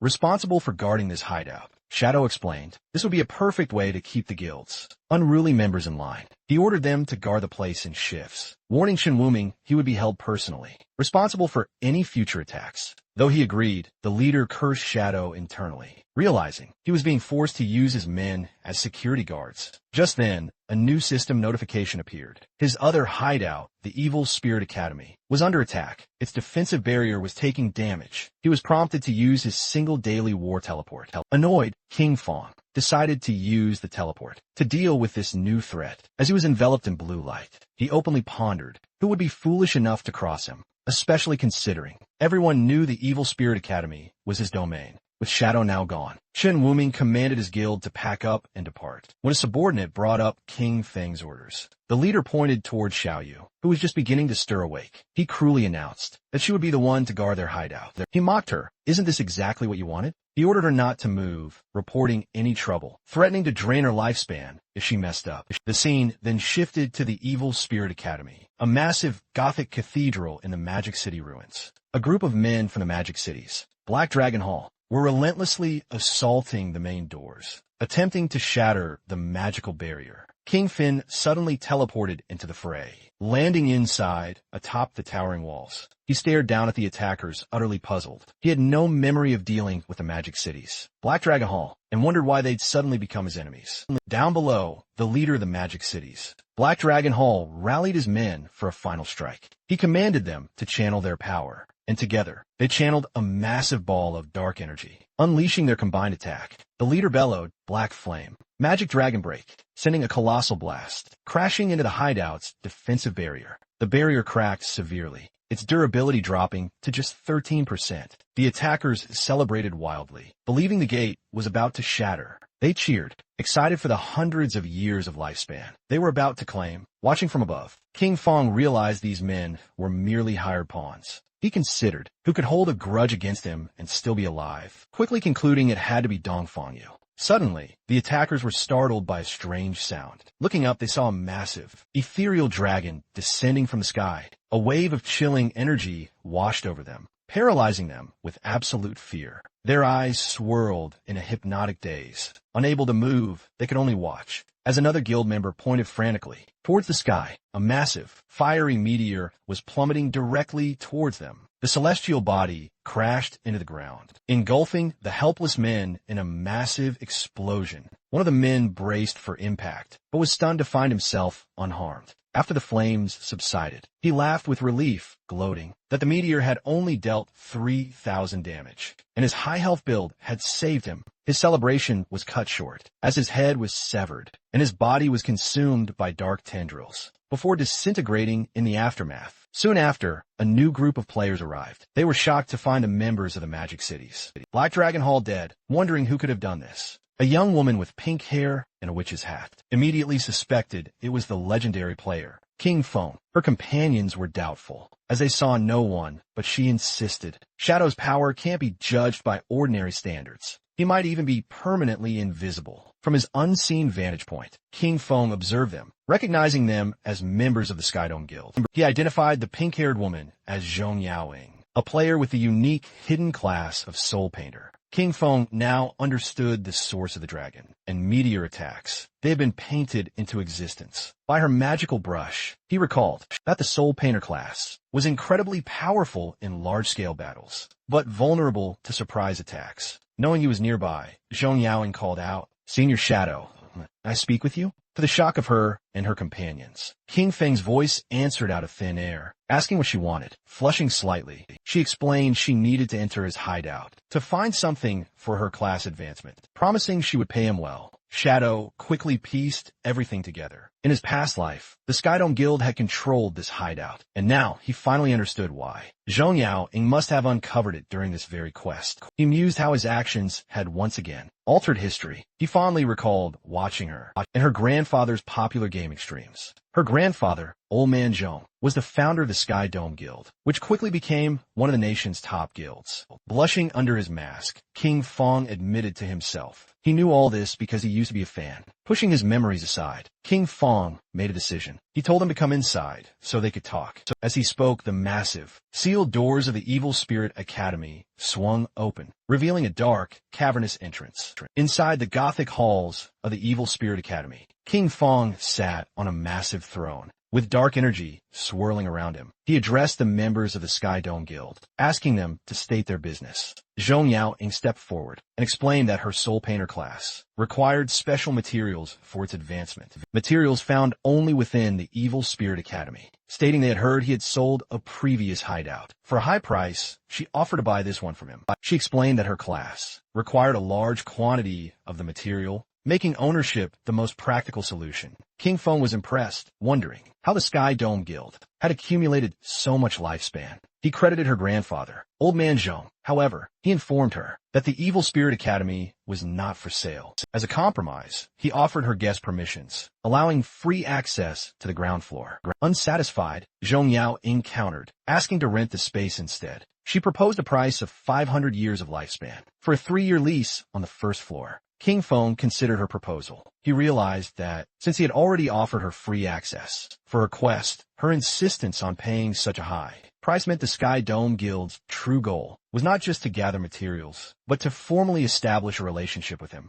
As if she could read his thoughts, Zhong Yaoying offered another term to sweeten the deal. With a devious grin, she promised that if he agreed, her guild would take care of the Magic City. Black Dragon Hall, the very group that had just attacked his hideout and wiped them out completely. King Feng was stunned by her audacity, asking if she could really make a decision that would lead to war without first consulting her grandfather. Zhong Yaoying laughed, surprised he knew her grandfather. She confidently assured him that Old Man Zhong always listened to her, and that crushing a small guild, like the Black Dragon Hall, would be easy. Admiring her decisive nature, King Feng agreed to the deal and tossed the rental contract to her. A system notification confirmed the transaction, informing Shadow he had received 500 years of lifespan. He told them they could use the first floor as they wished and not to worry about the defensive barrier, as the lava in the lower levels would automatically repair any damage. With the deal done, Zhong Yaoying and her guild celebrated. After the Sky Dome guild members entered his hideout, Shadow allowed himself a small smile.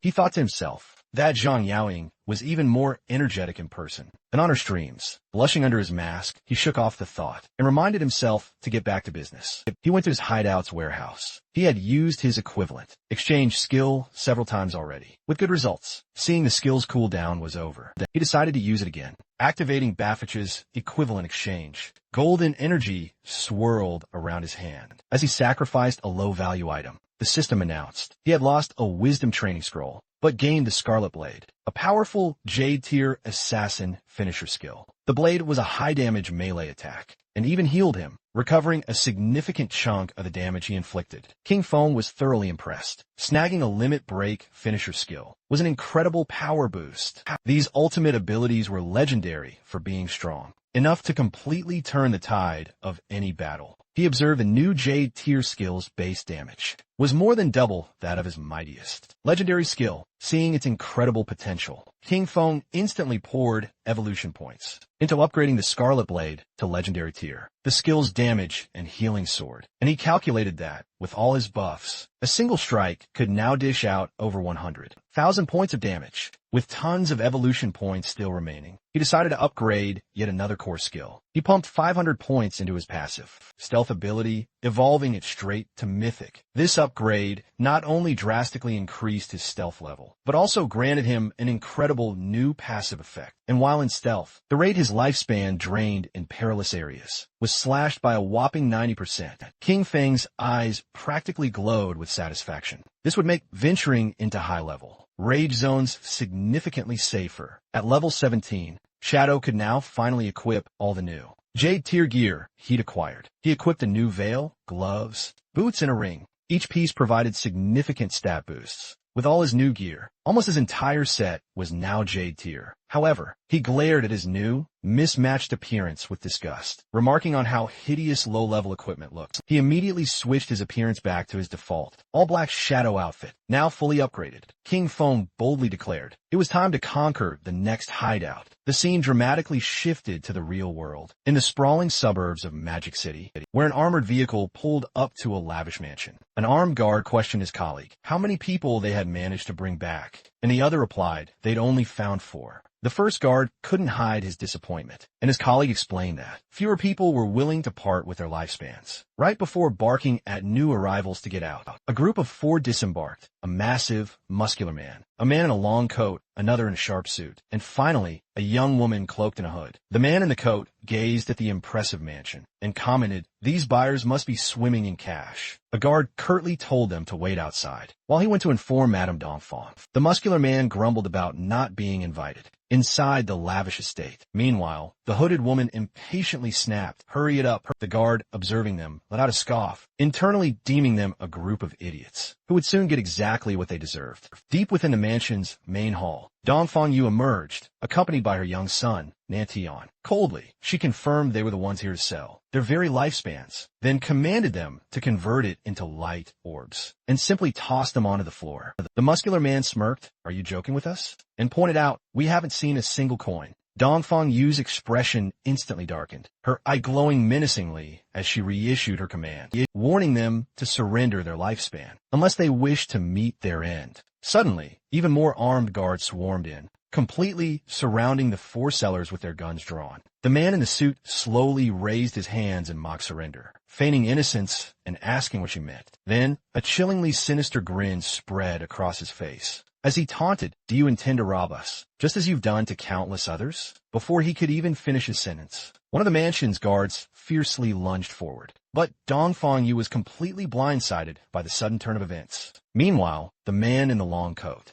unleashed his true class, the insect manipulator, and instantly summoned a menacing swarm of glowing insects. Gloating, "Looks like we found ourselves a fat sheep." Simultaneously, the hooded woman's eyes began to glow, as she fiercely commanded her companions to clean out this entire beauty, fully preparing to absolutely loot Dongfang Yu and her people. The battle exploded into chaos as Dongfang Yu's guards opened fire. The muscular man from the Sellers group instantly summoned a truly massive golden shield, a platinum tier ability known as the Golden Round Wall, which completely deflected the incoming hail of bullets. The guards are getting nowhere fast, unable to breach his formidable defense. The man soared into the air and brought his shield crashing down, unleashing a devastating shockwave. Meanwhile, the man in the suit showcased incredible agility, effortlessly dodging a relentless hail of bullets. He glided smoothly across the ground, pointed his finger like a pistol, and unleashed a potent energy beam that obliterated a guard in a fiery explosion.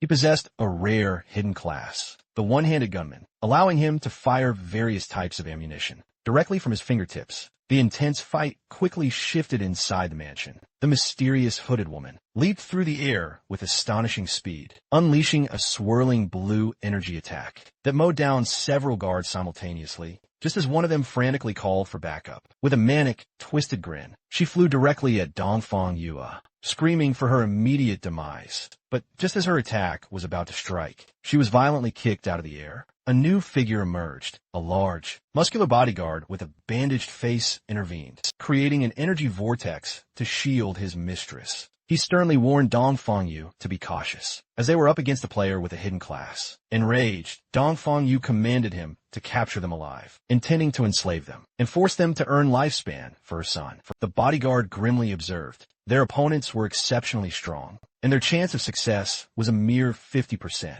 The muscular man with the golden shield remarked, their adversaries also boasted players with special classes. As the insect manipulator's mechanical bug hummed ominously in the air, Dongfang Yu's formidable bodyguard stood firm amidst a swirling purple miasma. With the remains of fallen guards scattered at his feet, he calmly assessed the four sellers, identifying them as a team that preys upon the wealthy, equipped with one-hit kill skills and bulletproof gear. He seemed quite pleased, remarking that they had likely found success many times before the man in the long coat. The insect manipulator smiled confidently and faced the bodyguard, hoping they'd extracted enough levels and gear from a game to make this fight exciting. Surrounded by his ominous purple aura, the bodyguard stood his ground, completely unfazed. He scoffed at them, calling them arrogant kids. The insect manipulator declared the battle had begun and commanded his insect to attack, shouting for the bodyguard to die. The mechanical bug shot a brilliant beam of yellow energy, but the bodyguard evaded it with impossible speed. In a stunning display, he reached up and snatched the fast-moving insect right out of the air. The sellers were in complete shock. The insect manipulator cried out in disbelief, stating his insect could fly at 200 kilometers per hour and questioning how he could have caught it. With a grunt, the bodyguard expelled a strange purple gas from his rear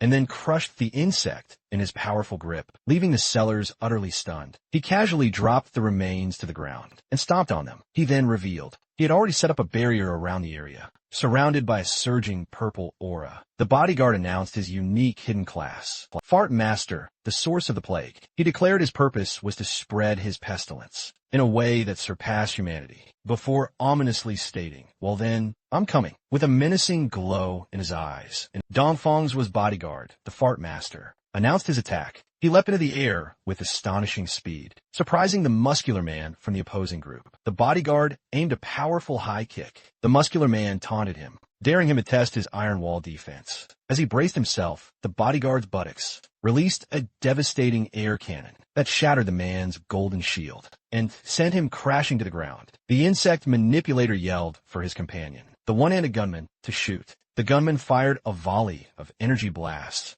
but the bodyguard dodged every shot with ease. The gunman taunted him. He realized jumping at a gunman was a suicidal move, a fatal mistake with nowhere left to run. But suddenly, the brawny, bandaged man recovered. He clapped his buttocks together, unleashing a powerful sonic boom attack. The devastating blast struck the one-handed gunman, shattering his glasses and killing him instantly. The bodyguard stood over the corpse, remarking casually that the man's cultivation level must have been too low to be slain by a mere sonic boom. Seeing his comrade fall, the insect manipulator turned to flee in terror, but a hand shot out and grabbed him by the head. stopping him cold. The bodyguard held the terrified man, who was now desperately begging for his life. The bodyguard calmly reassured him that he wouldn't be killed, explaining that with 2 dead and 2 alive, he'd fulfilled the 50% success rate he had promised. He then casually asked what had happened to their stealthy companion, noting his earlier fart should have stunned them. Confused and frightened, the man explained that the hooded woman wasn't with them. His other 2 brothers had been killed,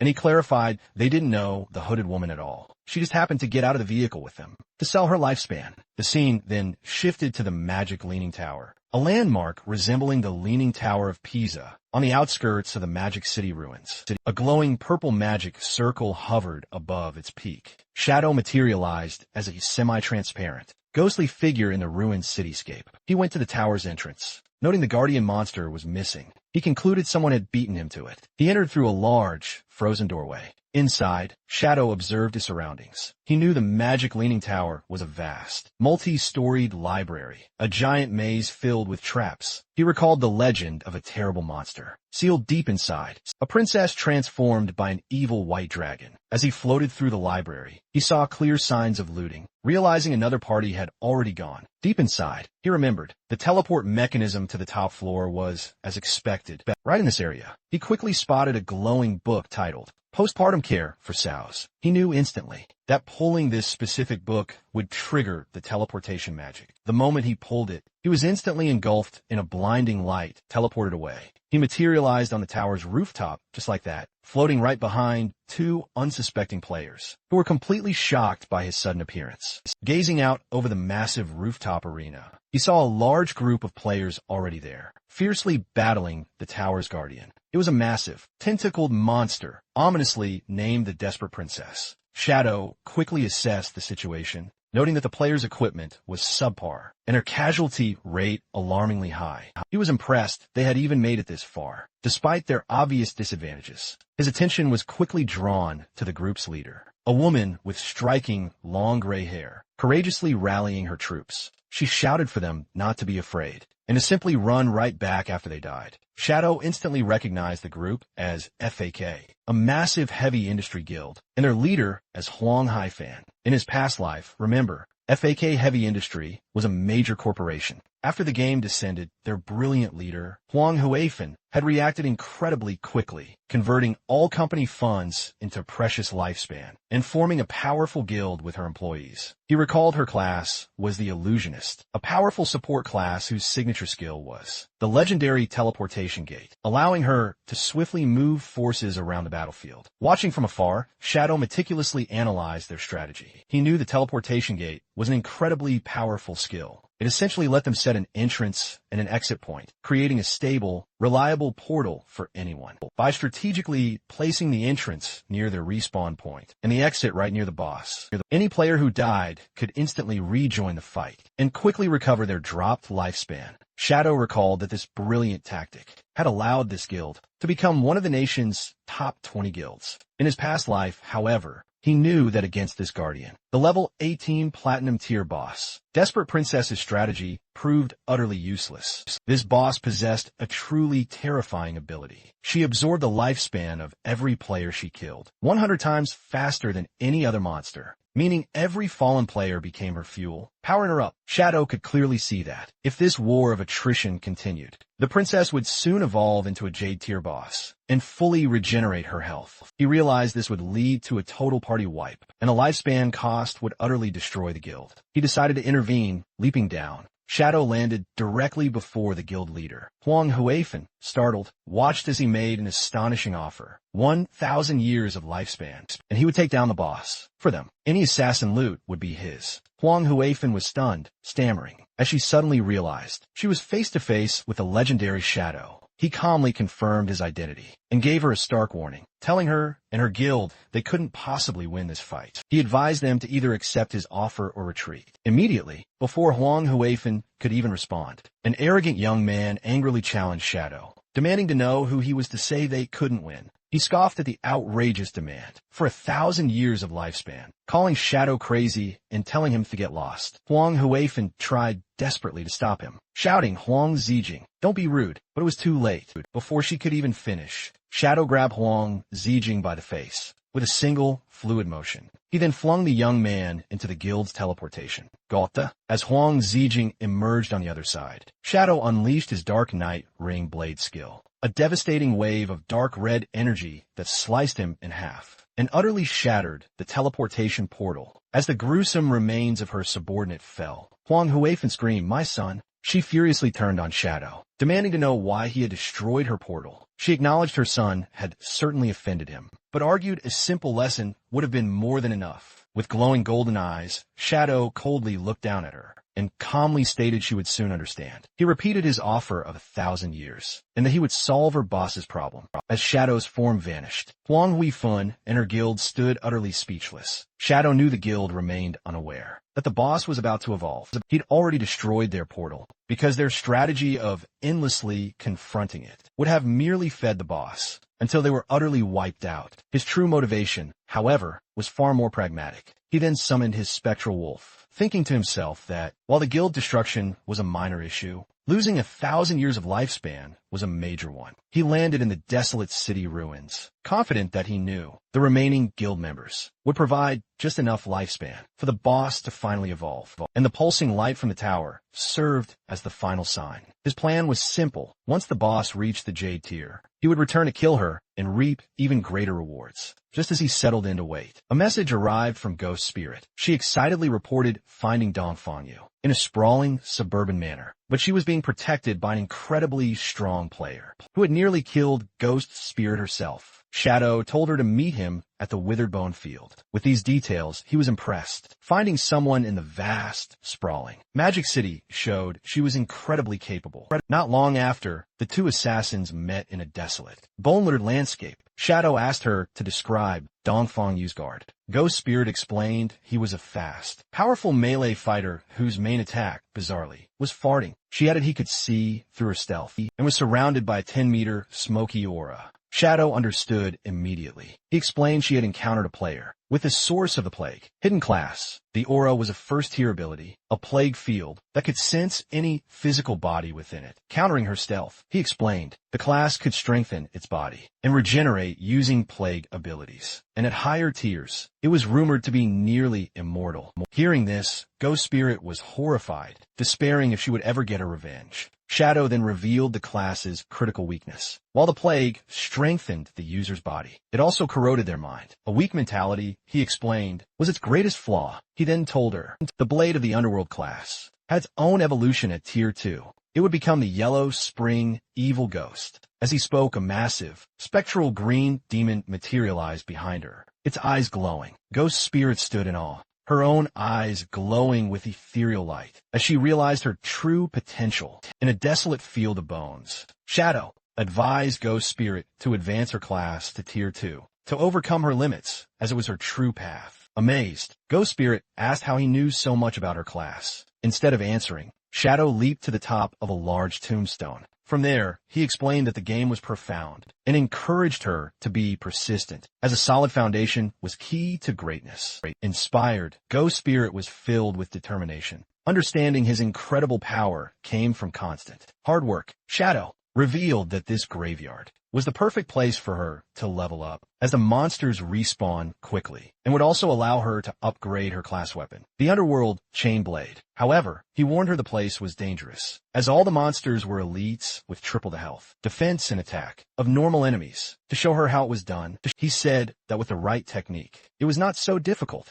He then leapt into a group of monsters and annihilated them effortlessly by striking their weak points. Ghost Spirit watched, blushing and astonished by his strength. Appearing by her side, Shadow urged her to give it her all, explaining that only by betting everything could she truly complete her path of vengeance. Meanwhile, that Shadow vanished in a flash of blue energy, leaving Ghost Spirit utterly alone. She was left deep in thought, realizing that for a split second, when he mentioned revenge, she felt an intense, unmistakable killing intent radiating from him. Meanwhile, in the desolate ruins of Zhanghai City, the sun was slowly setting. Little Black was resting on the ground, leaning against her trusty white llama. Utterly exhausted from her exploration, she felt hungry, but after quickly checking her map, she decided to persevere just a little longer, as she was so close to finishing her exploration of the area. While resting, she noticed a strange, dark, glowing fruit lying on the ground. Curious, she picked it up, thinking it looked just like a plum. Without a second thought, she took a big bite, and was utterly delighted to find it was absolutely delicious. To her surprise, a system notification instantly appeared,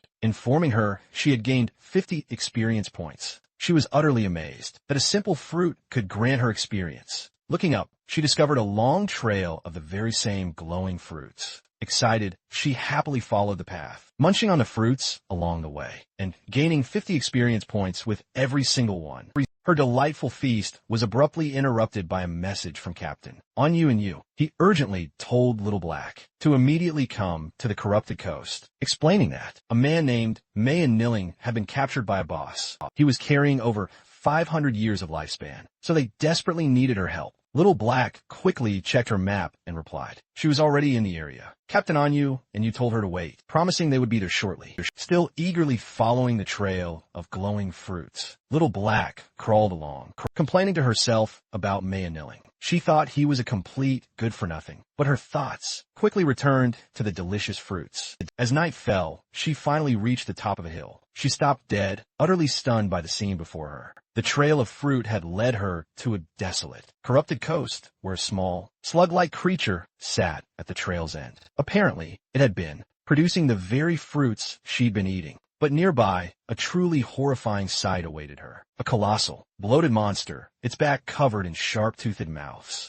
clutched a small, screaming humanoid figure. Little Black, her face still smudged with fruit juice, was utterly shocked, wondering what kind of boss this giant creature could possibly be. Her eyes then darted to the ground, where she saw the motionless bodies of two players, and recognized one as Manhwa. This grotesque monster, she realized, must be the boss Captain Anyu had warned her about. The creature sat before a massive bowl and proceeded to bite the smaller creature it held. A system window identified the boss, Spirit Devourer, a daily G-Ray, level 20 Jade grade monster. The Spirit Devourer then crushed the small creature in its fist. Little Black watched in horror, realizing the boss wasn't eating a player, but another monster. The creature then tossed the bloody remains into its bowl and began to mix them into a gruesome meal. Captain Anyu and her party arrived on the hill, finding Little Black still observing. Anyu asked if she'd seen Man-Alien and the boss. The group looked on from the hilltop. Wang Meng exclaimed, in shock, it's a Jade grade boss, while Captain Anyu expressed her disgust at its habit of eating other monsters. Little Black, still munching on a fruit, added a curious detail. For some reason,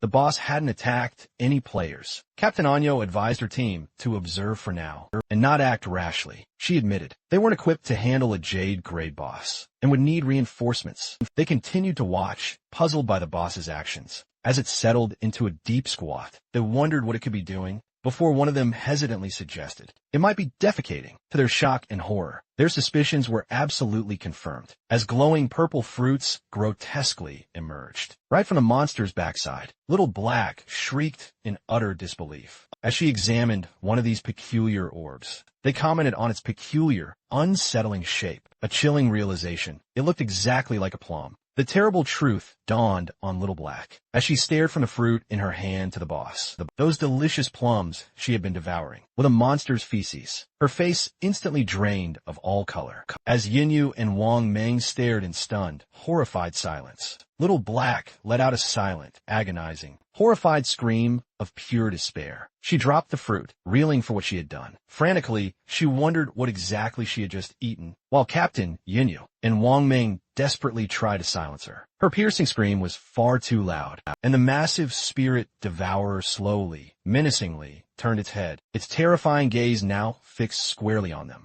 The colossal boss towered and loomed over them, and as it gruesomely opened one of the mouths on its back, it unleashed a truly terrifying roar. A roar that seemed to echo with whispers of an ancient, gluttonous god. The entire party was instantly frozen in terror, knowing they were in the gravest danger imaginable. After the Spirit Devourer's earth-shattering roar, the very world seemed to twist and distort around Captain Yinyu and Wang Meng. Then, a strange power washed over them, making their eyes glow a sinister red as they screamed in pure agony. They desperately clutched their heads, overwhelmed by a ravenous, insatiable hunger that ruthlessly consumed their every thought. Little Black could only watch, utterly confused, as Captain Yinyu and the rest of the party suddenly rushed past her, with crazed desperation, completely ignoring the monster. They frantically sprinted towards the massive bowl, filled with the bloody, gruesome remains of the creature. The boss had been meticulously preparing, with truly frenzied expressions. They plunged their hands deep into the gruesome mixture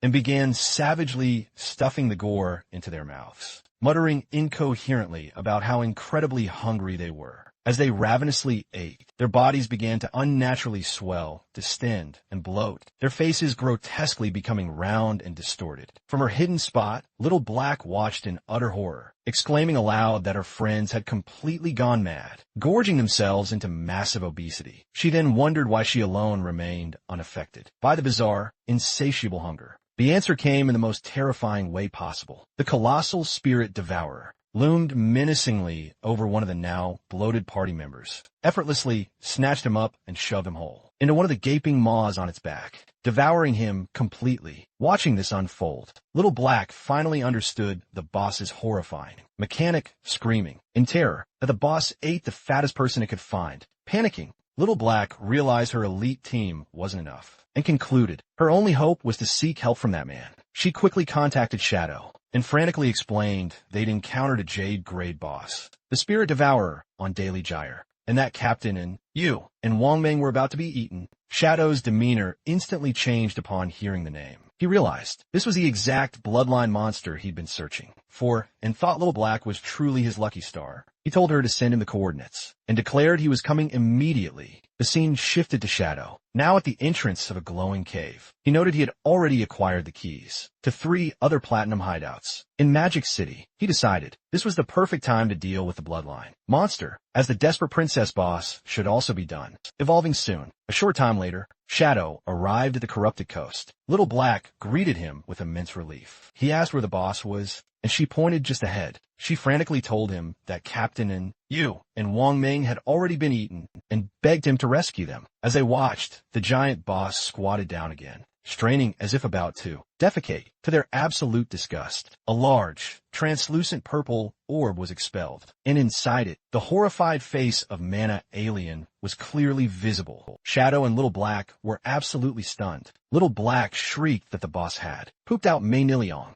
She worried the same fate awaited Annie and the others. Shadow quickly explained the monster's bizarre mechanics. The Spirit Devourer, a servant of the gluttonous ancient god, emitted a dreadful whisper. This whisper drove players into an uncontrollable gluttony. The more they ate, the grotesquely fatter they became, until the boss would devour these bloated players whole. It digested their very lifespans. He continued, revealing there was only one way to be immune. You had to eat the boss's excrement. He added that, despite how utterly disgusting it sounded, he'd heard it actually tasted pretty good. His gaze then fell on Little Black. Realizing she was completely unaffected by the whisper, he began to ask, does that mean you? Mortified and crying, Little Black swiftly cut him off. Still on her knees, horrified, she begged him to stop. Tearfully, Little Black pleaded with Shadow to hurry and rescue her friends. Without a single word, Shadow leaped into decisive action, speeding towards the pulsating, purple orb that held Mei Niliong. He snatched the orb right out of the air, and instead of trying to free the man,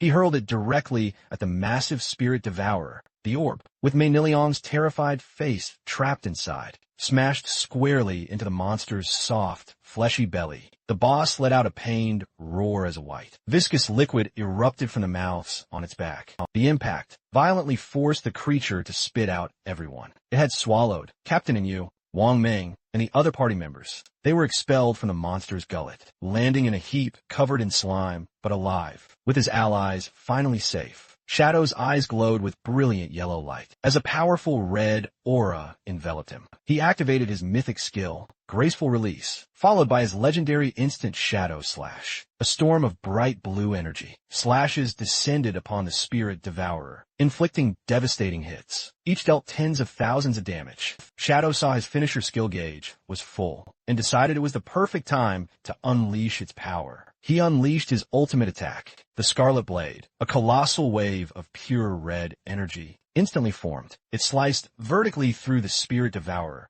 dealing an astounding 1,032,015 points of damage in a single strike. A system-wide announcement declared that player Shadow, from Great Zia, had achieved the world's first kill of a Jade grade boss. Little Black watched from the sidelines. Her jaw utterly dropped in disbelief. She screamed in astonishment at the million-plus damage number, exclaiming how completely insane Shadow's power was. The global announcement of Shadow's victory shocked players worldwide. Some lamented that Great Zia would now rise to power, while others tried to claim him for their own, with one player angrily insisting, "Shadow's ancestors were from our country." Meanwhile, Shadow was surrounded by golden light. As system notifications flooded his view, he received a massive amount of experience, evolution points, equipment, and new skills. Most importantly, he obtained the Spirit Devourer bloodline and was asked if he wanted to activate it. He understood that bloodlines were a special system, where powerful, defeated monsters granted their bloodline to a player. A compatible bloodline could drastically increase combat power.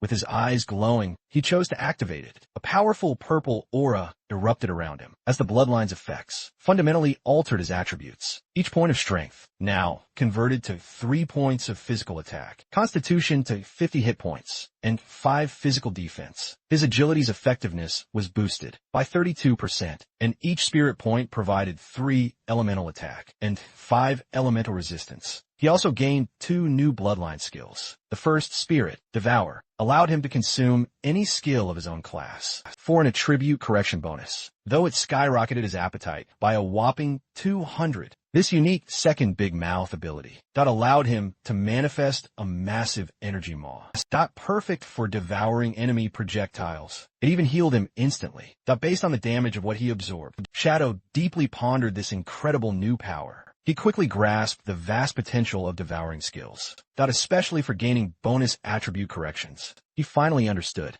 Attribute correction directly impacted the efficiency of his stats. For instance, a single strength point, typically granted 3 points of physical attack. The boss had conveniently, dropped a bronze tier poison blade skill. While he initially deemed it useless on its own, it was perfect for test. He activated Spirit Devour, crushing the skill icon. The system swiftly confirmed the action, and then notified him. His strength conversion had jumped from 3 to 3.3 points of physical attack per point. He was briefly disappointed that a mere bronze tier skill only granted a 0.3 increase. But then a crucial insight struck him. The devoured skill was now a passive ability, which meant it could be evolved. He immediately spent 240 evolution points to upgrade the devoured poison blade skill from bronze to legendary. The result was astounding. The system promptly informed him his strength conversion had now skyrocketed from 3 to a whopping 5 points of physical attack. His eyes gleamed with sheer excitement. He instantly realized that if he continued to devour and upgrade skills, his attribute corrections could potentially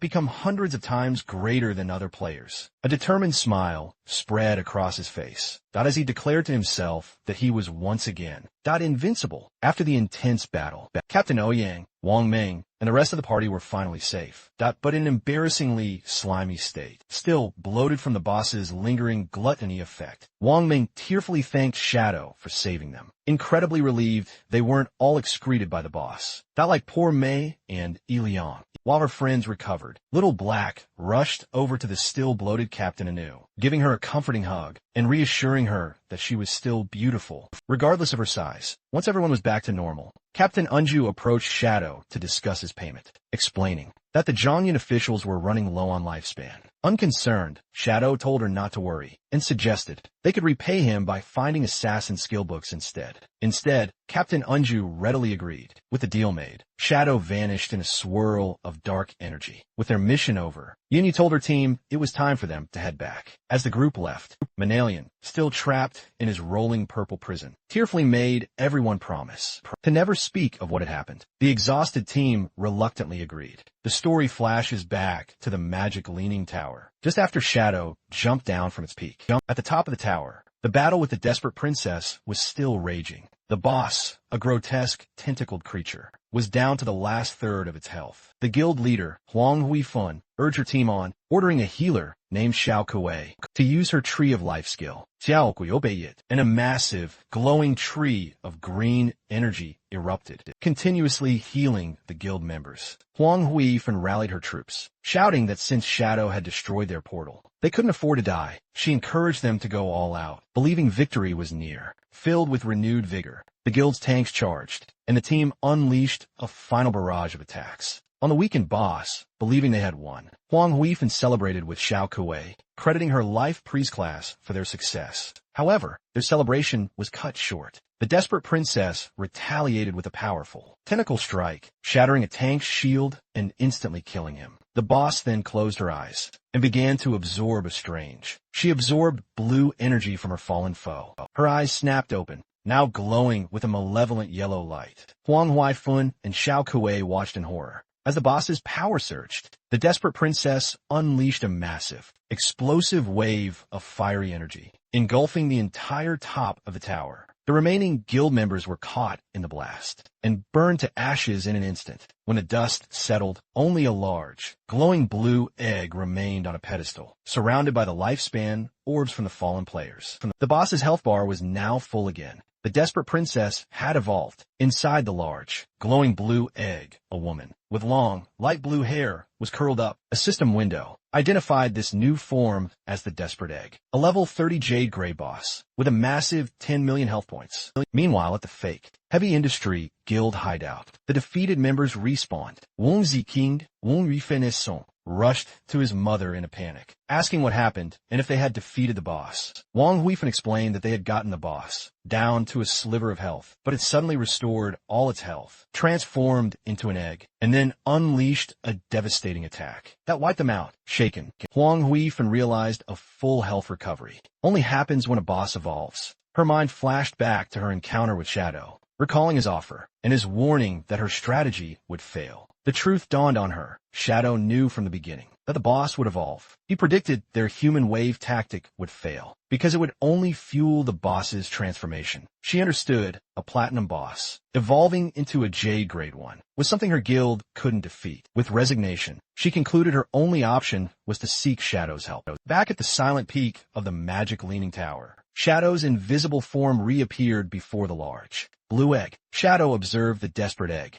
He identified it as a Jade Gray boss. Yet, its transformation felt truly bizarre. He knew a mere evolution shouldn't cause such a drastic change in its very form. He observed the egg possessed no offensive capabilities and wondered if it was merely a transitional stage before an even more powerful boss could hatch. With a swift decision to act, Shadow leaped into the air, hurling a dagger charged with dark energy straight at the egg. The blade struck true, dealing over 28,000 points of damage. However, this barely even dented the boss's massive health bar. In his spectral form, Shadow noted, its staggering 10 million health points were comparable to an epic grade boss. He sensed the egg was undeniably strange, and he couldn't allow it to continue incubating. He realized that despite its astronomical health, the strategy to defeat it was surprisingly simple. He knew the egg had no anti-invisibility capabilities, meaning it was completely blind to his presence. His plan was simple, continuously attack with his skills to charge his ultimate finisher.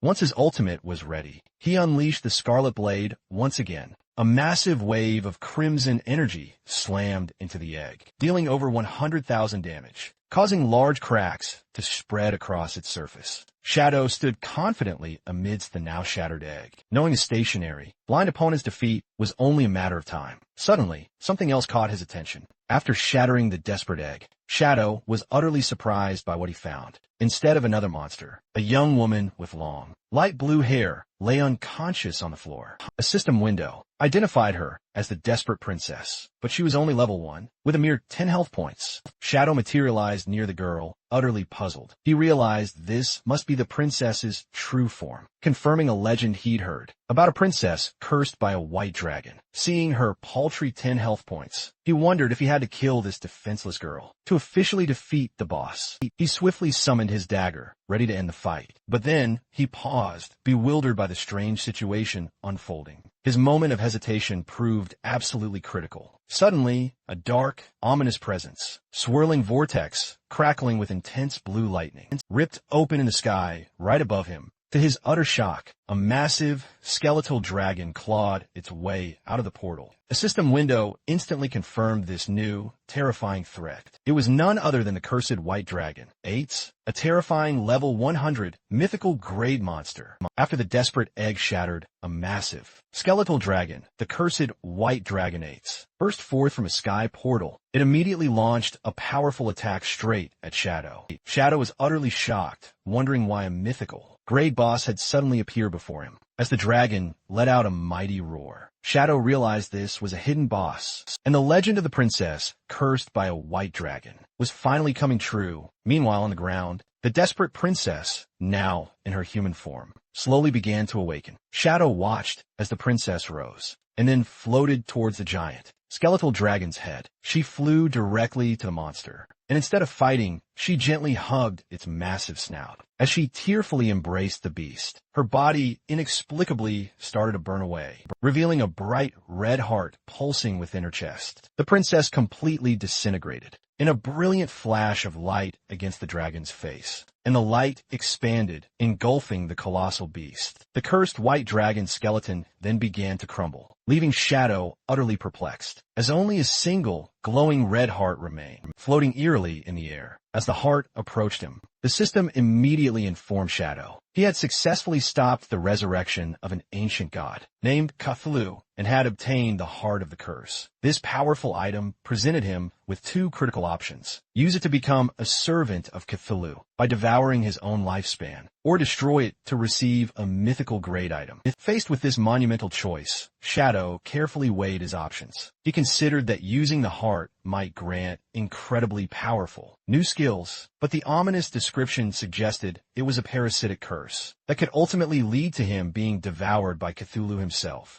Deciding the immense risk wasn't worth it, he chose to destroy the heart immediately. As he crushed the pulsating organ, it exploded in a brilliant flash of light. Shadow was surprised by the intensity of the blast, which completely engulfed him. When the light faded, he found himself transported. He was still on top of the magic leaning tower, but something was different. He realized he was inside the body of a knight, with horns looking down at his own armored hands. He wondered if he had triggered some kind of trial or memory just then. A young princess with long, greenish hair ran up and affectionately called him Atesh. He saw a young man with white hair and horns sitting on the wall. The princess asked Atez if he was going out again. Atez explained with an apologetic smile that an enemy had summoned a monster to attack the harbor, and as a guardian of the kingdom, he had to go provide support. The young princess became furious, calling him a liar and reminding him that he had promised to teach her to ride the wind. That day, she argued it was a 7-day journey to the coast, so it was impossible for him to return today. She was upset he was lying to her, just like her father always did.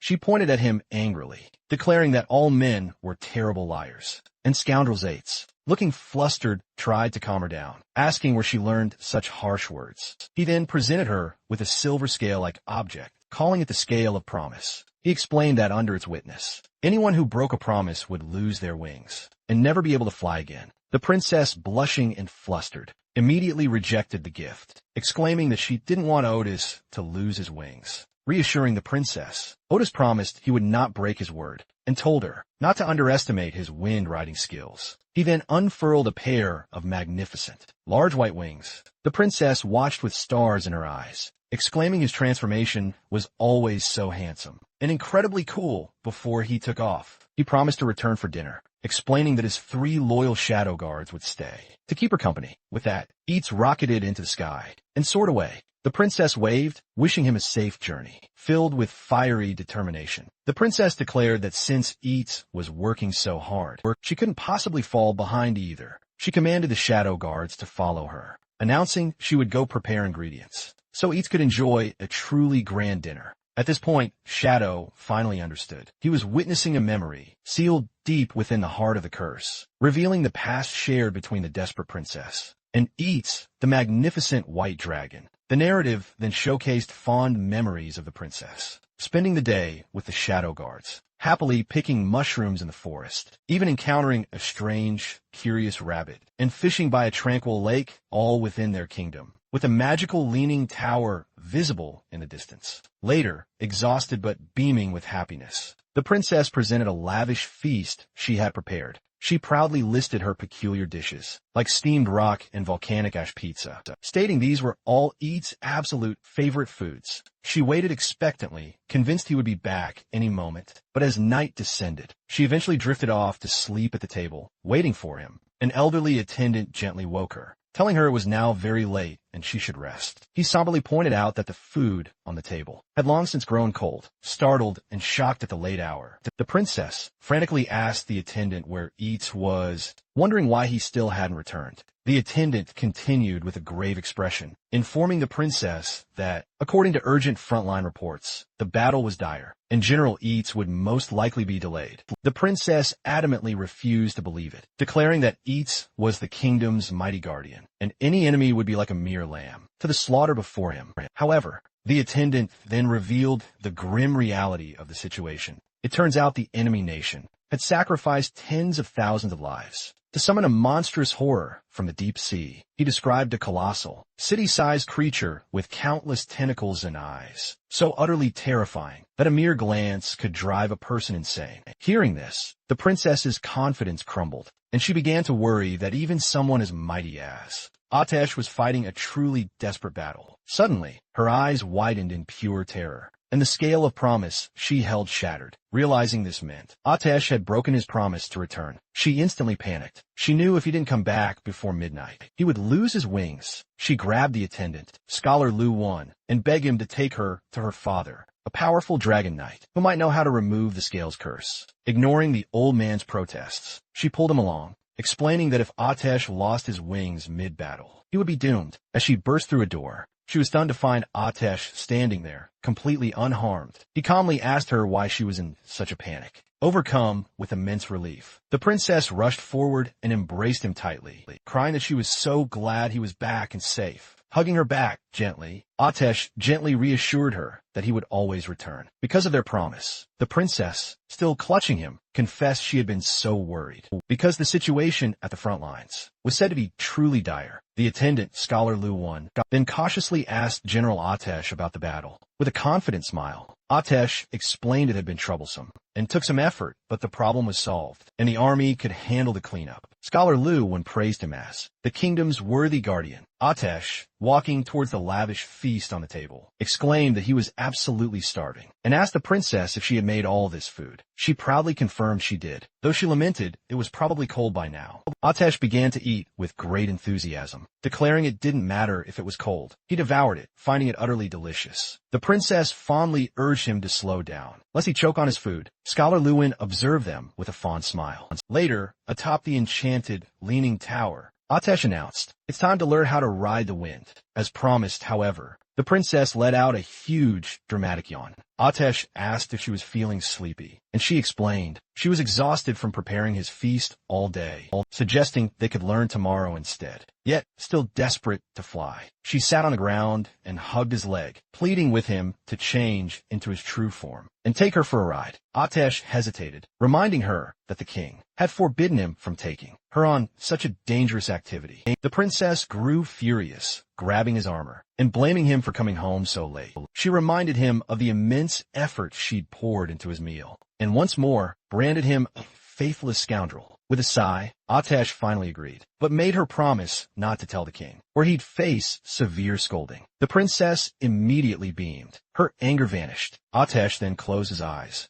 and blue energy began to swirl powerfully around him as he began to transform. Then, in a brilliant flash, he became a magnificent white dragon. The princess watched in sheer wonder at Atesh's truly magnificent dragon form. She approached the majestic white dragon and gently touched his snout, lovingly telling him to be safe. Green energy then gently lifted the excited princess into the air. As she settled onto Atesh's head, he told her to hold on tight, for they were about to take off. With a powerful beat of his immense wings, Atesh soared into the night sky, soaring high above the land below. Back at the tower, Scholar Lu Wan and his shadow guard watched them vanish into the starry night. Lying on Atesh's back, the princess looked down at the world in utter awe. She marveled, realizing this was the beautiful world. From high above, Atesh gazed down. He asked if she found the sight beautiful, and she wholeheartedly agreed it was absolutely stunning. As they soared past the grand, tolling bell tower, The princess asked Ace if he would protect this land forevermore. After a beat, he solemnly promised he would.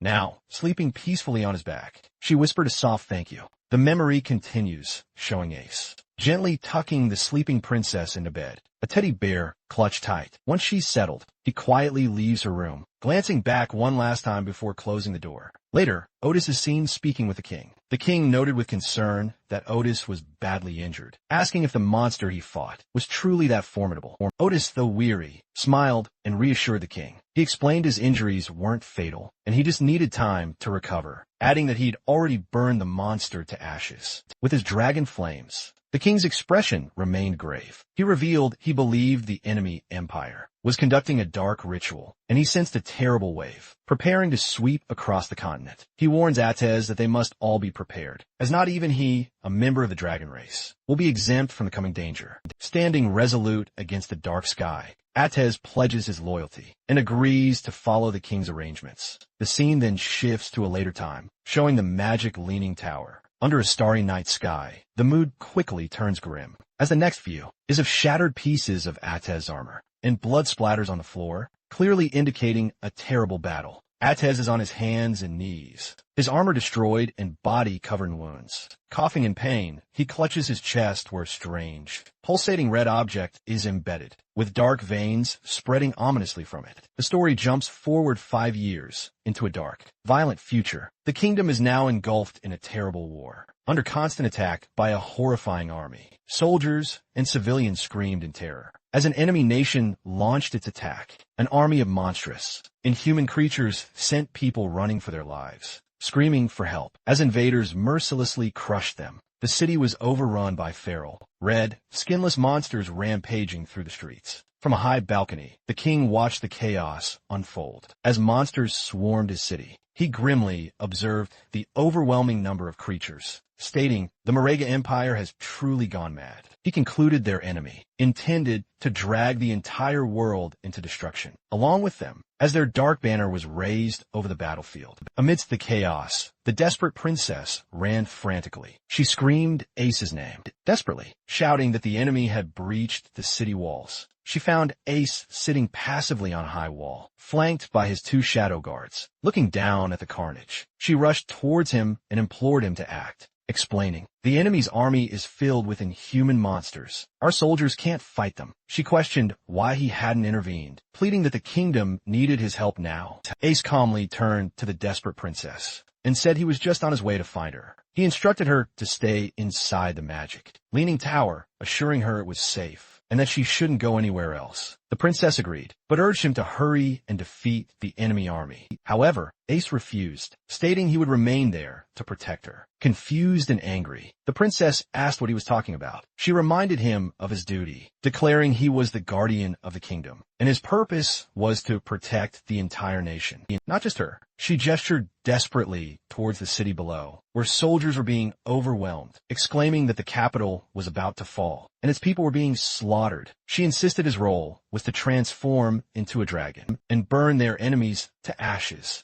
The princess then told him that she only needed his elite shadow guards for her protection, just as he'd always arranged before. Atis merely bowed his head, saying nothing. He then proceeded to explain the origins behind their enemy's incredible power. He then revealed that 5 years prior, they discovered the Manga Empire was secretly performing a mysterious, forbidden ritual known as Forsaken by the Gods. The ritual was disturbingly simple. One could sacrifice their very lifespan to summon terrifying, inhuman creatures. The more lifespans sacrificed, the more monstrous the summoned beast would become. Edis explained that this was an ancient ritual, as no sane person would ever trade their life just for a monster. But he continued, for the Manga Empire, however, this desperate ritual had become their last, desperate hope. He then elaborated, unfurling a map. The Manga Empire was an inland archipelago, rich in a rare magical plant called the blood flower. This unique plant, found exclusively there, emitted a potent magic that had greatly extended its people's lifespans to an astonishing average of 700 years. Thousands of years ago, conflict began to erupt from their nation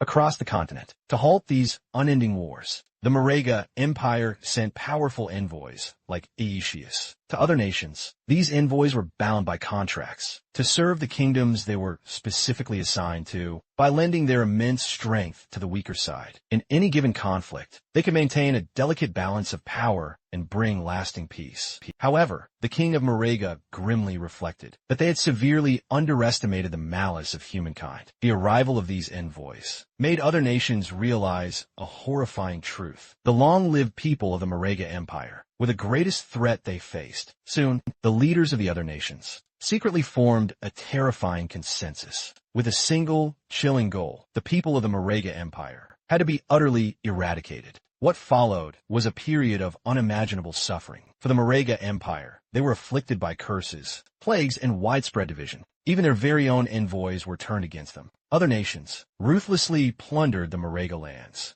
until the blood flower finally withered and died. Without the flower, the balance of power shattered, and the Marega Empire lost its final shred of value. The death of the last blood flower's petal triggered a devastating avalanche. The Marega Empire was invaded, and its people were slaughtered by their former allies. The sole reason for this disaster? Greed. The other nations couldn't stand for the Marega Empire to possess a resource they couldn't have. In the darkness, the dying people of Marega clung to one last, desperate hope. That hope? The ritual forsaken by the gods. As terrifying, purple energy surged through a chamber of bones. The ritual began. This was less a ritual and more a curse. Every person from the Marega Empire was branded, causing their lifespan to drain as monstrous creatures grew inside their bodies, eventually bursting out. These monsters had only one purpose: to destroy humanity. Bringing his story to a close, Atesh turned back to the princess, his face etched with pain, as he prepared to tell her the grim consequences of this curse. As the princess listened, Atesh revealed his face, now covered in grotesque, bloody growths. He explained with a sorrowful expression that he could no longer transform into a dragon. From now on, he would only become a monster. The princess stared back in shock and horror, stammering his name as she asked why this had happened. Atesh continued, revealing a deep secret. He stated that very few people knew the true identity of the Marega people. They were also known as the Dragon Race. The envoys, like him, were called guardians of the kingdom by most humans. The princess's eyes widened as she processed this stunning revelation. Standing on the wall, Atesh told her that an unstoppable tide of darkness had swept across the continent, and the end of humanity was here. Because of this, he declared his one true desire was now to protect her and her alone. Meanwhile, the brutal invasion continued its relentless march. The Crimson Monsters ruthlessly devoured citizens, crushing them underfoot and hunting down anyone hiding. A seemingly endless horde of these creatures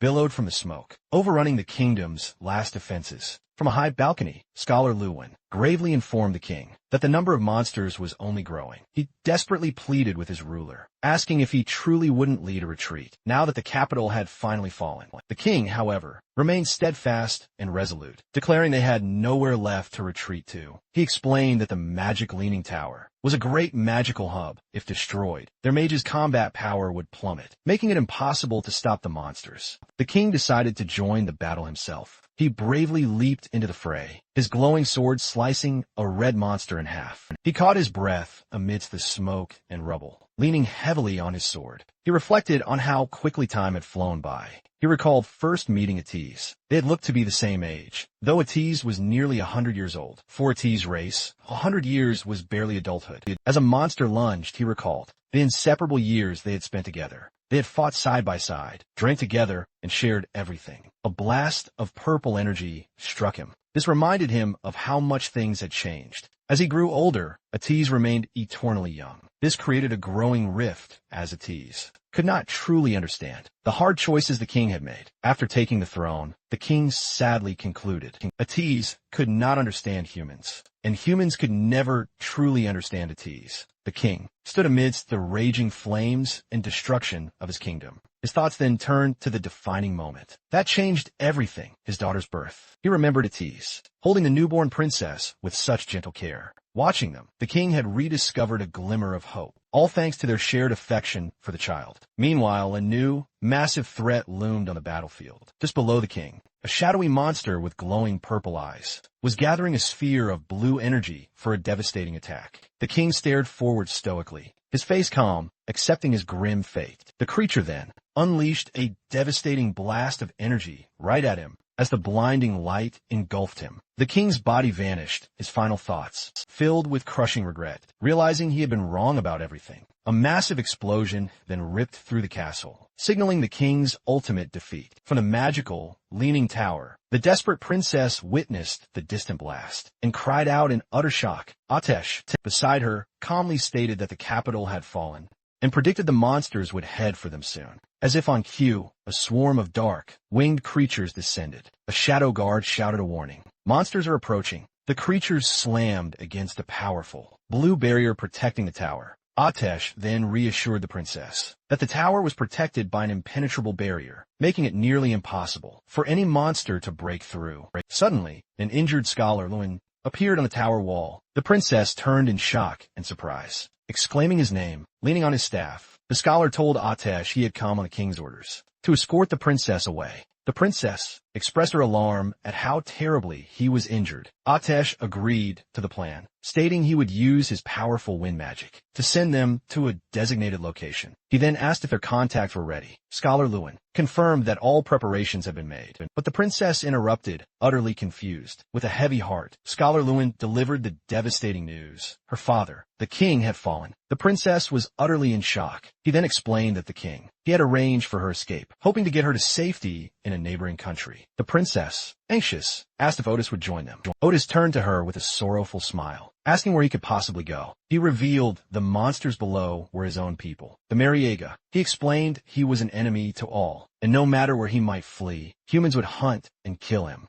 Kneeling on the edge of the wall, he looked down at the horde, accepting his fate. He declared that a knight's final resting place became a dragon's tomb, and this was where he belonged. He vowed to remain and protect it until his lifespan completely drained away. Hearing his solemn promise, the princess's expression shifted from grief to firm resolve. She suddenly used her powerful wind magic to leap away from Scholar Lewin and back to Otis. She landed before him and declared that if he was staying, she would become his dragon knight. She reminded him this was her home, and she would protect it right alongside him. She proudly boasted that her wind riding skills were now perfected, then asked how they could form a contract. Otis looked up at her, shocked and speechless by her unwavering loyalty. Moved by her incredible loyalty, Otis took the princess's hand in his armored one. With a gentle, sorrowful smile, he agreed to her request. He presented the silver scale of promise, explaining it would be their contract, just like old times. The princess smiled brightly, delighted the contract was so simple. She happily began to seal their pact, promising that they would forever. But Otis cut her off, finishing with a heart-wrenching twist. He said their promise was to never see each other again. The princess's face fell, her eyes wide with shock and disbelief. Before she could react, Otis unleashed a powerful gust of wind, launching her and Scholar Lewin away. As they flew, he entrusted the princess's safety to the scholar. The princess shrieked Ite's name, her voice laced with confusion and betrayal. As she was swept away, isolated on the wall, surrounded by wind magic, Ite urged her to flee, asserting her place was not at a dragon's tomb. The scene then took a horrifying turn. Scholar Lu won, his eyes glowing with crimson light, plunged his hand deep into the princess's chest, brutally ripping out her still beating heart. He chillingly declared to her she did indeed have a place where she belonged, a place for humans. Ite watched from the tower, paralyzed in utter shock at this betrayal, while the princess stared on in horror as her life was stolen from her. The scholar gasped a final, chilling warning to Ite, imploring him to be careful, and revealing the Marega were not the only ones cursed. His face was then consumed by a monstrous, pulsating red growth. Then, from the scholar's body, a grotesque, tentacle monster violently erupted, instantly grabbing and devouring the princess's heart. The monster cackled with glee, mocking Ite about the delicious flesh and stolen lifespan it had just consumed. It then taunted him, asking if killing the person Ite loved was suitable revenge for having been burned by his dragon flames in the past. As Ite stared on in stunned silence, the monstrous creature laughed maniacally. It then held up the princess's lifeless body and her bloody heart, taunting the white dragon, asking if killing his beloved was enough to repay the searing pain of his dragon flames. In a final, utterly gruesome act, the monster clenched its horrifying fist and brutally crushed the princess's heart. Enraged beyond measure, Ite and his two loyal shadow guards confronted the monstrous creature, their eyes blazing with vengeful energy. One guard, the Shadow of Sorrow, transformed into a swirling vortex of dark energy, and leaped to rescue the princess's falling body. While the other guard attacked the monster viciously, slicing its grotesque tentacles to pieces. The monster merely dismissed the attack as useless. The shadow of sorrow now knelt, cradling the princess's lifeless body in a protective, glowing blue aura. A single, sorrowful tear fell from behind a guard's helmet. In her final moments, the princess faintly murmured Atez's name before perishing in the guard's arms. Even as its host body lay dismembered, the monstrous entity continued to taunt Atez. It mockingly explained that the meager lifespan, sacrificed by the white dragon's kin, was only enough to summon a tiny fraction of its true form. It revealed its seeds had already been scattered everywhere, parasitizing hosts, and waiting for the right moment to mature, and burst forth just as it did with the old scholar. The creature, Cthulhu, continued its psychological assault, reminding Atez that the monsters, born from his own people, were now swarming the world. It pointed out that Atez himself was deeply cursed and could transform at any moment, and that he had always known his beloved princess was destined for a tragic end. Cthulhu emphasized Atez's powerlessness, suggesting he was utterly helpless and might even have become the very monster to kill the princess. The entity reveled in Atez's inner turmoil, describing the hatred, sorrow, anger, and despair filling his heart, calling them wonderfully strong emotions. Then it presented a tempting offer, telling Atez it could change everything. Cthulhu formally introduced itself, stating it could hear the violent beating of Atez's heart. It declared itself an ancient, all-powerful god. It made an incredible promise. Not only could it help Atez defeat the monsters and protect the kingdom, but it could also resurrect the princess, so they could be together forever. It explained that all of this could be achieved through a simple transaction. The price, Cthulhu revealed, was for Atez to simply give it his heart. Kneeling alone on the high wall, surrounded by winged monsters, Atez was left to contemplate this impossible choice. He weighed his two options: to let the princess die in the tower, be devoured by monsters, or accept the deal, allowing her to transform into his dragon knight, so they could protect the kingdom for all eternity. From its dying host, Cthulhu urgently pressed for a decision, warning its current body was fading fast, and time was rapidly running out. Having made his fateful decision, Adis was ready to make the ultimate sacrifice. With a sickening, visceral splash of blood, his loyal shadow guard looked on in horror. In a desperate act of true love, Adis ripped his own, still-beating heart from his chest. Cthulhu lauded his choice, declaring he had made the correct choice. Cthulhu then proclaimed it would place a divine blessing on Audi's heart, causing it to majestically float into the sky, amidst a brilliant explosion of raw energy, destined to beat for all eternity. The ancient entity then explained their pact. His beloved would receive the powerful heart and be reawakened with its immense power. Though Atez would now be heartless, he would not die or would transform into a mindless monster. The glowing heart then slowly descended and entered the princess's lifeless body, and Cthulhu then proclaimed Atez would be transformed into a guardian dragon, destined to remain by her side forevermore. Atez grunted in sheer agony as the transformation began, and a massive pillar of searing purple energy erupted from the top of the ancient, leaning tower. His body violently contorted and changed until he had become a truly massive, terrifying skeletal dragon. He let out a thunderous, powerful roar, surrounded by a swirling aura of deadly blue flame. In his new form, Atez leaped from the tower wall, now a fearsome guardian dragon empowered by Cthulhu. He soared majestically over the battlefield and unleashed a devastating torrent of fire upon the swarming, monstrous horde below, beginning his eternal watch over the newly resurrected princess. As the formidable skeletal dragon, Atez unleashed his terrifying fiery wrath. Cthulhu's chilling voice narrated the grim scene. The dragon's scorching flames incinerated everything below, purging the land of both the monstrous invaders and the kingdom's remaining people alike. Cthulhu declared his power was now immense, enough to utterly decimate the entire kingdom. Meanwhile, pressed on with his relentless assault, engulfing the capital in a fiery inferno. Cthulhu then unveiled the terrible twist in their bargain. The entity explained that all the lifespan reaped from those who perished in the flames would be funneled to a single critical point. As crackling purple lightning struck the scorched, Magic Leaning Tower. Its true purpose was finally revealed. High above, on the tower itself, the resurrected princess shrieked in unbearable agony. With Ate's cursed heart now throbbing in her chest, her body began to grotesquely transform as dark, shadowy energy violently erupted from her. Monstrous, twisted appendages grew forth from the shadows, completely consuming her and forming a massive, tentacled beast, becoming its new living core. With the princess now hideously transformed into a horrifying monster, Cthulhu triumphantly declared that all the harvested lifespan now rightfully belonged to it alone.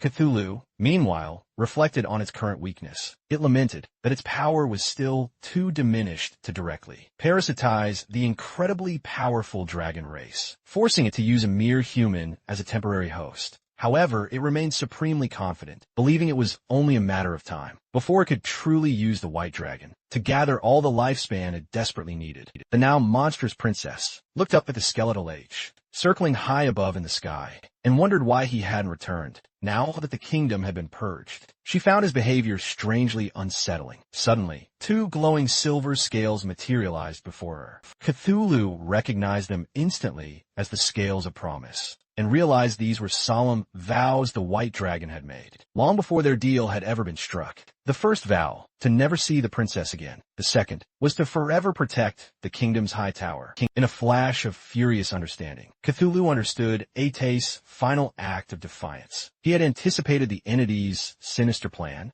and used his own unbreakable vows to bind himself to the magic leaning tower. He locked himself away from the transformed princess. Cthulhu cursed the white dragon, enraged he'd chosen to become a mindless zombie, a guardian rather than its pawn. Thwarted, Cthulhu declared it would use the tower as its nest, preying on the lifespan of anyone who approached. It vowed that one day it would be fully revived and rule the world again. The memory faded, leaving the image of the tower standing alone. As countless ages passed, the vision blurred. Returning to the present at the magic leaning tower, Shadow reappeared on the desolate rooftop, purple energy still lingering in his hand. He processed the tragic story he had just witnessed, wondering if these vivid images were merely game lore. But his instincts told him it was far more. The vision had felt unervingly real, its explanation of the monster's origins feeling like actual history unfolding. Suddenly, dark purple energy swirls materialized around him. A system window congratulated him on obtaining a new, mythical grade skill, Shadow of Sorrow. This powerful ability created 3 shadow clones for 7 seconds, mimicking his skills and dealing 100% damage. The skill's description added a poignant detail. These are the shadows created by the white dragon, Ates, to protect what was most important. Ates had used immense mental energy to maintain them for 15 years without letting them fade.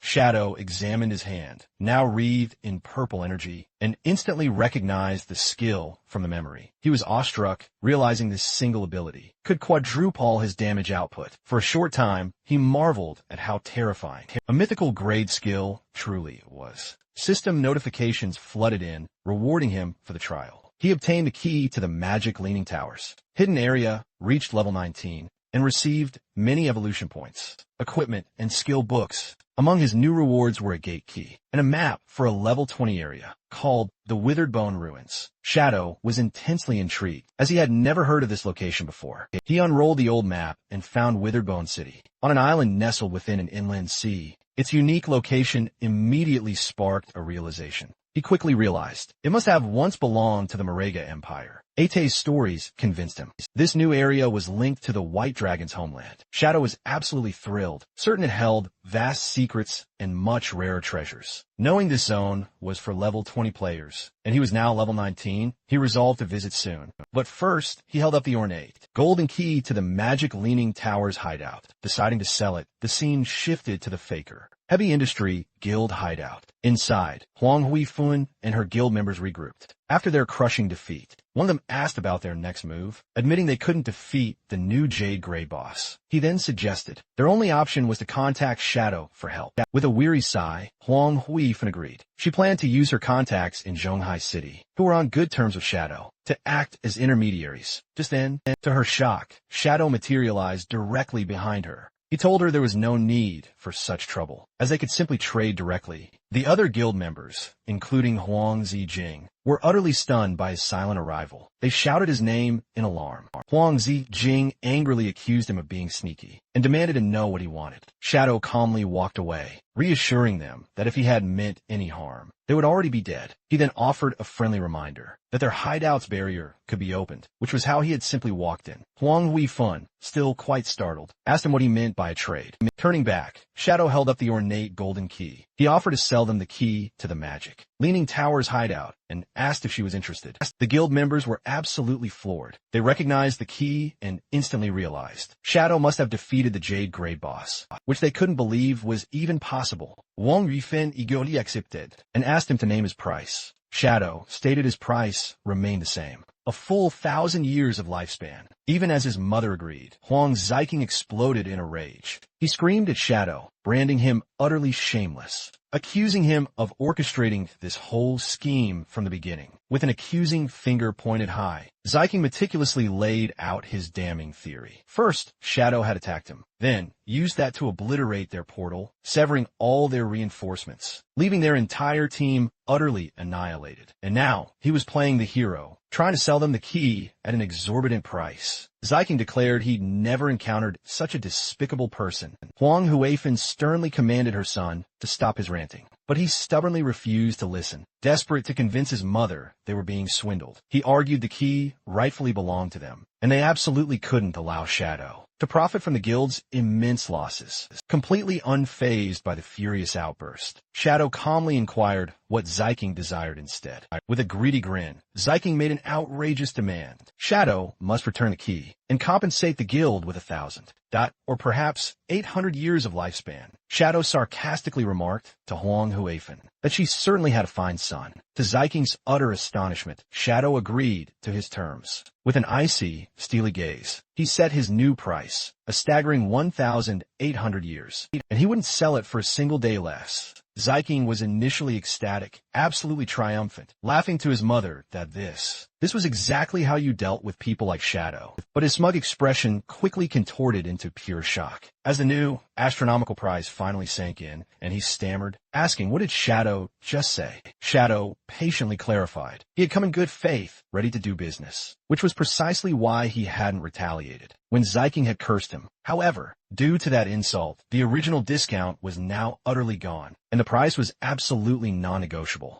Having reached her absolute breaking point, Huang Huifan swiftly slapped her son, right across the face. She furiously ordered a guild member to drag Ziking away, to go level up, forbidding him from returning without her express permission. As he was dragged away, Ziking desperately protested. He questioned why she had struck him when he wasn't even finished speaking. Huang Huifan turned back to Shadow and quickly apologized, pleading if he might reconsider. Shadow coldly reiterated his new offer, 1,800 years, and he wouldn't say it again. With a weary expression, Huang Huifan accepted, remarking it was a fair price, especially since she'd heard he'd sold other hideouts for 2,000 years. She explained that due to their heavy losses, they couldn't pay the full amount at once, and requested to pay in installments. Shadow agreed. He stipulated she must pay 1,000 years up front, and he would return in 10 days. For the remaining 800, greatly relieved, Huang Huifan profusely thanked him and completed the transaction. A system window confirmed she now had the key,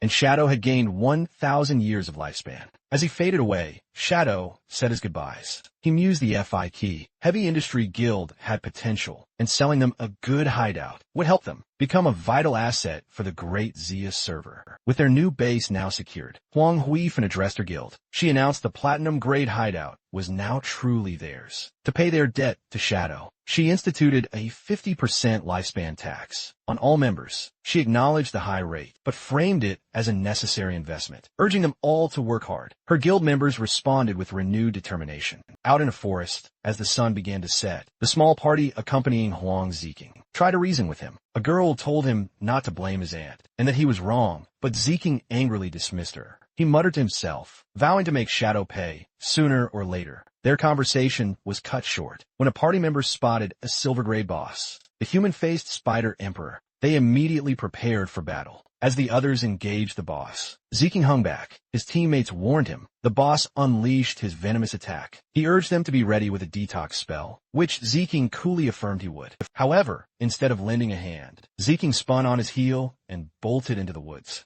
abandoning his team without a second thought. He cursed them as utter idiots, thinking they could take on the boss themselves. He scoffed at the girl, disgusted, the one who had dared to lecture him. What was his mother even thinking, he wondered, trying to set them up together? He found a secluded spot and hunkered down, seething with resentment. His entire guild, he believed, was nothing but spineless rats, only ever developing slowly and safely. They simply didn't grasp it, he mused. The true path to power was to seize every single opportunity. Shadow must operate this way, he concluded. That's how he becomes so incredibly powerful. A sinister smile spread across Zeking's face. He revealed he wasn't as foolish as his guildmates believed. Confronting Shadow without a plan, he scoffed. He then dramatically summoned a dark, ornate vase featuring a single, glowing red eye. He proudly declared a treasure from a jade-grade chest. A system window popped up, identifying the item as the abyssal vase. By reaching into its dark depths, the user could randomly pull out a powerful skill, but it came with a hefty 48-hour cooldown. Reaching into the vase, Zeking pulled out a small, grotesque, fleshy object. The system informed him instantly. He had acquired an epic-grade skill, the Abyssal Puppet Curse. This magic allowed him to turn any corpse into a puppet, one he could completely control, retaining all of the deceased's original abilities. Zeking cackled with manic glee, overjoyed by his newfound power. He quickly hatched a diabolical plan. If he could just kill Shadow, he could use this skill to enslave him, thus becoming truly invincible. But as he celebrated, the abyssal vase began to glow with a menacing purple aura. A final, ominous message flashed, warning that the abyss holds extraordinary power, but when one gazes into it, the abyss also gazes back, foreshadowing a truly dark future for Zeking. In the Withered Bone Field, a desolate graveyard in the Magic City ruins, night had fallen amidst a fierce battle. Ghost Spirit used her energy-infused paper ribbon to expertly wrap around and pierce a skeletal monster's eye. She beheaded the enemy with a precise, fatal blow, dealing over 5,600 damage. System notifications flashed, informing her that her weapon had upgraded to gold, and she had enough experience for a class advancement. Standing amidst the shimmering energy orbs of her defeated foes, Ghost Spirit sighed in relief, confirming she had enough experience for her advancement. With a determined expression, she accepted the class advancement. A bright magic circle formed at her feet, as a column of potent purple energy surged from her, enveloping her in the dramatic transformation. After completion, the system detailed her impressive new abilities. Her weapon was now the Yellow Spring Chainblade Gold, which could expertly change shape. Her class had evolved to Yellow Spring Evil Ghost, Tier 2, granting a passive stealth bonus, and unlocking 2 powerful new skills, Eye of the Yellow Spring and Touch of the Yellow Spring. The system explained the eye was a mental attack that trapped enemies in a terrifying illusion, while the Touch allowed her to track opponents by their unique aura, transformed and enveloped in a radiant blue aura. Ghost Spirit now wielded her weapon as a fearsome scythe. The system notified her she would deal double damage to lower-level opponents, with a 50 chance of applying a devastating burn effect. With her eyes glowing golden, she felt stronger than ever before. She knew her increased damage, speed, and new mental attack would finally let her avenge her parents and defeat Dongfang Yu and the source of the plague. Wielder Ghost Spirit messaged Shadow,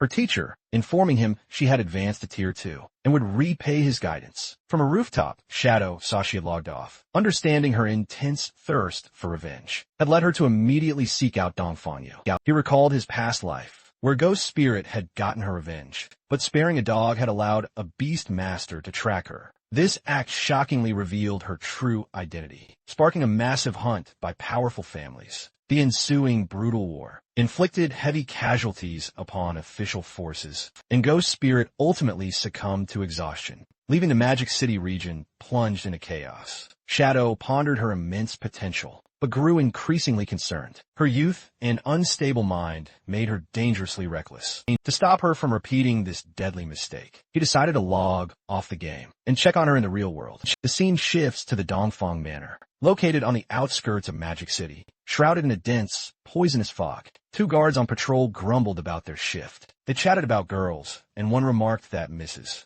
Dongfang was still incredibly attractive, which his friend eagerly agreed with. They fantasized about overpowering her bodyguard and having their way with Dongfang Joie. Suddenly, one guard spotted something in the dense mist. An illusion of Dongfang Joie materialized before them, dressed in a dangerously seductive black dress and kneeling provocatively. The guards were utterly stunned, stammering, asking why she was here, and dressed so revealingly. The illusion leaned in, whispering seductively that she could no longer tolerate her pathetic husband and desperately needed other men to satisfy her desires, asking if they were truly up to the task. Completely captivated and practically drooling, the guards couldn't believe their incredible luck and eagerly asked if she was being serious. The guards immediately began to argue over who would be first, with the alluring illusion. The kneeling illusion of Dongfang Yu slyly suggested they could both enjoy her company at once. Before they could even react, a swift streak of purple energy decapitated both guards.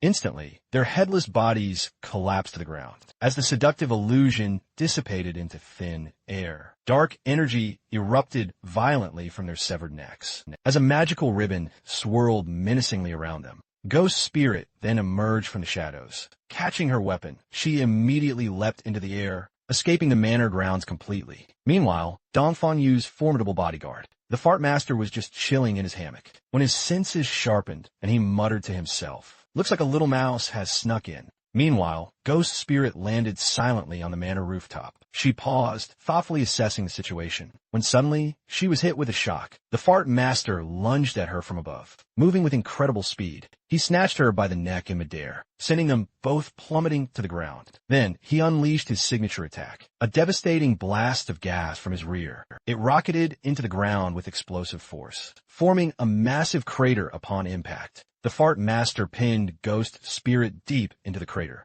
and then mockingly explained how his ammonia barrier covered the entire manor, allowing him to sense her arrival. He identified her as the little lady who had escaped him before, gripping her neck. He promised she wouldn't get away this time. Ghost Spirit struggled helplessly, her face a mix of pain and fear. The Fart Master lifted Ghost Spirit into the air, by her neck, surrounded by a menacing purple aura. He remarked that she had grown stronger, musing that with more time, she might actually become a satisfying opponent. A twisted, excited look crossed his face as he admitted a strong urge to kill her right now. As Ghost Spirit continued to struggle, he had an internal battle, telling himself to wait until she was more powerful. But he immediately contradicted this, admitting he was rapidly losing self-control. He cursed, tormented by his indecision. Losing control, his grip tightened with a sickening crunch. He panicked instantly, realizing he had accidentally crushed her to death. Horrified, he let her lifeless body fall to the ground, shouting in despair. Suddenly, he froze. A purple energy claw pierced his chest from behind.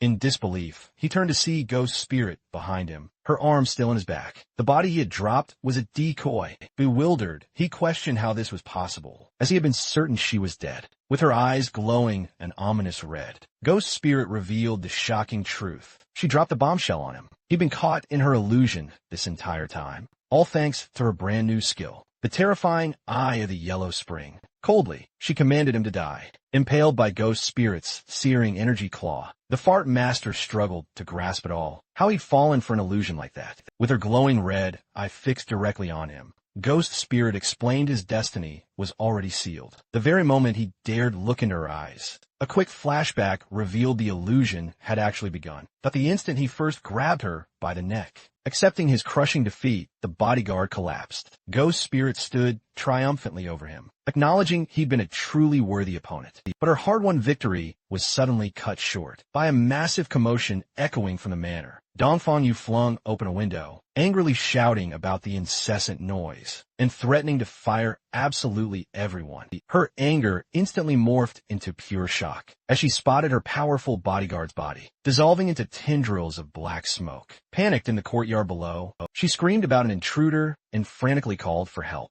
Armed guards then rushed into the main hall, taking up defensive positions to protect Mrs. Dongfang and hunt down the intruder. The loud noise awakened her young son, Nantian, who sleepily asked what on earth was happening. Dongfang Yu told him a dangerous enemy had come, and strictly instructed him to stay put. However, Nantian sat up, a confident smile on his face, and bravely told his mother not to be afraid. He declared he was 18 now and a true player, and that he would protect her. Deeply moved, Dongfang Yu embraced her courageous son, wishing his father had been even half as wonderful. Just as they shared a tender kiss, suddenly, the window behind them creaked open. Startled, they immediately pulled apart, and Dongfang Yu demanded to know who was lurking there. In a hallway just outside, the guards' bodies lay dissolving into shadowy goo. Dongfang Yu stared in utter horror, unable to comprehend how they were all so utterly dead. Her mind raced, frantic with questions, wondering if Shadow had somehow discovered their plan, thought to ambush him at that very moment. The spectral form of Ghost Spirit materialized right behind her. "What's the plan?" she inquired. Dongfang Yui whirled around, ready to confront the hooded figure,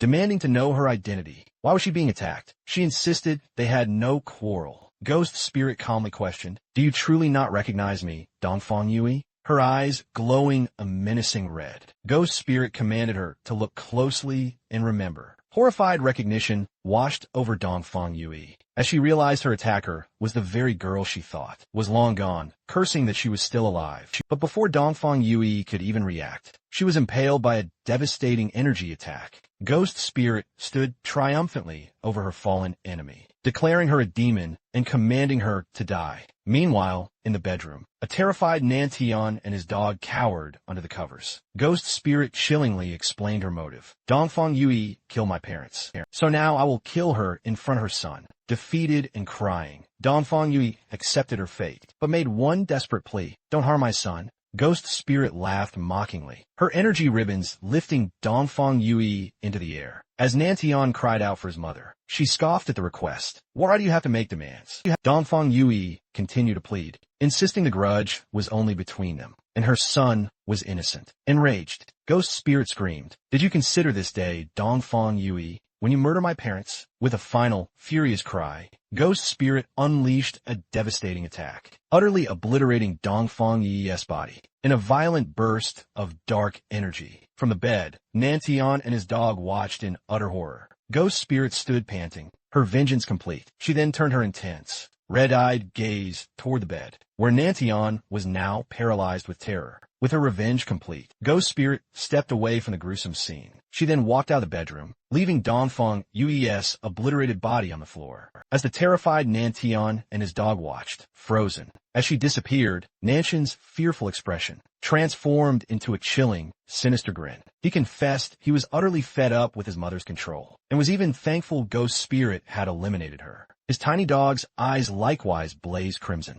as it eagerly anticipated devouring the young girl's flesh. Before Ghost Spirit could get far, though, she suddenly sensed she wasn't alone and immediately froze. Her body tensing, she nervously spun around to find several shadowy figures ominously hovering in the air, completely surrounding her. Back in the bedroom, Nantian pointed from beneath his blanket, a malevolent smile twisting his lips. He unveiled his true, terrifying power as the corpse necromancer, and commanded his undead minions to seize her alive. These shadowy figures were reanimated corpses, supercharged by his dark power and retaining all their old abilities. They relentlessly advanced on the trapped Ghost Spirit. Suddenly, a massive explosion utterly shattered the manor's side. Ghost Spirit was sent hurtling out of the building, screaming in agony. Outside, the reanimated corpses immediately descended upon her. As she lay there, utterly helpless, the one-handed gunman prepared to unleash a deadly energy blast. At point-blank range, just as he fired,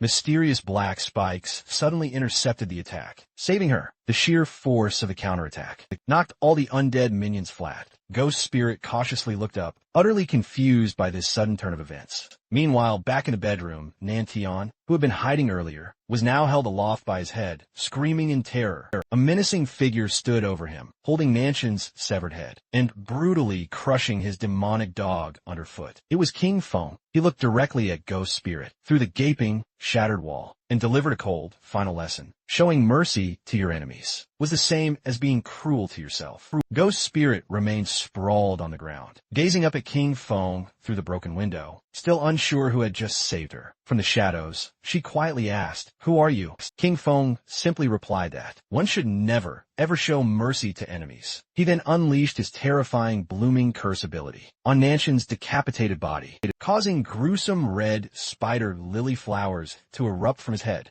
Realizing this man was indeed her savior and had allowed her to finally complete her revenge, the ghost spirit blushed, offering him heartfelt thanks, calling him her master, surrounded by a vibrant field of crimson flowers, a poignant reminder of her hard-won vengeance. The ghost spirit finally let her raw emotions overwhelm her. She wept, tears of both relief and profound sorrow, proclaiming aloud that she had finally avenged her parents. As the ominous flowers absorbed the life force, a system message indicated that an astonishing 788 years of tradable lifespan had been successfully absorbed. King Feng approached, asking what her plans were now, that she had her revenge, but lacked a purpose. The ghost spirit admitted she truly did not know, even contemplating dying to reunite with her parents. King Feng sternly told her that revenge only leads to emptiness, and she should have been prepared for it. He warned her that, if she was willing to sink into despair, he would have nothing more to say. But there was something vital she must know. He showed her a grand vision of the game world, explaining that this godforsaken game held endless secrets, and among them, a way to resurrect the dead might exist. He told her that, as long as a person kept moving forward, they would find infinite possibilities. If she only saw revenge as her endpoint, his words were useless. Turning his back, he gave her a choice. If she wanted to move forward,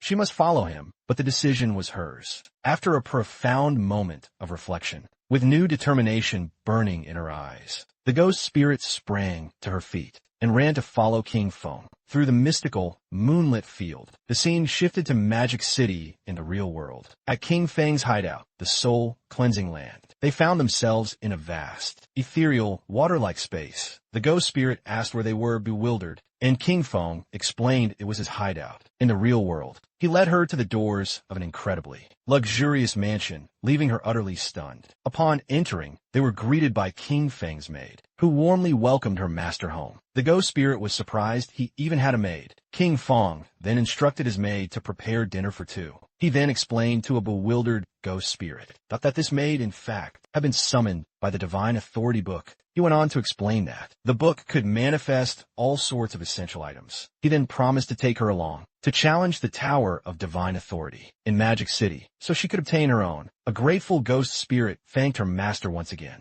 The scene then shifts to the Chu family manor in Magic City. This was some time after King Feng and Ghost Spirit had departed. Suddenly, a man bursts in, yelling at his men to hurry with the rescue operation, declaring that no harm must come to his beloved wife. This is Chu Kunshin, Dongfang Yu's husband and a prominent military staff officer. He's utterly confused, recalling a frantic call for help from his wife, and wondering who would dare attack so late. His immediate suspect is Shadow, and as he rushes into the manor, he worries their secret fireworks factory plan might have been exposed, though he quickly dismisses the thought. Inside, his personnel are already investigating the scene, examining a massive crater in the empty bedroom. An officer reports to a shocked Chu Kunshin that, while there are clear signs of a fierce battle, they haven't found a single person. Growing more frantic, Chu Kunshin demands to know the whereabouts of his wife, his son guards, and servants. The officer confirms the grim reality. No one is there, not even any bodies. Chu Kunshin is enraged, realizing this is exactly what happened to the Dongfang family. Everyone vanished without a trace. The horrifying conclusion that his wife and son are gone sends him stumbling back in utter denial. His despair quickly turns to tearful rage as he screams that Shadow has killed his family. He demands a warrant for Shadow's immediate capture. Lin Qingyu, who had been quietly observing, steps in and asks how he can be so certain it was Shadow. He furiously retorts that it's because his wife's family. He also took out the Dongfangs. But Lin Qingyu remained unfazed. She quickly pointed out the Dongfang case lacked solid proof, making any connection to his wife's disappearance pretty tenuous. With a sharp glare, she questioned if he had some inside knowledge, suggesting perhaps his family held a grudge against Shadow, and this was all just simple revenge. Her probing questions clearly struck a nerve, and a furious Chu Kunshin angrily warned her to watch her mouth, questioning if she thought she was interrogating a military staff officer. Lin Qingyu calmly informed Chu Kuan-chun that his threats were completely useless against her. She then revealed that recently, the Sky Dome Guild had captured some members of the Magic Cities, Black Dragon Hall, and turned them over to the authorities. During interrogation, the men confessed that Chu Kuan-chun had personally ordered the attack on Shadow's hideout. They also admitted to a treacherous plan to lure Shadow to a fireworks factory with the intent to kill him in a massive explosion. She explained that the authorities had originally planned to capture them all at the factory. However, with Dong Fangyu now missing, she was officially suspected of fleeing justice. Lin Qingyu then accused Chu Kuan-chun of abusing his authority and conspiring to commit a terrorist act, requesting he accompany them for an investigation. As two officers swiftly grabbed him, and demanded to know what on earth they were doing, he angrily shouted at Lin Qingyu, questioning her sheer audacity for colluding with a trashy guild to arrest an official. As he was restrained, Lin Qingyu calmly stated that official status didn't matter, as she only stood on the side of justice. Chu Kuan-chun continued to struggle, screaming for them to release him. She coolly advised him to cooperate, adding that if proven innocent, he would be free to settle the score with her. Then, Lin Qingyu delivered a truly chilling revelation. He would be taken to the Magic City prison for interrogation, a place where life itself drains at 100 times the normal rate. She ominously warned him to be prepared, as he was roughly forced into an armored truck. Chikunshin screamed in protest, yelling that they couldn't do this. He vowed to report them. Unseen, two shadowy figures watched from a nearby tree. One man confirmed that the loud individual being arrested was indeed their target, identifying him as Chikunshin, the military staff officer. The two figures smirked, then bumped fists, as raw purple energy surged around them. Ready to take action, a convoy of armored trucks sped through a forest road. At night, inside the lead vehicle, Chu Kuan-chun continued to protest his arrest. To Lin Qingyu, a guard calmly informed him that the arrest had been ordered from high above, leaving Chu Kuan-chun utterly speechless. Suddenly, a bright, powerful blast of energy hurtled toward their vehicle. The blast impacted the truck with immense force, sending it careening off the road in a violent, devastating crash. Inside the overturned truck, Lin Qingyu braced herself, cursing. She looked over in shock to find the guard who had been sitting next to her was now dead, his face frozen in pure terror, pinned by the twisted wreckage. Lin Qingyu realized she was hopelessly stuck. Just then, the truck's roof was violently torn open from the outside. A hand reached through and grabbed the unconscious Chu Kuan-chun by his collar, pulling him out. The two assailants, a man with a distinctive pompadour and a girl with blue hair, stood atop the wreck. The man held up Chikunshin, declaring that the mission had been far too easy. Just then, reinforcements from the second truck arrived, ordering the pair to release their prisoner and surrender. The two assailants only laughed,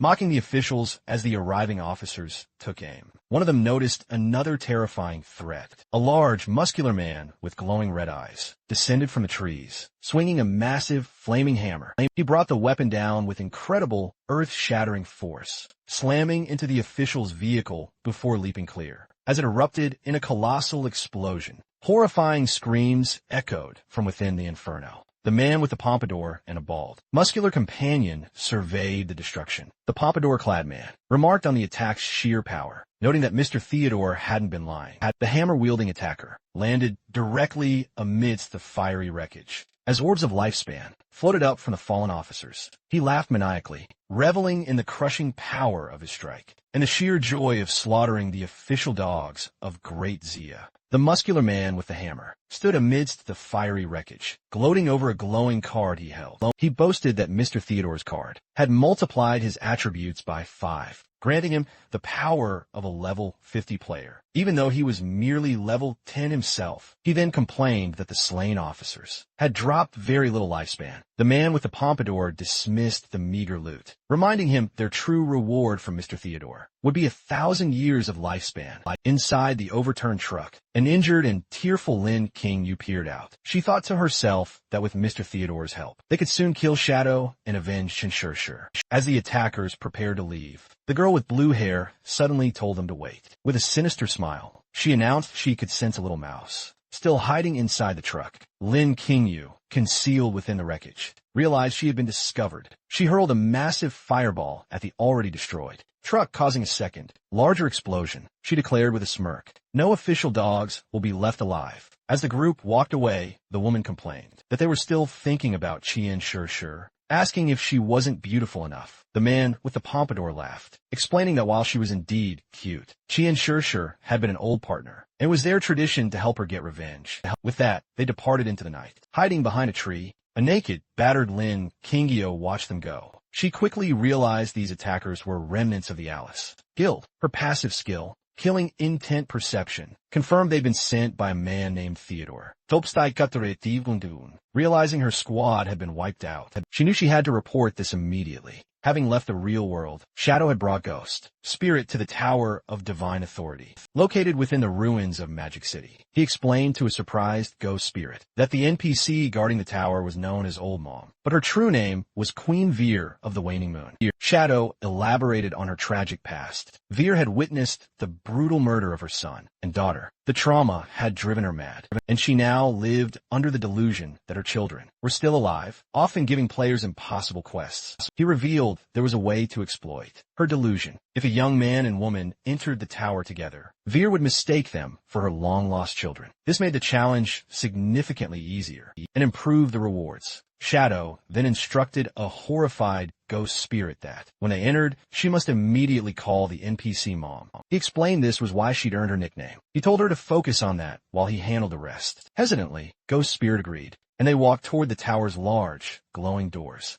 Inside, a path of light led them to Veer, who appeared in a starry, ethereal space. With tears of joy, she welcomed them, calling them her children, and asking if they had returned for the Divine Authority book. Playing along, Shadow confirmed that was why they were there. Addressing her as Mom, Ghost Spirit, embracing her role, began to cry, telling Veer how much she had missed her. Veer was overcome with emotion, saying she had missed her child as well. She explained that, while she wanted to give them the book, the rules dictated they must first complete a challenge. She summoned her avatar, a massive, level 20 Jade tier entity, and challenged them to defeat it. A system notification flashed, confirming they'd received Mother's Blessing, boosting all their stats by a hefty 20%. But before Ghost Spirit could react to the boss, 3 shadowy figures suddenly materialized around her. These were the devastating clones from Shadow of Sorrow skill. In a blink of an eye, the clones unleashed a devastating flurry of slashes, inflicting hundreds of thousands of damage points, obliterating the avatar in a single, decisive moment. The system proudly announced the challenge had been successfully completed, leaving Ghost Spirit utterly speechless. She exclaimed in disbelief at the instant kill and the impossible appearance of 3 shadows. The battle concluded in a blinding flash. Ghost Spirit stood stunned behind King Phone. She marveled at his incredible technique, summoning 3 clones for such an instant kill. Just how powerful was he really? Queen Vilni gracefully descended from the sky, still lost within her delusion. She looked down at them gently, calling them Alan and Anna and praising their strength. She then floated over to Ghost Spirit and handed her a stack of glowing blue books. Affectionately calling her Little Anna, Vilni offered her all 9 of the divine gift books she possessed. Ghost Spirit played along, hugging the NPC and tearfully thanking Mom. King Phone watched with a somber expression. He knew Vilni gave everything to her children. In the past, many players had exploited this, demanding items, until she used her own lifespan to create them, and subsequently died. Vilni then turned to King Phone, asking if he desired anything. King Phone requested the divine book of the communication bracelet. Vilni looked apologetic, admitting she didn't possess one, but she immediately offered to use her own lifespan to create one. As the book materialized, a system window showed King Phone had obtained it, but paid 150 days of lifespan. Vilni smiled warmly, touched that her son had given her lifespan. Instead of letting her drain her own, King Phone instructed her to preserve a lifespan. Then, turning to leave, Vilni wished them a safe journey. He told Anna that if she ever faced danger, she should stick close to her brother for protection. Upon hearing this, Ghost Spirit glanced at King Phone and instantly blushed, thinking he was perfectly suited to be her older brother. She quickly ran to catch up and playfully asked if she should call him master or brother from now on. King Phone stopped dead in his tracks and turned with a terrifying glare, his eyes practically glowing with intensity. He coldly told her she could call him anything except brother. Ghost Spirit was stunned by his unusually harsh reaction. As he walked away, she awkwardly agreed, wondering why he had so strongly rejected the title. Could he have a tragic past connected to that very word? Captain and Yu contacted Shadow via voice chat, asking to share his friends list. Shadow appeared bewildered by the request. So, and Yu clarified the urgent matter. A serial killer had appeared in Zhanghai City, claiming 7 victims already, and chilling rumors were spreading that Shadow was the culprit. She explained that the victims' times of death eerily matched Shadow's game login times. The killer was incredibly meticulous, leading many to highly suspect him. And Yu quickly added that she and her team knew he would never stoop to something so despicable. Shadow, thinking quickly, deduced that for someone to frame him based on his login times, the information leak had to have come from someone directly on his friends list. Shadow then listed the key suspects: News Reporter Squad Radiant, Marshal Virtue, Milky Snow, Old Man Zhang, his granddaughter from the Skydome Guild, and even his own guild member, Ghost Spirit. Shadow asked exactly where the bodies had appeared, and Yu replied that they were scattered all across Zhanghai City. She then asked if he would investigate the case. Shadow confirmed he would, to Yu's immense relief. And Yu said she would immediately send over the case files, confident he would catch the killer in mere minutes. Shadow then ordered Ghost Spirit to log off immediately for a mission at his mansion hideout in the real world. King Feng handed Ghost Spirit the Divine Book, the communication bracelet, allowing them to communicate between the game. In reality, he also gave her his Ghost Nightwolf mount to help her track down the killer. Ghost Spirit was stunned to receive such valuable items, but admitted she didn't know how to investigate crimes. King Feng explained his reasoning. He had checked his friends list and believed none of them were the culprit. However, since Wang, Meng, and the others reported to the officials, he suspected a mole within the police was leaking his login times. He told Ghost Spirit she was the best candidate because her skill, Touch of the Yellow Spring, allowed her to track targets by aura or scent. He sent her the files and told her to use her skills flexibly. Filled with determination, Ghost Spirit vowed to find the true culprit. Meanwhile, in a hotel in Magic City, Tony and the blue-haired girl threw the bound Chu Kunshin onto the floor. Tony announced to a man in the shadows that he had brought the person. A bald, older man smoking a cigar turned around. He praised Tony for a job well done, though the Jukun-san recognized him as Mr. Theodore from the embassy. Theodore smiled chillingly, glad that dear Chu remembered him. He claimed he couldn't bear to see Chu suffer injustice, so he asked his friends to rescue him. Sweeting Jukun-san pointed out that these friends were wanted criminals. He asked Theodore if his true intention was to deal with Shadow or the Great Xia government. Theodore laughed, asking if there was a difference, noting the officials and Shadow were close allies. Chu Kunshin ranted about the injustice. His wife and son died, yet the authorities arrested him, a military officer, instead of Shadow. He looked up at Theodore, acknowledging he wasn't saved for free, and asked what he wanted him to do. Theodore calmly replied that his divination pointed to Chu, telling him Chu could help him locate something he desperately sought. He then pressed Chu about his in-game profession. Chu looked utterly confused, but then he suddenly understood his own worth. He dropped his gaze and unveiled his secret. He held the sole hidden class within the priest system, the Feng Shui Master. He then detailed his skills. His yin-yang harmony let him manipulate enemy emotions. Plus, he could inflict extra damage on ghosts. And ley line perception enabled him to locate treasures and monsters. Chu, however, lamented that his hidden class was merely a support role, not ideal for a direct fight against Shadow. Suddenly, a sinister glint sparked in Chu's eye, and a striking yin-yang symbol materialized. As he activated his yin-yang harmony skill, immediately, the skill's effects quickly seized Theodore's subordinates. Tony and the bald, muscular man began a vicious argument. The argument quickly escalated into a savage brawl. Chu observed them coldly. He explained that, under his skill's influence, they would fight to the bitter end, though it was generally ineffective, against enemies over 5 levels stronger. Theodore merely watched, highly amused. Laughing and clapping, he lauded Chu, stating that finding Chu was truly the right choice. Then, he produced a magical tarot card, which pulsed with eerie blue flames, and ordered his men to stop their infighting, remarking that infighting was simply unproductive. Theodore swiftly cast the card,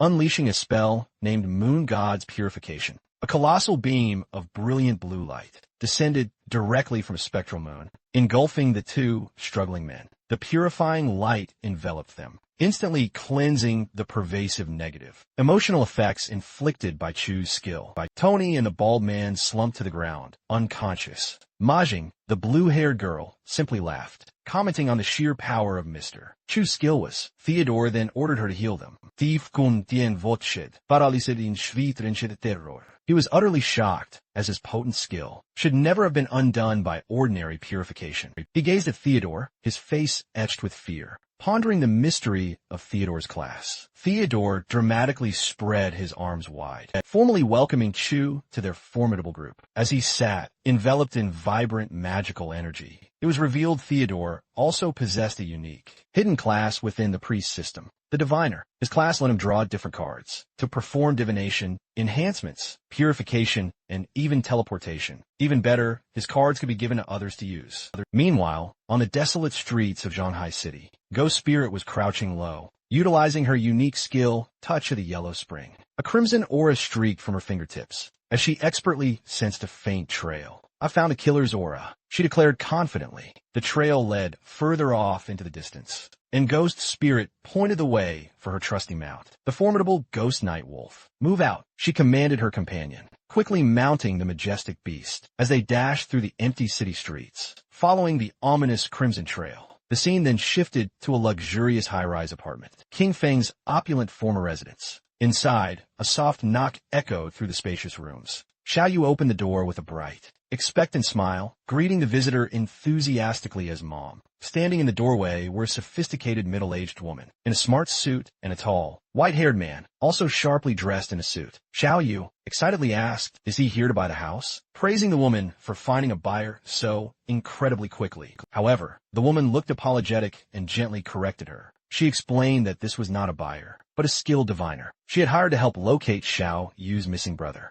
The white-haired man adjusted his tie crisply and introduced himself as Diviner Run 2. Xiao Yu's hopeful expression immediately fell. She asked why they needed to divine her brother's location. The woman then sadly revealed she would be moving away in just a couple of days and couldn't rest easy leaving Xiao Yu alone. Shocked, Xiao Yu immediately asked why she was suddenly moving. The woman explained that Shanghai City officials had uncovered a platinum-grade hideout, the formidable church sanctuary, and had invited the Mengsha River Guild to move in for enhanced safety. The woman then pointed to Rin-Tu, pressing Xiao Yu to accept his assistance. He swore his divination was incredibly accurate. Rin-Tu stepped forward, agreeing wholeheartedly. He tried to sway Xiao Yu, asserting that King Feng was utterly reliable, and if she pleaded with him properly, he would surely come to her aid. Xiao Yu crossed her arms and angrily shot down the offer. She thanked the woman for her kind intentions, but declared she had no need for it. She bitterly stated that after 19 long years, if he said he didn't want her, then that was simply that. She questioned the point of finding him internally. However, Xiao Yu mused. She was currently guarding Shadow's hideout and saw him often. She was convinced Shadow would eventually discover her merits and allow her to join his guild. The woman sighed, resigned to Xiao Yu's stubbornness. She advised Xiao Yu to try the divination anyway, then excused herself to go pack. As she left, Rin-Tu remained. He asked Xiao Yu for any items her brother had used for the divination. Xiao Yu snapped at him, repeating that she didn't need him to divine anything. Rin-Tu ignored her and strode into the apartment. Looking around, he mentioned he'd heard the siblings had lived together and concluded the house itself was enough of a medium. Xiao Yu followed, demanding to know who'd let him in. Rin-Tu smiled charmingly and said he felt they shared a destiny, so he would perform the divination for free, without waiting for permission. Rin-Tu raised a card that glowed with blue, magical energy. He told her she could look at the result. If she was satisfied, great. If not, it didn't matter. A holographic tarot card materialized in the air. Rin-Tu activated the divination card, which displayed a vision of a dark figure lying in the deep sea. He interpreted the image for Xiao Yu with a regretful expression, informing her that her brother had already been burned to death, and his corpse had sunk into the ocean. Xiao Yu was left in total shock, ironically. Meanwhile, the real King Feng was casually chilling on a sofa in his hidden lair. Xiao Yu utterly erupted in a furious rage. She seethed, calling him trash for dying so pathetically quickly. He should have waited, she fumed, until she was powerful enough to utterly crush him publicly. Rin-Tu, meanwhile, offered his condolences with a straight face. Then, he smoothly changed the subject, bringing up that he'd heard she'd interacted with Shadow, He claimed his divination had pinpointed Shadow's location, then asked if she'd like to go with him. Holding up a gleaming gold card, he explained he could teleport her there instantly. He then manipulatively suggested that, even though her brother was gone, if she recognized Shadow as her new brother, everyone would be happy. Xiaoyu eagerly agreed. Internally, though, she scoffed that King Feng had gotten off easy by dying, but she decided it ultimately didn't matter, because Shadow would surely protect her. As she accepted, Rin, too, activated a glowing blue magic circle beneath them, and they were instantly teleported away. They rematerialized in a dark, dingy room that looked like an abandoned, decrepit lab. Xiaoyu looked around, utterly confused, asking, "Where is Shadow?" Rin, too, looking menacing as he slowly removed his suit jacket, coldly replied he should be asking her that. Without warning, Rin, too, brutally struck Xiaoyu with a vicious right hook straight to the face, causing her to immediately cough up blood. He then grabbed her by the ankle, dangling her cruelly upside down, and viciously demanded she tell him everything she knew about Shadow. Terrified and crying, Xiaoyu stammered that she didn't actually know him. Rin, too, accused her of outright lying, reminding her she claimed to guard his door and see him often. He delivered a brutal punch straight to her stomach, while she hung utterly defenseless, knocking her completely unconscious. Rin, too, coolly remarked that she had fainted too easily, and was genuinely shocked. She hadn't extracted a single ability from the game. To protect herself, he then harshly dragged the unconscious Xiaoyu across the floor. He then spoke on his phone, telling the person on the other end the prey was ready. With sadistic hunger, he asked when he could make his move, complaining that his blade was thirsty. Rintu threw Xiaoyu's limp body onto a metal table. He checked his phone and read a message from his boss, forbidding him from killing her. Without further instructions, Rintu clicked his tongue in disappointment, however. A sinister look returned as his eyes glowed red. He pulled out a scalpel and decided that if he could not kill her, he would just play with her slowly. Meanwhile, in a restroom, Officer Xiaoma noted there had been no news of Shadow. Logging off for 2 days, he walked out, reasoning that a person's need for food became very high after extracting game stats, making it impossible for Shadow to stay online this long. He concluded Captain Anyu had not reported Shadow's activity because she suspected someone was framing him. Xiaoma entered the main police office, thinking he needed to speed up his plans. His face darkened with malice as he imagined a scenario where the public turned against Shadow, viewing him as a serial killer. He laughed, believing that once public opinion exploded, the officials would be forced to eliminate Shadow. Elsewhere, the Ghost Knight. Wolf's paws landed softly on the pavement.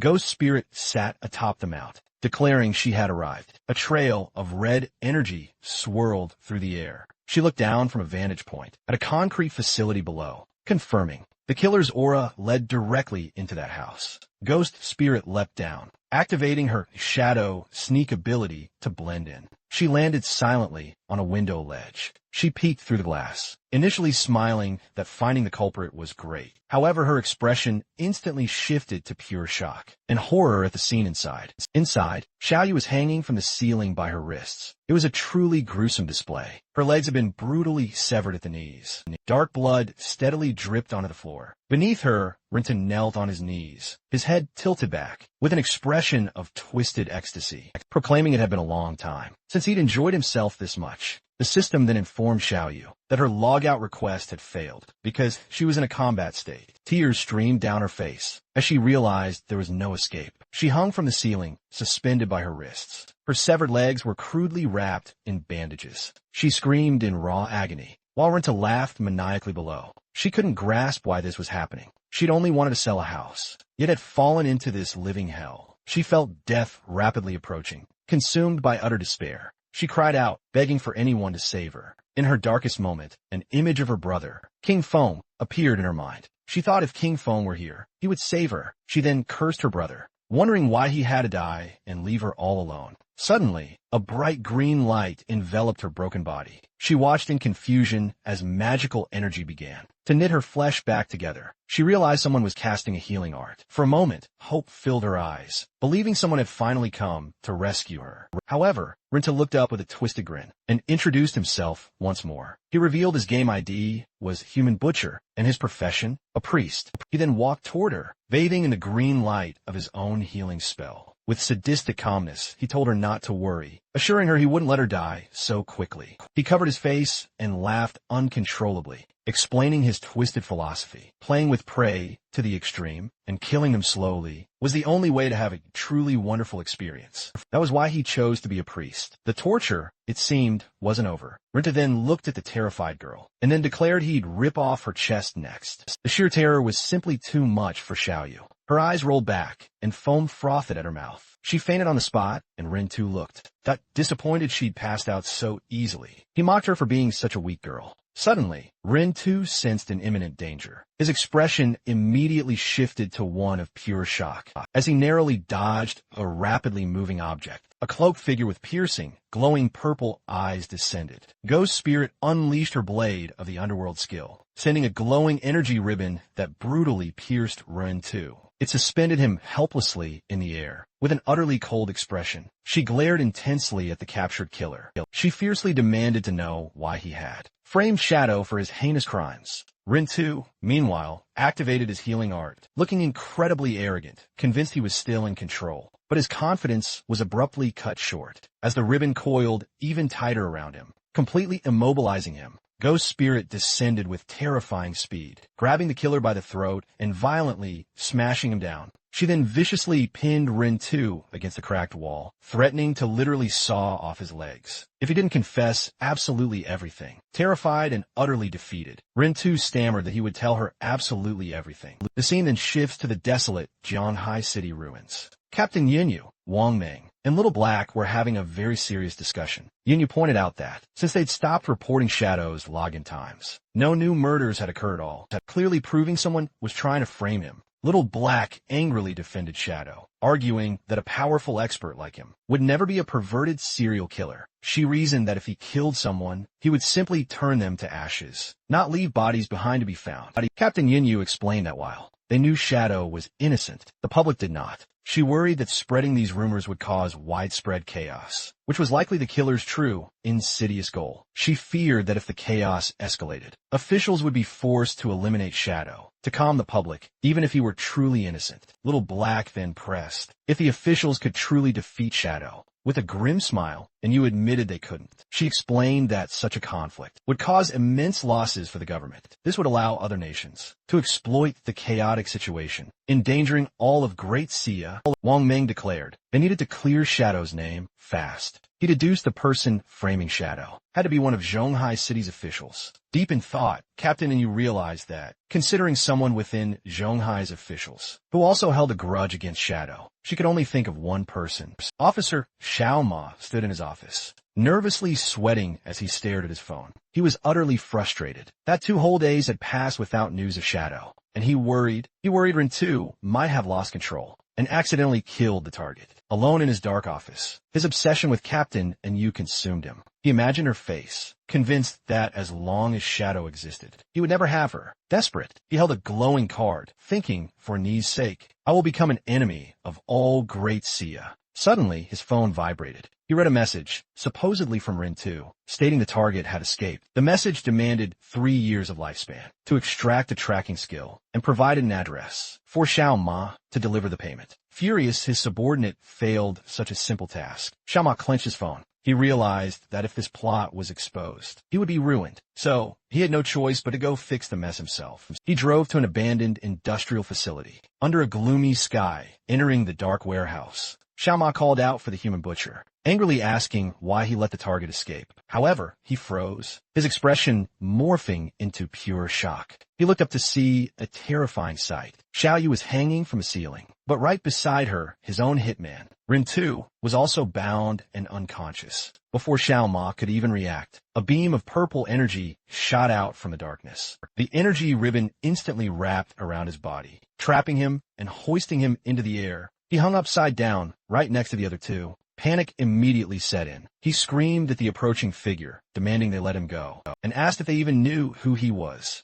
Ghost Spirit calmly stepped out of the shadows, her eyes glowing a menacing red. She calmly replied that she knew exactly who he was. Mao Nailing, the son of Zhanghai City's mayor. She then revealed that Rin too had confessed everything, explaining how Mao Niling had instructed him to kill and dump bodies during Shadow's offline hours, all to frame him. She thanked Rin too for keeping his promise to lure out the true mastermind. Ghost Spirit then cut Rin too loose. She looked down at him and said that as a reward for his cooperation, she would give him a chance to enjoy himself. Rin too stood up, now surrounded by a surge of purple energy, and looking utterly deranged. Ghost Spirit ordered him to kill Mao Niling in any way he liked. Thanking the young miss for the incredible opportunity, Ghost Spirit ordered the brainwashed Rin too to kill Mao Niling using his favorite method. Rin too, completely under her control, agreed with another maniacal laugh, telling Mao Niling to stop struggling. Mao Niling screamed, but Rin too lunged forward, scalpel in hand. The human butcher mockingly apologized to Boss Mao, claiming he simply had no other choice.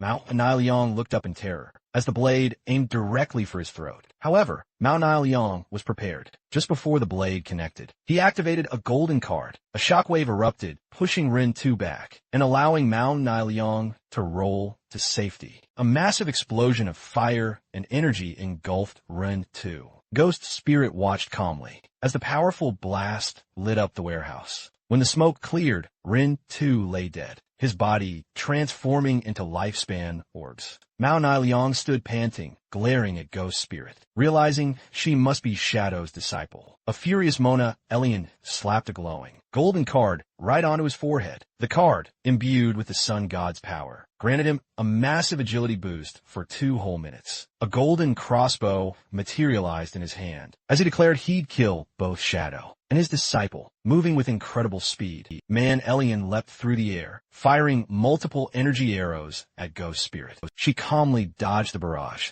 effortlessly weaving through the explosions. Man Elian tried to keep up the pressure, but Ghost Spirit vanished using her stealth ability. Panicked, Man Elian floated in the air, realizing she had the same assassin abilities as Shadow, and he'd lost her. Suddenly, purple energy ribbons shot out from the darkness. Before he could react, the ribbons pierced his arms and wrapped tightly around his body, immobilizing him. He screamed in agony as he was hoisted into the air with the other captives. Ghost Spirit reappeared below him, coldly asking if he was the one who wanted to harm her. Master, Ghost Spirit glared at him with glowing purple eyes. She noted Man Elian was too weak to have such powerful card skills on his own, and demanded to know who was backing him. In tears and pain, Man Elian confessed everything. He revealed that the foreigners associated with Chi and Shur had found him. They gave him the cards and asked for his help to kill Shadow, promising a big shot was backing them. Sobbing, Man Elian claimed he didn't know anything else. He begged for his life, promising his father, the mayor, would give her anything if she let him go. Ghost Spirit simply turned her back, muttering he was too noisy. Behind her, the ribbons constricted violently, causing Man Elian's body to erupt in a shower of blood,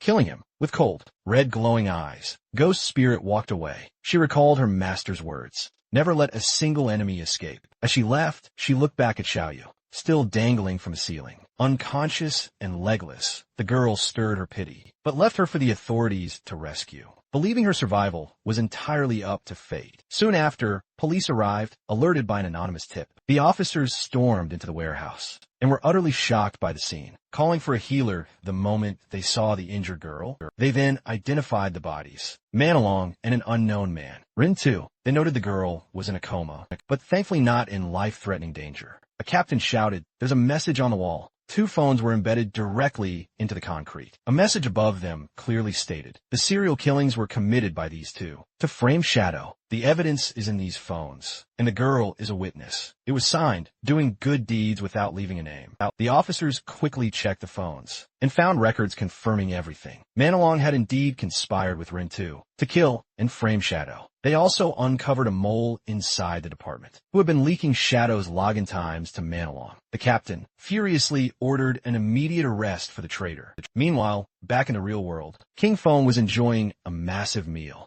When his phone rang, it was Captain Yu. She excitedly shared the thrilling good news. The serial killer case had made a huge breakthrough, King Feng feigned ignorance, asking if they had finally found the killer. And Yu confirmed they had identified Manhwa and Rin too as the culprits, noting both were already dead. She explained they had found key evidence and a witness. But since the girl had lost her legs and was in a coma, they needed to wait for her testimony to officially close the case. King Feng thought to himself, that ghost spirit had completed the mission perfectly, and Yu then apologized for the trouble the investigation had caused him. As an apology, she offered him some intriguing intelligence. She described a strange phenomenon in a novice town. In Zhanhai City, 5 flying monsters were circling the sky. Players were hunted in a bizarre way. Whenever one player fell, 5 more always materialized. He grew suspicious, sensing a hidden treasure nearby. He immediately tasked Shadow with solving the enigma. King Feng's eyes shot open as the implication dawned on him. Another ancient god slate had just surfaced. King Feng meticulously processed the new information. He quickly deduced the ancient god slate had to be soaring high in the heavens, as players still couldn't fly. A flying mount would be absolutely essential. He then remembered the Withered Bone City key he'd obtained from the magic Leaning Tower. He knew Withered Bone City was a key part of the Moraga Empire, the ancient homeland of dragons. He instantly deduced he could find a flying dragon mount there. The system clearly indicated that entering Withered Bone City required level 20. King Feng quickly checked his status, only to find he was level 19. With unwavering determination, he decided to log into the game, knowing he just needed one more level up. Shadow instantly teleported to Withered Bone City's outer beach.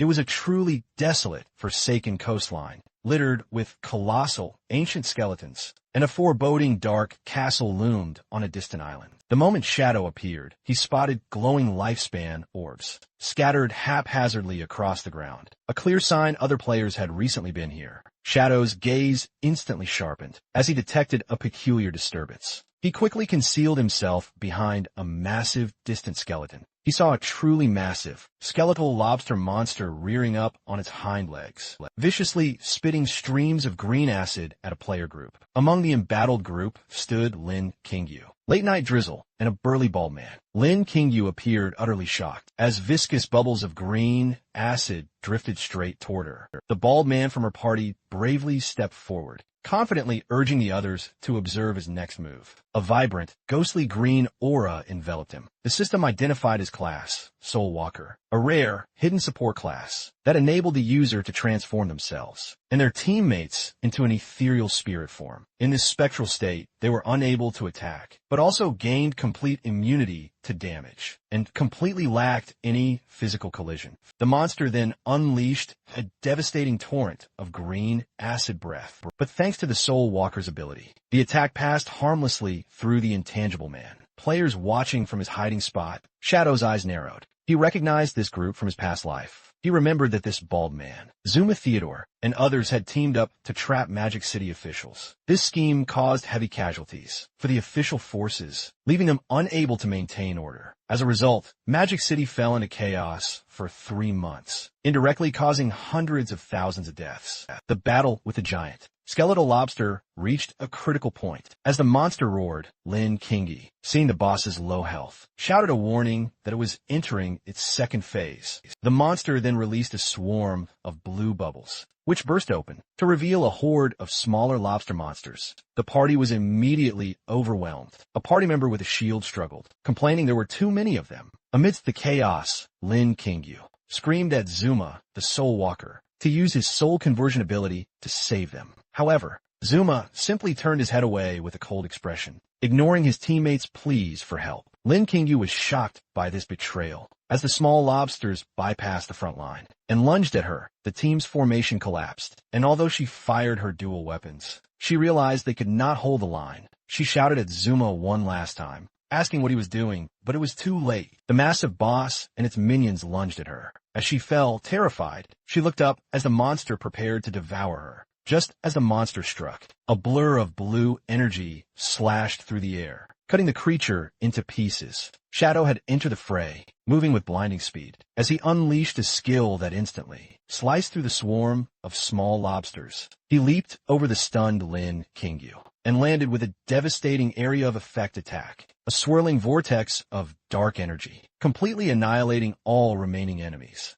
A system window immediately popped up, confirming Shadow had indeed taken down the Jade Grade Lobster boss and reaped an immense amount of experience, evolution points, and over 9 years of lifespan. As Shadow stood amidst his newfound loot, Zuma could only stare on in utter shock, realizing the legendary Shadow had actually appeared. The confrontation instantly took a violent, unexpected turn. Shadow instantly materialized right in front of the bald man, Zuma, glaring at him with intense, chilling, killing intent. Before anyone could even process what was happening, Shadow unleashed a terrifyingly swift strike, cleanly severing Zuma's head in one fluid motion. As the now headless body spectacularly collapsed, a system notification confirmed Zuma had officially been killed. His corpse dissolved into shimmering light, leaving Lin Qingyu utterly wide-eyed and staring in disbelief. She quickly thanked Shadow for the rescue, but then nervously questioned why he'd killed one of their team members. Shadow merely glanced back, his cold, glowing eye meeting hers, and asked, "Why does the Magic City official team include a foreigner?" Lin Qingyu quickly explained that Zuma had been hired as external aid, because his unique class was absolutely key to defeating the boss. Though she had to admit, she hadn't expected him to get so critically distracted at such a crucial moment. Shadow scoffed at her clear naivety, flatly stating it wasn't a mere distraction. He then quoted an old proverb, warning that those not of one's own kin will always have different hearts, implying Zuma's betrayal was entirely intentional. Lin Qingyu broke into a nervous, cold sweat, asking, "Do you mean Zuma did this on purpose? I can't understand what he would possibly gain from letting us all die." Shadow simply turned his back, his dark cape dramatically billowing around him. He told her investigating the motive was their job, not his. He then calmly proposed a deal. If Magic City officials ever find a boss they can't handle, they should contact me. He stated his terms clearly. He only wanted the lifespan drops and any assassin class equipment. Everything else was entirely theirs. This deal was identical to the one he had made with the Zhanghai officials. The surviving team members erupted in utter joy. Shadow confirmed the agreement with a nod. The deal strictly covered platinum grade bosses, or higher, and he demanded full looting rights. Lin Qingyu, recognizing the immense value, immediately agreed. She readied to alert her exploration teams. With a crucial announcement, she commanded exploration teams to report coordinates for any high-level bosses they encountered,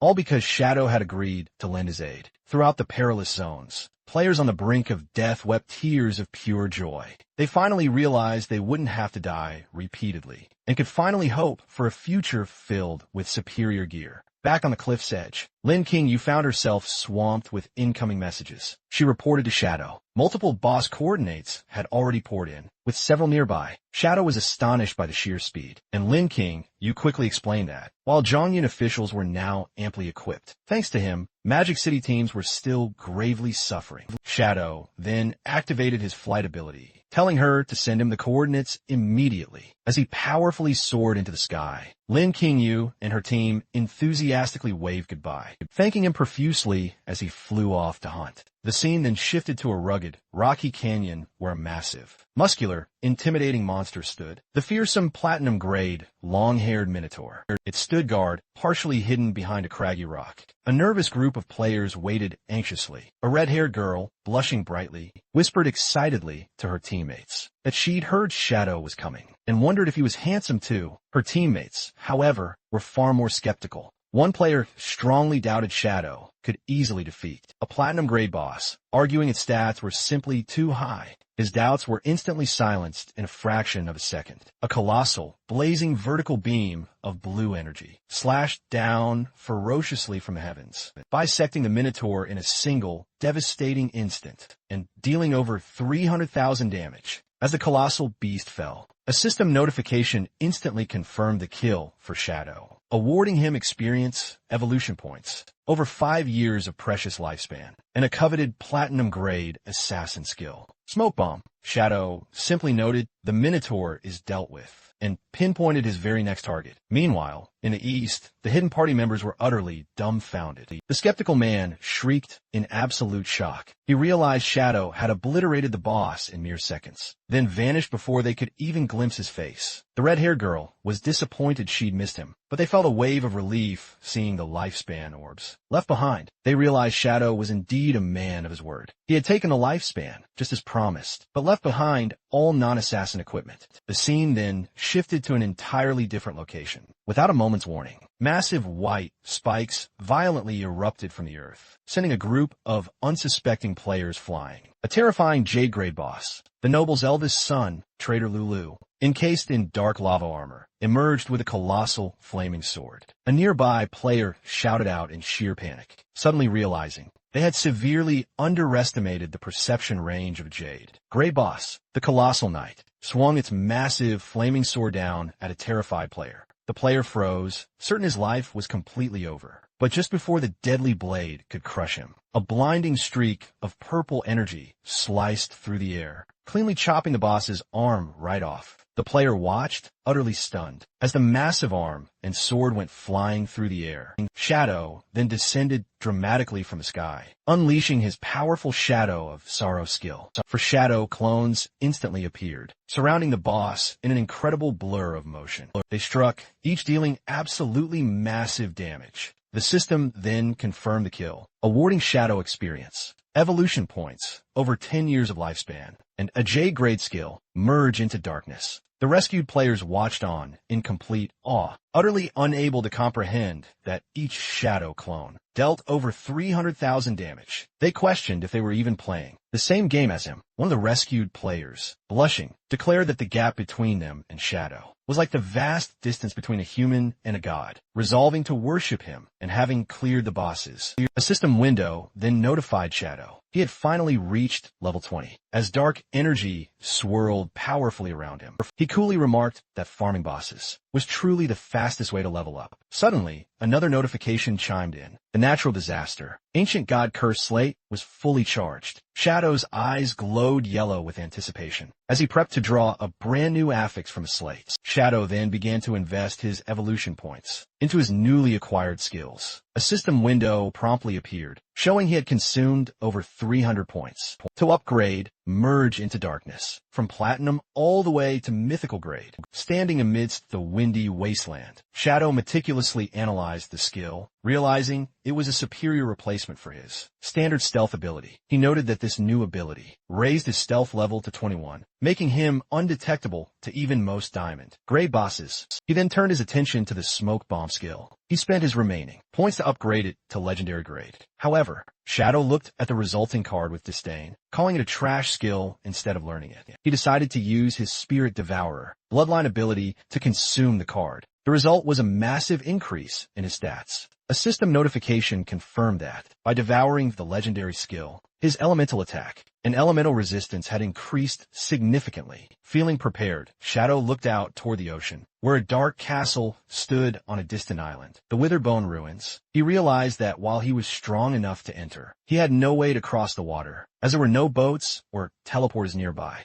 He stared at the dark, churning waves, knowing the sea was absolutely teeming with monsters. He concluded that attempting to fight underwater, without specific skills or mounts, will be pure suicide. Seeking a path, Shadow opened his map. He noticed a strange icon indicating a locked door, located right on the shoreline. Curious about this anomaly, he transformed into a streak of shadow and dashed toward the location. He arrived at a cave entrance, blocked by massive. He approached an ornate stone gate. Suddenly, a glowing chain materialized over the door. The system announced the door was locked and asked if he wanted to use the Withered Bone City key. Shadow gasped in surprise, realizing the golden key he'd obtained earlier, likely from a magic Leaning Tower trade, was the exact item needed for this moment. He pulled the glowing key from his inventory. As the heavy doors groaned open with a shudder, Shadow pressed forward, though he wondered aloud how a door on this side of the coast could possibly lead to the ruins. On the other side of the sea, Shadow moved through the glowing gate, his form blurring as he activated his speed. He observed the path descended sharply and realized, with a jolt of surprise, that he was heading deep underground. As he journeyed through the dark, rocky corridor, he quickly deduced the tunnel's purpose. It traveled beneath the ocean floor to connect the mainland coast directly to the isolated island. Shadow pressed on through the long, subterranean passage until he finally spotted the exit ahead. He emerged from a cave mouth and found himself in a grim, stormy landscape. A dark, ruined castle loomed atop a high cliff, illuminated by streaks of lightning. A system notification welcomed him to the Manga Empire, Withered Bone City ruins, and issued a severe warning. This was a berserk area where the player's lifespan drained at 100 times the normal rate. Looking out over the dark water, Shadow admired the ingenious design of the hidden tunnel. He recalled a memory from his past life, when a madman had rambled about a secret passage under the sea. At the time, everyone ignored him, thinking he was confusing this world with another game. But Shadow realized now that the madman had been telling the truth. Shadow began to trek through a forest of withered trees and scatter bones. Suddenly, the ground beneath him began to tremble violently. A massive, skeletal dragon skull, lying on the ground, began to shake and crack. Without warning,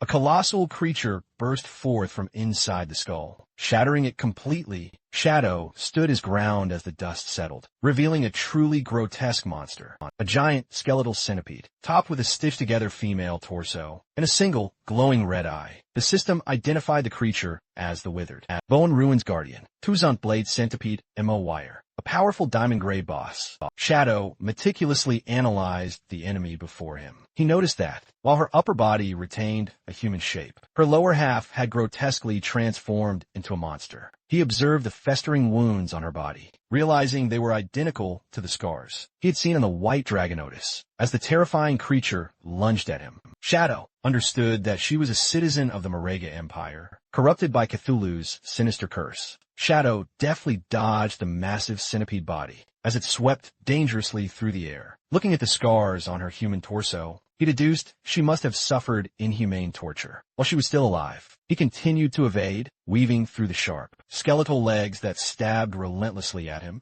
and leaped into the air to avoid a crushing strike that utterly shattered the ground. Launching his counterattack, Shadow activated his skills. He summoned his shadow clones and used a technique called Blessing of Release to inflict massive additional damage. But in a flash of purple energy, he and his clones unleashed a synchronized Shadow Flash Slash, striking the boss 4 times. Instantly, the blade slashed across the monster's neck. Shadow's eyes glowed as the system indicated. His skill cooldowns had instantly reset. He prepared to strike again. He unleashed the Blessing of Release once more, surrounding M.O. Wire with a chaotic aura of red energy. The 4 shadows coordinated a final, devastating formation attack. Beams of purple light shredded the boss from every angle, slicing through its monstrous form. M.O. Wire's colossal body was ripped to shreds, exploding in a spectacular burst of arcane fire. As Shadow landed safely back on the ground, a system notification flashed before him, confirming he had slain the Diamond Gray Guardian. For M.O. Wire's defeat, he gained a massive amount of experience, evolution points, over 10 years of tradable lifespan, and multiple rare items. Shadow looked down solemnly, softly telling her to rest in peace.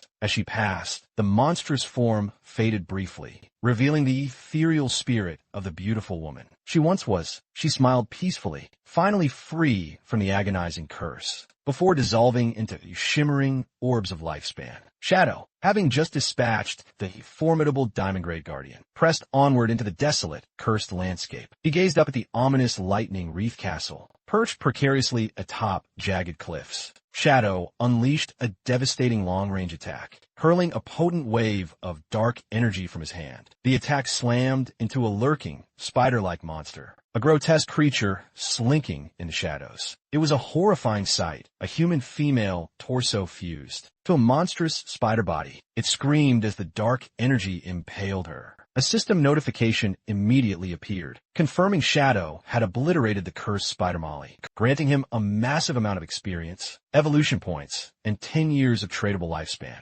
Shadow stood amidst the floating loot, observing the chilling reality of this cursed place. He realized that every single monster here had human upper bodies grotesquely fused with a twisted, monstrous lower half. What's more, they still retained their human names. He then noticed a massive dragon skull on the ground, pointing out that even the bones were horribly mutated. The skull sported multiple vacant eye sockets and bizarre, unsettling horn growths. Scheming extrême biological corruption. Shadow concluded that the entire withered bone ruins was a horrifying biochemical experimentation ground. He recalled the grim lore Hades had told him. To win the war, the people of Manga had foolishly summoned Cthulhu, an ancient sea god who utterly cursed the city. This vile curse twisted everyone, transforming the entire population into hideous monsters. As Shadow delved deeper, the curse grew denser, its intensity rising. The closer he got to the city's core, suddenly a massive object plummeted from the sky. A giant, rock-skinned golem crashed hard onto the ground right before him,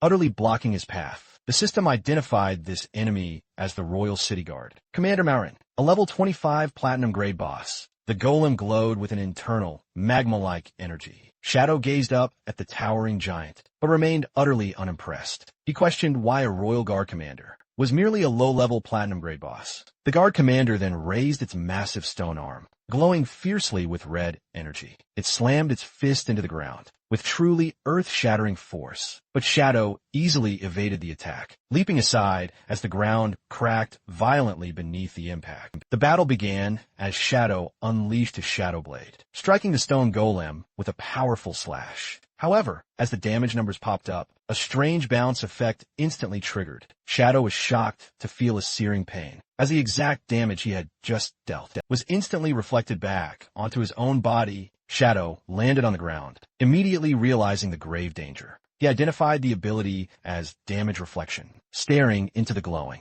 red eyes of the Royal City Guard commander. Shadow analyzed that this boss had 10 times the health of a normal platinum boss and a terrifying 100% damage reflection attribute. He noted grimly that if his black light shield hadn't been active, that single exchange would have outright killed him. He realized then he couldn't afford to be careless in such a perilous land. Shadow leaped high into the night sky, silhouetted dramatically against the moon. To counter the reflection, he fully activated his defenses, summoning 10 layers of the black light shield. From the air, he rained down a barrage of 10 shadow blades. He explained his strategy. He'd unleash a flurry of low-damage attacks to charge his ultimate move, while his shield effortlessly absorbed the constant reflected damage. Once his energy was fully charged, Shadow descended, unleashing his ultimate attack. Blessing of Release, combined with the Crimson Blade, a massive, vertical beam of fiery, red energy sliced straight through the golem, dealing a staggering 450,000 damage. Immediately, Shadow braced himself as that immense damage figure was reflected straight back at him. However, a golden barrier erupted around him, absorbing the impact completely. Shadow stood completely unharmed. He revealed that the damage reflection was utterly meaningless, because his Crimson Blade provided a whopping 600 lifesteal. Since he was already at full health, the massive healing was converted into an overflow shield, worth an astounding 2.7 million points, making the 450,000 reflected damage feel like nothing more than a mere scratch. With the Royal City Guard commander utterly defeated, a system window appeared, confirming Shadow's hard-won victory. He received a massive amount of experience, evolution points, and over 14 years of lifespan. However, the message contained a chilling warning. The commander's death had alerted every single guard within the city. Shadow paused, confused by the sudden, drastic shift in the atmosphere. High on a cliff, a monstrous sentry blew into a large horn,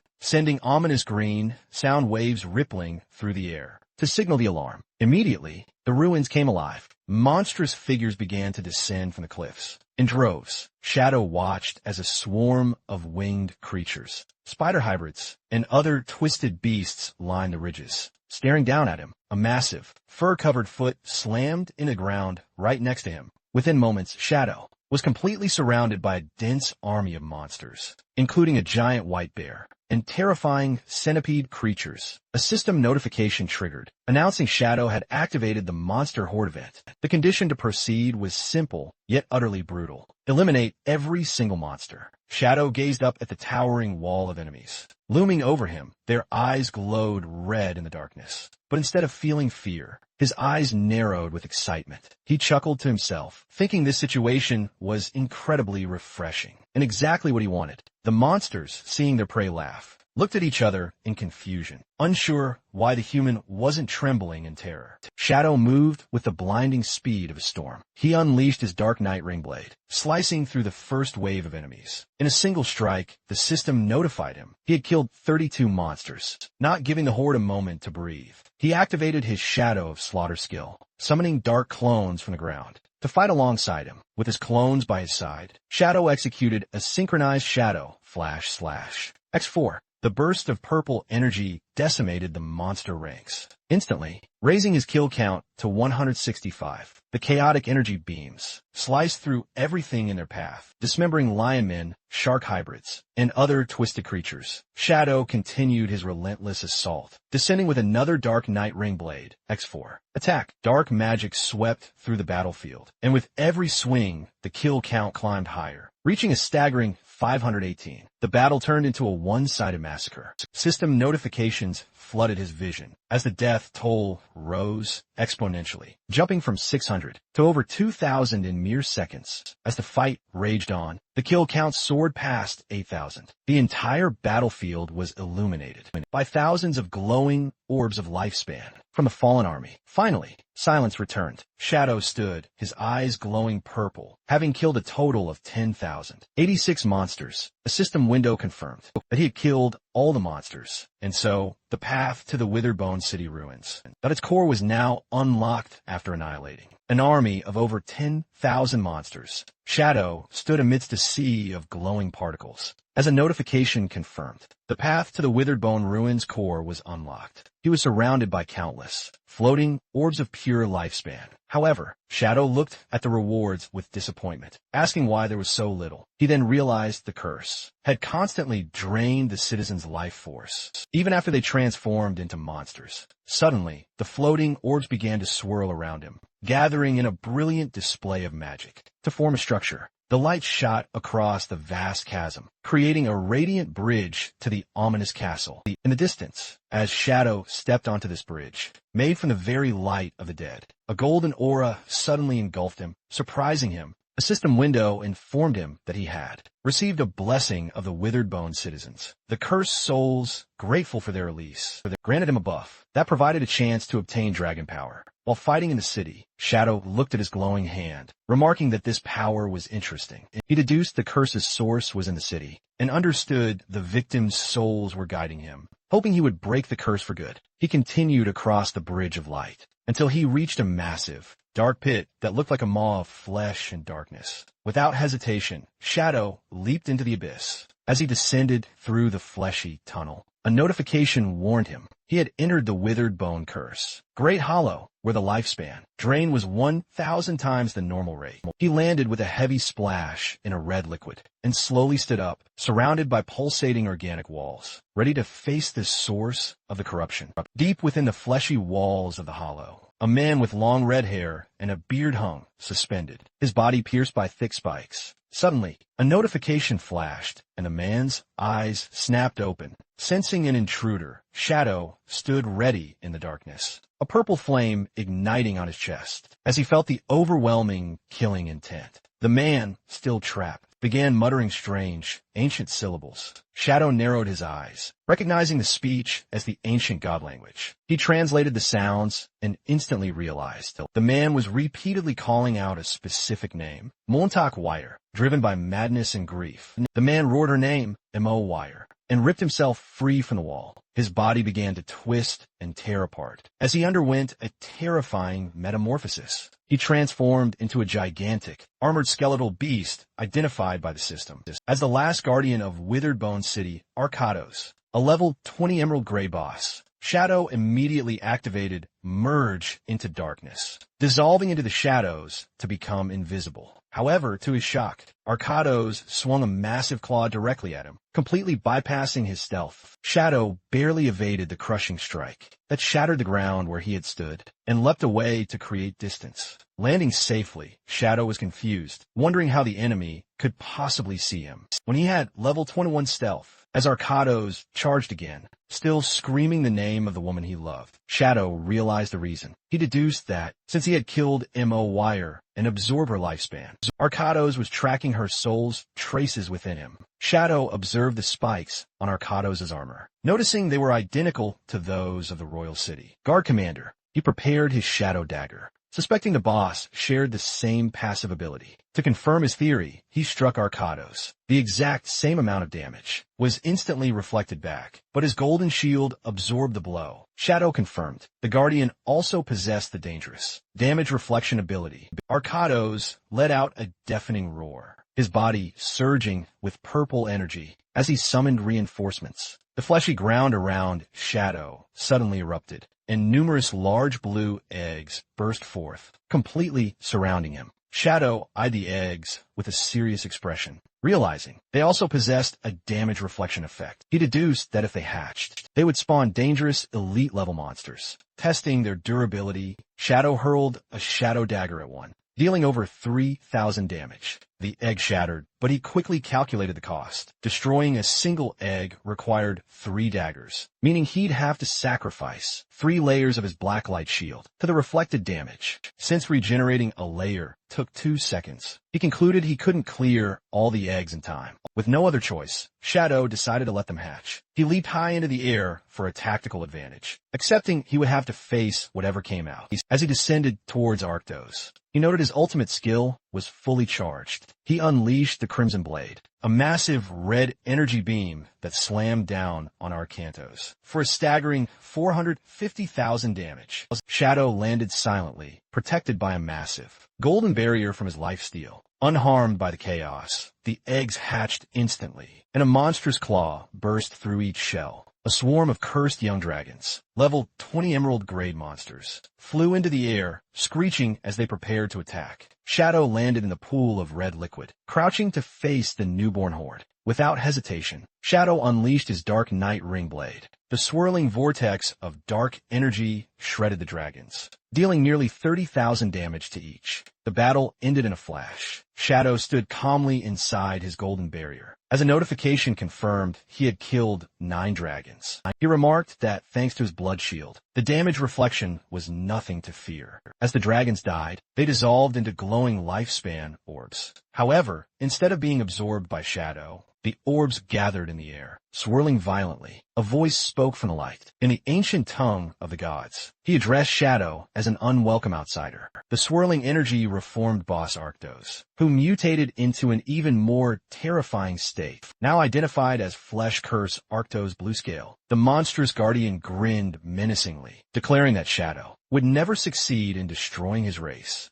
The battle intensified as Arctos leapt, the mutated guardian charging forward, aiming a massive, energized punch at Shadow. Shadow's eyes glowed neon blue as he countered with a blindingly fast instant shadow slash. He moved like a blur, striking the monster from all angles. In a split second, however, to Shadow's disbelief, an immunity barrier appeared around Arctos. The monster was completely unaffected by the attacks. Shadow was stunned, unable to understand how his attacks dealt no damage. Arctos seized the opening, slamming his fist into Shadow with devastating force. Shadow was sent flying, taking nearly 30,000 damage, as the impact created a massive explosion. As he steadied himself, his golden blood shield shattered. Shadow translated the monster's guttural speech and realized Arctos was declaring that, as long as his bloodline and soul remained, his home would never fall. Arctos stood amidst the surging purple energy, proclaiming Withered Bone City would never be conquered. Shadow was confused. Usually,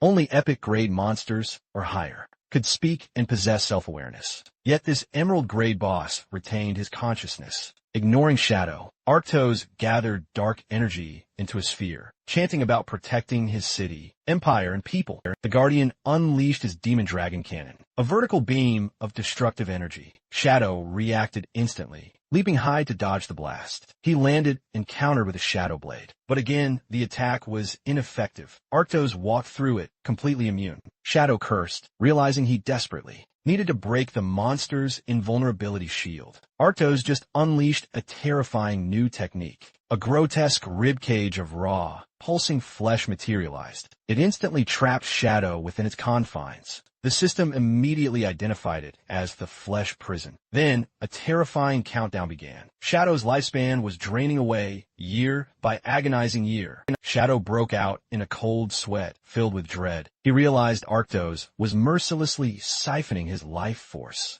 This drain, he knew, was an ability from the evil god, Cthulhu. The situation had become truly dire. The Flesh Prison was an absolutely unavoidable attack, completely ignoring all his defenses. Arctos fed directly on Shadow through a grotesque, fleshy fleshy tendril. And Shadow grimly realized that his entire lifespan would soon be utterly gone. Just as all hope seemed lost, a surge of red energy erupted from Shadow. A notification flashed. He had triggered his innate dragon power. The system detected he possessed Ace's legendary skill, Shadow of Slaughter. This granted Shadow a powerful new buff, Ace's Flame of Nirvana. Its description immediately revealed the key to his victory. The pure white flame ignored all defenses, directly burning the opponent's very soul for absolutely massive damage. Shadow's eyes blazed with intense orange dragonfire as a powerful realization hit him. This was the true, ultimate power of the dragon race. He fiercely counterattacked with the enhanced dragon, Shadow of Slaughter. His clones instantly materialized, wreathed in holy fire, descending upon the monstrous foe. He followed up with a dragon instant shadow slash,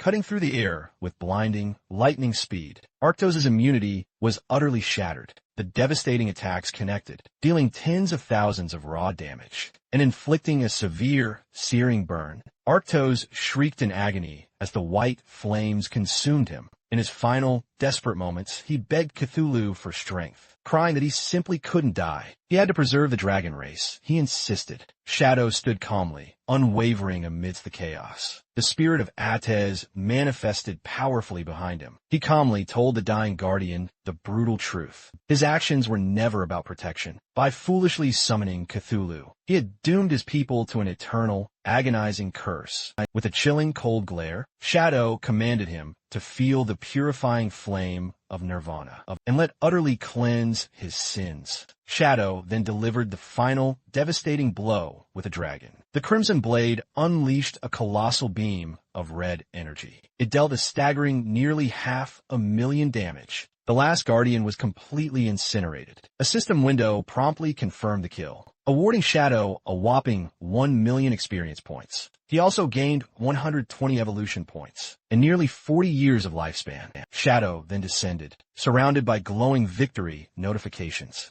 The system awarded him 60 evolution points, nearly 40 years of lifespan, and a diamond grade item called the Bone Spike. As the dragon power buff finally faded, Shadow began analyzing his rewards. The 1 million experience points proved the city's monsters had funneled resources directly to Arcados. However, the lifespan reward was suspiciously low, at merely 39.8 years. Shadow suspected most of the lifespan had been stolen by the evil god Cthulhu. Suddenly, a grotesque chest emerged from the red liquid. On the ground, a system message informed Shadow that using dragon power had unlocked a hidden reward. The chest opened, revealing 2 glowing golden items, a withered bone rune and an epic grade mount bell. Shadow inspected the rune, a key to the tomb of the withered bone god. He noted that 3 runes would grant him entry to this secret ruin. Next, he held the golden bell, intrigued by the epic grade mount item, and decided to see what it would summon. Upon activating the item, a massive winged skeletal dragon materialized. The system identified it as Osiris, King of Scavengers, a level 20 epic grade entity. Now soul-bound to Shadow, Osiris was a former guardian,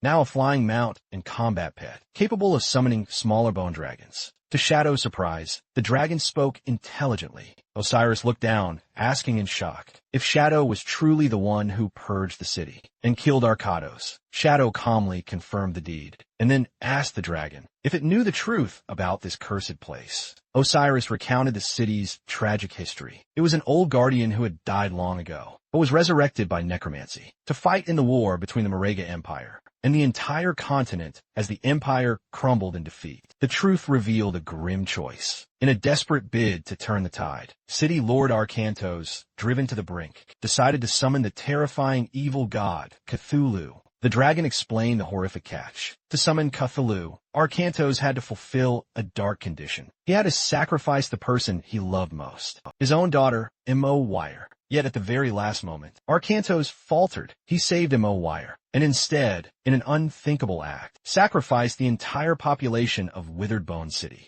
including himself, to the evil god. The consequences were utterly horrifying. The cursed citizens gained immense, terrible power, allowing them to crush their invaders. But they were twisted into grotesque monsters, losing all semblance of humanity. Osiris revealed Mo Wire, The sole human survivor suffered the cruelest fate. The monstrous citizens, filled with hatred, tortured her relentlessly, until she, too, was consumed by the curse and transformed into a monster. As the story concluded, Osiris expressed profound gratitude to Shadow for bringing release to these miserable souls, finally ending their tragic torment. Sensing a powerful, commanding aura from Shadow, the dragon bowed its majestic head and pledged to follow him forevermore. With glowing eyes, it asked for its new master's name. The protagonist looked up, a smirk playing on his lips, and simply replied, "My name is Shadow." The massive, skeletal dragon, Osiris, lowered its wings and head in complete submission, pledging its unwavering loyalty to Shadow and declaring him its rightful master from this day forward. However,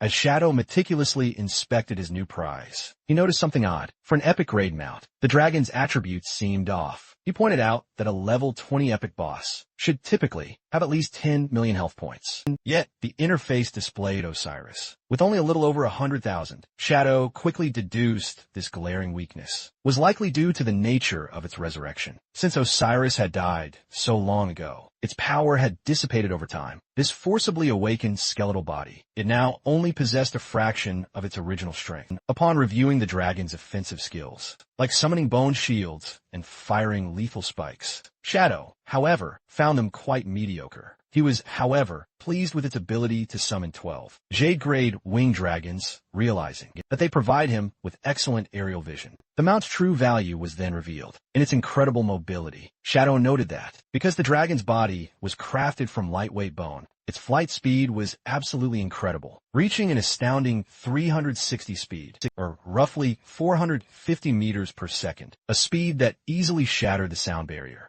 Shadow concluded that, despite the mount's apparent lack of combat power, its supersonic travel speed alone made it a truly satisfying acquisition. Just then, a crucial system window appeared, notifying Shadow that he'd met the conditions for a class advancement. He was utterly surprised, realizing that the massive experience gained from clearing the Withered Bone ruins, over 1 million points, was enough to trigger the upgrade immediately. With a determined look, he activated the advancement. A swirling vortex of dark energy erupted around him, and mystical runes manifested in the air. As the chaotic energy intensified, Shadow stood firm within the chaos, his eyes glowing intensely with power, as a vibrant red ring of energy pulsed around him. The system then confirmed his success. His Shadow class had officially advanced from Tier 2 to Tier 3. His core attributes skyrocketed, with his strength and constitution doubling from 27 to 54, his spirit doubling to 90, and his agility jumping significantly to a staggering 144.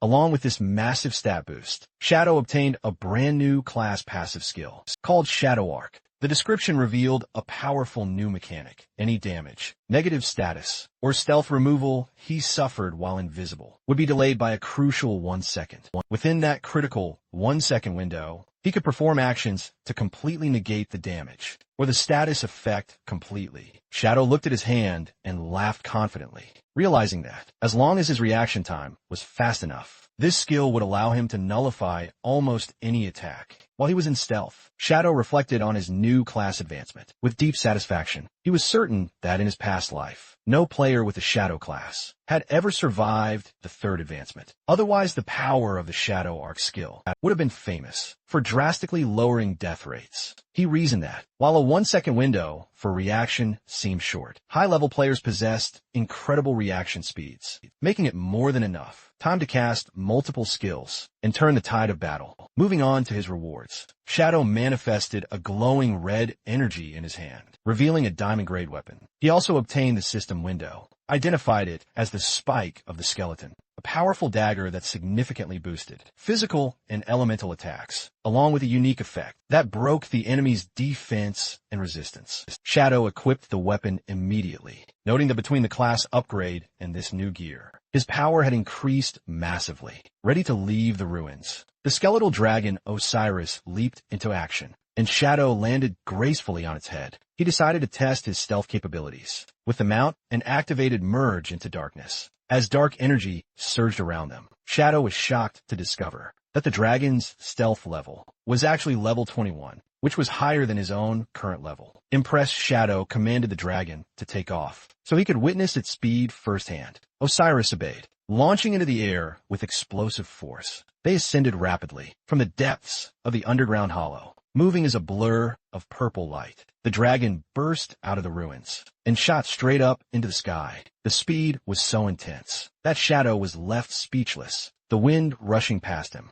As his eye glowed in the wind, he had to admit that the dragon was incredibly fast. Having tested the incredible speed of his new mount, Shadow burst out of the underground tunnel and shot into the sky above the ocean. As he soared through the air, he formulated his next plan, deciding to head toward the location Captain Anu mentioned, where a flying monster and another ancient god Slate were spotted. He resolved to fly to the Magic City ruins first, and then use a teleporter to reach Lucky Town. Shadow noted that the journey from the Magic City to the Withered Bone City had originally taken him several hours of travel. Meanwhile, in a forest below, a party of adventurers was in the middle of a raid against a large black bear monster. The group included a swordsman, a mage, and a healer. The female mage charged a holy light fireball, while another member shouted for the team to kill the beast. Suddenly, a massive shock wave tore through the forest as Osiris flew past them at supersonic speed. The sheer force of the wind blew the entire party and the monster off their feet, sending them tumbling across the ground.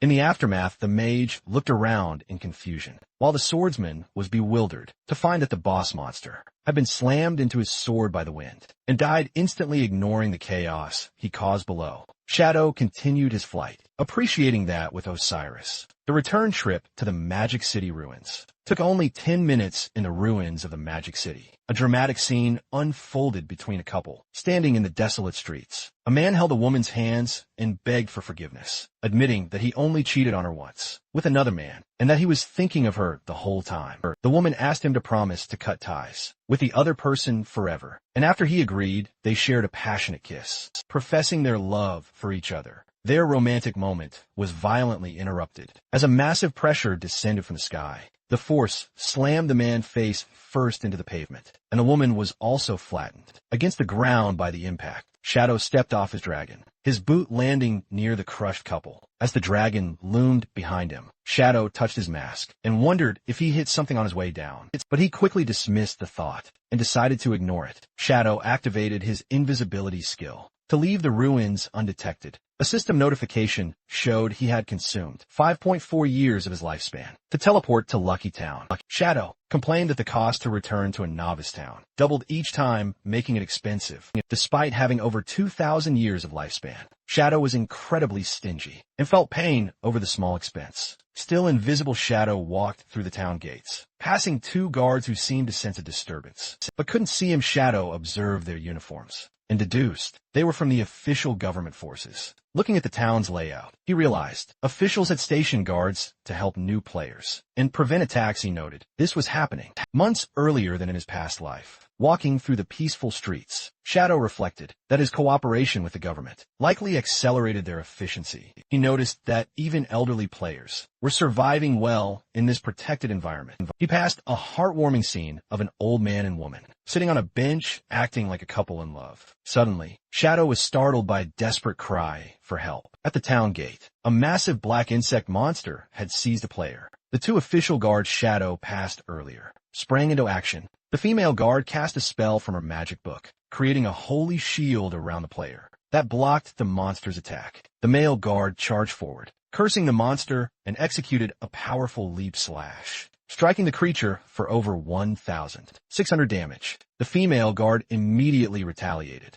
casting a holy fireball at the giant insect. However, the creature was incredibly agile and evaded the attack. Taking advantage of the opening, the monster scurried away, leaving the male guard frustrated that it had escaped. Again, the guards looked up as the escaped monster rejoined its pack of 5. The female guard noted with despair that killing one was useless, as a new one would respond immediately. Shadow, observing invisibly, realized that while the 5 gold-grade monsters were not individually strong, the team was struggling because the bosses would fly away when losing, leaving the ground-based guards helpless on the ground. The male guard checked on the elderly victim. The old man was on his knees, crying and trembling. However, his fear instantly transformed into ungrateful fury. He screamed at the guards, calling them useless, sitting in the dirt. The old man continued to berate his rescuers. He complained that these flying monsters had been blocking the town for days, making it impossible to hunt. He accused the guards of failing to care for the elderly and threatened to file a complaint. The female guard, stressed and confused, tried to calm him by explaining that Shadow was arriving. The male guard, losing patience, told the old man to show some respect. The mention of Shadow only agitated the crowd. The old man and the onlookers began to shout, asking where Shadow was. They mocked him, saying big shots are always too busy, and he was taking too long just to kill a few bosses. The increasingly hostile mob yelled that if Shadow was so powerful, he should be helping them. A bald old man shouted that he was waiting for his son to farm Lifespan, and Shadow was wasting their time. The situation spiraled out of control. The female guard tried to reason with the angry mob, assuring them Shadow would arrive. She suggested those who couldn't wait should log off. However, the male guard realized reasoning was futile and urged his partner to leave. The crowd blocked their path, accusing the officials of running away from their responsibilities. Without solving the monster problem, the mob screamed that the guards were wasting taxpayer money useless for failing to kill a few bugs, and demanded an explanation. Pushed to his limit, the male guard exploded in anger. He reminded the crowd the officials had already power, leveled them to level 3, asking what more they wanted. The ungrateful mob retorted that level 3 was useless, and continued to jeer. The elderly players weaponized their age, accusing the guard of wanting to beat up old people. As the male guard tried to move forward, the ungrateful old man from earlier deliberately bumped into him. The old man threw himself to the ground, theatrically, wailing that the officials were beating the elderly. He claimed his heart disease was acting up, and he was dying. The male guard looked down in panic, insisting he didn't touch him. The mob seized this opportunity, surrounding the guards and daring the officials to beat them to death. They claimed their old lives were worthless and accused the government of not only failing to help, but actively hurting them. Amidst the chaos, a perverted old man in the crowd tried to take advantage of the female guard, reaching out to grope her chest. The female guard froze in shock and embarrassment. Reacting on instinct, she slapped the man across the face with all her might. The consequences were instant and devastating. Because of the vast stat difference, the slap launched the man through the air like a rag doll. The crowd watched in horror as his body disintegrated into golden lifespan orbs before hitting the ground. The female guard had accidentally killed him, leaving the other elderly players stunned and terrified. The accidental killing triggered instant hysteria, with the mob screaming that the government was murdering the elderly. The female guard, flushed with embarrassment, tried to explain she was groped, but her voice was drowned out by the crowd's roar. To fight back, seeing the situation turn violent, the male guard instantly deployed a protective barrier. He remarked that these people had gone mad, but decided to let them exhaust themselves. Confident they're weak, attacks could not penetrate his shield. The harassment escalated as a glob of spit landed on the shocked female guard's face. The perpetrator was the ungrateful old man, who laughed maniacally, reveling in his disrespect. Emboldened, the mob began hurling filth at the barrier. Shoes, rocks, and even women's underwear and feces pelted the golden shield as the guards huddled inside. Suddenly, a terrifying presence descended. Shadow materialized on his skeletal dragon, Osiris. Behind a riotous crowd, a heavy silence fell as the massive dragon loomed over them. Shadow and his dragon glared down with glowing eyes, radiating an aura of death. Without a word, a massive gust of wind erupted from the dragon. The force was catastrophic. The elderly players were blasted away, like leaves in a storm, unable to resist. Their bodies were flung violently against the surrounding trees with bone-crushing force. Silence returned to the forest. The two guards stood safe within their barrier, looking out in disbelief where the angry mob once stood. Only dozens of golden lifespan orbs remained, indicating Shadow had instantly wiped out the entire group. High above the town, Shadow and his skeletal dragon, Osiris, soared into a swirling orange vortex. Shadow spotted his targets: 5 winged insect monsters flying in formation, linked by magical energy to a floating stone tablet. Recognizing the object, Shadow commanded his dragon to give chase. From the ground, the 2 official guards watched in awe as the massive dragon pursued the monsters. Against a red eclipse-like sun, Shadow stood firm on the dragon's head as dark purple energy surged, preparing for an aerial strike. The 5 insects frantically tried to escape with the slate, but they were no match for the dragon's speed. Shadow's eyes glowed with intense purple light as he locked onto his prey. In a blur, Osiris spun and unleashed a devastating slash. The attack was precise, slicing all 5 gold-grade insect bosses in half. At once the 2 guards on the ground were left with their mouths open, shocked by the instant victory. Meanwhile on the ground, the situation with the elderly mob took a ridiculous turn. The elderly players, just wiped out by Shadow's wind, had responded and marched back to the scene. They were furious, screaming at the guards for hitting old people and playing the victim card again. The mob surrounded the exhausted male guard, demanding compensation for the lifespan they lost. The guard looked overwhelmed, thinking the harassment was never ending. Suddenly a shadow fell over the group. The guard looked up to see the massive corpses of the 5 insect bosses plummeting from the sky directly above them. Before the mob could react, the giant carcasses crashed down with bone-crushing force. The impact flattened the elderly players, killing them a second time and turning them back into lifespan orbs. The stone slate landed upright in the dirt, surrounded by the glowing orbs of the twice-deceased old man and his companions. Osiris landed gracefully next to the loot. Shadow looked around, genuinely confused. He wondered why there was so much loot when he had only killed 5 bosses. Unaware he had accidentally farmed the annoying mob. The ungrateful old man, just crushed by a falling monster corpse, crawled on the ground instead of being thankful. He pointed an accusing finger at Shadow, screaming about the danger of falling objects and demanding to know if any law was left in this world. Shadow ignored the ranting and crouched to pick up the slate. However, the old man stood up and confronted him. He yelled that he was speaking to him and demanded respect, using the excuse that he had eaten more salt than Shadow had eaten rice to justify his arrogance. As Shadow reached for the slate, the old man grabbed the other end. Trying to snatch it away, he screamed, asking if Shadow was deaf. Shadow looked at the man, surprised that someone so weak would dare to rob him. Shadow's response was immediate and lethal. Without speaking, he threw a dagger at point-blank range. The blade pierced the old man's neck, silencing his complaints instantly. The attack sent the old man flying backwards, dealing over 13,000 critical damage. He dropped the slate as he died yet again, his body dissolving into light. Shadow calmly caught the falling slate. With the nuisance removed, he turned his attention to the scattered loot. He commanded Osiris to summon the small bone dragons. The massive skeletal dragon obeyed without hesitation. A swarm of small, black skeletal dragons descended from the sky. They swooped down, tasked with collecting the countless lifespan orbs that had dropped from the twice-killed mob. The female guard and her partner watched the sky, in confusion wondering what Shadow intended to do with so many summoned creatures. Meanwhile, back at the town gate, the ungrateful old man had responded for the 3rd time. He stood before the mob and the guards, pointing an accusing finger. He yelled that he had figured it out. The officials were conspiring with Shadow to murder people and steal their property. The female guard looked at him in disbelief. The old man put on a dramatic performance, clutching his head and screaming. He lied, claiming he had been carrying 1,000 years of lifespan, and Shadow had stolen it all. The female guard was furious at his shameless lies.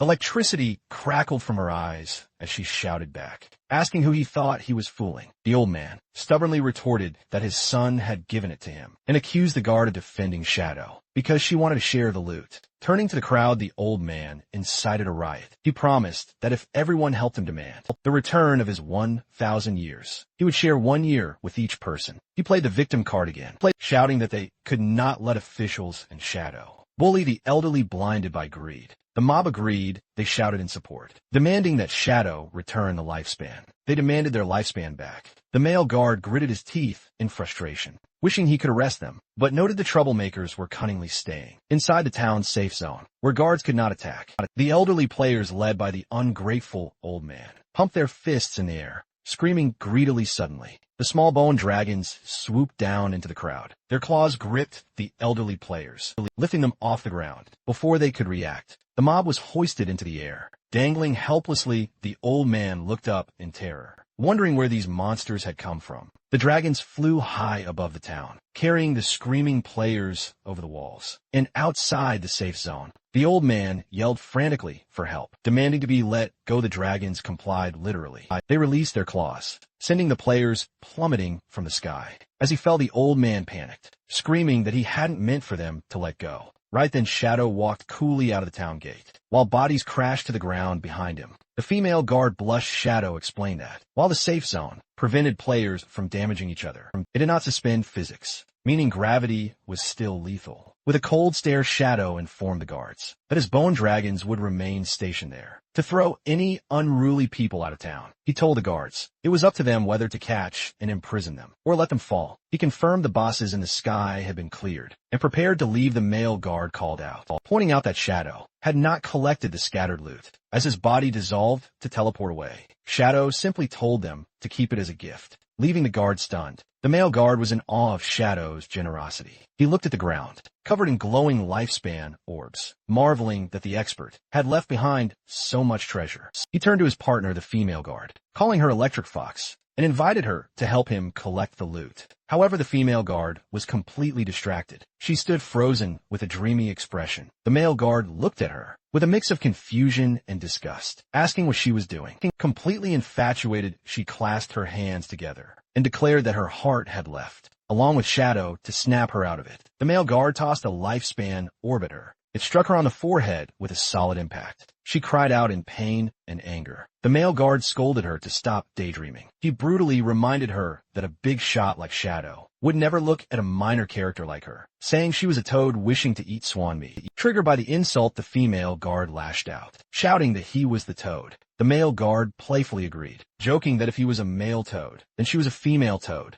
implying they belonged together. Holding the glowing orbs, the female guard blushed deeply, flustered by his teasing. The skeletal dragons continued to drop screaming elderly players from the sky. Amidst this chaos, the two guards continued their banter. The male guard teased her, asking if she had a secret crush on him. She denied it, calling him disgusting. However, when he casually asked if she wanted to have dinner that night, her attitude instantly shifted, and she excitedly asked if he was serious. In the real world outside Shanghai City Hospital, inside a room, Xiaoyu sat up in her bed, looking pale and miserable. A male official by her bedside expressed sympathy for her, losing both legs during her ordeal. However, the conversation turned to the cost of her treatment. A female official informed Xiaoyu that her treatment had cost 50 years of lifespan. She explained that, while the government reimbursed 10 years, Xiaoyu was responsible for the remaining 40. Xiaoyu panicked, exclaiming she did not have that much lifespan. Desperate, she asked if she could mortgage her 2 houses to pay the debt. The female official coldly replied they had already evaluated her properties,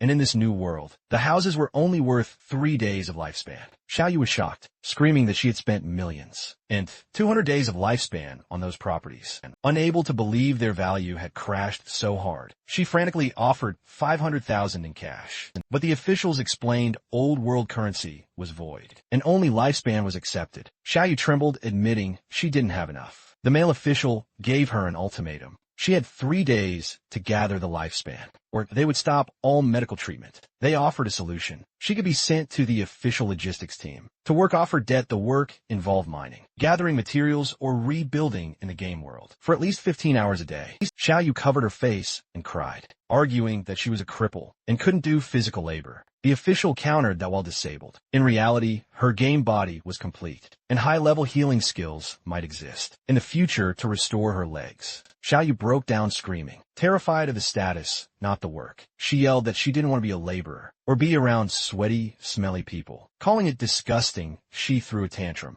wailing that she was already pitiful and demanding to know why she was being treated this way, insisting none of this was her fault. The two officials stood silently, unimpressed by her victim mentality. The female official offered another solution. She asked if Xiaoyu had any family or friends who could act as guarantors. She explained that if she could find someone to vouch for her, they could approve a loan for the 40 years of lifespan with a low interest rate, allowing her to avoid forced labor. Tears streamed down Xiaoyu's face. As she thought about her options, she fell into despair. Believing her brother King Feng was dead, she thought of her mother, but was unsure if she would be willing or able to guarantee such a debt. She curled up in pain and fear, sobbing quietly alone in the dark room. She admitted to herself she didn't know anyone who would help her, feeling completely abandoned. Suddenly the door was kicked open with a bang. A loud voice announced that help had arrived. The two officials turned in surprise, while Xiaoyu looked at the entrance in confusion. A tall, muscular man entered, followed by a subordinate, recording the event on a phone. It was the Knights Templar Guild leader. He reached out his hand, demanding Xiaoyu's phone, and scoffing that 40 years of lifespan was a trivial amount. Xiaoyu recognized him. The guild leader smiled at her, claiming his heart ached when he heard of her disaster. A notification popped up on Xiaoyu's phone, causing her to blush. The guild leader had transferred 100 years of tradable lifespan. To her, she stammered her thanks, overwhelmed by his generosity. The guild leader sat on her bed and put his arm around her, telling her there was no need to thank him. He said if she needed more, he could continue to help her get loans. However, Zhao, you noticed a detail on the transaction regarding a 30% annual interest. The guild leader casually explained. This was the 3 points interest for his guarantee. He then put on a charming smile, telling her to focus on her treatment and get well soon. He declared that the Knights Templar Guild was her strongest backing and her true home. Moved to tears by his perceived kindness, Xiaoyu looked up at him with admiration and thanked him, unaware she had signed a predatory contract. As the Knights Templar Guild leader prepared to leave, his subordinate continued to record. The guild leader waved goodbye, telling Xiaoyu to rest well, because he had business to attend to. He left her with a final manipulative comment, assuring her that no matter when, the guild would be waiting for her return.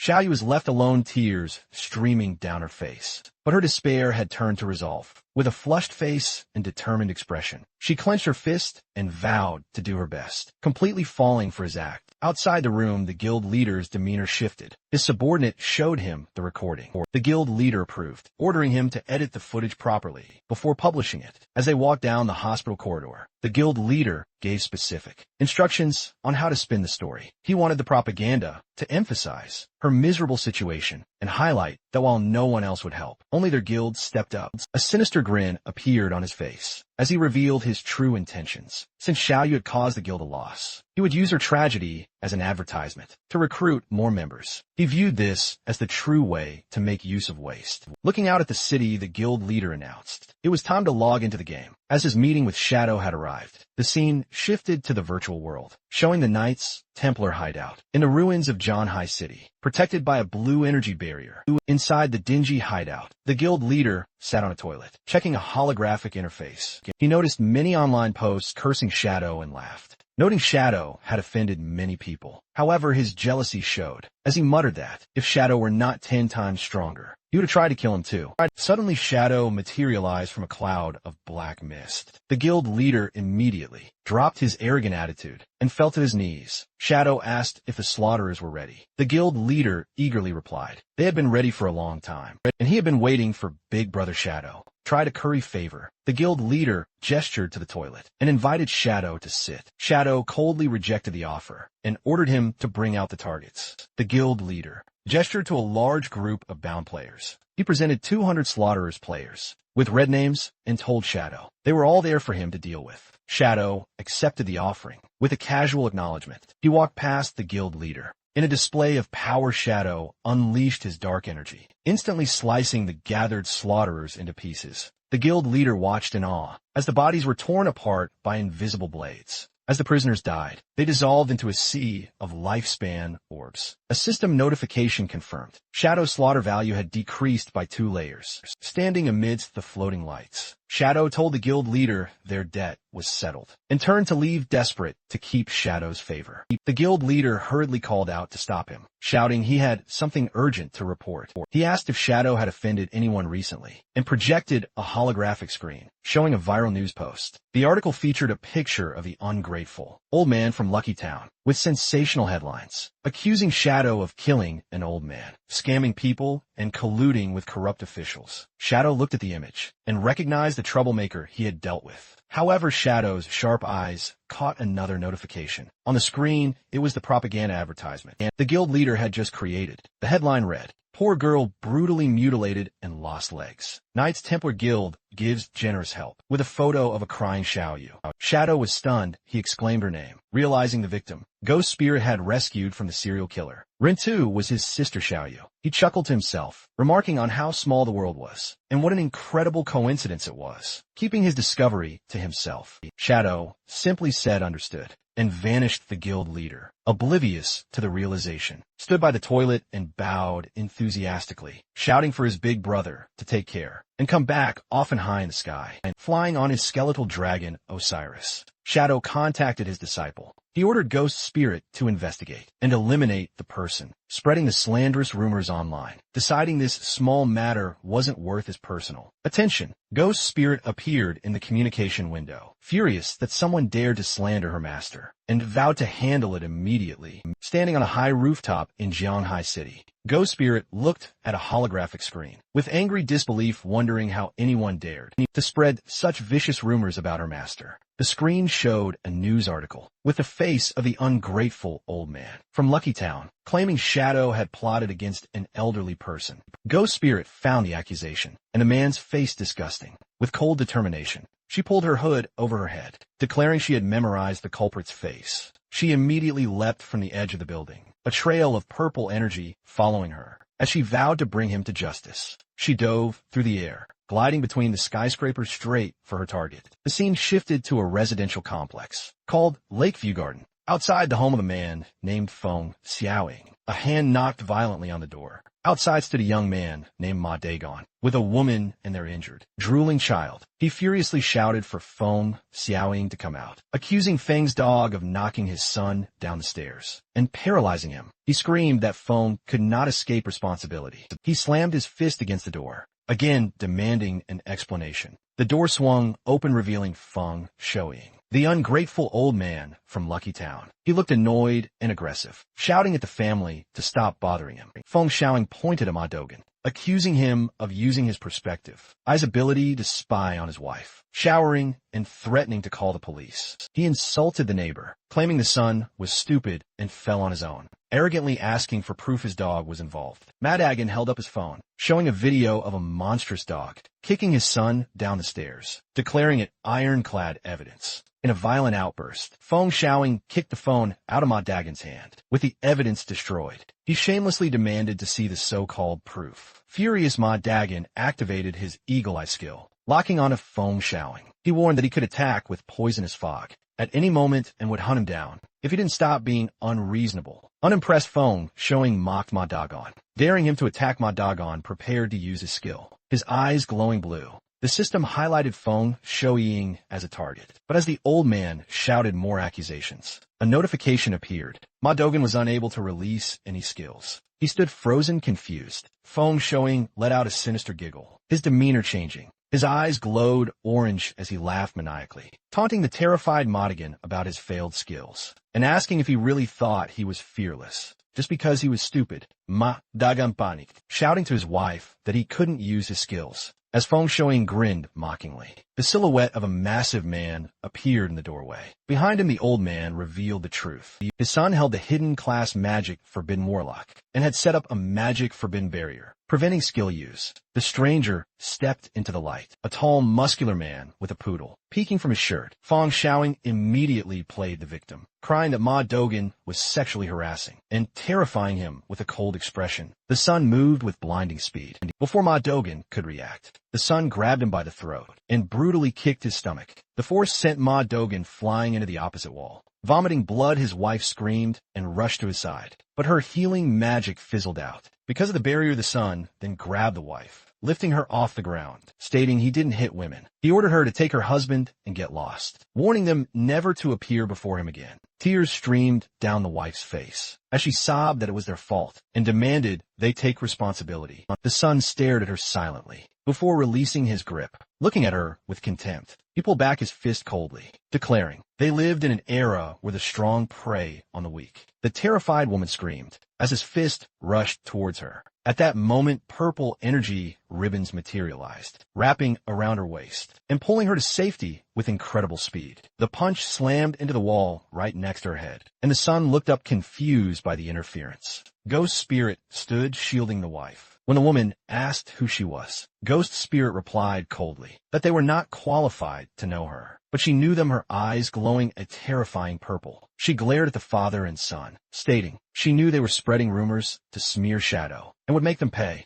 The son asked in shock if she was Shadow. Behind him, Feng Xiaoying yelled not to be afraid, pointing out that Shadow was a man, not someone so petite, regaining his confidence. The muscular son smirked, He boasted that even if the real Shadow came, it wouldn't matter. He explained he was level 16, with all his points in strength and constitution, making him invincible within his magic forbidden barrier, where only physical combat mattered. Ghost Spirit stood her ground, purple energy swirling around her. She looked at him with pity, called him an idiot, and declared she would teach him just how stupid he really was. The battle began in the hallway's suppression field. Feng Shuignès son stud confidenti, declaring himself invincible. Inside his magic forbidden barrier, Ghost Spirit glared, mocking him as a frog in a well. She attacked with blinding speed. Surprising the large man, she delivered a kick, and surprised by her agility, he correctly guessed she was an assassin. He spun in midair to evade her follow-up punch. His physical stats clearly overwhelmed hers. Ghost Spirit unleashed a barrage of strikes. She attacked from a different angle, but he was ready and effortlessly caught her fist, stopping her cold, holding her hand. The sun mocked her lack of power despite her speed. He reminded her that without skills, her physical attacks were mere tickles. To him, she struggled, but he delivered a devastating uppercut that sent her flying. Ghost Spirit crashed into the ground. As Feng Xiaoying cheered for his son, the sun flexed, taunting her about their gap in strength, and warning her not to die yet. Battered against the wall, Ghost Spirit couldn't move. The sun deduced she worked for Shadow, and decided to interrogate her. The towering sun grabbed Ghost Spirit by the collar. Enraged, he shouted that Shadow had killed his mother in the game multiple times, and he had to kill him. He gave her 10 seconds to reveal everything about Shadow, then aggressively pulled her closer. He lifted her with one arm, threatening to tear off a hand if she didn't speak. Instead of fear, she just looked up with a mocking smile and called him an idiot, confused. He froze until she told him to look at his body. It suddenly erupted in green, ghostly flames. He collapsed, coughing, realizing too late he was poisoned. Ghost Spirit stood calmly, hand glowing green, and explained he was a fool for thinking his barrier made him invincible. She revealed she had used a venom enchantment beforehand while new skills were blocked. The precast enchantment meant every punch applied as stacking poison. The sun screamed in agony as the flames consumed him, crying for his mother, while his father watched in horror. Ghost Spirit looked down at the dying man, revealing she had investigated them. She identified the father as a nuisance, and the son Han Bingzhong as a magic forbidden warlock. She mocked his build, noting he disdained support classes, and put all his points in his strength, only learning the barrier skill to bully others. He died, and Ghost Spirit noted coldly that the basic priest skill, the spell, would have saved him. Overcome with panic, Feng Shuoying screamed she had killed his son, and tried to call the officials before he could have boot-kicked the phone from his hand. He looked up in terror to see his neighbor Ma Dagon standing over him, fully healed and furious. Ma Dagon declared the barrier was gone, and told the old man it was his turn to pay. Panicked Feng Xiaoying screamed for help, but his pleas were ignored, as Ma Dagon delivered a vicious kick to his face. Ma Dagon grinned, assuring the old man he'd hand him over to officials eventually, but first he would beat him until satisfied. His wife encouraged him, promising to keep healing him so he could continue. Ma Dagon activated a transformation skill, his body bulging with muscles, in a venom enhancement state. He then unleashed a barrage of heavy punches, pummeling Feng Shuoying. His wife cheered, casting healing magic to support him. The beating ended with a final, crushing stomp to Feng Shuoying's face. The old man died, dissolving into light. Ma Dagon stood panting, relieved after venting his anger. He asked his wife if the girl who saved them was still there. She confirmed she was mentioning an angel's heart skill. Ma Dagon turned, expressing profound gratitude and saying they would have been doomed without her. He suggested calling the officials, but when they looked around, their mysterious benefactor was gone. His wife looked at torn clothes on the floor, confused as to when she left. Outside, Ghost Spirit had already leapt from the building. As she fell, she opened a communication window with Shadow to report the mission was complete. His praise for her speed made her smile with delight. The scene shifted to a wasteland, 300 kilometers from Magic City, for cloaked figures trekked through, guided by Chu Kunshin, a subordinate questioned. Chu worried they were in the wrong place. The area was filled with poisonous gas and volcanic fumes that constantly drained their health, making him doubt anything could live there. Theodore remained confident. Chu Kunshin, using his ley line perception, assured them the treasure was in a nearby cave. They soon arrived at a massive cave entrance, spewing ominous red energy. Before entering, Theodore ordered Zuma, the Soul Walker, to immediately turn the group into an invincible spirit state if they encountered danger. Zuma confirmed he understood. The four walked into the red vortex, navigating the terrain until they reached a cliff. overlooking a sea of red liquid.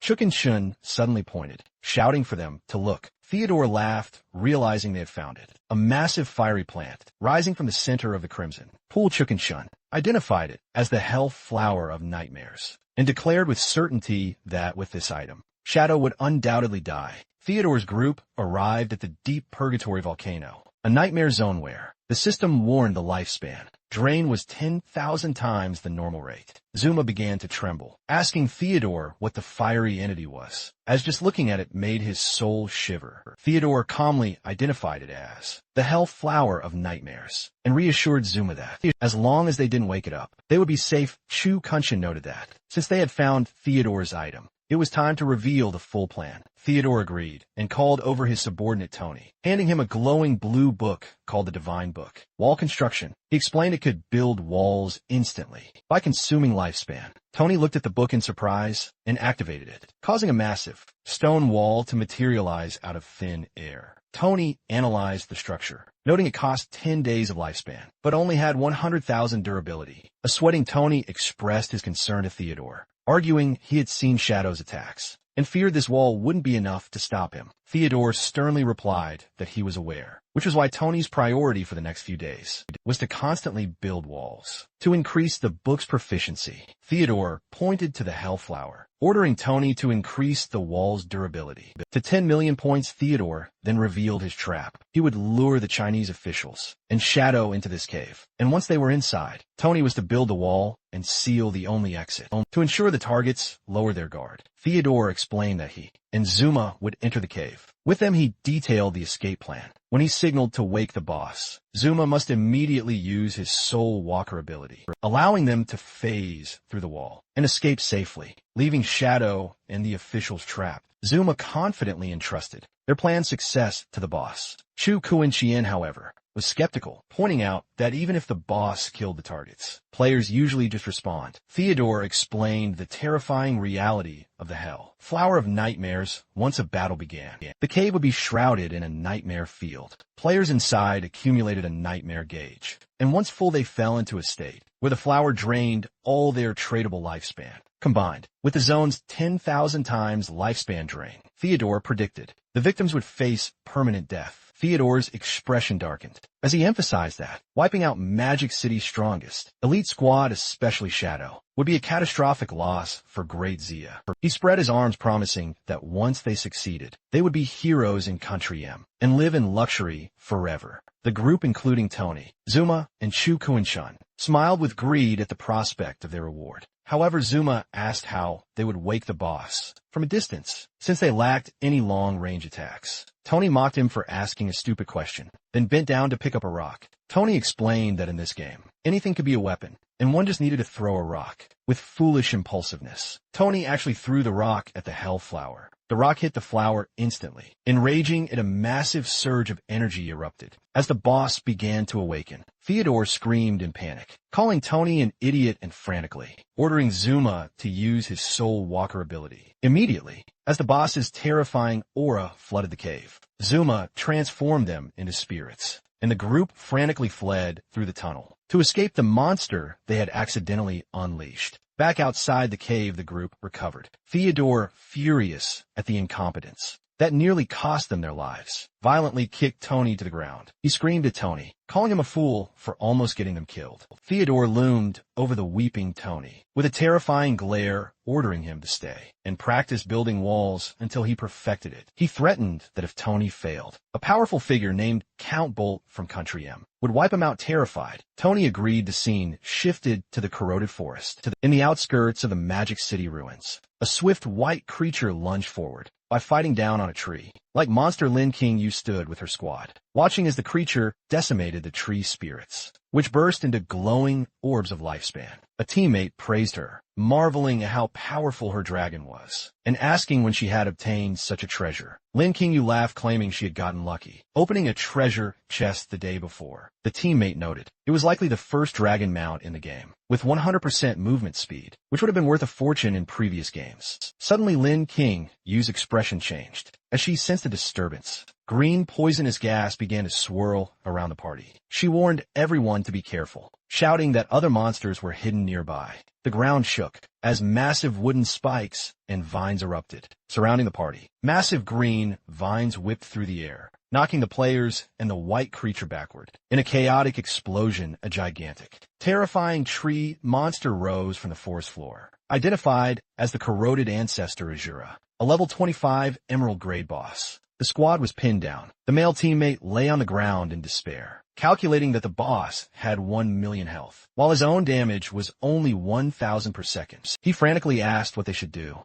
Lin Qingyu opened her interface and screamed. Their only solution. They needed to invite Big Brother Shadow to save them. She immediately messaged Shadow frantically, reporting that a huge emerald grade boss had appeared, and invited him to her party to track their location, standing in the city ruins. Shadow accepted with a calm confirmation. Shadow checked the coordinates and messaged the team, stating he was over 10 kilometers away, but would arrive immediately. Back in the corroded forest, Lin Qingyu looked at the map and her heart sank. She shouted to her team that although Shadow was coming, she estimated it would take him nearly half an hour to arrive. Her teammates cried out, warning that the poison damage was too high, and their healing couldn't keep up. Realizing they couldn't survive, Lin Qingyu cursed and ordered a retreat. However, the moment she gave the order, Osiris descended from the sky, above the giant tree monster. Shadow calmly announced that he had arrived, leaving Lin Qingyu completely confused. A tremendous gust of wind from Shadow's arrival swept through the forest. A system notification informed the squad that the wind had blown away the poison gas, removing their status effects. Lin Qingyu and her team stood with their eyes wide. In comedic shock, the male teammate stammered, asking the captain why she had said half an hour, when it had only been half a minute. Another teammate stared up in awe, trembling as he asked if the creature Shadow rode was a flying dragon atop. The skeletal dragon, Osiris. Shadow looked down at Lin Qingyu's squad,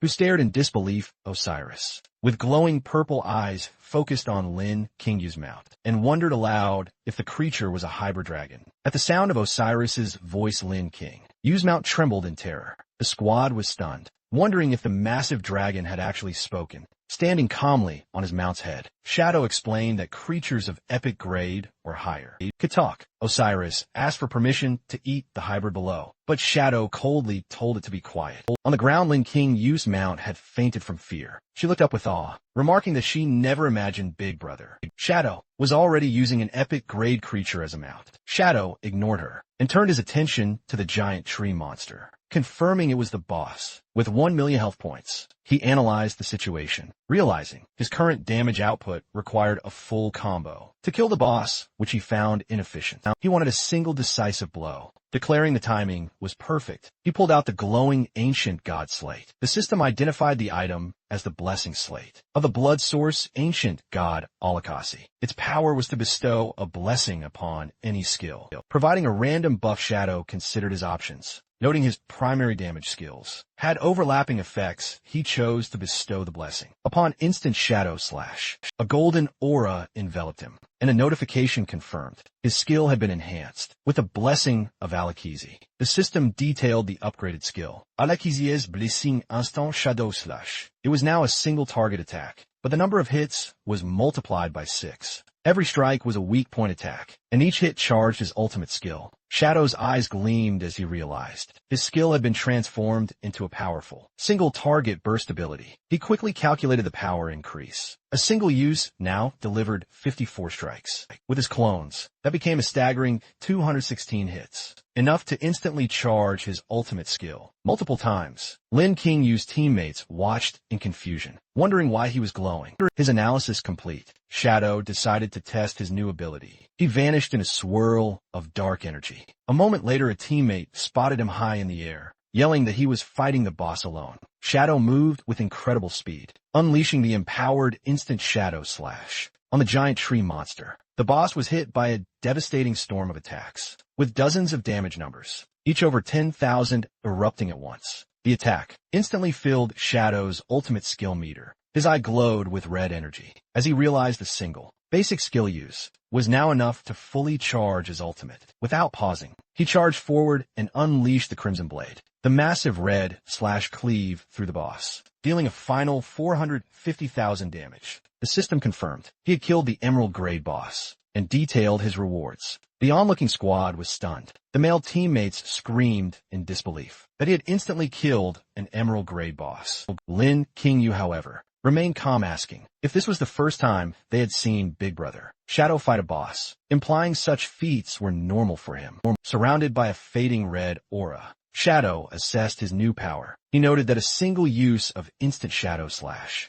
now dealt around 600,000 damage. In comparison, the 450,000 base damage of his Crimson Blade ultimate seemed almost insufficient. As Shadow landed amidst the glowing orbs of lifespan, he reflected on his power. He found his old methods clumsy and inefficient for high-level battles. He concluded that his previous skill rotations were too much trouble gripping a sword. He realized the slate had created a powerful synergy between his skills, boosting his damage and survivability. Still, he believed this was just the beginning of the Shadow class's true potential. Lin Qingyu rushed over, exclaiming how amazing he was. Shadow casually dropped the loot from the boss, telling her team they could have it. Overjoyed, they thanked him. He then asked if there were any other bosses nearby. Lin Qingyu excitedly confirmed there were, listing off several in nearby locations. Cutting her short, Shadow told her to get on his dragon so they could take care of them one by one.